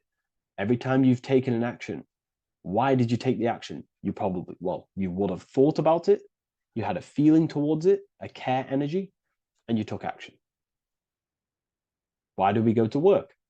We care about paying the bills and staying in our house. We go to work to earn money. We think, we care, we act. Everything you see in front of your reality, on the screen that you're seeing right now, you called your eyes, everything is in front of you because you care. It's the heart energy that leads the body, okay? And that's even present in the body. Have a look at the body. We have the head, thought, then emotion, then our feet is at the bottom, and our feet take action. Thought, emotion, action. Thought, emotion, action. So even the body is basically a blueprint of how creation is manifested. So we receive thoughts from the divine planes, from the higher planes of consciousness. We receive them. That's another thing that I missed. If we purify our minds, we're basically attuning our mind to a higher part of the mental plane, and we will receive higher thoughts. We will receive thoughts that are more genius, what we like to call today, or better quality thoughts. We receive good ideas when we attune our mind to a higher consciousness. Okay, so we are like a radio. We receive thoughts based on what our mind is set to. That's why we call it a mindset. So, like I was saying, we receive thoughts through the head. We feel the emotion, then our feet take action. Thought, emotion, action. So the body's a blueprint of creation. It's beautiful when you really notice this. So this unification is about thinking with the love of the heart, which gives birth to perfect action in the world. And this is the state that we need to cultivate within myself and everyone in the world so we can give birth to heaven on earth through action. Because ultimately the world is molded through action, physical action. And them actions are molded from thoughts and emotions. Now,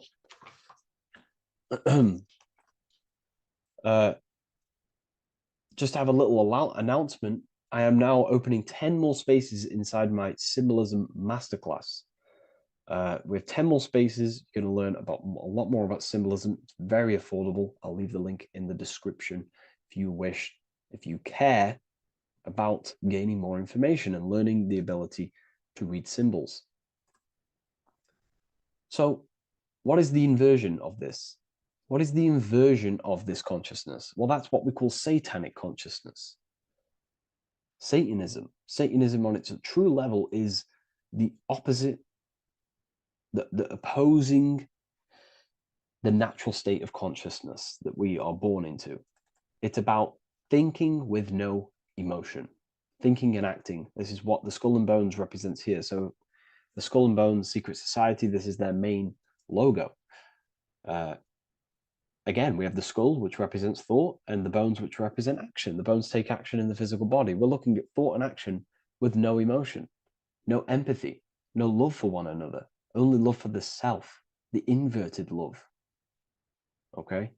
We're looking at gray. Gray is a symbol of dullness, death. There's no emotion in gray because colors provoke emotion. When we look at a color, it invokes an emotion. Gray has no emotion. So we're looking at dullness of the emotions. I'm not going to go too deep on this subject. I'm going to create a whole new lecture for that. In fact, I think we have a great lecture inside Ethereal University on Satanism. We're going very into depth of what Satanism is and what Satanism consciousness truly is. And again, it's just the cross inverted. Satanism is just it's the invertation of, I don't know if that's a word, but it's the inverse of natural law, natural consciousness, of love consciousness that we are born into. Okay, so ultimately the message in this video was to create love in our minds, love in our hearts, think with the love of the heart, think with the care for one another, and that gives birth to perfect action. And when we align, when we do truly act out what our heart is telling us, and I know this from first-hand experience. This is what happened to me. I woke up, I started to follow my inner guidance. I always took action on it. I was saying yes to it every single time. And it led me, I'm getting goosebumps actually saying this. It led me to where I am. Like that action, me saying yes to my heart, to that knowingness of goodness within me, was like a domino effect. And that domino effect, every time I did it, it was just opening more and more doors, not physically, but mentally. I was receiving more information. I was receiving more opportunity physically. My work started to explode on social media. Like, when you follow your heart and truly take action on what you know is good, it's like a domino effect that leads you step by step to where you're meant to be. And it's so profound and it's so, beautiful. And I'm telling you this from firsthand experience. This is ultimately how you kind of unlock your purpose in this physical world as well. So not only is it going to create a better world, it's also unlocking your true soul form and soul purpose while you're here. It's very beautiful. So I thank you, everyone. Please leave a like, comment, and share, and subscribe to the channel. And I'll see you all inside Ethereal University if you decide to take your studies to the next level. Take care. Hello, Seeker. Welcome to Revival of Symbolism, a channel devoted to the language of esoteric symbolism, helping you discover yourself and expand your consciousness into new realms of thought.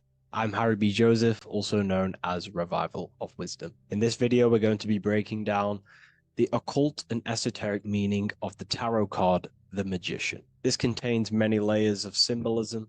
Let's get straight into this. So if we look at the card of the Magician, the first thing we notice is this gesture, his hands. We have one hand up, one hand down. This corresponds to the teaching and the principle of the universe called the law of correspondence, also known as above, so below. As above, so below pretty much corresponds with everything in the whole world and life. Everything functions underneath this law. It teaches that everything below in the material plane does not exist on its own. Physical life does not create itself. It is not independent. It cannot sustain itself. Everything below in the material plane has its spiritual counterpart within the heavenly realms of higher consciousness dimensions. Everything above manifests that which is below. It's simply representing how reality is dual and you are dual. You have a self outside the mind, which is the physical body, and a self inside the mind, the spiritual self. While most people are fixated on the external self, the physical body, they never give attention to their internal self, the self inside the mind. The self inside the mind is limitless, has infinite potential, and is not bound to any true form or identity. The internal self is the immortal self, the higher self. It is the self that can turn anything, any thought, into a form within the realm of imagination. This is what we call the astral plane. The astral plane being a plane or a dimension that sits just above the physical plane, and it's the realm of imagination, emotion, and desire. Because in order for us to imagine something, we have some sort of emotion or desire to create it.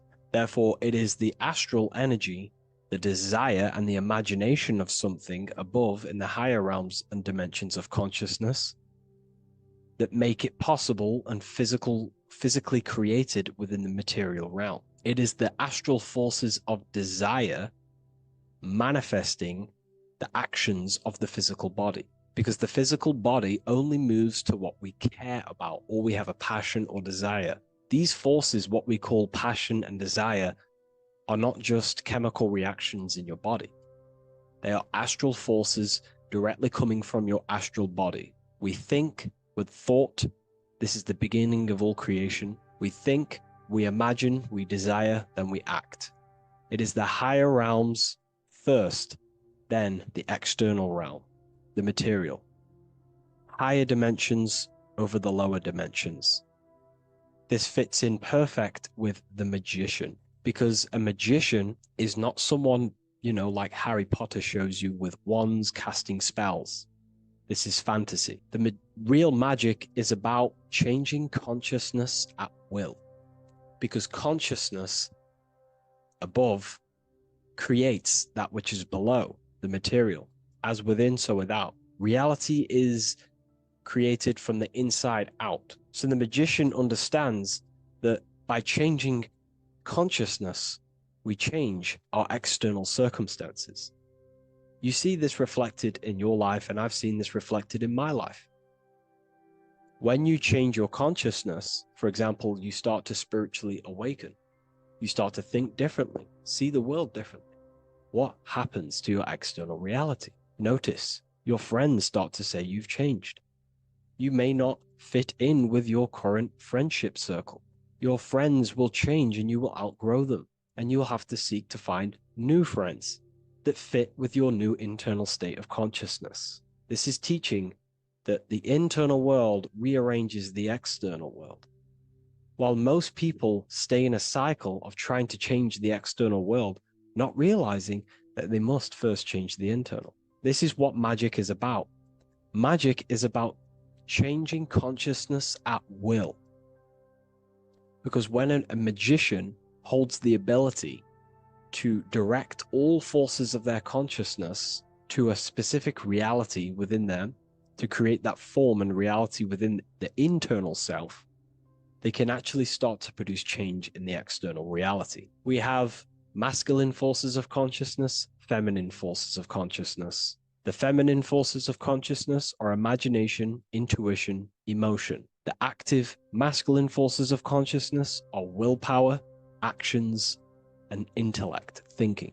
When we combine the imagination, seeing the reality within our mind, forming the reality within our spiritual vision, the internal vision of the soul, because imagination is the expression of the soul.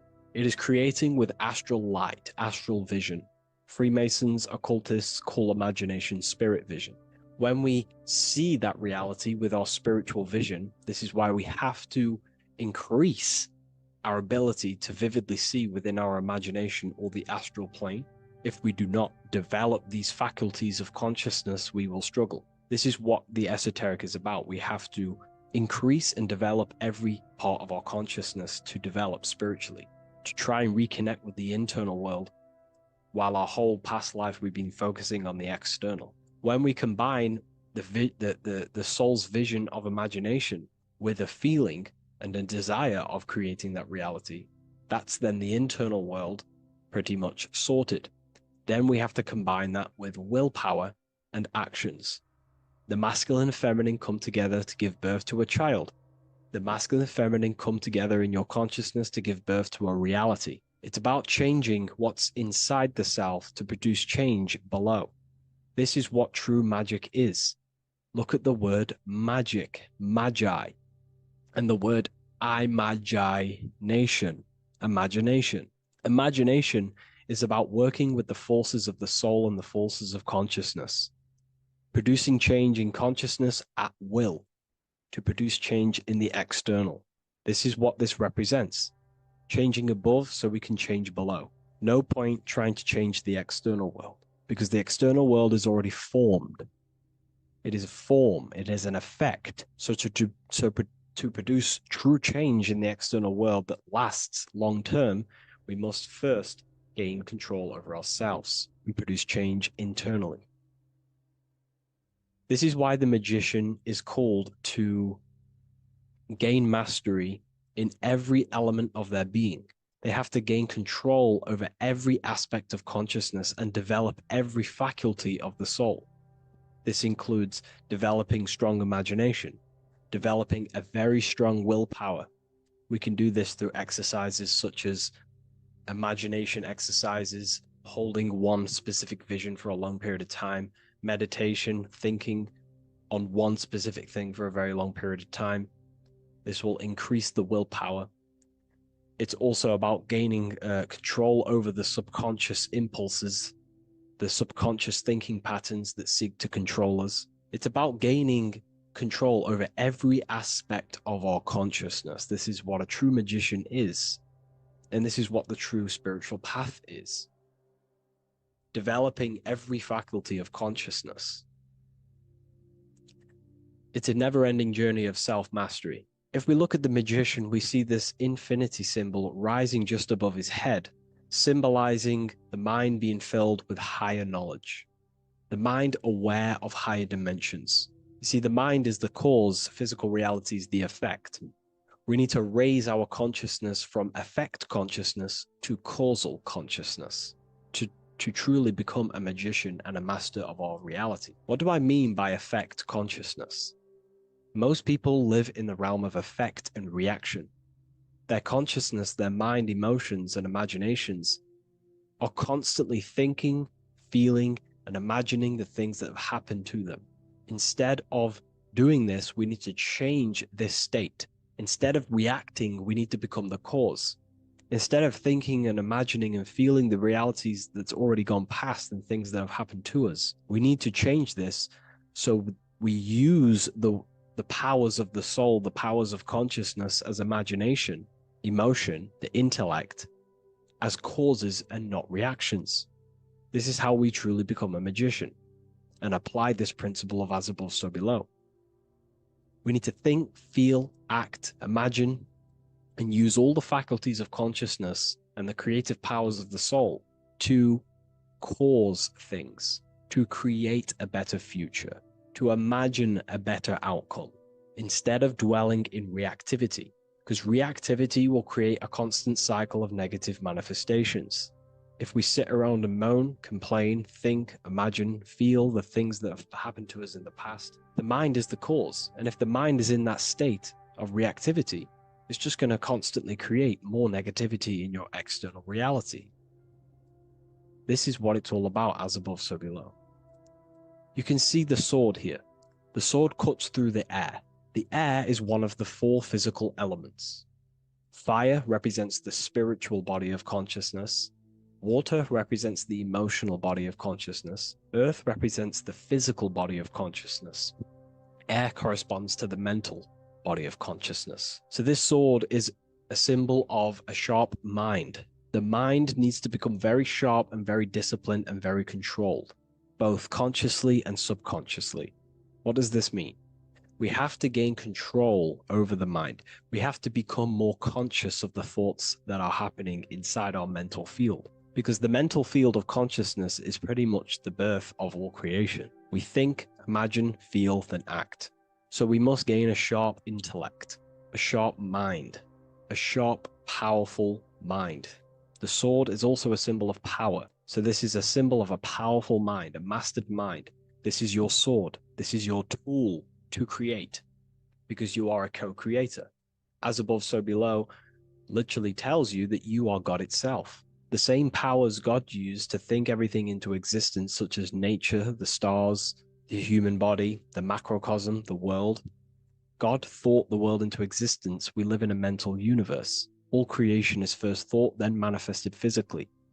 The same powers of thought God used to create the world is the same power that you use to create your world.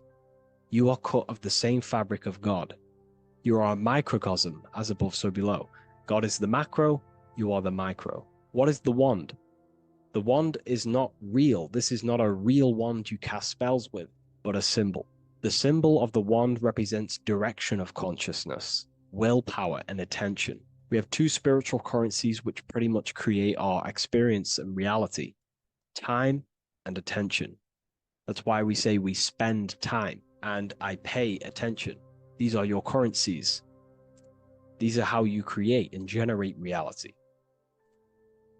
Moving on to Jesus and Satan, we see there's an exact same symbolism within the ancient paintings. Jesus pointing up, Satan pointing down. Satan is the egoic force within one's consciousness. He is a symbol. Satan is not a real identity or being or entity. He is a symbol of a personality and a force within one's consciousness. Satan represents the negative forces of the ego that tells you to do things that is wrong. In your heart, you know what is morally right and wrong.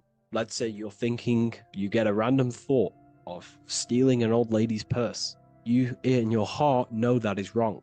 But Satan is the force inside of you that says, do it anyway. Don't listen to the heart. Get the personal gain. I want the money. That's Satan. Jesus is the higher mind, the aspect of our consciousness that dwells above the ego. It's the part of our heart that desires the spiritual. Our heart is the generator of our reality. And whatever we desire is what we generate. You only take action and generate your life on what you care about or what you feel. If someone's talking about something you don't care about, you say, oh, I don't care about that. But if you care, you will listen. If you care about something, you take action towards it. If your heart desires the material, you have been taken over by the egoic force of Satan. Not a real entity, a part of your consciousness, a part of your nature, the dark side of yourself. Jesus represents a heart that desires the spiritual wisdom, the things that cannot be seen.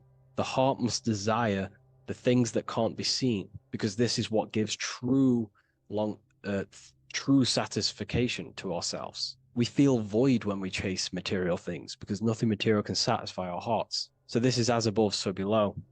Jesus is the higher mind. Satan is the lower mind. We must place our hearts on the higher things and give our hearts and desires to knowledge, the things that we cannot see, because this is what gives us true fulfillment. We also see this symbolism in the Baphomet. As above, so below. The material realm below and the fire up here. The fire symbolizes spirit. The spiritual made manifest in the physical. This is all the same symbolism. It corresponds to everything. You can use as above, so below to determine truth. If someone tells you something and tries to make you believe it and it does not correspond with the law of correspondence, then you know it's a lie. You can use as above, so below to manifest things.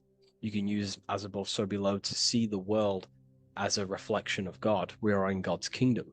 This is God's world, and you are creating in the world through the same powers of God, thought. You are a small version of God, co-creating a world and reality in earth. You yourself are an earth. Your body's the earth. Your consciousness is God and heaven. So I hope this video helps. The occult goes deeper than you could possibly imagine. If you wish to go even deeper, join our community, Ethereal University. Please leave a like, share, comment on this video for more. In this video, we're going to be talking about the evolution of consciousness. You are born human, however, you possess consciousness, which is the awareness behind your being, the awareness behind your thoughts, the experiencer behind your five senses, the experiencer, the observer behind your thought, emotions, and senses. You are an eye, an invisible consciousness looking through a lens, which is your body. Your body produces this physical world that you experience. Your brain produces this world. Your brain and body is a technological computer. However, you are an infinite, ever-expanding consciousness behind this physical body. And there is an evolution of consciousness, a cosmic journey of expansion.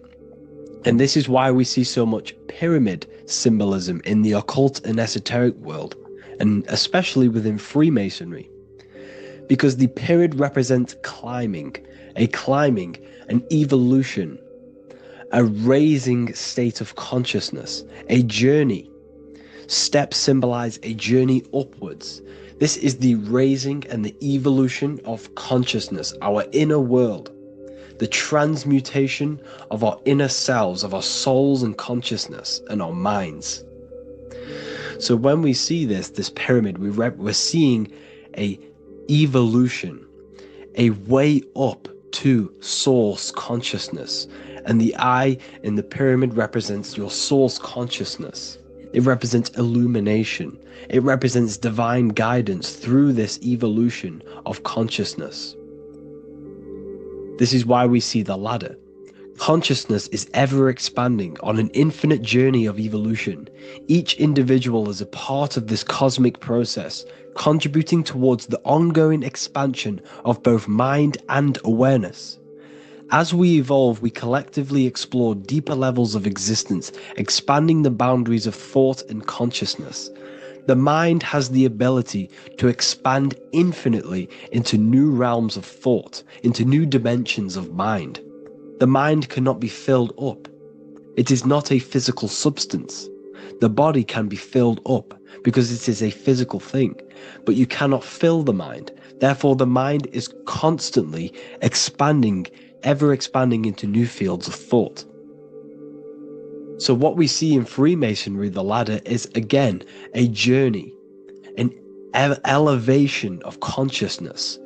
When we are born with an infant consciousness, and as we gain older, we gain an adult consciousness. Our inner world, our inner mind, and our emotional intellect changes and evolves.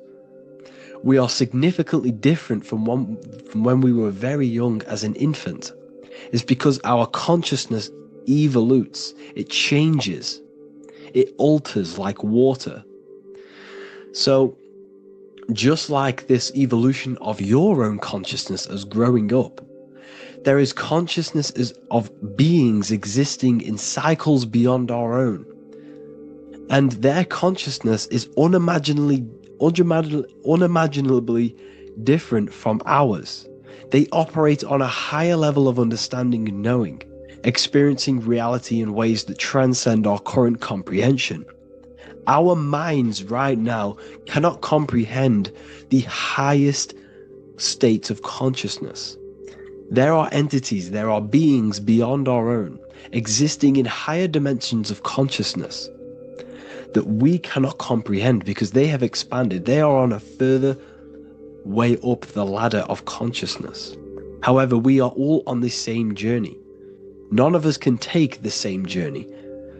There is one ultimate goal, reaching source consciousness. However, this is always ever expanding. However, we are all on a different journey. There is one truth, one source, one goal. However, there are billions in different ways of reaching it, and we are all on these different paths to source consciousness, to this ladder, this evolution of universal evolution. Okay? Their awareness is attuned to new dimensions of existence, reflecting a more advanced stage in the cosmic journey of consciousness evolution. So when you take DMT, you are shot into these higher realms of consciousness where you meet these beings who look similar to these images. They are not speaking to you physically. They don't speak to you three-dimensionally through vibration and words. They speak to you mentally. If you have done DMT, then you know this. And if you have met these beings, then you know this. You might have even met some of these types of beings on mushrooms or any psychedelic drugs. Because ultimately, when you take these mind-altering substances, it's altering your consciousness. It's merging your consciousness with the spirit of that substance. And you are essentially attuning your mind to higher dimensions of consciousness. That's why we say we're getting high when we take these substances. Therefore, when you meet these beings on DMT, you are essentially meeting beings who are attuned to higher dimensions of consciousness, and they speak to you mentally. They speak to you telepathically through thought. because the universe is mental. Everything exists within the mind. The way you are now, your physical existence, is a state of mind. Mind, thought creates matter. Spirit and matter are two opposing ways of thinking. If we have a very spiritual mind, we have an expanded mind, we are a spiritual person through the mind. However, if we have a very low state of consciousness where we think about food, sex, lust, and all physical things, then we have a physical consciousness. Matter and spirit are two opposing forces, two ways of thinking. The mind attunes itself to different levels of understanding in different dimensions. So, essentially, this is what we're looking at. The body is a vessel for the fluidic, formless consciousness, a temple that houses the essence of our awareness. While the five senses are limited to perceiving only the physical plane, the mind transcends these limitations, capable of perceiving the full scope of reality. It is through the mind that we access deeper truths beyond the material, tapping into boundless nature of existence. Physical existence is a thin band, a thin layer of reality. It's like 0.001% of reality. And your five senses are only tuned into this layer of reality. But the five senses are, by design, only allowed to perceive physicality. But the mind has the power to expand beyond this physical five sense state. The mind has the power to expand and evolute. It is a conscious decision whether you want to take this path or not. You can stay in a three-dimensional way of thinking, or you can expand your consciousness from within. It's not an external journey. There is no God going to save you. You must save yourself. Therefore, behind every single one of these eyes is the same source consciousness. However, we are all different cells in a different journey. The organs in your body, the cells in your body are all alive. They all possess same consciousness, universal consciousness. However, we are all on a different journey of evolution. As above, so below. As the baby is in the mother's womb, when the baby becomes conscious, there is a world outside of its mother. What does it do? It presses and seeks a way out to be born in the other world outside of its mother. It is the same with your consciousness, your mind. When your mind becomes aware that there is realities beyond the immediate surroundings, it seeks a way out. And this is exactly what I'm doing to you now. I am now expanding your mind and telling you there is other ways of reality. There is other dimensions of consciousness which you can access through inner transmutation, through different ways of thinking, spiritualism, and meditating and connecting with yourself and detaching from external things. We can upgrade our consciousness. Your body is a womb.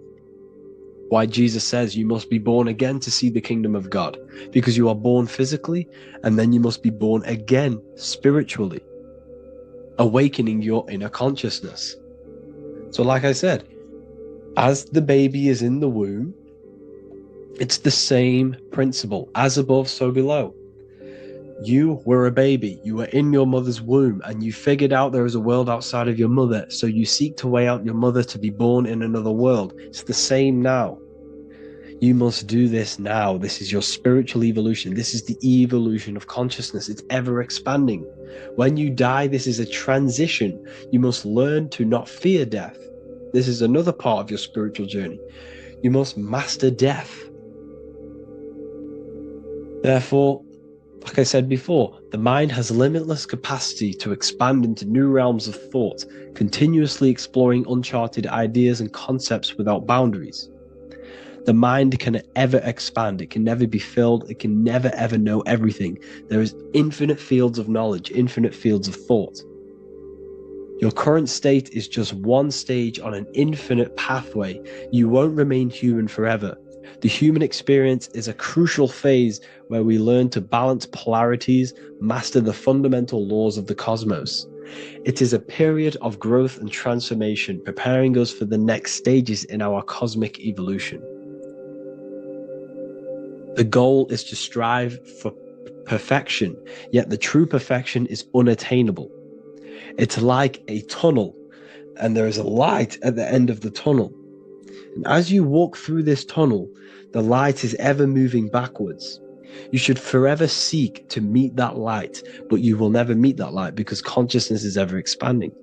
You should strive for perfection, yet knowing that perfection is forever unattainable. The journey is endless, with each step revealing deeper layers of understanding and experience. The pursuit of growth and expansion is itself the essence of our evolution. You can find all of this knowledge in the amazing book that I have read for years. I have read this book, The Emerald Tablets of Thoth, the Atlantean, by M. Dorial, translated by M. Dorial. I'm telling you now, this book, now that I've told you this, you have some context on the book. The whole book is about evolution of consciousness. He's talking about higher dimensions beings. He's talking about how you can transcend this physical plane. It is truly the most amazing book you will probably read. One of the best spiritual texts you'll see. It's hard to understand, so you must read it over and over again. And the more your mind progresses, like for me, I read this every couple months. And the more I learn about consciousness, the more I expand my own consciousness. And every time I read this book, I pick out something new that just completely blows my mind, because you can only understand this book to your level of consciousness, to your level of understanding. So now that I've told you all this information, go and read this book and it will absolutely blow your mind. And so will the Book of Wisdom Volume 2, which is now available. I released it the other day. I'm just going to read a page out now. This page is called Spirit and Matter. The Earth is not merely a dense, lifeless rock drifting through space. It possesses spirit, a living essence that animates its form. But what do we mean by spirit? Spirit in esoteric terms refers to the energy, the life force, animating the principles infused in matter. So essentially, what this page is talking about is how everything has spirit, consciousness within it. You are the middle, you are spirit and matter. You have the ability to expand your mind to the God self and raise above our animal instinct, our material self, and know the divine and expand. Animals cannot do this. Animals are not self-aware. Humans possess self-awareness. We can observe our consciousness. We can say, why do I exist? We can look in the mirror and know that we need growth. And this is what Anunnaki means. Anu means above. Anu was the supreme god of the sky, which is a metaphor. He represents spirit above, heaven. Anu came down to earth and married Ki, the goddess of the earth, which represents matter. It's a myth, it's an allegory. Anu married Ki and gave birth to the Anunnaki. Spirit came down and infused with matter and gave birth to the human, which is you. You are spirit infused in matter, Anu and Ki, Anunnaki. You are the Anunnaki. And this is just one of the teachings in my book. Honestly, this book is absolutely amazing. If you truly, truly want to expand your consciousness, give this book a read. And obviously, if you're inside the university, I give you this book for free. A paperback version. If you join the university, follow the steps inside of the general chat, you'll be able to download this book. Sorry, not download it. Order a paperback for free. All you have to do is pay for the shipping. You'll also gain amazing knowledge inside of my library, where your mind will just be overblown with the amount of esoteric books. There's over 45 rare occult books, plus you get a PDF of the Volume 1 and Human Health Guide. You get reoccurring updates where I expand on symbolism, occultism, where you will just feel absolutely amazing once you understand esotericism in yourself. You'll also learn how to create the dream reality that you want with the Manifestation Mastery course, where I teach you how your consciousness creates reality. You'll have a real lectures where I post lectures on symbolism, occultism, esotericism. There's a conscious community and live calls and Q&A where you can ask me questions and I'll answer your questions. I just want to say thank you to everyone who has joined the university. Thank you for even liking and watching this video. Any support I just appreciate every single one of you. Please, if you can, leave a comment and a like on this video and let me know any videos you want me to make in the future. And I will start uploading a lot more to the YouTube. So yeah, thank you all for tuning in today. Have an amazing day. Watching pornography makes you see people as objects. It does a lot of psychological damage to the human mind. And if you truly want to progress in life, your spiritual journey, mastery, whatever it is, mastering your sexual urges is essential to become powerful, successful, and become the best version of yourself. And there are some occult practices that I used to help master this urge. They're not really techniques, they're more mindsets, which will definitely help you overcome your urges. So if you want to quit pornography today, this is the way forward that I used to create this version of myself. Before we go into the tactics, we must understand that whatever we do in darkness comes into light some way or another. If you watch pornography, you know you have a problem, you keep this to yourself. We all naturally do. These things are private, and what we do in our private time molds our subconscious mind, and we keep it away from people. But whatever we do in darkness always comes to light. If you're doing things you don't want others to see, such as watching pornography, it will come out through a subconscious force. It will come out in your eye contact. You won't really be able to make eye contact with the person you're attracted to. It comes out in your energy, your aura, your presence, your confidence. All of this plays a role in molding your consciousness. And especially women can pick this up so easily. Females are more subconscious, males are more conscious. Females speak indirectly, males should speak directly. If a woman is hungry, they will say, "I'm hungry." "Are you hungry?" But a male will say, "Let's go get some food." You have to see the underlying subconscious messages in women because they speak in more of a subconscious language. Men speak in a direct language. And maybe even men will pick this up. If you want to be taken seriously in the business world or your career, whatever it is, this is essential for your body language and your personal power. So you must master your sexual urges. Releasing your sexual energy, your sexual fluids, removes the life in your eyes. A lot of people get dark bags underneath their eyes. I used to have them years and years ago. My eyes were always half shut. There was no life in my eyes. But as you purify yourself, the life and the energy comes back into your glaring eyes. The first tactic on mastering your sexual urges is understanding that thoughts produce emotions. Whatever we think about inside of our mental body directly corresponds to what we feel in our emotional body. What we see here is a piece of alchemical artwork showing you the light of the mind shining down into the heart. This represents the mental body with the clouds. This represents the human heart, the emotional body of consciousness. What we think about, if we think about sex, or if we watch things that are stimulating to us on Instagram, TikTok, that thought goes into the mind and the feeling gets then produced in the heart and the body becomes aroused. What we think inside of our brain becomes emotional energy in our heart. As above, so below. And what becomes in our heart is what we take action on. We take action on emotion. Human action, human behavior pretty much comes down to what we feel. We only act on what we care about or what we love. If you love that feeling of watching pornography, that is the reason why you're taking the action. So keeping this in mind at all times is very important in your journey of self-mastery. What you think is what you feel, and what you feel is what you act upon. Remove stimulations that can possibly produce that thought of watching pornography. Unfollow the people. Purify your environment so these thoughts do not enter your mind. And if you do become stimulated, remember, thoughts produce emotions.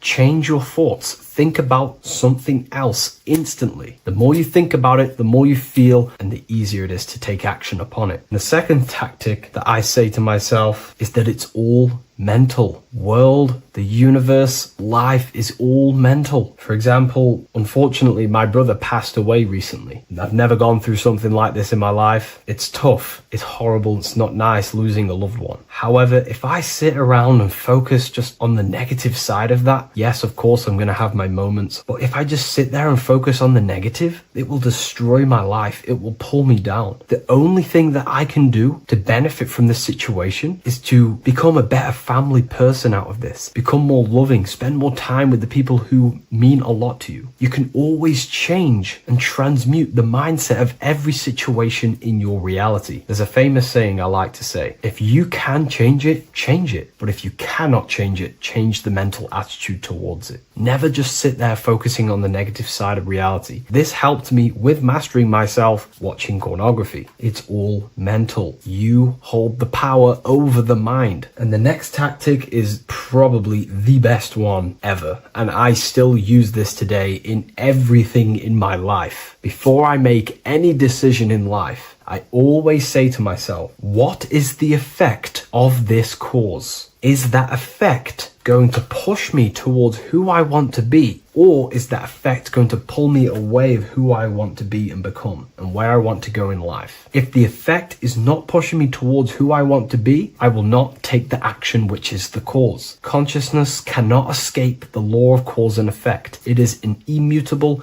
inchangeable law that is governing your consciousness and your mind. You have to keep this law in mind because it is the law that is creating and crystallizing your reality. Any decision you make, what is the effect of this cause? The law of cause and effect is a force that you cannot escape. So you have to work with this law and become conscious of the law. So before you do take the action, what is the effect? Is watching pornography going to push me towards who I want to be and where I want to go? If it's not, do not take the action. That's where willpower comes in. You can do little exercises for willpower, meditation for 30 minutes of not thinking. You can do rituals that strengthen the connection to your mind with your willpower. At the end of the day, the willpower is the most essential force in the consciousness. Another thing is remove any music that talks about it. Even the words will be producing thoughts in your mind. What you feed your consciousness is ultimately what you project back outwards. Don't listen to the rap music. Don't listen to any music that talks about it. Try and remove this from your environment. These tips that I've given you don't just work in quitting pornography. These work in every aspect of your life, and they will dramatically change your life if you become conscious of them and actively use your mind. Don't fall under the spell of becoming unconscious. Never act unconsciously. Never think unconsciously. Never feel unconsciously. Stay on top of your mind. Be the observing eye in your mind. Never fall unconscious. Of course, we all need to sleep, but I mean in the waking times. And this is why learning about yourself or consciousness is essential for every aspect of life. Business, your career, money, whatever it is. Whatever you're doing in your life comes down to understanding human consciousness. And that's why I wrote these books, so you understand yourself, so you gain your understanding of the functions of your own mind, body, emotions, and how you are creating reality. That's why I wrote the book of symbolism, because symbols are not just symbols. These symbols represent forces and aspects of the human psyche themselves, and they are veils, they are keys that help you remember and become conscious of what has fallen unconscious in your mind. We're simply just becoming conscious of what we are unconscious of and becoming conscious of them and using these powers. You want to take your life to the next level? Feel free to get the book of symbolism. I'll leave a link in the description. Take care, everyone.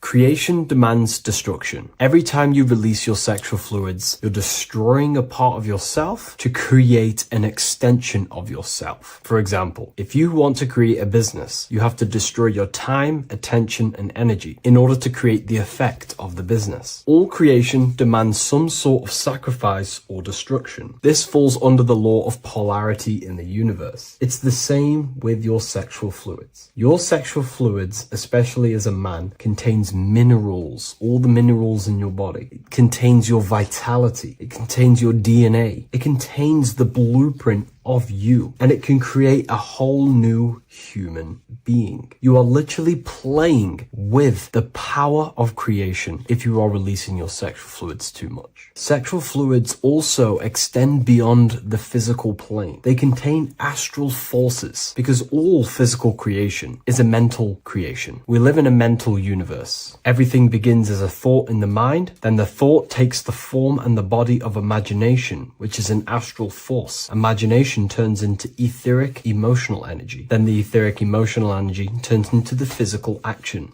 and the physical manifestation. We live in a mental universe. Therefore, these dimensions do not exist separately. They are permeating and mixing in with all. Your physical body has an astral body. Everything physical has astral forces behind it. Semen is known as the astral fluid of the soul. It feeds nerves, the channels of life force and consciousness within the body. And every time you release it, you're destroying a part of your vitality, your brain, your nerves, your energy levels, your creativity, and your DNA to create an extension of you. Therefore, it is a sacred fluid within your body and not something to be played with and to be released too much. Think about it. This is a very creative energy, your sexual fluids. It can create a whole new human being. This is how powerful it actually is. It is the power of creation, and the misuse of this power can destroy your own vitality and your life of your body, because that life you are giving in order to create an extension or a child is the same life you could keep inside of you and not waste to recycle and regenerate the body. Sexual energy has been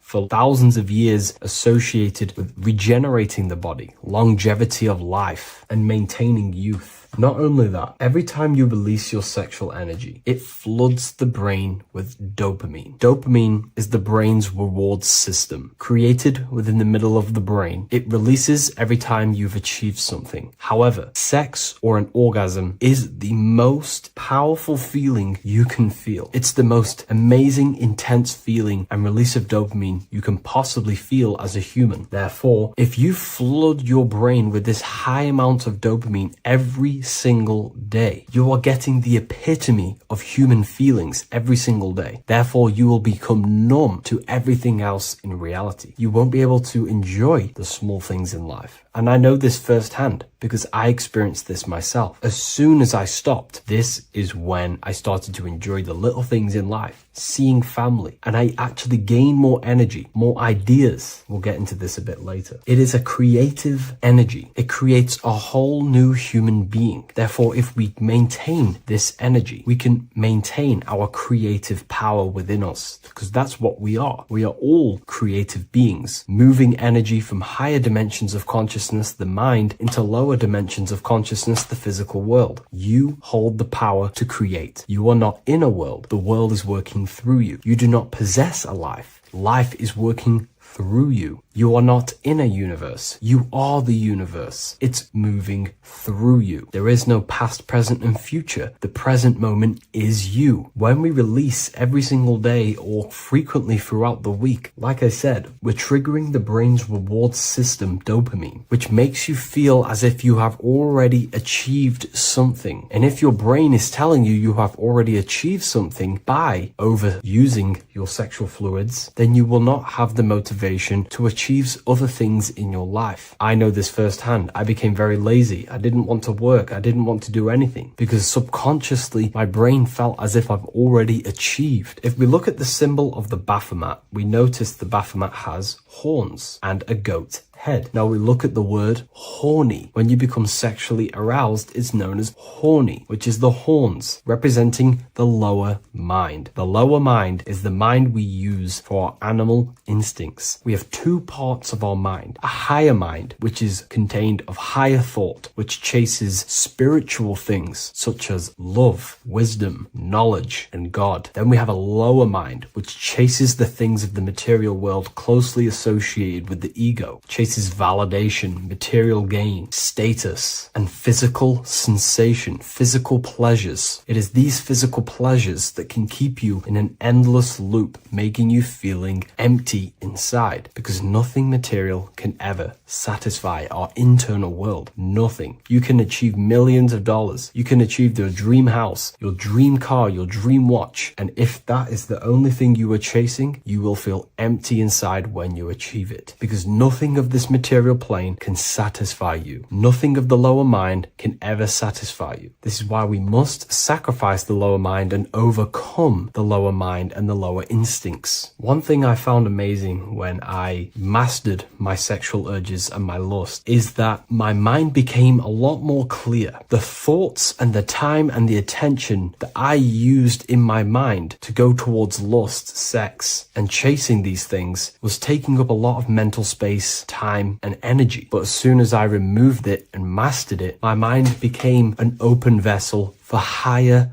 thoughts to be received from the higher mind. The mind is like a radio antenna. Whatever we attune it with, that's what we receive. If we're constantly thinking about lust and low-level pleasures, we're going to just receive low-level thoughts. But once we remove all of the lower mind and we conquer our physical body and physical urges, our mind becomes an open channel for divine thoughts and spiritual thoughts. This is what most people call today as downloads. You receive wisdom from your higher self. Not only do you receive more wisdom, you just receive more power to create. The male and the female come together to create a child. That's how you were created. Now, the law of correspondence teaches as above, so below. It refers to everything in the universe. Therefore, in order for you to create a reality, to give birth to something, you have to bring together the masculine and the feminine. Your masculine forces are willpower and actions. Your feminine forces are emotions and imagination. When you combine the willpower, action, emotions, and imagination and combine them together, you can give birth to reality. But it's important to only give birth to things that are spiritual, that are good,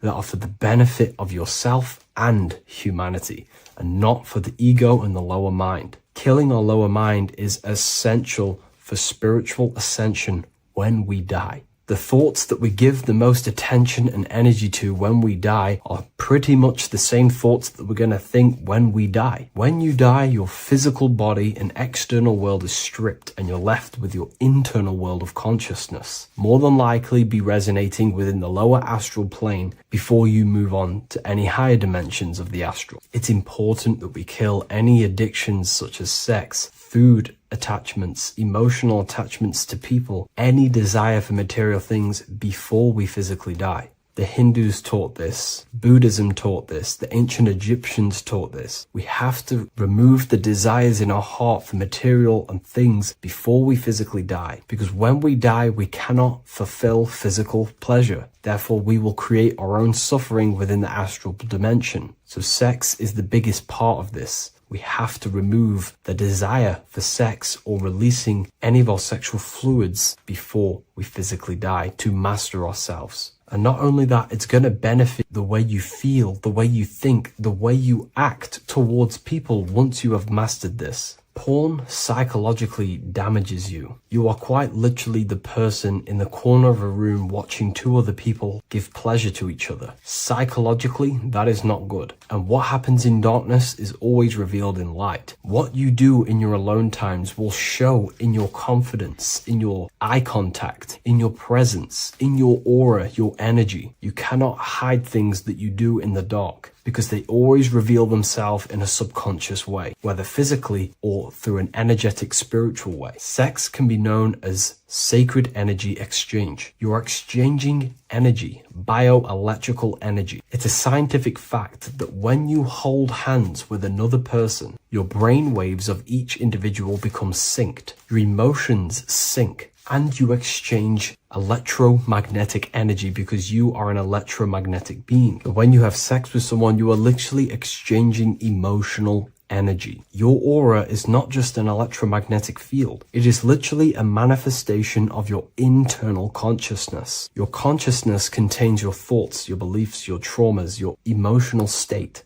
And this manifests externally through the vortex of your heart into an energy presence around your body. This is why you can feel sad when someone else is sad next to you, because their energy is merging with yours. When you have sex with someone, you are quite literally exchanging consciousness, beliefs, traumas, emotions, feelings, vibrations, and your consciousness merges with their consciousness. So be careful with just having casual sex. Now, I'm not here trying to say never release, never have sex with your partner. I'm not saying that. I'm saying take caution with these things. Take my teachings with a pinch of salt. If it benefits you, that's great. I'm not here to tell you how to live. I'm simply giving you my research and the things that have helped me in my life on my esoteric research, awakening, or spiritual path. I don't like calling it a spiritual path because it's not spiritual. It's simply just life, the knowledge of consciousness and the self. So I hope this video helps. If you'd love to read this book, I'll leave a link in the description. This book I wrote myself called The Book of Wisdom, Volume 2. Geometry. This is the study of nature, of the codes, the mathematical codes behind physical reality. So today we're going to be going deep into geometry and the true esoteric internal geometry, the geometry that no one really talks about, and how geometry relates to human consciousness. So essentially, what we must understand when it comes to geometry, the basics of geometry is everything is vibration. And this vibration is vibrating on a certain frequency. And this certain frequency creates a geometric shape, which is why in nature we see all of these different geometric shapes. All matter takes form in shapes. So if we put sand on a plate and we vibrate the plate on a specific frequency, we see that the sand goes into specific geometric shapes and patterns. So essentially, matter is energy condensed. It's energy vibrating on a low frequency, vibrating at a certain frequency. So matter is condensed energy. And each geometric shape is manifesting and showing a specific energy. Some shapes carry more energies than others. For example, the cube is what traps energy. A square is what traps energy. So geometry and the flowers are basically how energy manifests itself into physical matter. We are in a world made out of energy or light. Light is energy. So everything is vibration, everything is frequency, and everything is energy. Even the words, each atom in our body, everything. So everything in nature has these mathematical, energetic codes.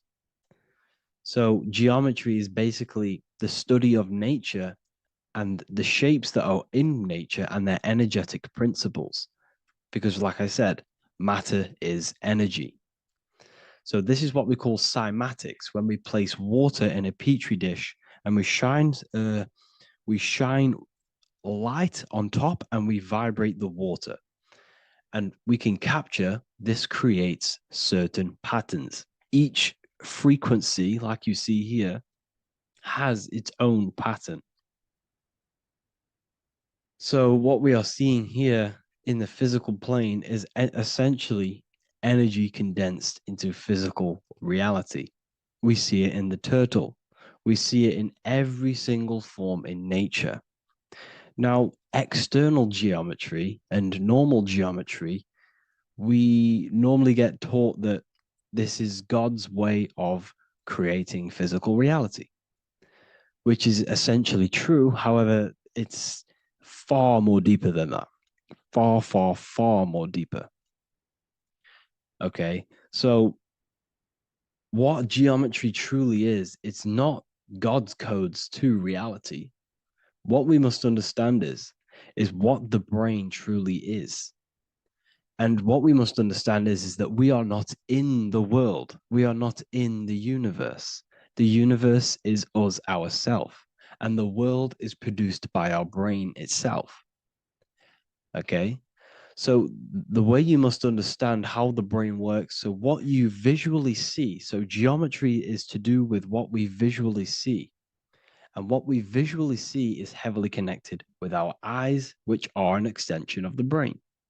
The eyes are the brain. And essentially how we see is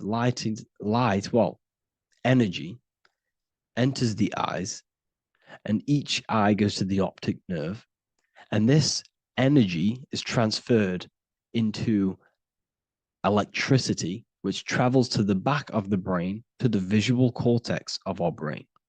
And this is where the image is produced, what we see. Therefore, the world outside of us is truly inside of us. It's a projection from within the brain. The brain is an energy condenser, a decelerator, an energy decelerator. Everything outside of us is basically formless energy.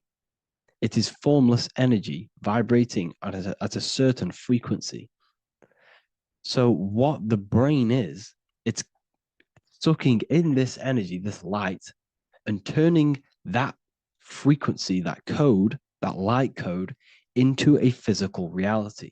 It's condensing the energy and turning it into a visual image inside of the brain. Therefore, everything outside of you is not what it looks like. Everything outside of you is basically energy, infinite energy. And our brain is condensing this into a physical reality and projecting it outwardly, which you experience your visual field. Okay? And the ancients knew this. So this is basically called the sigil of Lucifer. Lucifer is known as the light bringer. Lucifer in Latin means to bring the light. This is the sigil of Lucifer, which shows the visual field and the brain. We also see this in the Google Play symbol.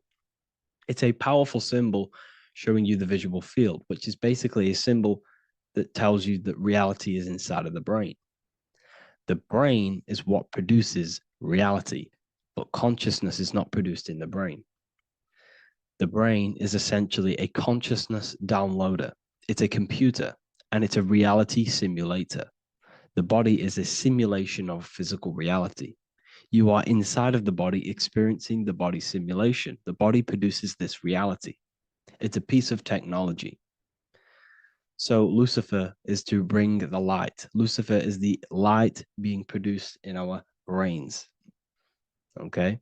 So this is why they say Lucifer can tempt you. Lucifer can be the devil because it represents physicality. It represents the false light. Lucifer can trick you because it represents the physical world can trick who you truly are. So now that you understand how the brain is basically an energy decelerator and it creates and simulates a reality to your consciousness, you are no longer a person in a universe. You are the universe itself experiencing itself. Therefore, geometry is heavily linked in with the brain. Geometry is essentially how your brain and how your eyes decode energy. So what you are seeing is the mathematical codes of your brain creating reality. So what they teach you is the external is that geometry is God's way of creating this world, and these are the mathematical codes God's created. But now I'm telling you the internal. This is the truth. Geometry is how your brain mathematically condenses energy and light into a physical reality. So therefore, your brain is a computer program. So now geometry is nothing outside of you. Geometry is not something created by something else. It's created by your brain. Your brain produces these patterns through mathematical codes by breaking down energy into physical reality.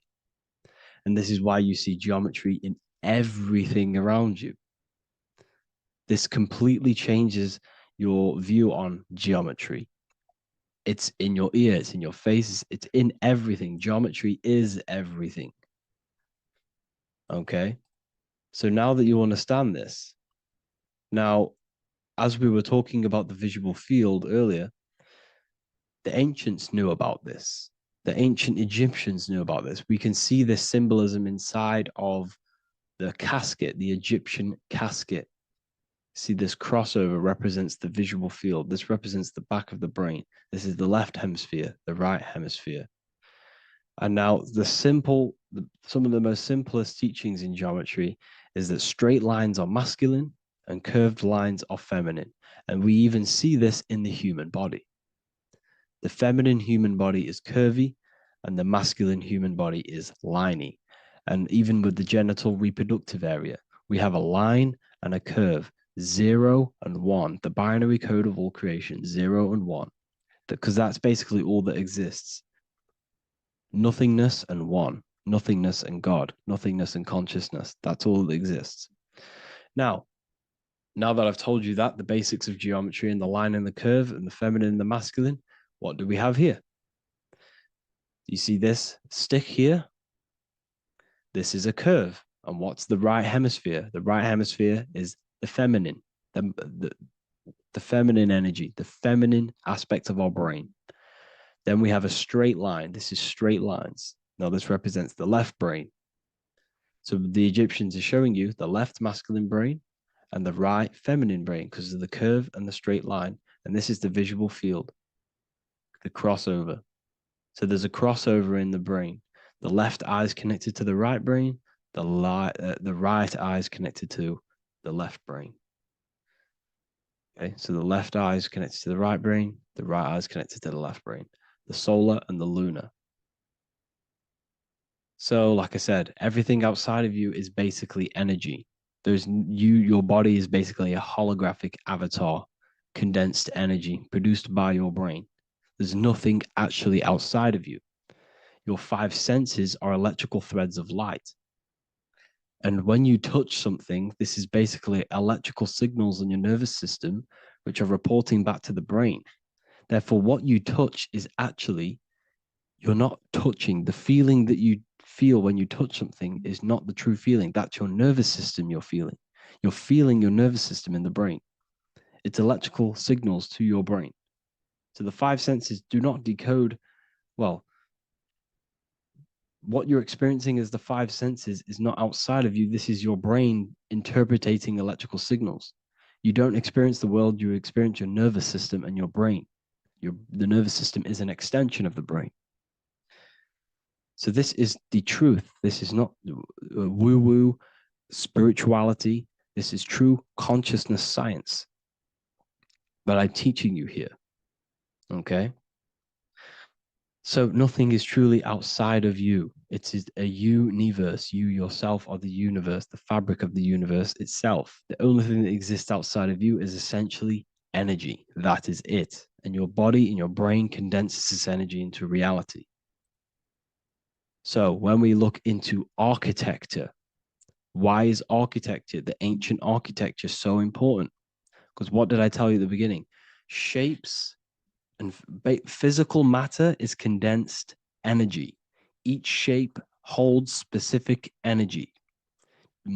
Some shapes hold more energy, emit more energy. Some shapes condense energy. Some shapes transfer energy. Each shape, each geometric shape has an energetic principle because matter is essentially energy. So when we look into cathedrals and the ancient buildings, they were filled with geometric patterns, geometric shapes, because they understood the energy principle. Architecture is basically solid energy. It's physical energy. If we create this pattern here is an energy code. And if you stand next to it, you're going to gain that energy. It's going to be imprinted on your body. So essentially, they filled their buildings with high energy geometric shapes. Points, triangles, pyramids are very, very energetic. This is why you have crystal pyramids made, organite pyramids. They're always in pyramid shapes. That's why the Egyptians built in pyramids, because pyramids hold high energy. They emit high energy. So this is why you see all these different geometric patterns. Okay. So in the real reality, in the energetic plane, this building would basically look like this: lines and grids of energy. Okay, this is what it would look like in the energetic plane, a blueprint of the energy body. So, as you see here, these are the different frequencies in a petri dish, of water in a petri dish. And you can see they are specifically aligned up with these specific patterns. You can see geometry even within geometry. It's fractal. So essentially, when you would stand inside of these buildings, they would imprint the energy of the building in your body, because your body is healed through energy. You have an electromagnetic field around your body. So by creating buildings with geometric patterns, we are essentially increasing the energy of the building, because the building itself is energy. Okay. So when we fill it with geometric patterns, we're increasing the energy. We're giving it a certain energetic imprint. So when you stand inside of that building, you're being imprinted with that energy. Okay. So especially with these windows, these stained glass windows. Well, why are they stained glass? Well, color is frequency. So when you have all of these different colors, and not only were they just painted, some of these colors are specific gemstones, crystals, natural stones, which all hold energetic principles. Each crystal is vibrating on a certain frequency. Wood has its own frequency. Metal has its own frequency. What you must understand is that everything in nature is not just a piece of matter. It's vibrating.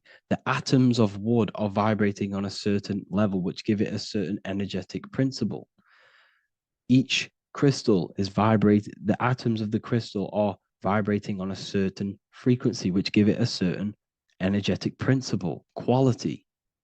So each thing, this is why the ancients were obsessed with natural stones, natural things, crystals, natural metals, and they wore different metals, different things like copper on their bodies, because they understood the atoms of these natural things are vibrating, which give certain qualities to you if you wear them.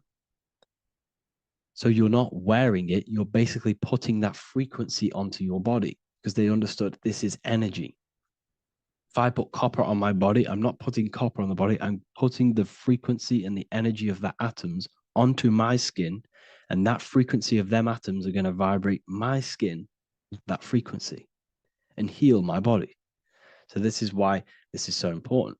So each building is an energetic code.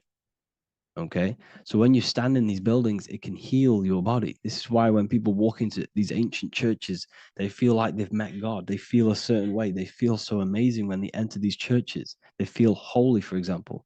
It's not because God's there. It's not because these man in the sky dwells in these holy places. It's because the energy of these buildings affect our consciousness. They increase your energy. They raise your vibration. They heal your body. They heal your cells. They imprint the water in your body, especially with these stained glass windows. Like I went a bit on a tangent there, but these stained glass windows were encoded. Well, they use different gemstones, different lights, different colors.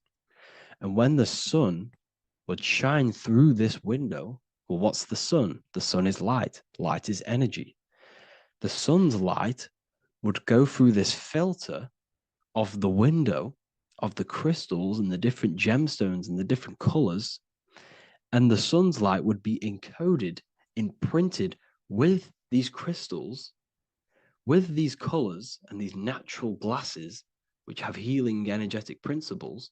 And when you are inside that building, the sun's encoded energy of the window would be imprinted into your body, into your energy field, and it will heal your energy field, and it would heal your body, your cells on a cellular level. Because your body is what? 60 to 70 to 80, some people say 80% water. And water is encoded with vibration. If you say certain things into water, it gives it a specific geometric pattern. like I broke down in the beginning. If you say love to a water and then freeze it, it will go to this. If you say hate, it will go to a distorted pattern. So when you are in these buildings, you're being imprinted by the energetic codes of these buildings, the energetic principles of the windows, of the structure itself. The ancients never used to build in squares. Their buildings, their insides were never square rooms because they understood squares trap energy. They always had pointed roofs so energy can escape. So there's many little things that we need to look into geometry. For example, when you see magicians, when you look at ancient magic, why do they stand in circles with different geometric patterns? They use different geometric shapes. Why? Because shapes are energy. They hold specific energy. So when the magician stands in a circle with a pentacle, they're working with the energy of that pentacle. You can work with different energies based upon the different geometric shapes that you draw. And you can use this in your structure, in your architecture, in your work, and it can influence everything. So this is the true geometry. I hope you gained a deeper understanding on geometry and how it relates with you and your consciousness. Like I said earlier, your brain produces geometry. It's basically how your brain decodes energy. It's not God, how God creates this reality. And no, you're in this reality. You are the reality itself. Your body produces the reality. Therefore, geometry is one with you. So therefore, if I play with the geometry of the buildings, for example, like the government have, everything's in squares. If you look outside, everything's a square, everything's a rectangle. You go to a city, every window is a rectangle, every building is a rectangle. You live in a box room, everything is boxed and squared off in this reality, in this modern society. Why? Because they're trapping energy. The cube is the most simple geometric shape, which basically condenses energy and it traps energy. And if you subconsciously see squares all the time, your phone's a square, your TV screen, everything's a square, your keyboard, your desk. Go and look at the ancients. They never used to build in squares and cubes. And if you go into nature, you'll never see squares and cubes. Nature doesn't create squares and cubes.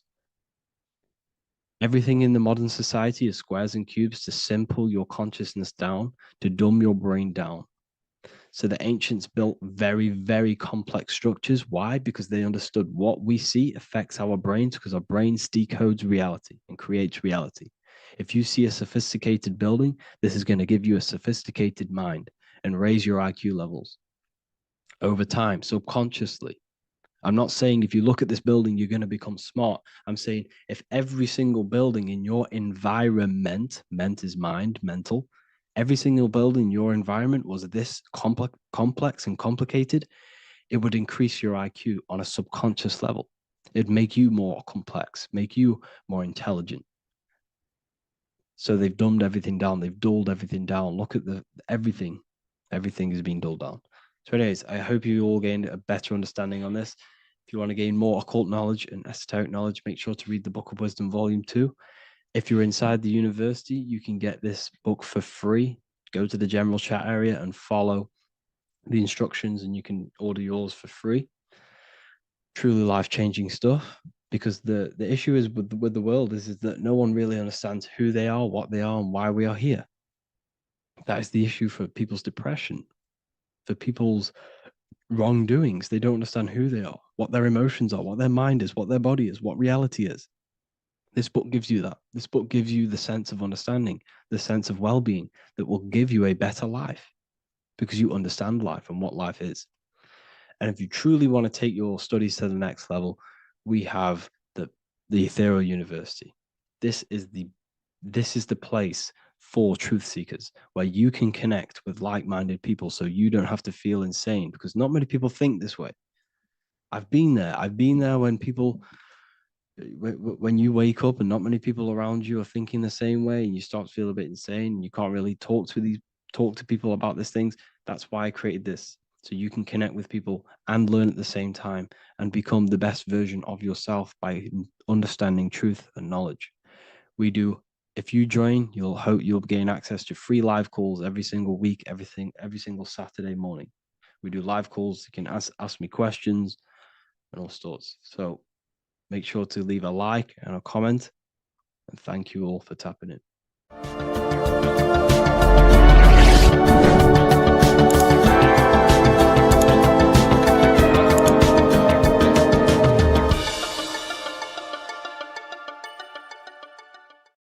In this video, we're going to be talking about the evolution of consciousness. You are born human, however, you possess consciousness, which is the awareness behind your being, the awareness behind your thoughts, the experiencer behind your five senses, the experiencer, the observer behind your thought, emotions, and senses. You are an eye, an invisible consciousness looking through a lens, which is your body. Your body produces this physical world that you experience. Your brain produces this world. Your brain and body is a technological computer. However, you are an infinite, ever-expanding consciousness behind this physical body.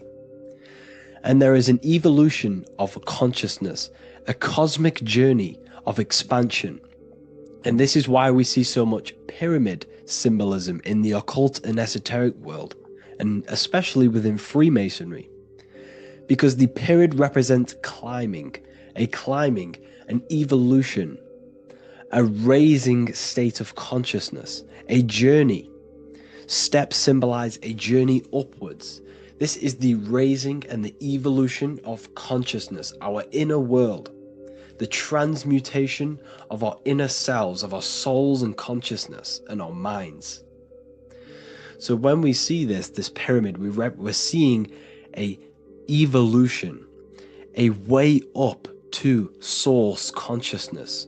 And the eye in the pyramid represents your source consciousness. It represents illumination.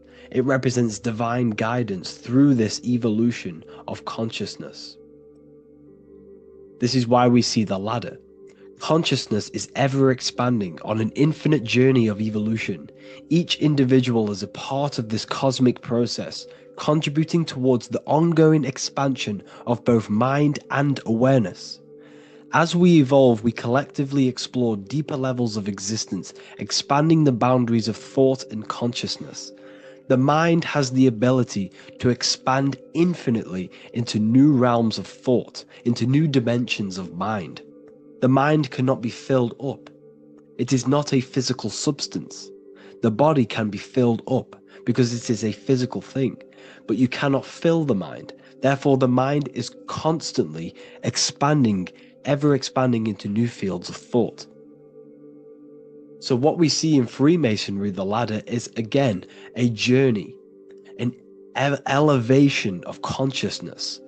When we are born with an infant consciousness, and as we gain older, we gain an adult consciousness. Our inner world, our inner mind, and our emotional intellect changes and evolves. We are significantly different from when we were very young as an infant. It's because our consciousness evolutes, it changes, it alters like water. So just like this evolution of your own consciousness as growing up, there is consciousness of beings existing in cycles beyond our own. And their consciousness is unimaginably different from ours. They operate on a higher level of understanding and knowing, experiencing reality in ways that transcend our current comprehension.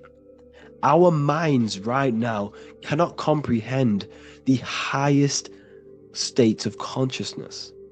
There are entities, there are beings beyond our own, existing in higher dimensions of consciousness that we cannot comprehend because they have expanded. They are on a further way up the ladder of consciousness. However, we are all on the same journey. None of us can take the same journey. There is one ultimate goal, reaching source consciousness. However, this is always ever expanding. However, we are all on a different journey. There is one truth, one source, one goal. However, there are billions in different ways of reaching it, and we are all on these different paths to source consciousness, to this ladder, this evolution of universal evolution. Okay? Their awareness is attuned to new dimensions of existence, reflecting a more advanced stage in the cosmic journey of consciousness evolution. So when you take DMT, you are shot into these higher realms of consciousness where you meet these beings who look similar to these images. They are not speaking to you physically.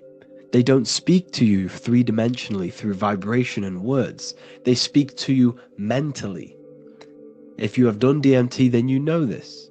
And if you have met these beings, then you know this. You might have even met some of these types of beings on mushrooms or any psychedelic drugs. Because ultimately, when you take these mind-altering substances, it's altering your consciousness. It's merging your consciousness with the spirit of that substance. And you are essentially attuning your mind to higher dimensions of consciousness. That's why we say we're getting high when we take these substances. Therefore, when you meet these beings on DMT, you are essentially meeting beings who are attuned to higher dimensions of consciousness, and they speak to you mentally. They speak to you telepathically through thought, because the universe is mental. Everything exists within the mind. The way you are now, your physical existence, is a state of mind. Mind, thought creates matter. Spirit and matter are two opposing ways of thinking. If we have a very spiritual mind, we have an expanded mind, we are a spiritual person through the mind. However, if we have a very low state of consciousness where we think about food, sex, lust, and all physical things, then we have a physical consciousness. Matter and spirit are two opposing forces, two ways of thinking. The mind attunes itself to different levels of understanding in different dimensions. So, essentially, this is what we're looking at. The body is a vessel for the fluidic, formless consciousness, a temple that houses the essence of our awareness. While the five senses are limited to perceiving only the physical plane, the mind transcends these limitations, capable of perceiving the full scope of reality. It is through the mind that we access deeper truths beyond the material, tapping into boundless nature of existence. Physical existence is a thin band, a thin layer of reality. It's like 0.001% of reality. And your five senses are only tuned into this layer of reality. But the five senses are, by design, only allowed to perceive physicality. But the mind has the power to expand beyond this physical five sense state. The mind has the power to expand and evolute. It is a conscious decision whether you want to take this path or not. You can stay in a three-dimensional way of thinking, or you can expand your consciousness from within. It's not an external journey. There is no God going to save you. You must save yourself. Therefore, behind every single one of these eyes is the same source consciousness. However, we are all different cells in a different journey. The organs in your body, the cells in your body are all alive. They all possess same consciousness, universal consciousness. However, we are all on a different journey of evolution. As above, so below. As the baby is in the mother's womb, when the baby becomes conscious, there is a world outside of its mother. What does it do? It presses and seeks a way out to be born in the other world outside of its mother. It is the same with your consciousness, your mind. When your mind becomes aware that there is realities beyond the immediate surroundings, it seeks a way out. And this is exactly what I'm doing to you now. I am now expanding your mind and telling you there is other ways of reality. There is other dimensions of consciousness which you can access through inner transmutation, through different ways of thinking. spiritualism and meditating and connecting with yourself and detaching from external things, we can upgrade our consciousness. Your body is a womb. Why Jesus says you must be born again to see the kingdom of God, because you are born physically and then you must be born again spiritually, awakening your inner consciousness. So like I said, as the baby is in the womb, it's the same principle, as above, so below. You were a baby, you were in your mother's womb, and you figured out there is a world outside of your mother, so you seek to way out your mother to be born in another world. It's the same now. You must do this now. This is your spiritual evolution. This is the evolution of consciousness. It's ever expanding. When you die, this is a transition. You must learn to not fear death. This is another part of your spiritual journey. You must master death. Therefore, like I said before, the mind has limitless capacity to expand into new realms of thought, continuously exploring uncharted ideas and concepts without boundaries. The mind can ever expand. It can never be filled. It can never ever know everything. There is infinite fields of knowledge, infinite fields of thought. Your current state is just one stage on an infinite pathway. You won't remain human forever. The human experience is a crucial phase where we learn to balance polarities, master the fundamental laws of the cosmos. It is a period of growth and transformation, preparing us for the next stages in our cosmic evolution. The goal is to strive for perfection, yet the true perfection is unattainable. It's like a tunnel, and there is a light at the end of the tunnel. And as you walk through this tunnel, the light is ever moving backwards. You should forever seek to meet that light, but you will never meet that light because consciousness is ever expanding. You should strive for perfection, yet knowing that perfection is forever unattainable.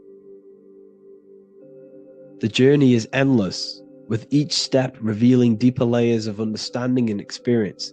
The pursuit of growth and expansion is itself the essence of our evolution.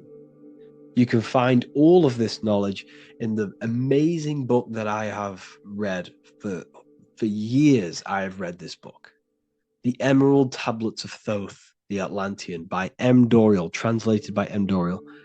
I'm telling you now, this book, now that I've told you this, you have some context on the book. The whole book is about evolution of consciousness. He's talking about higher dimensions beings. He's talking about how you can transcend this physical plane. It is truly the most amazing book you will probably read. One of the best spiritual texts you'll see. It's hard to understand, so you must read it over and over again. And the more your mind progresses, like for me, I read this every couple months. And the more I learn about consciousness, the more I expand my own consciousness. And every time I read this book, I pick out something new that just completely blows my mind, because you can only understand this book to your level of consciousness, to your level of understanding. So now that I've told you all this information, go and read this book and it will absolutely blow your mind. And so will the Book of Wisdom Volume 2, which is now available. I released it the other day. I'm just going to read a page out now. This page is called Spirit and Matter. The Earth is not merely a dense, lifeless rock drifting through space. It possesses spirit, a living essence that animates its form. But what do we mean by spirit? Spirit in esoteric terms refers to the energy, the life force, animating the principles infused in matter. So essentially, what this page is talking about is how everything has spirit, consciousness within it. You are the middle, you are spirit and matter. You have the ability to expand your mind to the God self and raise above our animal instinct, our material self, and know the divine and expand. Animals cannot do this. Animals are not self-aware. Humans possess self-awareness. We can observe our consciousness. We can say, why do I exist?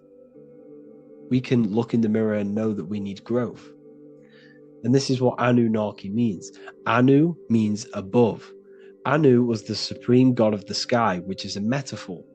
He represents spirit above, heaven. Anu came down to earth and married Ki, the goddess of the earth, which represents matter. It's a myth, it's an allegory. Anu married Ki and gave birth to the Anunnaki. Spirit came down and infused with matter and gave birth to the human, which is you. You are spirit infused in matter, Anu and Ki, Anunnaki. You are the Anunnaki. And this is just one of the teachings in my book. Honestly, this book is absolutely amazing. If you truly, truly want to expand your consciousness, give this book a read. And obviously, if you're inside the university, I give you this book for free. A paperback version. If you join the university, follow the steps inside of the general chat, you'll be able to download this book. Sorry, not download it. Order a paperback for free. All you have to do is pay for the shipping. You'll also gain amazing knowledge inside of my library, where your mind will just be overblown with the amount of esoteric books. There's over 45 rare occult books, plus you get a PDF of the Volume 1 and Human Health Guide. You get reoccurring updates where I expand on symbolism, occultism, where you will just feel absolutely amazing once you understand esotericism in yourself. You'll also learn how to create the dream reality that you want with the Manifestation Mastery course, where I teach you how your consciousness creates reality. You'll have a real lectures where I post lectures on symbolism, occultism, esotericism. There's a conscious community and live calls and Q&A where you can ask me questions and I'll answer your questions. I just want to say thank you to everyone who has joined the university. Thank you for even liking and watching this video.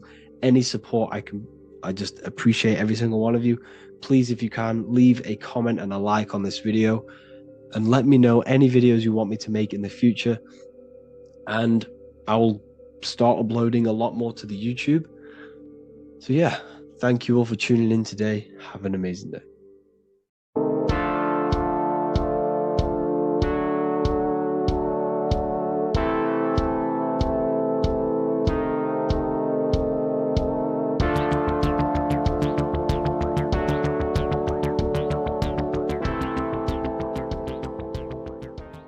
Welcome back everyone to another video. Today we're going to cover everything that you need to know about the mind, starting with the two aspects of the mind, the conscious and the subconscious. The male aspect of your mind is the conscious. This is the 10% of your mind. The conscious part of your mind is only aware of everything around you, your vision, your sight, your smell, your taste, your hearing, and your current state of emotion and thought. Every thought that you consciously think about has an emotion directly attached to it. That emotion is then impressed onto the subconscious part of the mind. The subconscious part of the mind is the female aspect of your mind. It is also a whopping 90% of your mind. Subconscious mind is controlling all of the subconscious processes which happen within your body. For example, your subconscious mind is controlling your heartbeat, your digestion of food, and all of the things that you do not have to tell the body to do. It is the hidden part of our mind which is controlling all of the hidden things. The subconscious mind is like a recording supercomputer. Everything that you have experienced in your life is all recorded and stored within the subconscious mind. One of the most important things about your subconscious mind is that it stores your mental programs. Everything in the subconscious mind manifests into behavior and actions within the body. Your daily basis routine and habits are all mental programs within your subconscious mind. These mental programs are created by mainly two ways. 1, repetition, and 2, emotional impact. The repetition is fairly simple to understand. The more you do something, the more it impresses onto your subconscious mind and becomes a program. That program will then manifest into your behavior. However, with the emotional programs, they work a bit different. The stronger that you feel an emotion, the stronger it is impressed onto the subconscious mind. And then that emotion becomes a program. For example, you had a very traumatic moment happen when you were a young child. The emotion that you felt was so strong in that moment that it impressed into your subconscious mind so hard that you can recall that moment like it was yesterday. That traumatic event or that happened to you when you were young will still manifest into your daily basis behavior even to this day. However, it manifests subconsciously. For example, if you were in a car crash, you will be wary to enter cars with certain people, all because of that traumatic emotion that you felt and impressed onto your subconscious mind. Another example of the subconscious manifesting into our behavior is posting on Instagram. Most of the time, the reason why you post is because your subconscious mind is seeking gratification. So before you actually do something, question yourself and find out the root cause of why you are doing this. Another thing that you need to understand about the subconscious mind is that it takes everything you say and hear literally. So for example, if you go and say, "You are an idiot" to someone, your subconscious mind will only pick up the word idiot. It only knows yourself. It doesn't know anyone else. You are casting a spell on yourself just by saying that to someone else. This is why the golden rule is to treat others like you'd like to be treated. Now, you can rewrite these programs which are already in your subconscious mind. However, it does take consistency. You have to change these programs which have been running for years. And by changing these programs, you change your behavior, because these programs manifest into your behavior. The best way to do this, personally, is to listen to affirmations first thing when you wake up in the morning, and do this for 10 minutes every single morning. Then at night time, you want to think and feel that you are becoming the reality that you desire. The more that you feel this reality, the more it will become a program and impress your subconscious mind. For example, you're trying to gain financial freedom. If you trick your subconscious mind into creating a program saying that you are financially free, this will manifest into your behavior. You will start doing more work. You will start looking for ways to make money. Your mind will be set on the frequency of money and financial freedom. Therefore, you will receive thoughts based around this program. If you take enough action, your life will dramatically change because of this program that you created in the mind. This is why we call it a mindset, because your mind is a frequency tuner which sets its frequency onto different thoughts, because thoughts are frequency. If you fill your mind with a specific frequency, you will gain thoughts and ideas based around that frequency. To create a stable mind, you need to master your emotions. You need to change your mindset. Everything that you experience is neutral. Based upon the mindset that you see it, you either give it a positive or negative charge. By understanding this deeply, you will then control your emotions. I hope you gained some wisdom and enjoyed this video. Please, if you can, leave a comment and a like, and subscribe to the channel if you like this content. Love and light to you all.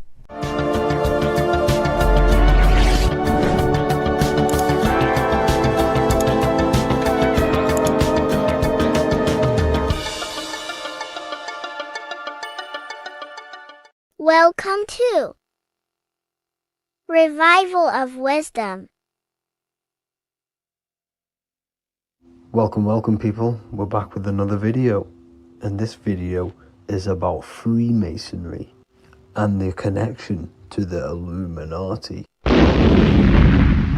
Please, as always, to make sure to hit that like and the subscribe button and turn on the notifications to never miss a video.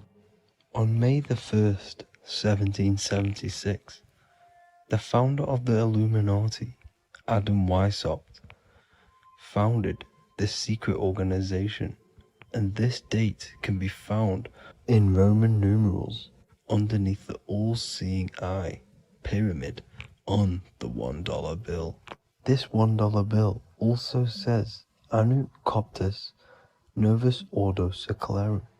This is Latin for announcing the birth of the New World Order. This New World Order will be headed by Lucifer, the all-seeing eye, and followed by the 13 layers of bricks for the 13 elite bloodlines. So your Orsini's, Rockefellers, Rothschilds, Soroses, and the other 9 elite families. So when Adam Weishaupt created the Illuminati, he made it consisting of high-level degree Masons, French and Latin philosophers, and many more powerful people to all become one society. So this is why you see Masons using this same symbol of the all-seeing eye inside the pyramid. But not all Freemasons are part of this Illuminati secret society. As the 33rd degree Freemason Manly P. Hall said in his book The Secret Teachings of All Ages, Freemasonry is a fraternity within a fraternity, an outer organization concealing an inner brotherhood of the elect. So what he's saying here is that Freemasons have to go up the degrees of Freemasonry, and once they hit the top, they either get elected or not into these secret societies like the Illuminati, Skull and Bones, and Knights Templar. So when you see celebrities doing this one-eye symbolism, either covering one eye, doing the triangle, or doing 666 over one eye, this is showing and reflecting the symbolism of Freemasonry. They have taken the oath to never speak on anything they learn about Freemasonry. Duncan's Ritual of Freemasonry book states the oath they have to take. Quote, I ... of my own free will and accord, that I will hail, ever conceal, and never reveal any of the secrets, arts, points of Master Mason's degree to any person whomsoever. All this most solemnly, sincerely promise and swear. Now, this is what happens when they break the oath, stated in this book, quote, myself severed in two, my bowels taken from thence, and burnt to ashes. So this states that Freemasonry comes first, before any law of the land. It has the right to kill you if you break your oath.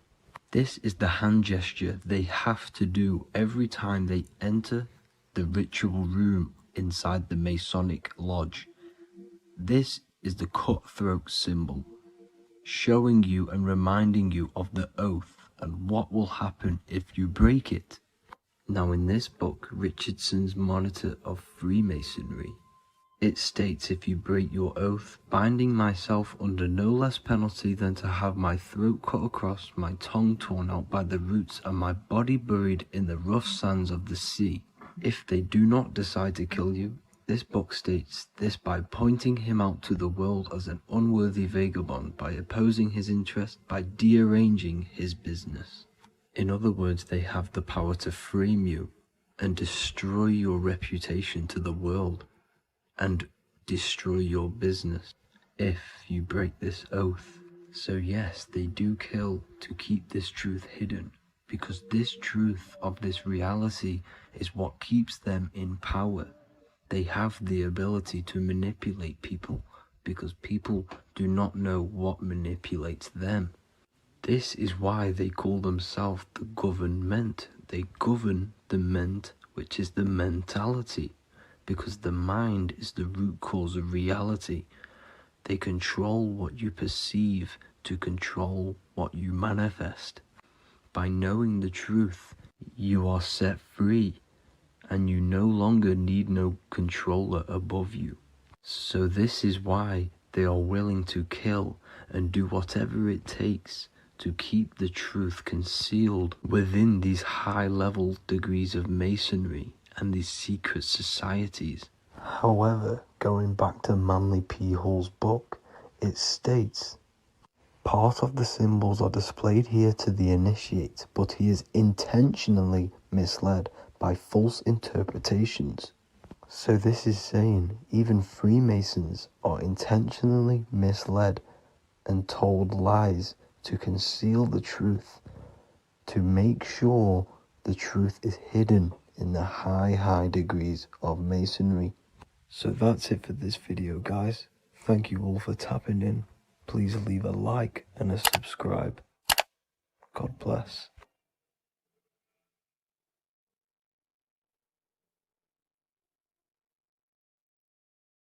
Welcome to Revival of Wisdom. Welcome people, we're back with another video. Please make sure to hit the like, the subscribe button, and turn on notifications to never miss a video. The Vatican is a giant key from a bird's eye view, and it also contains an 8-pointed star. The Anunnaki Sumerian gods also depicted this 8-pointed star. The sky god Anu from the Anunnaki also uses the 8-pointed star for his symbol. And even Freemasons depict an 8-pointed luminary with a ladder and a key. This is symbolizing the key to ascension up to the 8-pointed star, which is Polaris. Polaris is always depicted as an 8-pointed star. Polaris is the standstill star at the very center of our realm, which is perfectly aligned with the North Pole. The Earth is a giant torus field, and at the center is where the most electromagnetic energy is stored. This is why all compasses point to the north. Hence why a compass is an 8-pointed star, because it points you to Polaris, which is the North Pole, the center of this realm. The 8 points of the 8-pointed star symbolize the 8 points in space and time. So yes, Polaris is the portal which you ascend through if you outgrow this consciousness by aligning your chakras.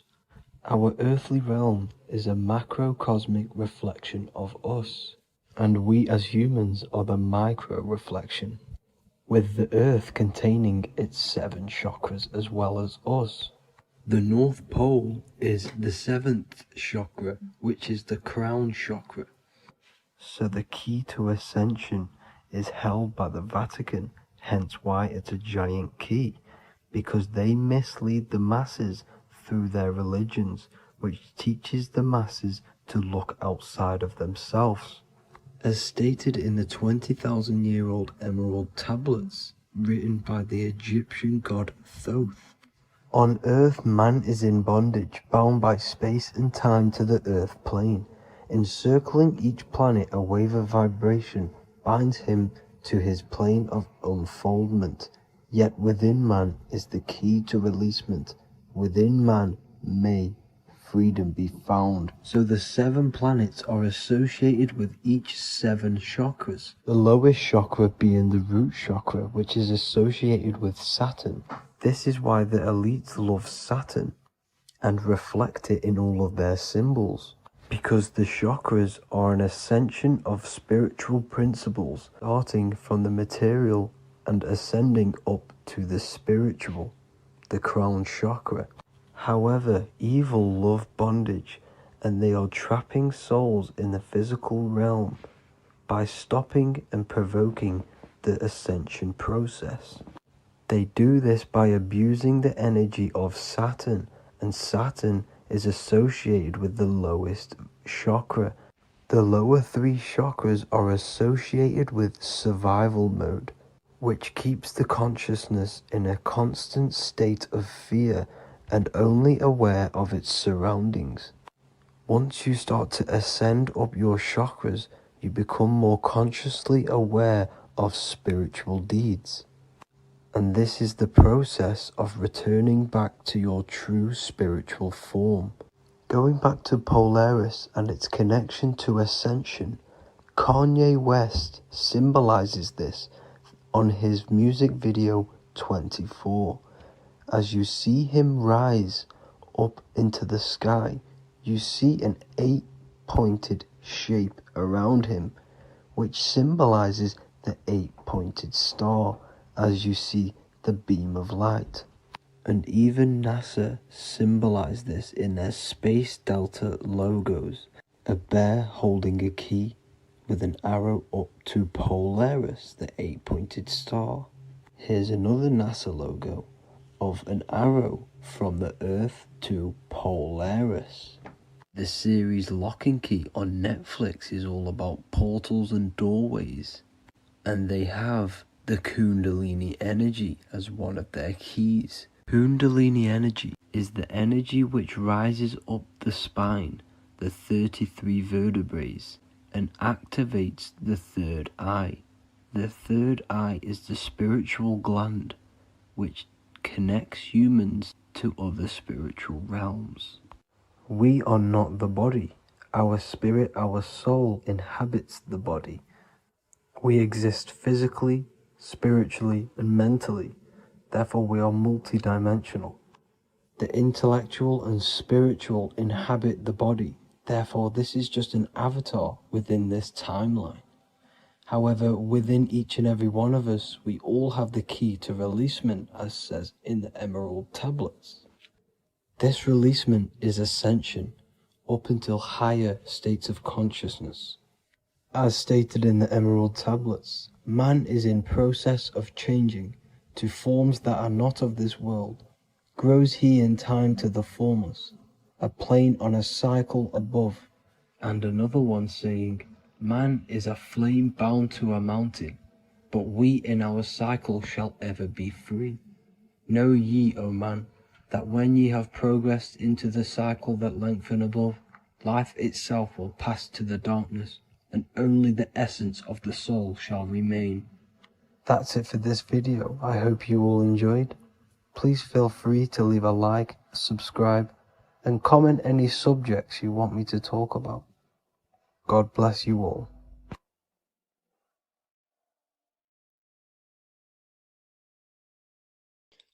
What if I told you you don't have one body? You in fact have four. There's a secret hidden right in front of you, and most of you overlook it.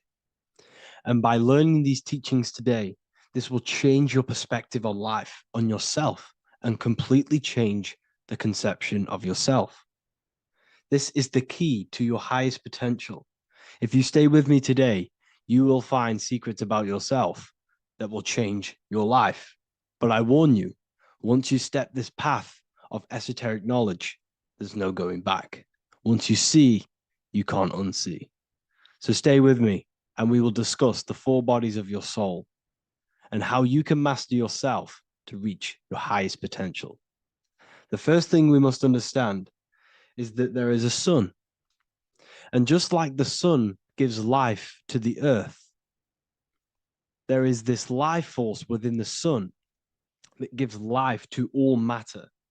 We must understand that that matter itself is dead. It has no life potential. It has no ability to create or destruct anything. All of the life comes from above, from the sun, from the life-giving power of this infinite energy source we call the sun. No matter what model you believe, the sun still gives power to this physical realm, giving life to all of the crops, giving life to animals, giving life and growth to all things that the rays come in contact with. This is a macrocosm process. We must understand the teachings of as above, so below. This means that the macrocosm repeats itself in a microcosm form. Now, what do I mean? Humans are made in the image and likeness of God. You are a miniature version of God, a spark of the divine consciousness made in human form, in physical form. Just like the sun gives life to all physical matter and growth to all crops on the earth, your soul is a miniature sun. And your soul is giving life to the body.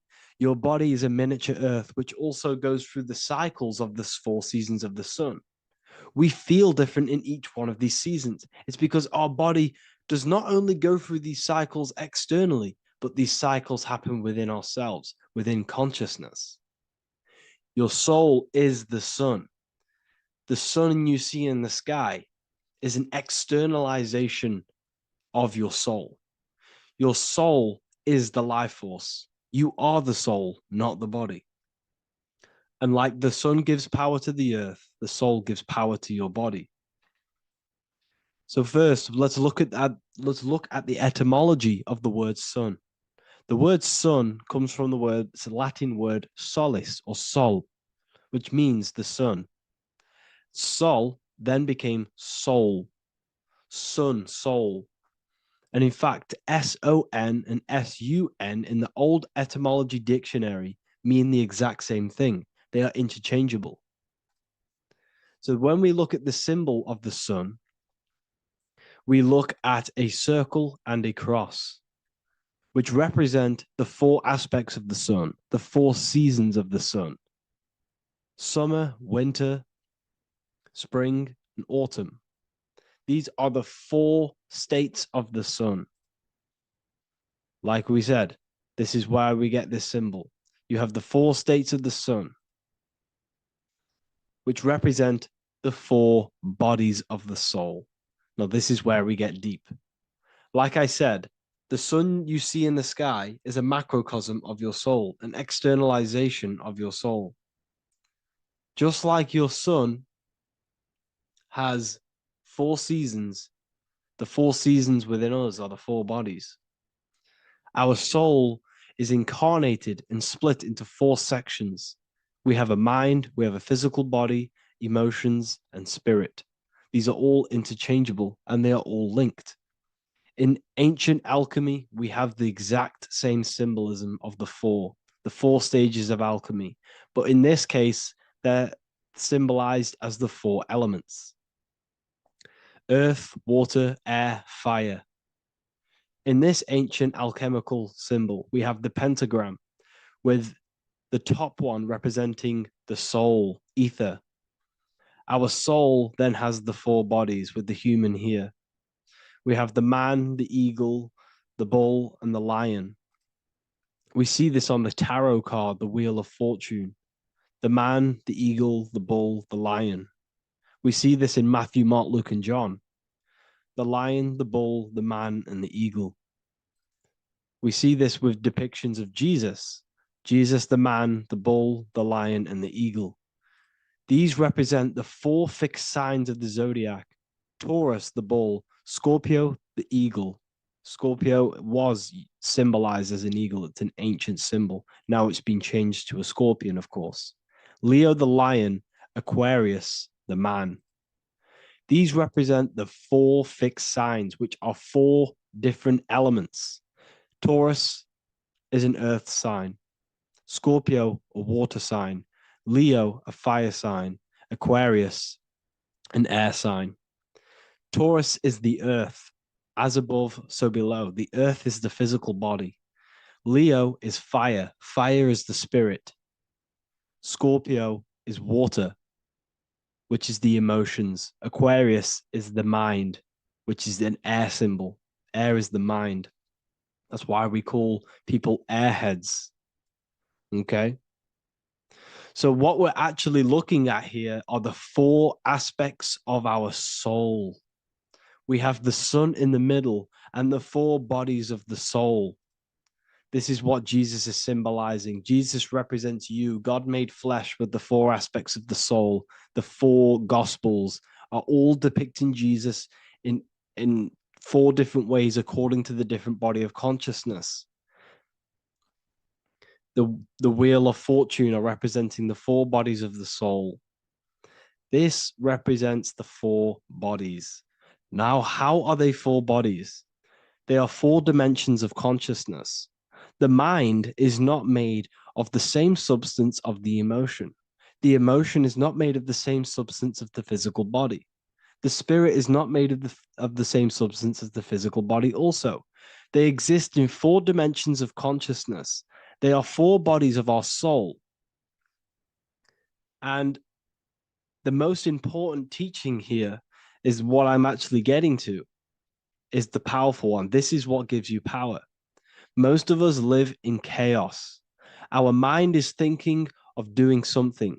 Our emotions are feeling something else. Our body is lusting and wanting to do something else. And our spirit's energy is completely off. Most people live in unbalance. None of these four bodies are working together. This is why we produce chaos in our lives. when these bodies are in balance, are not working together. So in alchemy, they symbolize the four elements, which are the four bodies of consciousness.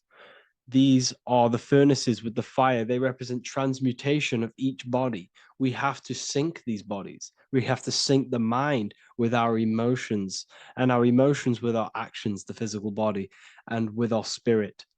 These four key bodies need to be in line in order for us to create consciously in our life.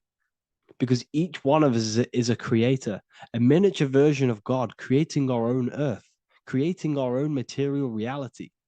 And in order for us to create consciously and with effect and power, we must have these bodies unified so that we can create consciously and not create chaos. So this is very, very important. And this is a secret teaching found in all ancient societies. But this is what the hidden symbolism of astrology actually is. The sun is our soul, and the 12 zodiacs are 12 aspects of our soul. And we have the 4 aspects of the 4 main bodies. This is what we're looking at. We're not looking at the sky. We're actually looking at aspects of ourselves, aspects of our soul that we must master and transmute in order to become our highest potential. So I hope this makes sense. And it may take a while for you to fully understand this, but the key knowledge in order for you to understand any of these teachings that I've gone through today is the major teaching of as above, so below. What is above is below. What is within is without. Your inner reality projects the outer reality. What is inside of you is outside of you in some form or way. Whatever trees, whatever roots that go down will always shoot up. When you throw a bouncing ball, you shoot it down, it will go up. As above, so below. As within, so without. God did not make a creation separate from himself. We are all extensions of the divine made in physical form. And we are incarnated into 4 sections. Our soul is separated into 4 sections. These are the 4 corners of reality. These are the 4 pillars of reality that we must control. So in order to access our soul in meditation, we must turn off these 4 things. Turn off the mind, the emotion, the spirit, and the body. And then we access the soul. So I hope this video helps today. And you can learn all about this in the Book of Wisdom, Volume 2. This book is a revolution in consciousness. I do not recommend everyone reads this book. This book is only for people who are serious and want to transform their lives. This book is a book that will change the scope you see reality. It will change your perspective on yourself because you will resonate with this. This book does not just give you information. It gives you a sense of well-being. It gives you truth, and you will find your power from this information. This information is not just information, it's a key to your path of enlightenment and transformation. So you can find this book in the description of this video. And if you are part of the university, I will see you on the live calls. Thank you, everyone. Please leave a like, subscribe, and a comment, and let me know whatever videos you want me to make next. Anything that you fail to understand or have any confusion with, I can make a video on it. So let me know in the comment section any reviews or anything I should do. Thank you all, people. Have a great day.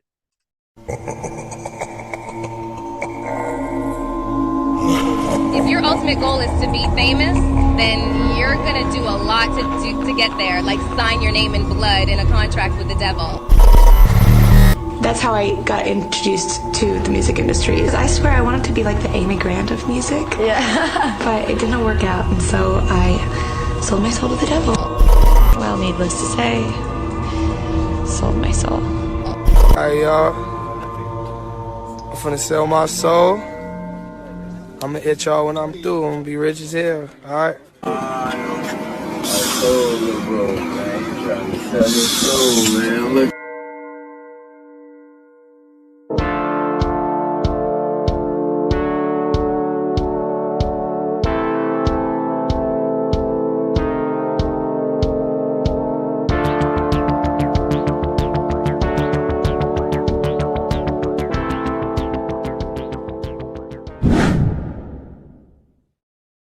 So what exactly is selling your soul?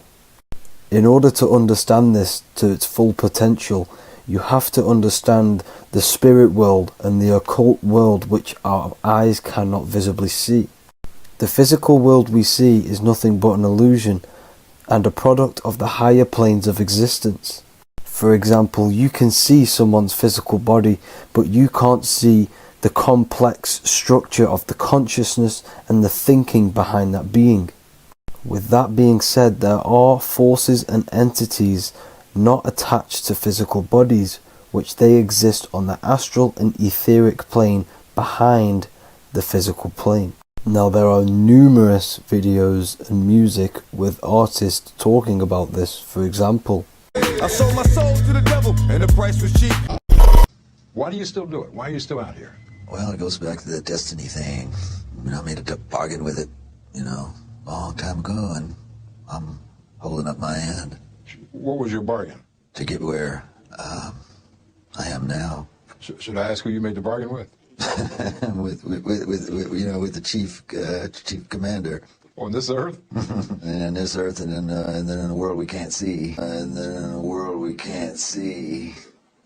So selling your soul is cutting a deal with an astral plane entity in exchange for wealth and fame on this physical plane. This is classed as black magic because you are bending reality against your intuition. Now, making deals with entities beyond the physical plane, you always have to give something in exchange. When it comes with demonic entities, it always involves some sort of sacrifice, bloodshed, or humiliation. Now, there are countless of rappers who someone close to them have died just before their career takes off to the next level.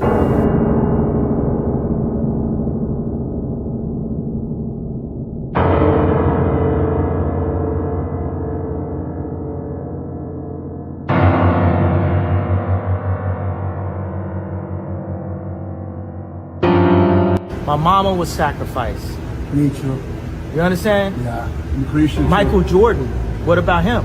His daddy, right? Bill Cosby, his son, right? Dr. Dre, his son. Out in Hollywood, a lot of people come up missing. So these rappers and celebrities do have to do sacrifice rituals in order to take their career to the next level. Took flight, I've been growing up, it's a ritual. So the occult side of this reality is heavily connected with the music industry and the elites. This is why they are all connected to Freemasonry.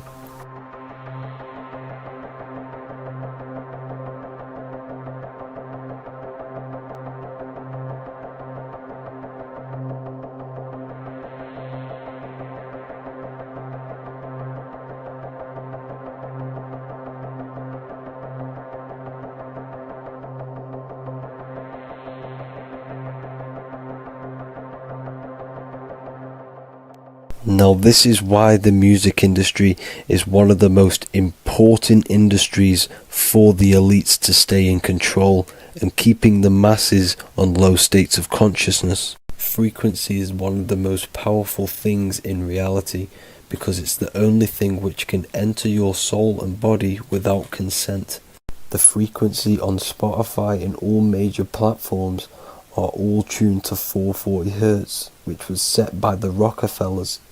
440 Hz turns off the whole right side of your brain, and the right side of your brain is to do with critical thinking, imagination, and your intuition.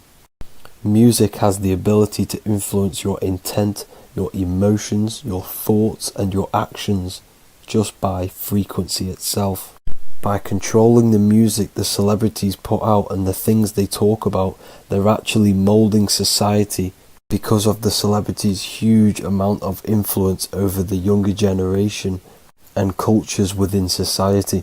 This is why the music industry is mainly talking about sex, guns, violence, and hating other people. These are all very low vibrational acts and things to do which destroys humanity and societies, keeping us all conquered and divided in order for them to stay in power.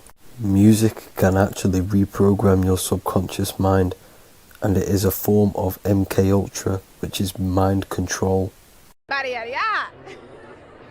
It's in my brain. Do you know that? It's living rent free. I can't get it out.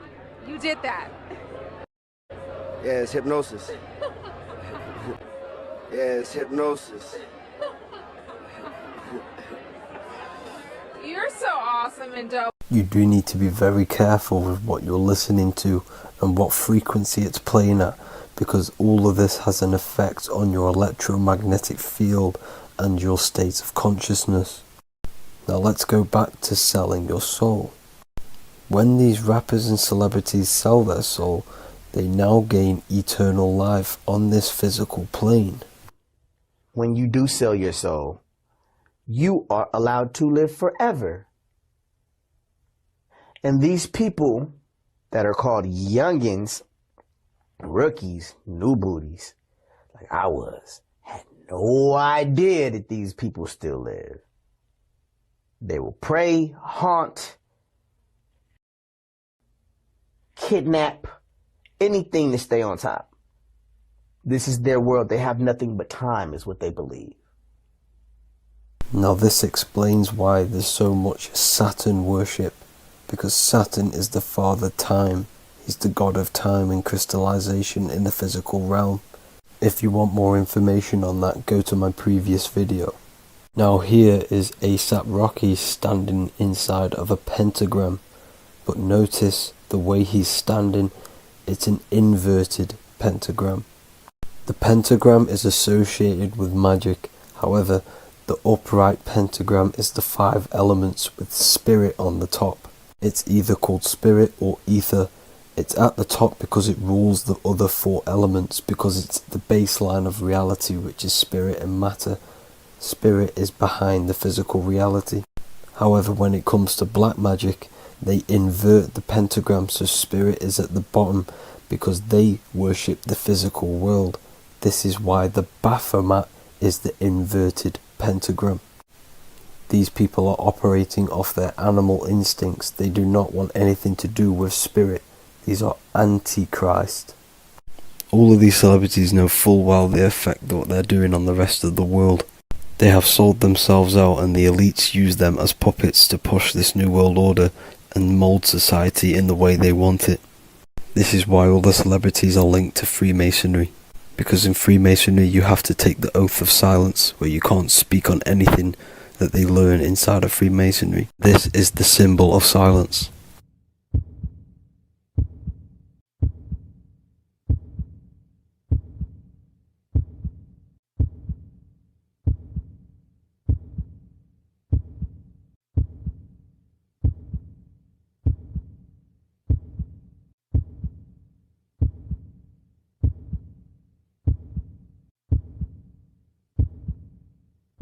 The elites need them under this oath, so they do not talk about certain topics and certain things to the public because of the amount of influence they have on society.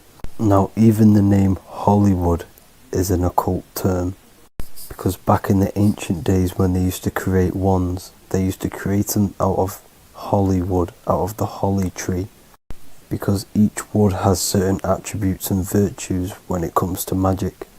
And the holly tree was known as the holy wood, and they used to create the wands out of it to cast spells. And Hollywood are still casting magic to this day through the films and through the music to the masses.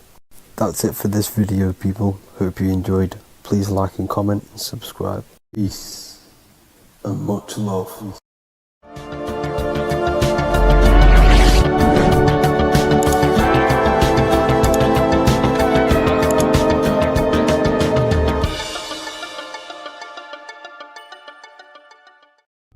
There's an ancient symbol hidden in plain sight, one that holds the key to transformation, power, and unlocking your true potential. It's been used for centuries by mystics, rulers, and even modern science, but almost no one understands its true meaning. Once you do, it will change the way you see yourself and the world forever. Stay with me, because this could be the key to your own awakening. The symbol of the snake or the serpent is a very powerful symbol that refers to something within you, that we all are on this journey. So first of all, we see this symbol in ancient Egypt on the top of the pharaoh's head. We also see this with Buddha, with the snake on top of the Buddha's head and below. We also see this in Rome, with the Roman god Mercury holding the staff with the snake. We see this in Adam and Eve's story with the snake tempting Eve. We even see this today on the medical facility. What does this mean? Why is this symbol being used for thousands and thousands and thousands of years? It has a very deep esoteric meaning. We see this in the caduceus staff, and we even see the snake representing the Kundalini. What does the snake actually mean? A lot of people think it represents the Kundalini, which it does. However, there's a deeper interpretation of this symbol, and it goes very far beneath the surface of what the snake actually represents. Okay? So first of all, when looking at symbols, we need to observe what the snake does in nature. The serpent sheds its skin. The serpent shedding its skin is a sacred symbol of an inner transformation. It transforms from its old self to a new self. It sheds layers of itself. As the snake discards its old exterior, it mirrors our own journey of realizing outdated beliefs and patterns, paving the way for a renewed, authentic self on the esoteric path of awakening. Essentially, it represents transformation, but not transformation of our physical bodies, transformation of our inner world. Now, this is where things get a little bit tricky and you may become a little bit confused, but I'm going to make this very clear for you. The snake symbol or any symbol can be used for different context. For example, the Kundalini. We see the snake representing the Kundalini. We all know that energy can't be destroyed, only transferred. Like I said, this is a transferring of energy. It's a changing, a transforming, shedding its skin. It represents transformation. Sexual energy is energy, and we can transform the sexual energy into a Kundalini awakening to activate dormant brain cells in our brain and to activate the human light body, which is the spirit. We can cultivate, save, and retain our sexual energy, transmute it up the spine to activate the brain. This is a symbol of transformation, of energy in this context. However, when we go to the emergency services, this does not mean the same thing as the Kundalini. The snake in this context represents transformation of health. When we are picked up by the emergency services, we are looking for a transformation. We are unwell and now we need to transform to well-being. This is why they use this symbol. It represents transformation, especially with the pole and the snake climbing. It's climbing, it's transforming from the bottom to the top, shedding its skin, shedding old layers, transformation. We see this in the Bible with the snake tempting Eve to eat the apple of the tree of knowledge of good and evil. Well, what does this mean? Where's the transformation in this? Well, this is a very hidden one. The transformation takes place in Adam and Eve's consciousness and their mind. They go from a pure, whole state of consciousness, from being tempted by the snake, and they eat it and they transform into knowing the good and evil, into the dualistic ways of thinking and the dualistic meaning of this world. Let me rephrase that. They understand the dualism of this world, and they now understand the two good and bad ways of thinking. They know the knowledge of good and evil, of duality. They shifted from a whole state of consciousness into their consciousness being split into good and evil. This represents the journey of every single soul that incarnates into this world, including yourself. When you were a child, you were whole. You had no understanding of good and evil. But as you grew older, you eaten the fruit.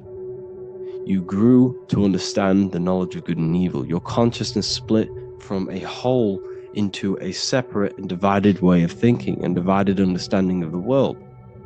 We suppressed aspects of ourselves to fit in with society norms, and we just limited ourselves with limiting belief systems. We knew the knowledge of good and evil. Our consciousness split from a whole state. This is what Adam and Eve is symbolic of. We see this with the Roman god Mercury, with the snake. Mercury represents intellect, communication. He's always flying in the air, which represents the air, the mind, the intellect. He's holding the snake to represent transformation of the mind. This is what we call mental alchemy. Turning base metals into gold, turning the unenlightened aspects of our mind into enlightened ones, turning our negativity into power and control. We see this with Buddha, and Buddha is all to do with transformation of the inner world, transformation of the mind and the soul and the emotions. And it also represents the Kundalini. We see this in ancient Egypt. We always see the snake on the head, representing the place where the third eye is, representing the intellect or the mind's eye, the third eye, whatever you want to call it. This is the place of the invisible intelligence within us. This is our mind, or intellect. And this is the transmutation of the mind.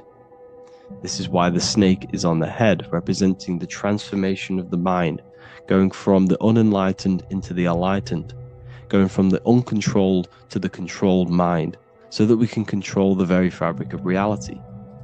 I've kind of just given that away. Why is this important? Humans are creators. We're the architects of creation, endowed with the divine power to channel the fourth dimension, which is the imagination, into reality.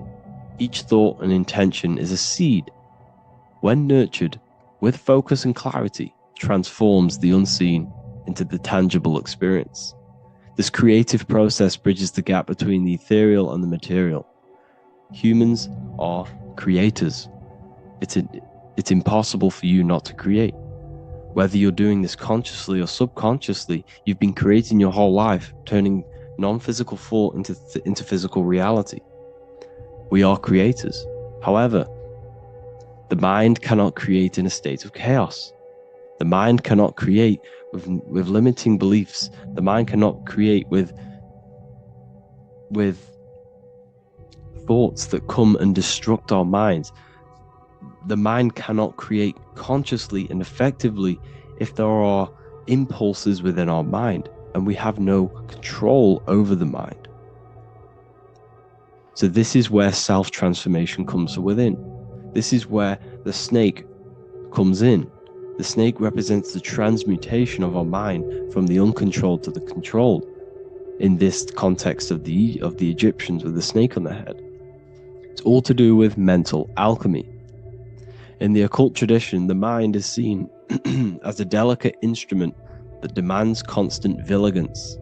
Left unchecked, it reverts to archaic and destructive thinking patterns. Like a finely honed blade, it must be continually sharpened through discipline and self-refinement. In this unending process of unveiling and mastery, we learn to shape reality, harnessing the power of our thoughts to manifest the highest potential. It's all to do with mental alchemy, and this is how the snake is connected to you. And what the snake represents to you, it represents the transmutation, the changing of ourselves, of our consciousness, so we can gain control in this 3D world. If we lack control, then we'll constantly be manifesting chaos. Now, there are 3 ways that we can transform our world, and we can slowly transform our mind. Now, this is not an overnight process. It takes periods of time of purification. And number 1 is affirmation. Let's say we have this dirty cup of water, and we have a tap of water. And in this tap, it's pouring in more water, clear water. Over time, if I keep pouring clear water into this cup, it's going to slowly purify this cup. And then in the end, it will look like the cup on the right. It's the same with your mind. The cup represents the limiting beliefs, the negative thoughts, the negative mind, the uncontrolled mind. But if we keep repeating affirmations over and over and over again, such as I am disciplined, I am powerful, I am limitless, over time this can purify our subconscious and we can gain control over the mind, and we will become conscious of the thoughts that we are giving attention to. The second way is meditation. Meditation allows one to develop an off switch for the mind, providing a sense of control over it. Over time, we gain the ability to filter our thoughts and become more conscious of the ones we choose to engage with. Meditation, over a period of time, will give you this button that allows you to filter out negative thoughts. If you have a negative thought in your mind, you'll be able to become conscious of this and redirect your mind's attention.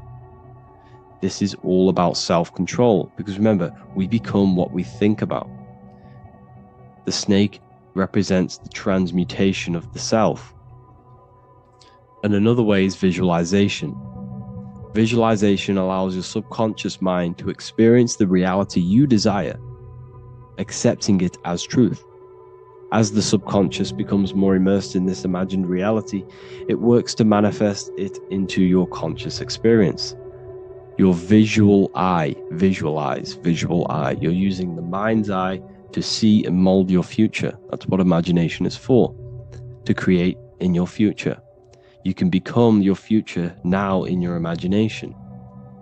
And this can slowly purify your consciousness, slowly purify your mind, which will then, if you do all three of these over periods of time, you will see great transformation from the inside out.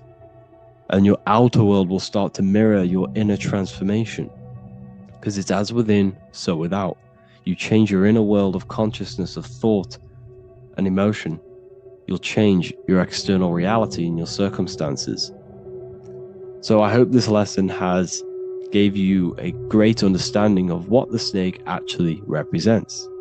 And now that you see it, you will see this everywhere. Every time you see a snake, you know it represents the transformation. So please, if you can, leave a like, comment, and subscribe, and turn on the alerts to make sure you never miss a video.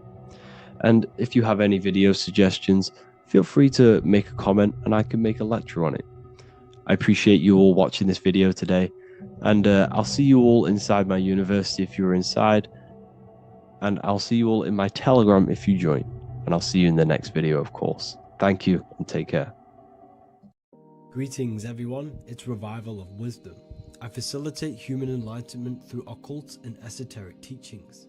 I hope this video expands your mind into a new field of thought. In this video, we're going to be discovering the true esoteric meaning of the 7 planetary energies. So let's jump straight into this. In order to fully understand this, you must understand the esoteric teaching of as above, so below, and as within, so without. Our inner world is mirrored into our external material reality. We have a physical voice, which you are hearing right now, and I also have an inner voice, which no one else can hear. The inner world is invisible, and the external world is visible. In other words, the inner world is the spiritual world, and the outer world is the material world. The inner world of ourselves reflects and projects our outer world, which means everything in our external reality is somewhat reflection of our internal self. You are made in the image and likeness of God. You yourself are the universe experiencing itself in a 3-dimensional physical form. The Newtonian science has programmed you to believe that you are a physical being inside of a physical universe. They did this to limit your mind to only believing there is a physical universe and that you are separate from the universe or God. But you yourself are the divine essence of the universe, experiencing itself in a physical plane, which means everything you see is inside of you, including the stars, the planets, and the elements. As above, so below. As within, so without. An example of this is the 4 physical elements: fire, earth, water, and air. In the external world, These are physical elements. In our internal world, they represent the 4 bodies of consciousness. We have 4 different bodies. We have a material body, we have a spiritual body, an emotional body, and a mental body. The mind is not made out of the same substance as the body. The emotions is not made out of the same substance of the mind and the body. These bodies exist in 4 different dimensions, 4 layers of consciousness. With that being said, the 4 physical elements are inside of us. The earth is our material physical body. Fire represents our spiritual astral light body. Water represents our transformative and emotional body. Air represents the mental body, the communicative and thinking body. This is the teaching as above, so below. If that resonates with you and you can comprehend it, please leave a like and a subscribe to this channel to see more content. And feel free to leave a comment on any video suggestions. Okay, so now we've gone over the 4 physical elements and how they correspond with your inner world of consciousness. This is going to make it easier for you to understand what the planets actually are. The planets are a bit more in-depth and more detailed aspects of our consciousness. The 4 physical elements are generic, but the 7 planets go deeper. They are deeper aspects of ourselves. On a macrocosmic scale, the 7 planets rule the material realm. Every object, every animal, every plant, every stone, everything we see in this plane is governed and created under one of the 7 planets. I don't really like calling them planets. They are energies. They are spiritual forces that drive things into existence. An example of this is if we look at a tree. The roots of the tree are governed by Saturn. The stem of the tree is governed by the sun. The leaves of the tree are governed by the moon. Any offspring or fruit of the tree is governed by Jupiter. Any defense mechanisms of the tree is governed by Mars. The communication and networking of the tree is governed by Mercury. The smell and the look of the tree is governed by Venus. Everything we see in this material plane is governed by one of these specific energies. Everything material has a spiritual force that brings it into physical existence. This is the reason why we have 7 days of creation in the Bible. The 7 days of the week, all governed by the planetary energies. Monday is moon day for the moon. Mars governs Tuesday. Mercury is Wednesday. Jupiter is Thursday. Venus is Friday. Saturn is Saturn day. And Sunday is for the sun. This is the reason why there are so many 7s in this physical plane. 7 days of the week, the 7 colors, the 7 chakras, the 7 diatonic musical notes, the 7 lamps on the Jewish candlestick, the G inside of the Masonic square and compass. G is the 7th letter.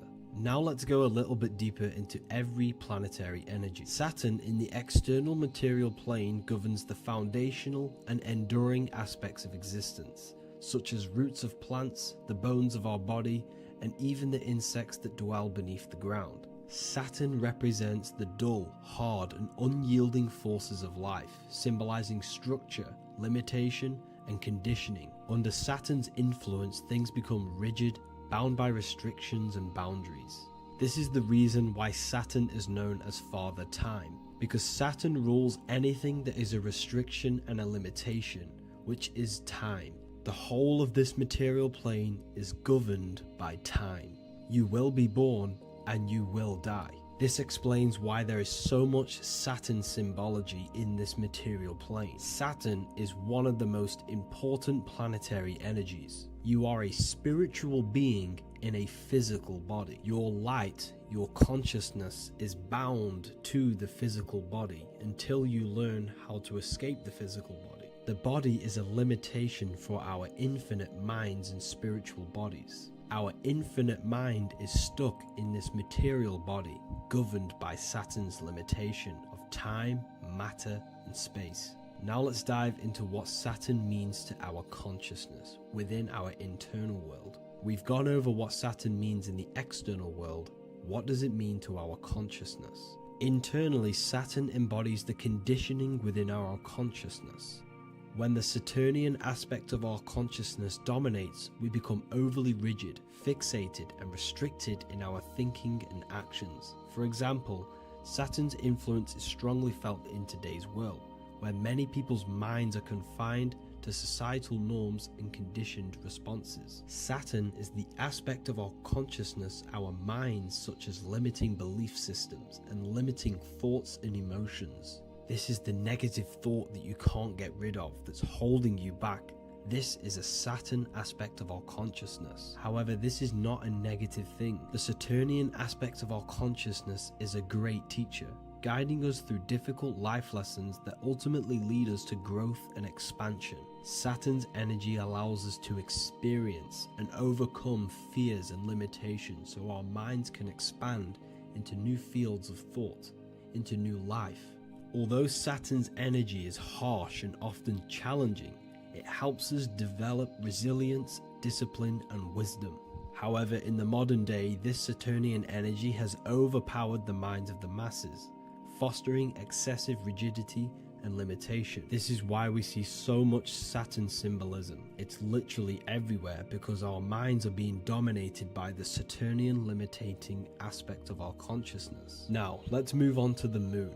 The moon, or lunar energy, in the external material macrocosm plane governs the elements of water, influencing the natural cycles such as the ocean tides, which rise and fall in harmony with the moon's phases. Beyond water, the moon also guides instinctual behaviors such as animal migrations.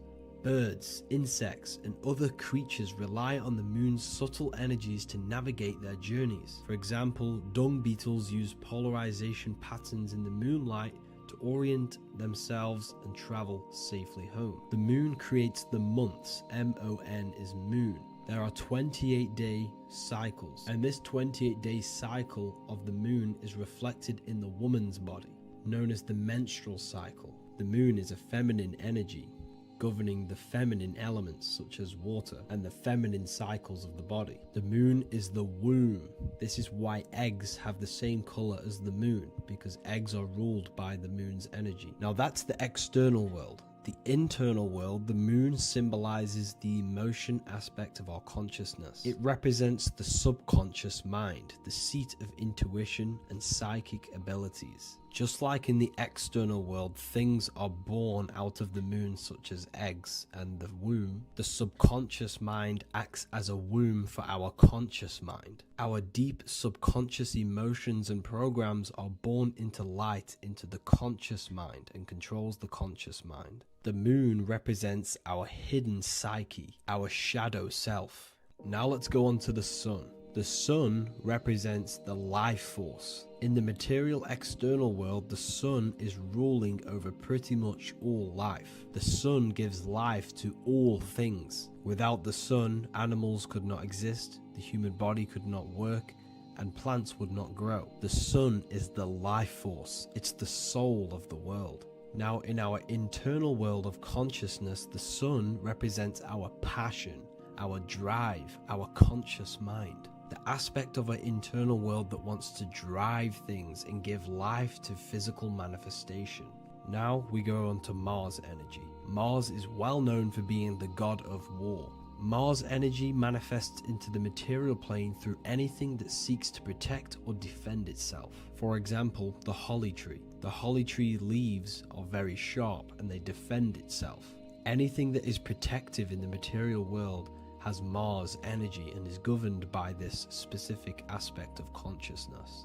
For example, any predators or animals such as hedgehogs with spines on their backs for protection. Mars represents all things that is driven by conflict, aggression, and defense. Now, internally, inside of our inner world, Mars symbolizes the aspect of our consciousness that is focused on self-preservation and protection. Mars governs our ego, the instinctual urges of anger or maintaining reputation. Mars is not evil, it's necessary. Sometimes it's necessary for us to protect ourselves. Mars is the aspect of our consciousness that is anger, rage, the desire to fight or conquer. When this energy is activated within our consciousness, we become defensive, assertive, and even combative. ready to dominate others and destroy obstacles in our way. Now let's move on to Venus energy. Venus in the external material world manifests its energy through the aesthetics of creation. This planet governs the beauty and harmony found in nature, including the nurturing environment of a mother's womb where life begins. Venus embodies the essential love, not only in romantic relationships, but also in the bonds between family members and all living beings. Venus represents relationships. We have relationships between plants, animals, they all depend on each other to give life. Plants provide food and medicine, while living creatures contribute to their own growth and pollination. Internally, Venus represents the aspect of our consciousness that yearns for relationships and connections with others. This is an aspect of our consciousness that encourages to care for our physical appearance and embracing beauty. Aesthetics play a role in our interactions and self-expression. This is why there is a beauty brand called Venus. Now let's move to Jupiter energy. Jupiter in the material plane manifests its energy as forces of fortune, abundance, and wealth. This energy manifests itself as plants, as fruits that we can consume and eat in abundance. Anything that is nourishing and cultivated by the earth for humanity and animals. Jupiter embodies the giving energy that provides for and sustains life, fostering growth and ensuring that resources are available to all. Its influence is seen in the natural cycles of abundance, where fruits must grow and ripen before they are enjoyed, symbolizing the importance of effort and patience.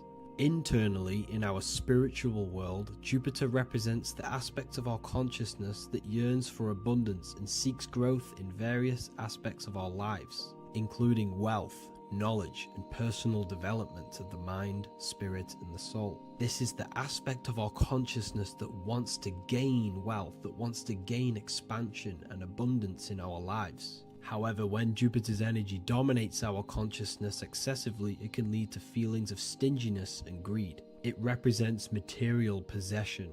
The last planet is Mercury. Mercury in the external world governs the vital elements such as seeds, air, communication, education, and electricity.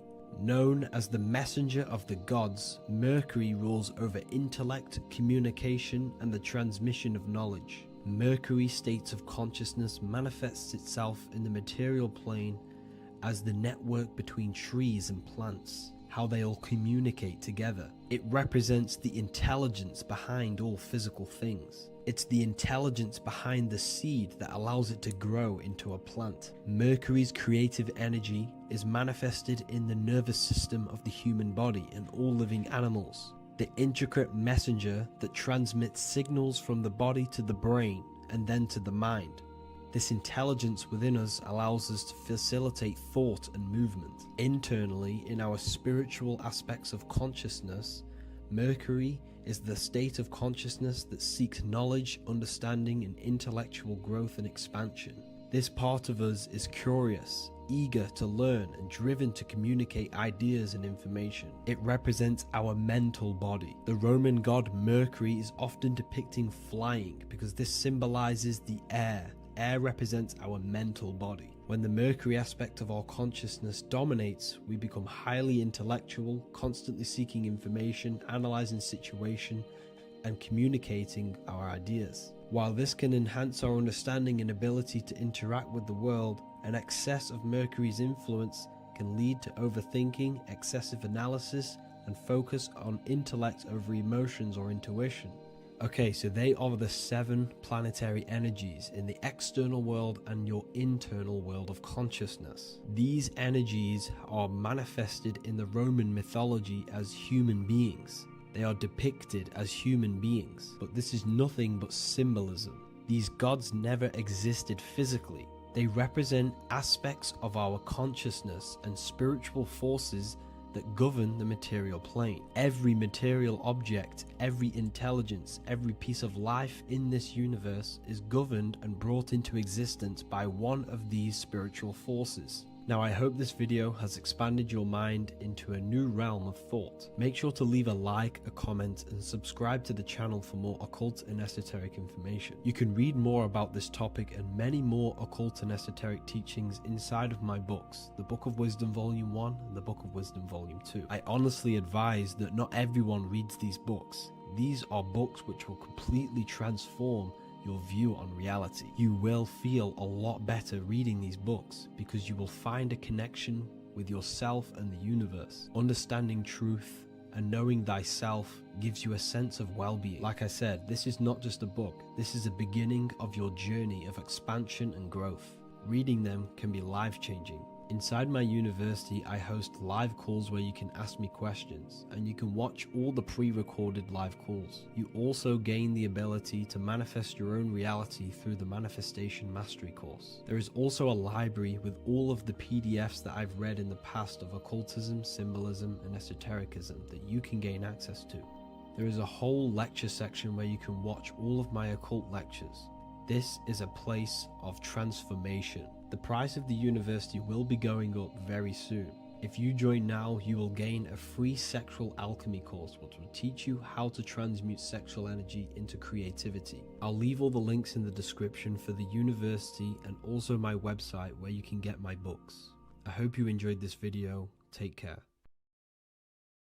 Watching pornography makes you see people as objects. It does a lot of psychological damage to the human mind. And if you truly want to progress in life, your spiritual journey, mastery, whatever it is, mastering your sexual urges is essential to become powerful, successful, and become the best version of yourself. And there are some occult practices that I used to help master this urge. They're not really techniques, they're more mindsets, which will definitely help you overcome your urges. So if you want to quit pornography today, this is the way forward that I used to create this version of myself. Before we go into the tactics, we must understand that whatever we do in darkness comes into light some way or another. If you watch pornography, you know you have a problem, you keep this to yourself. We all naturally do. These things are private, and what we do in our private time molds our subconscious mind, and we keep it away from people. But whatever we do in darkness always comes to light. If you're doing things you don't want others to see, such as watching pornography, it will come out through a subconscious force. It will come out in your eye contact. You won't really be able to make eye contact with the person you're attracted to. It comes out in your energy, your aura, your presence, your confidence. All of this plays a role in molding your consciousness. And especially women can pick this up so easily. Females are more subconscious, males are more conscious. Females speak indirectly, males should speak directly. If a woman is hungry, they will say, "I'm hungry." "Are you hungry?" But a male will say, "Let's go get some food." You have to see the underlying subconscious messages in women because they speak in more of a subconscious language. Men speak in a direct language. And maybe even men will pick this up. If you want to be taken seriously in the business world or your career, whatever it is, this is essential for your body language and your personal power. So you must master your sexual urges. Releasing your sexual energy, your sexual fluids, removes the life in your eyes. A lot of people get dark bags underneath their eyes. I used to have them years and years ago. My eyes were always half shut. There was no life in my eyes. But as you purify yourself, the life and the energy comes back into your glaring eyes. The first tactic on mastering your sexual urges is understanding that thoughts produce emotions. Whatever we think about inside of our mental body directly corresponds to what we feel in our emotional body. What we see here is a piece of alchemical artwork showing you the light of the mind shining down into the heart. This represents the mental body with the clouds. This represents the human heart, the emotional body of consciousness. What we think about, if we think about sex, or if we watch things that are stimulating to us on Instagram, TikTok, that thought goes into the mind and the feeling gets then produced in the heart and the body becomes aroused. What we think inside of our brain becomes emotional energy in our heart. as above, so below. And what becomes in our heart is what we take action on. We take action on emotion. Human action, human behavior pretty much comes down to what we feel. We only act on what we care about or what we love. If you love that feeling of watching pornography, that is the reason why you're taking the action. So keeping this in mind at all times is very important in your journey of self-mastery. What you think is what you feel, and what you feel is what you act upon. Remove stimulations that can possibly produce that thought of watching pornography. Unfollow the people. Purify your environment so these thoughts do not enter your mind. And if you do become stimulated, remember, thoughts produce emotions. Change your thoughts. Think about something else instantly. The more you think about it, the more you feel, and the easier it is to take action upon it. And the second tactic that I say to myself is that it's all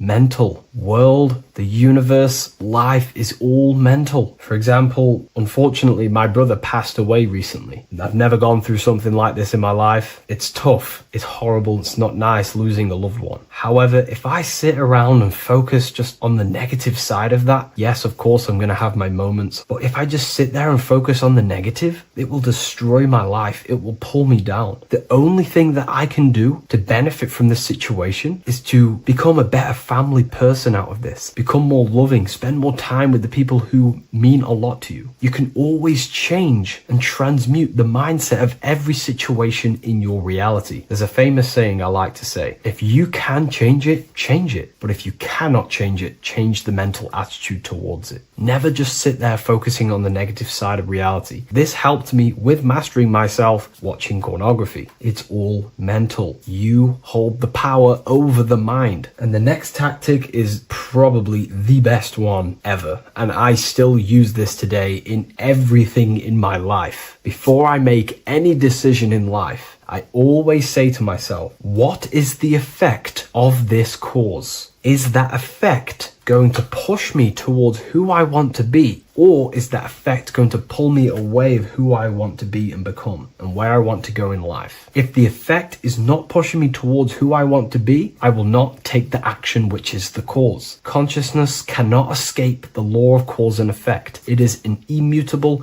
inchangeable law that is governing your consciousness and your mind. You have to keep this law in mind because it is the law that is creating and crystallizing your reality. Any decision you make, what is the effect of this cause? The law of cause and effect is a force that you cannot escape. So you have to work with this law and become conscious of the law. So before you do take the action, what is the effect? Is watching pornography going to push me towards who I want to be and where I want to go? If it's not, do not take the action. That's where willpower comes in. You can do little exercises for willpower, meditation for 30 minutes of not thinking. You can do rituals that strengthen the connection to your mind with your willpower. At the end of the day, the willpower is the most essential force in the consciousness. Another thing is remove any music that talks about it. Even the words will be producing thoughts in your mind. What you feed your consciousness is ultimately what you project back outwards. Don't listen to the rap music. Don't listen to any music that talks about it. Try and remove this from your environment. These tips that I've given you don't just work in quitting pornography. These work in every aspect of your life, and they will dramatically change your life if you become conscious of them and actively use your mind. Don't fall under the spell of becoming unconscious. Never act unconsciously. Never think unconsciously. Never feel unconsciously. Stay on top of your mind. Be the observing eye in your mind. Never fall unconscious. Of course, we all need to sleep, but I mean in the waking times. And this is why learning about yourself or consciousness is essential for every aspect of life. Business, your career, money, whatever it is. Whatever you're doing in your life comes down to understanding human consciousness. And that's why I wrote these books, so you understand yourself, so you gain your understanding of the functions of your own mind, body, emotions, and how you are creating reality. That's why I wrote the book of symbolism, because symbols are not just symbols. These symbols represent forces and aspects of the human psyche themselves, and they are veils, they are keys that help you remember and become conscious of what has fallen unconscious in your mind. We're simply just becoming conscious of what we are unconscious unconscious of, and becoming conscious of them and using these powers. You want to take your life to the next level? Feel free to get the book of symbolism. I'll leave a link in the description. Take care, everyone.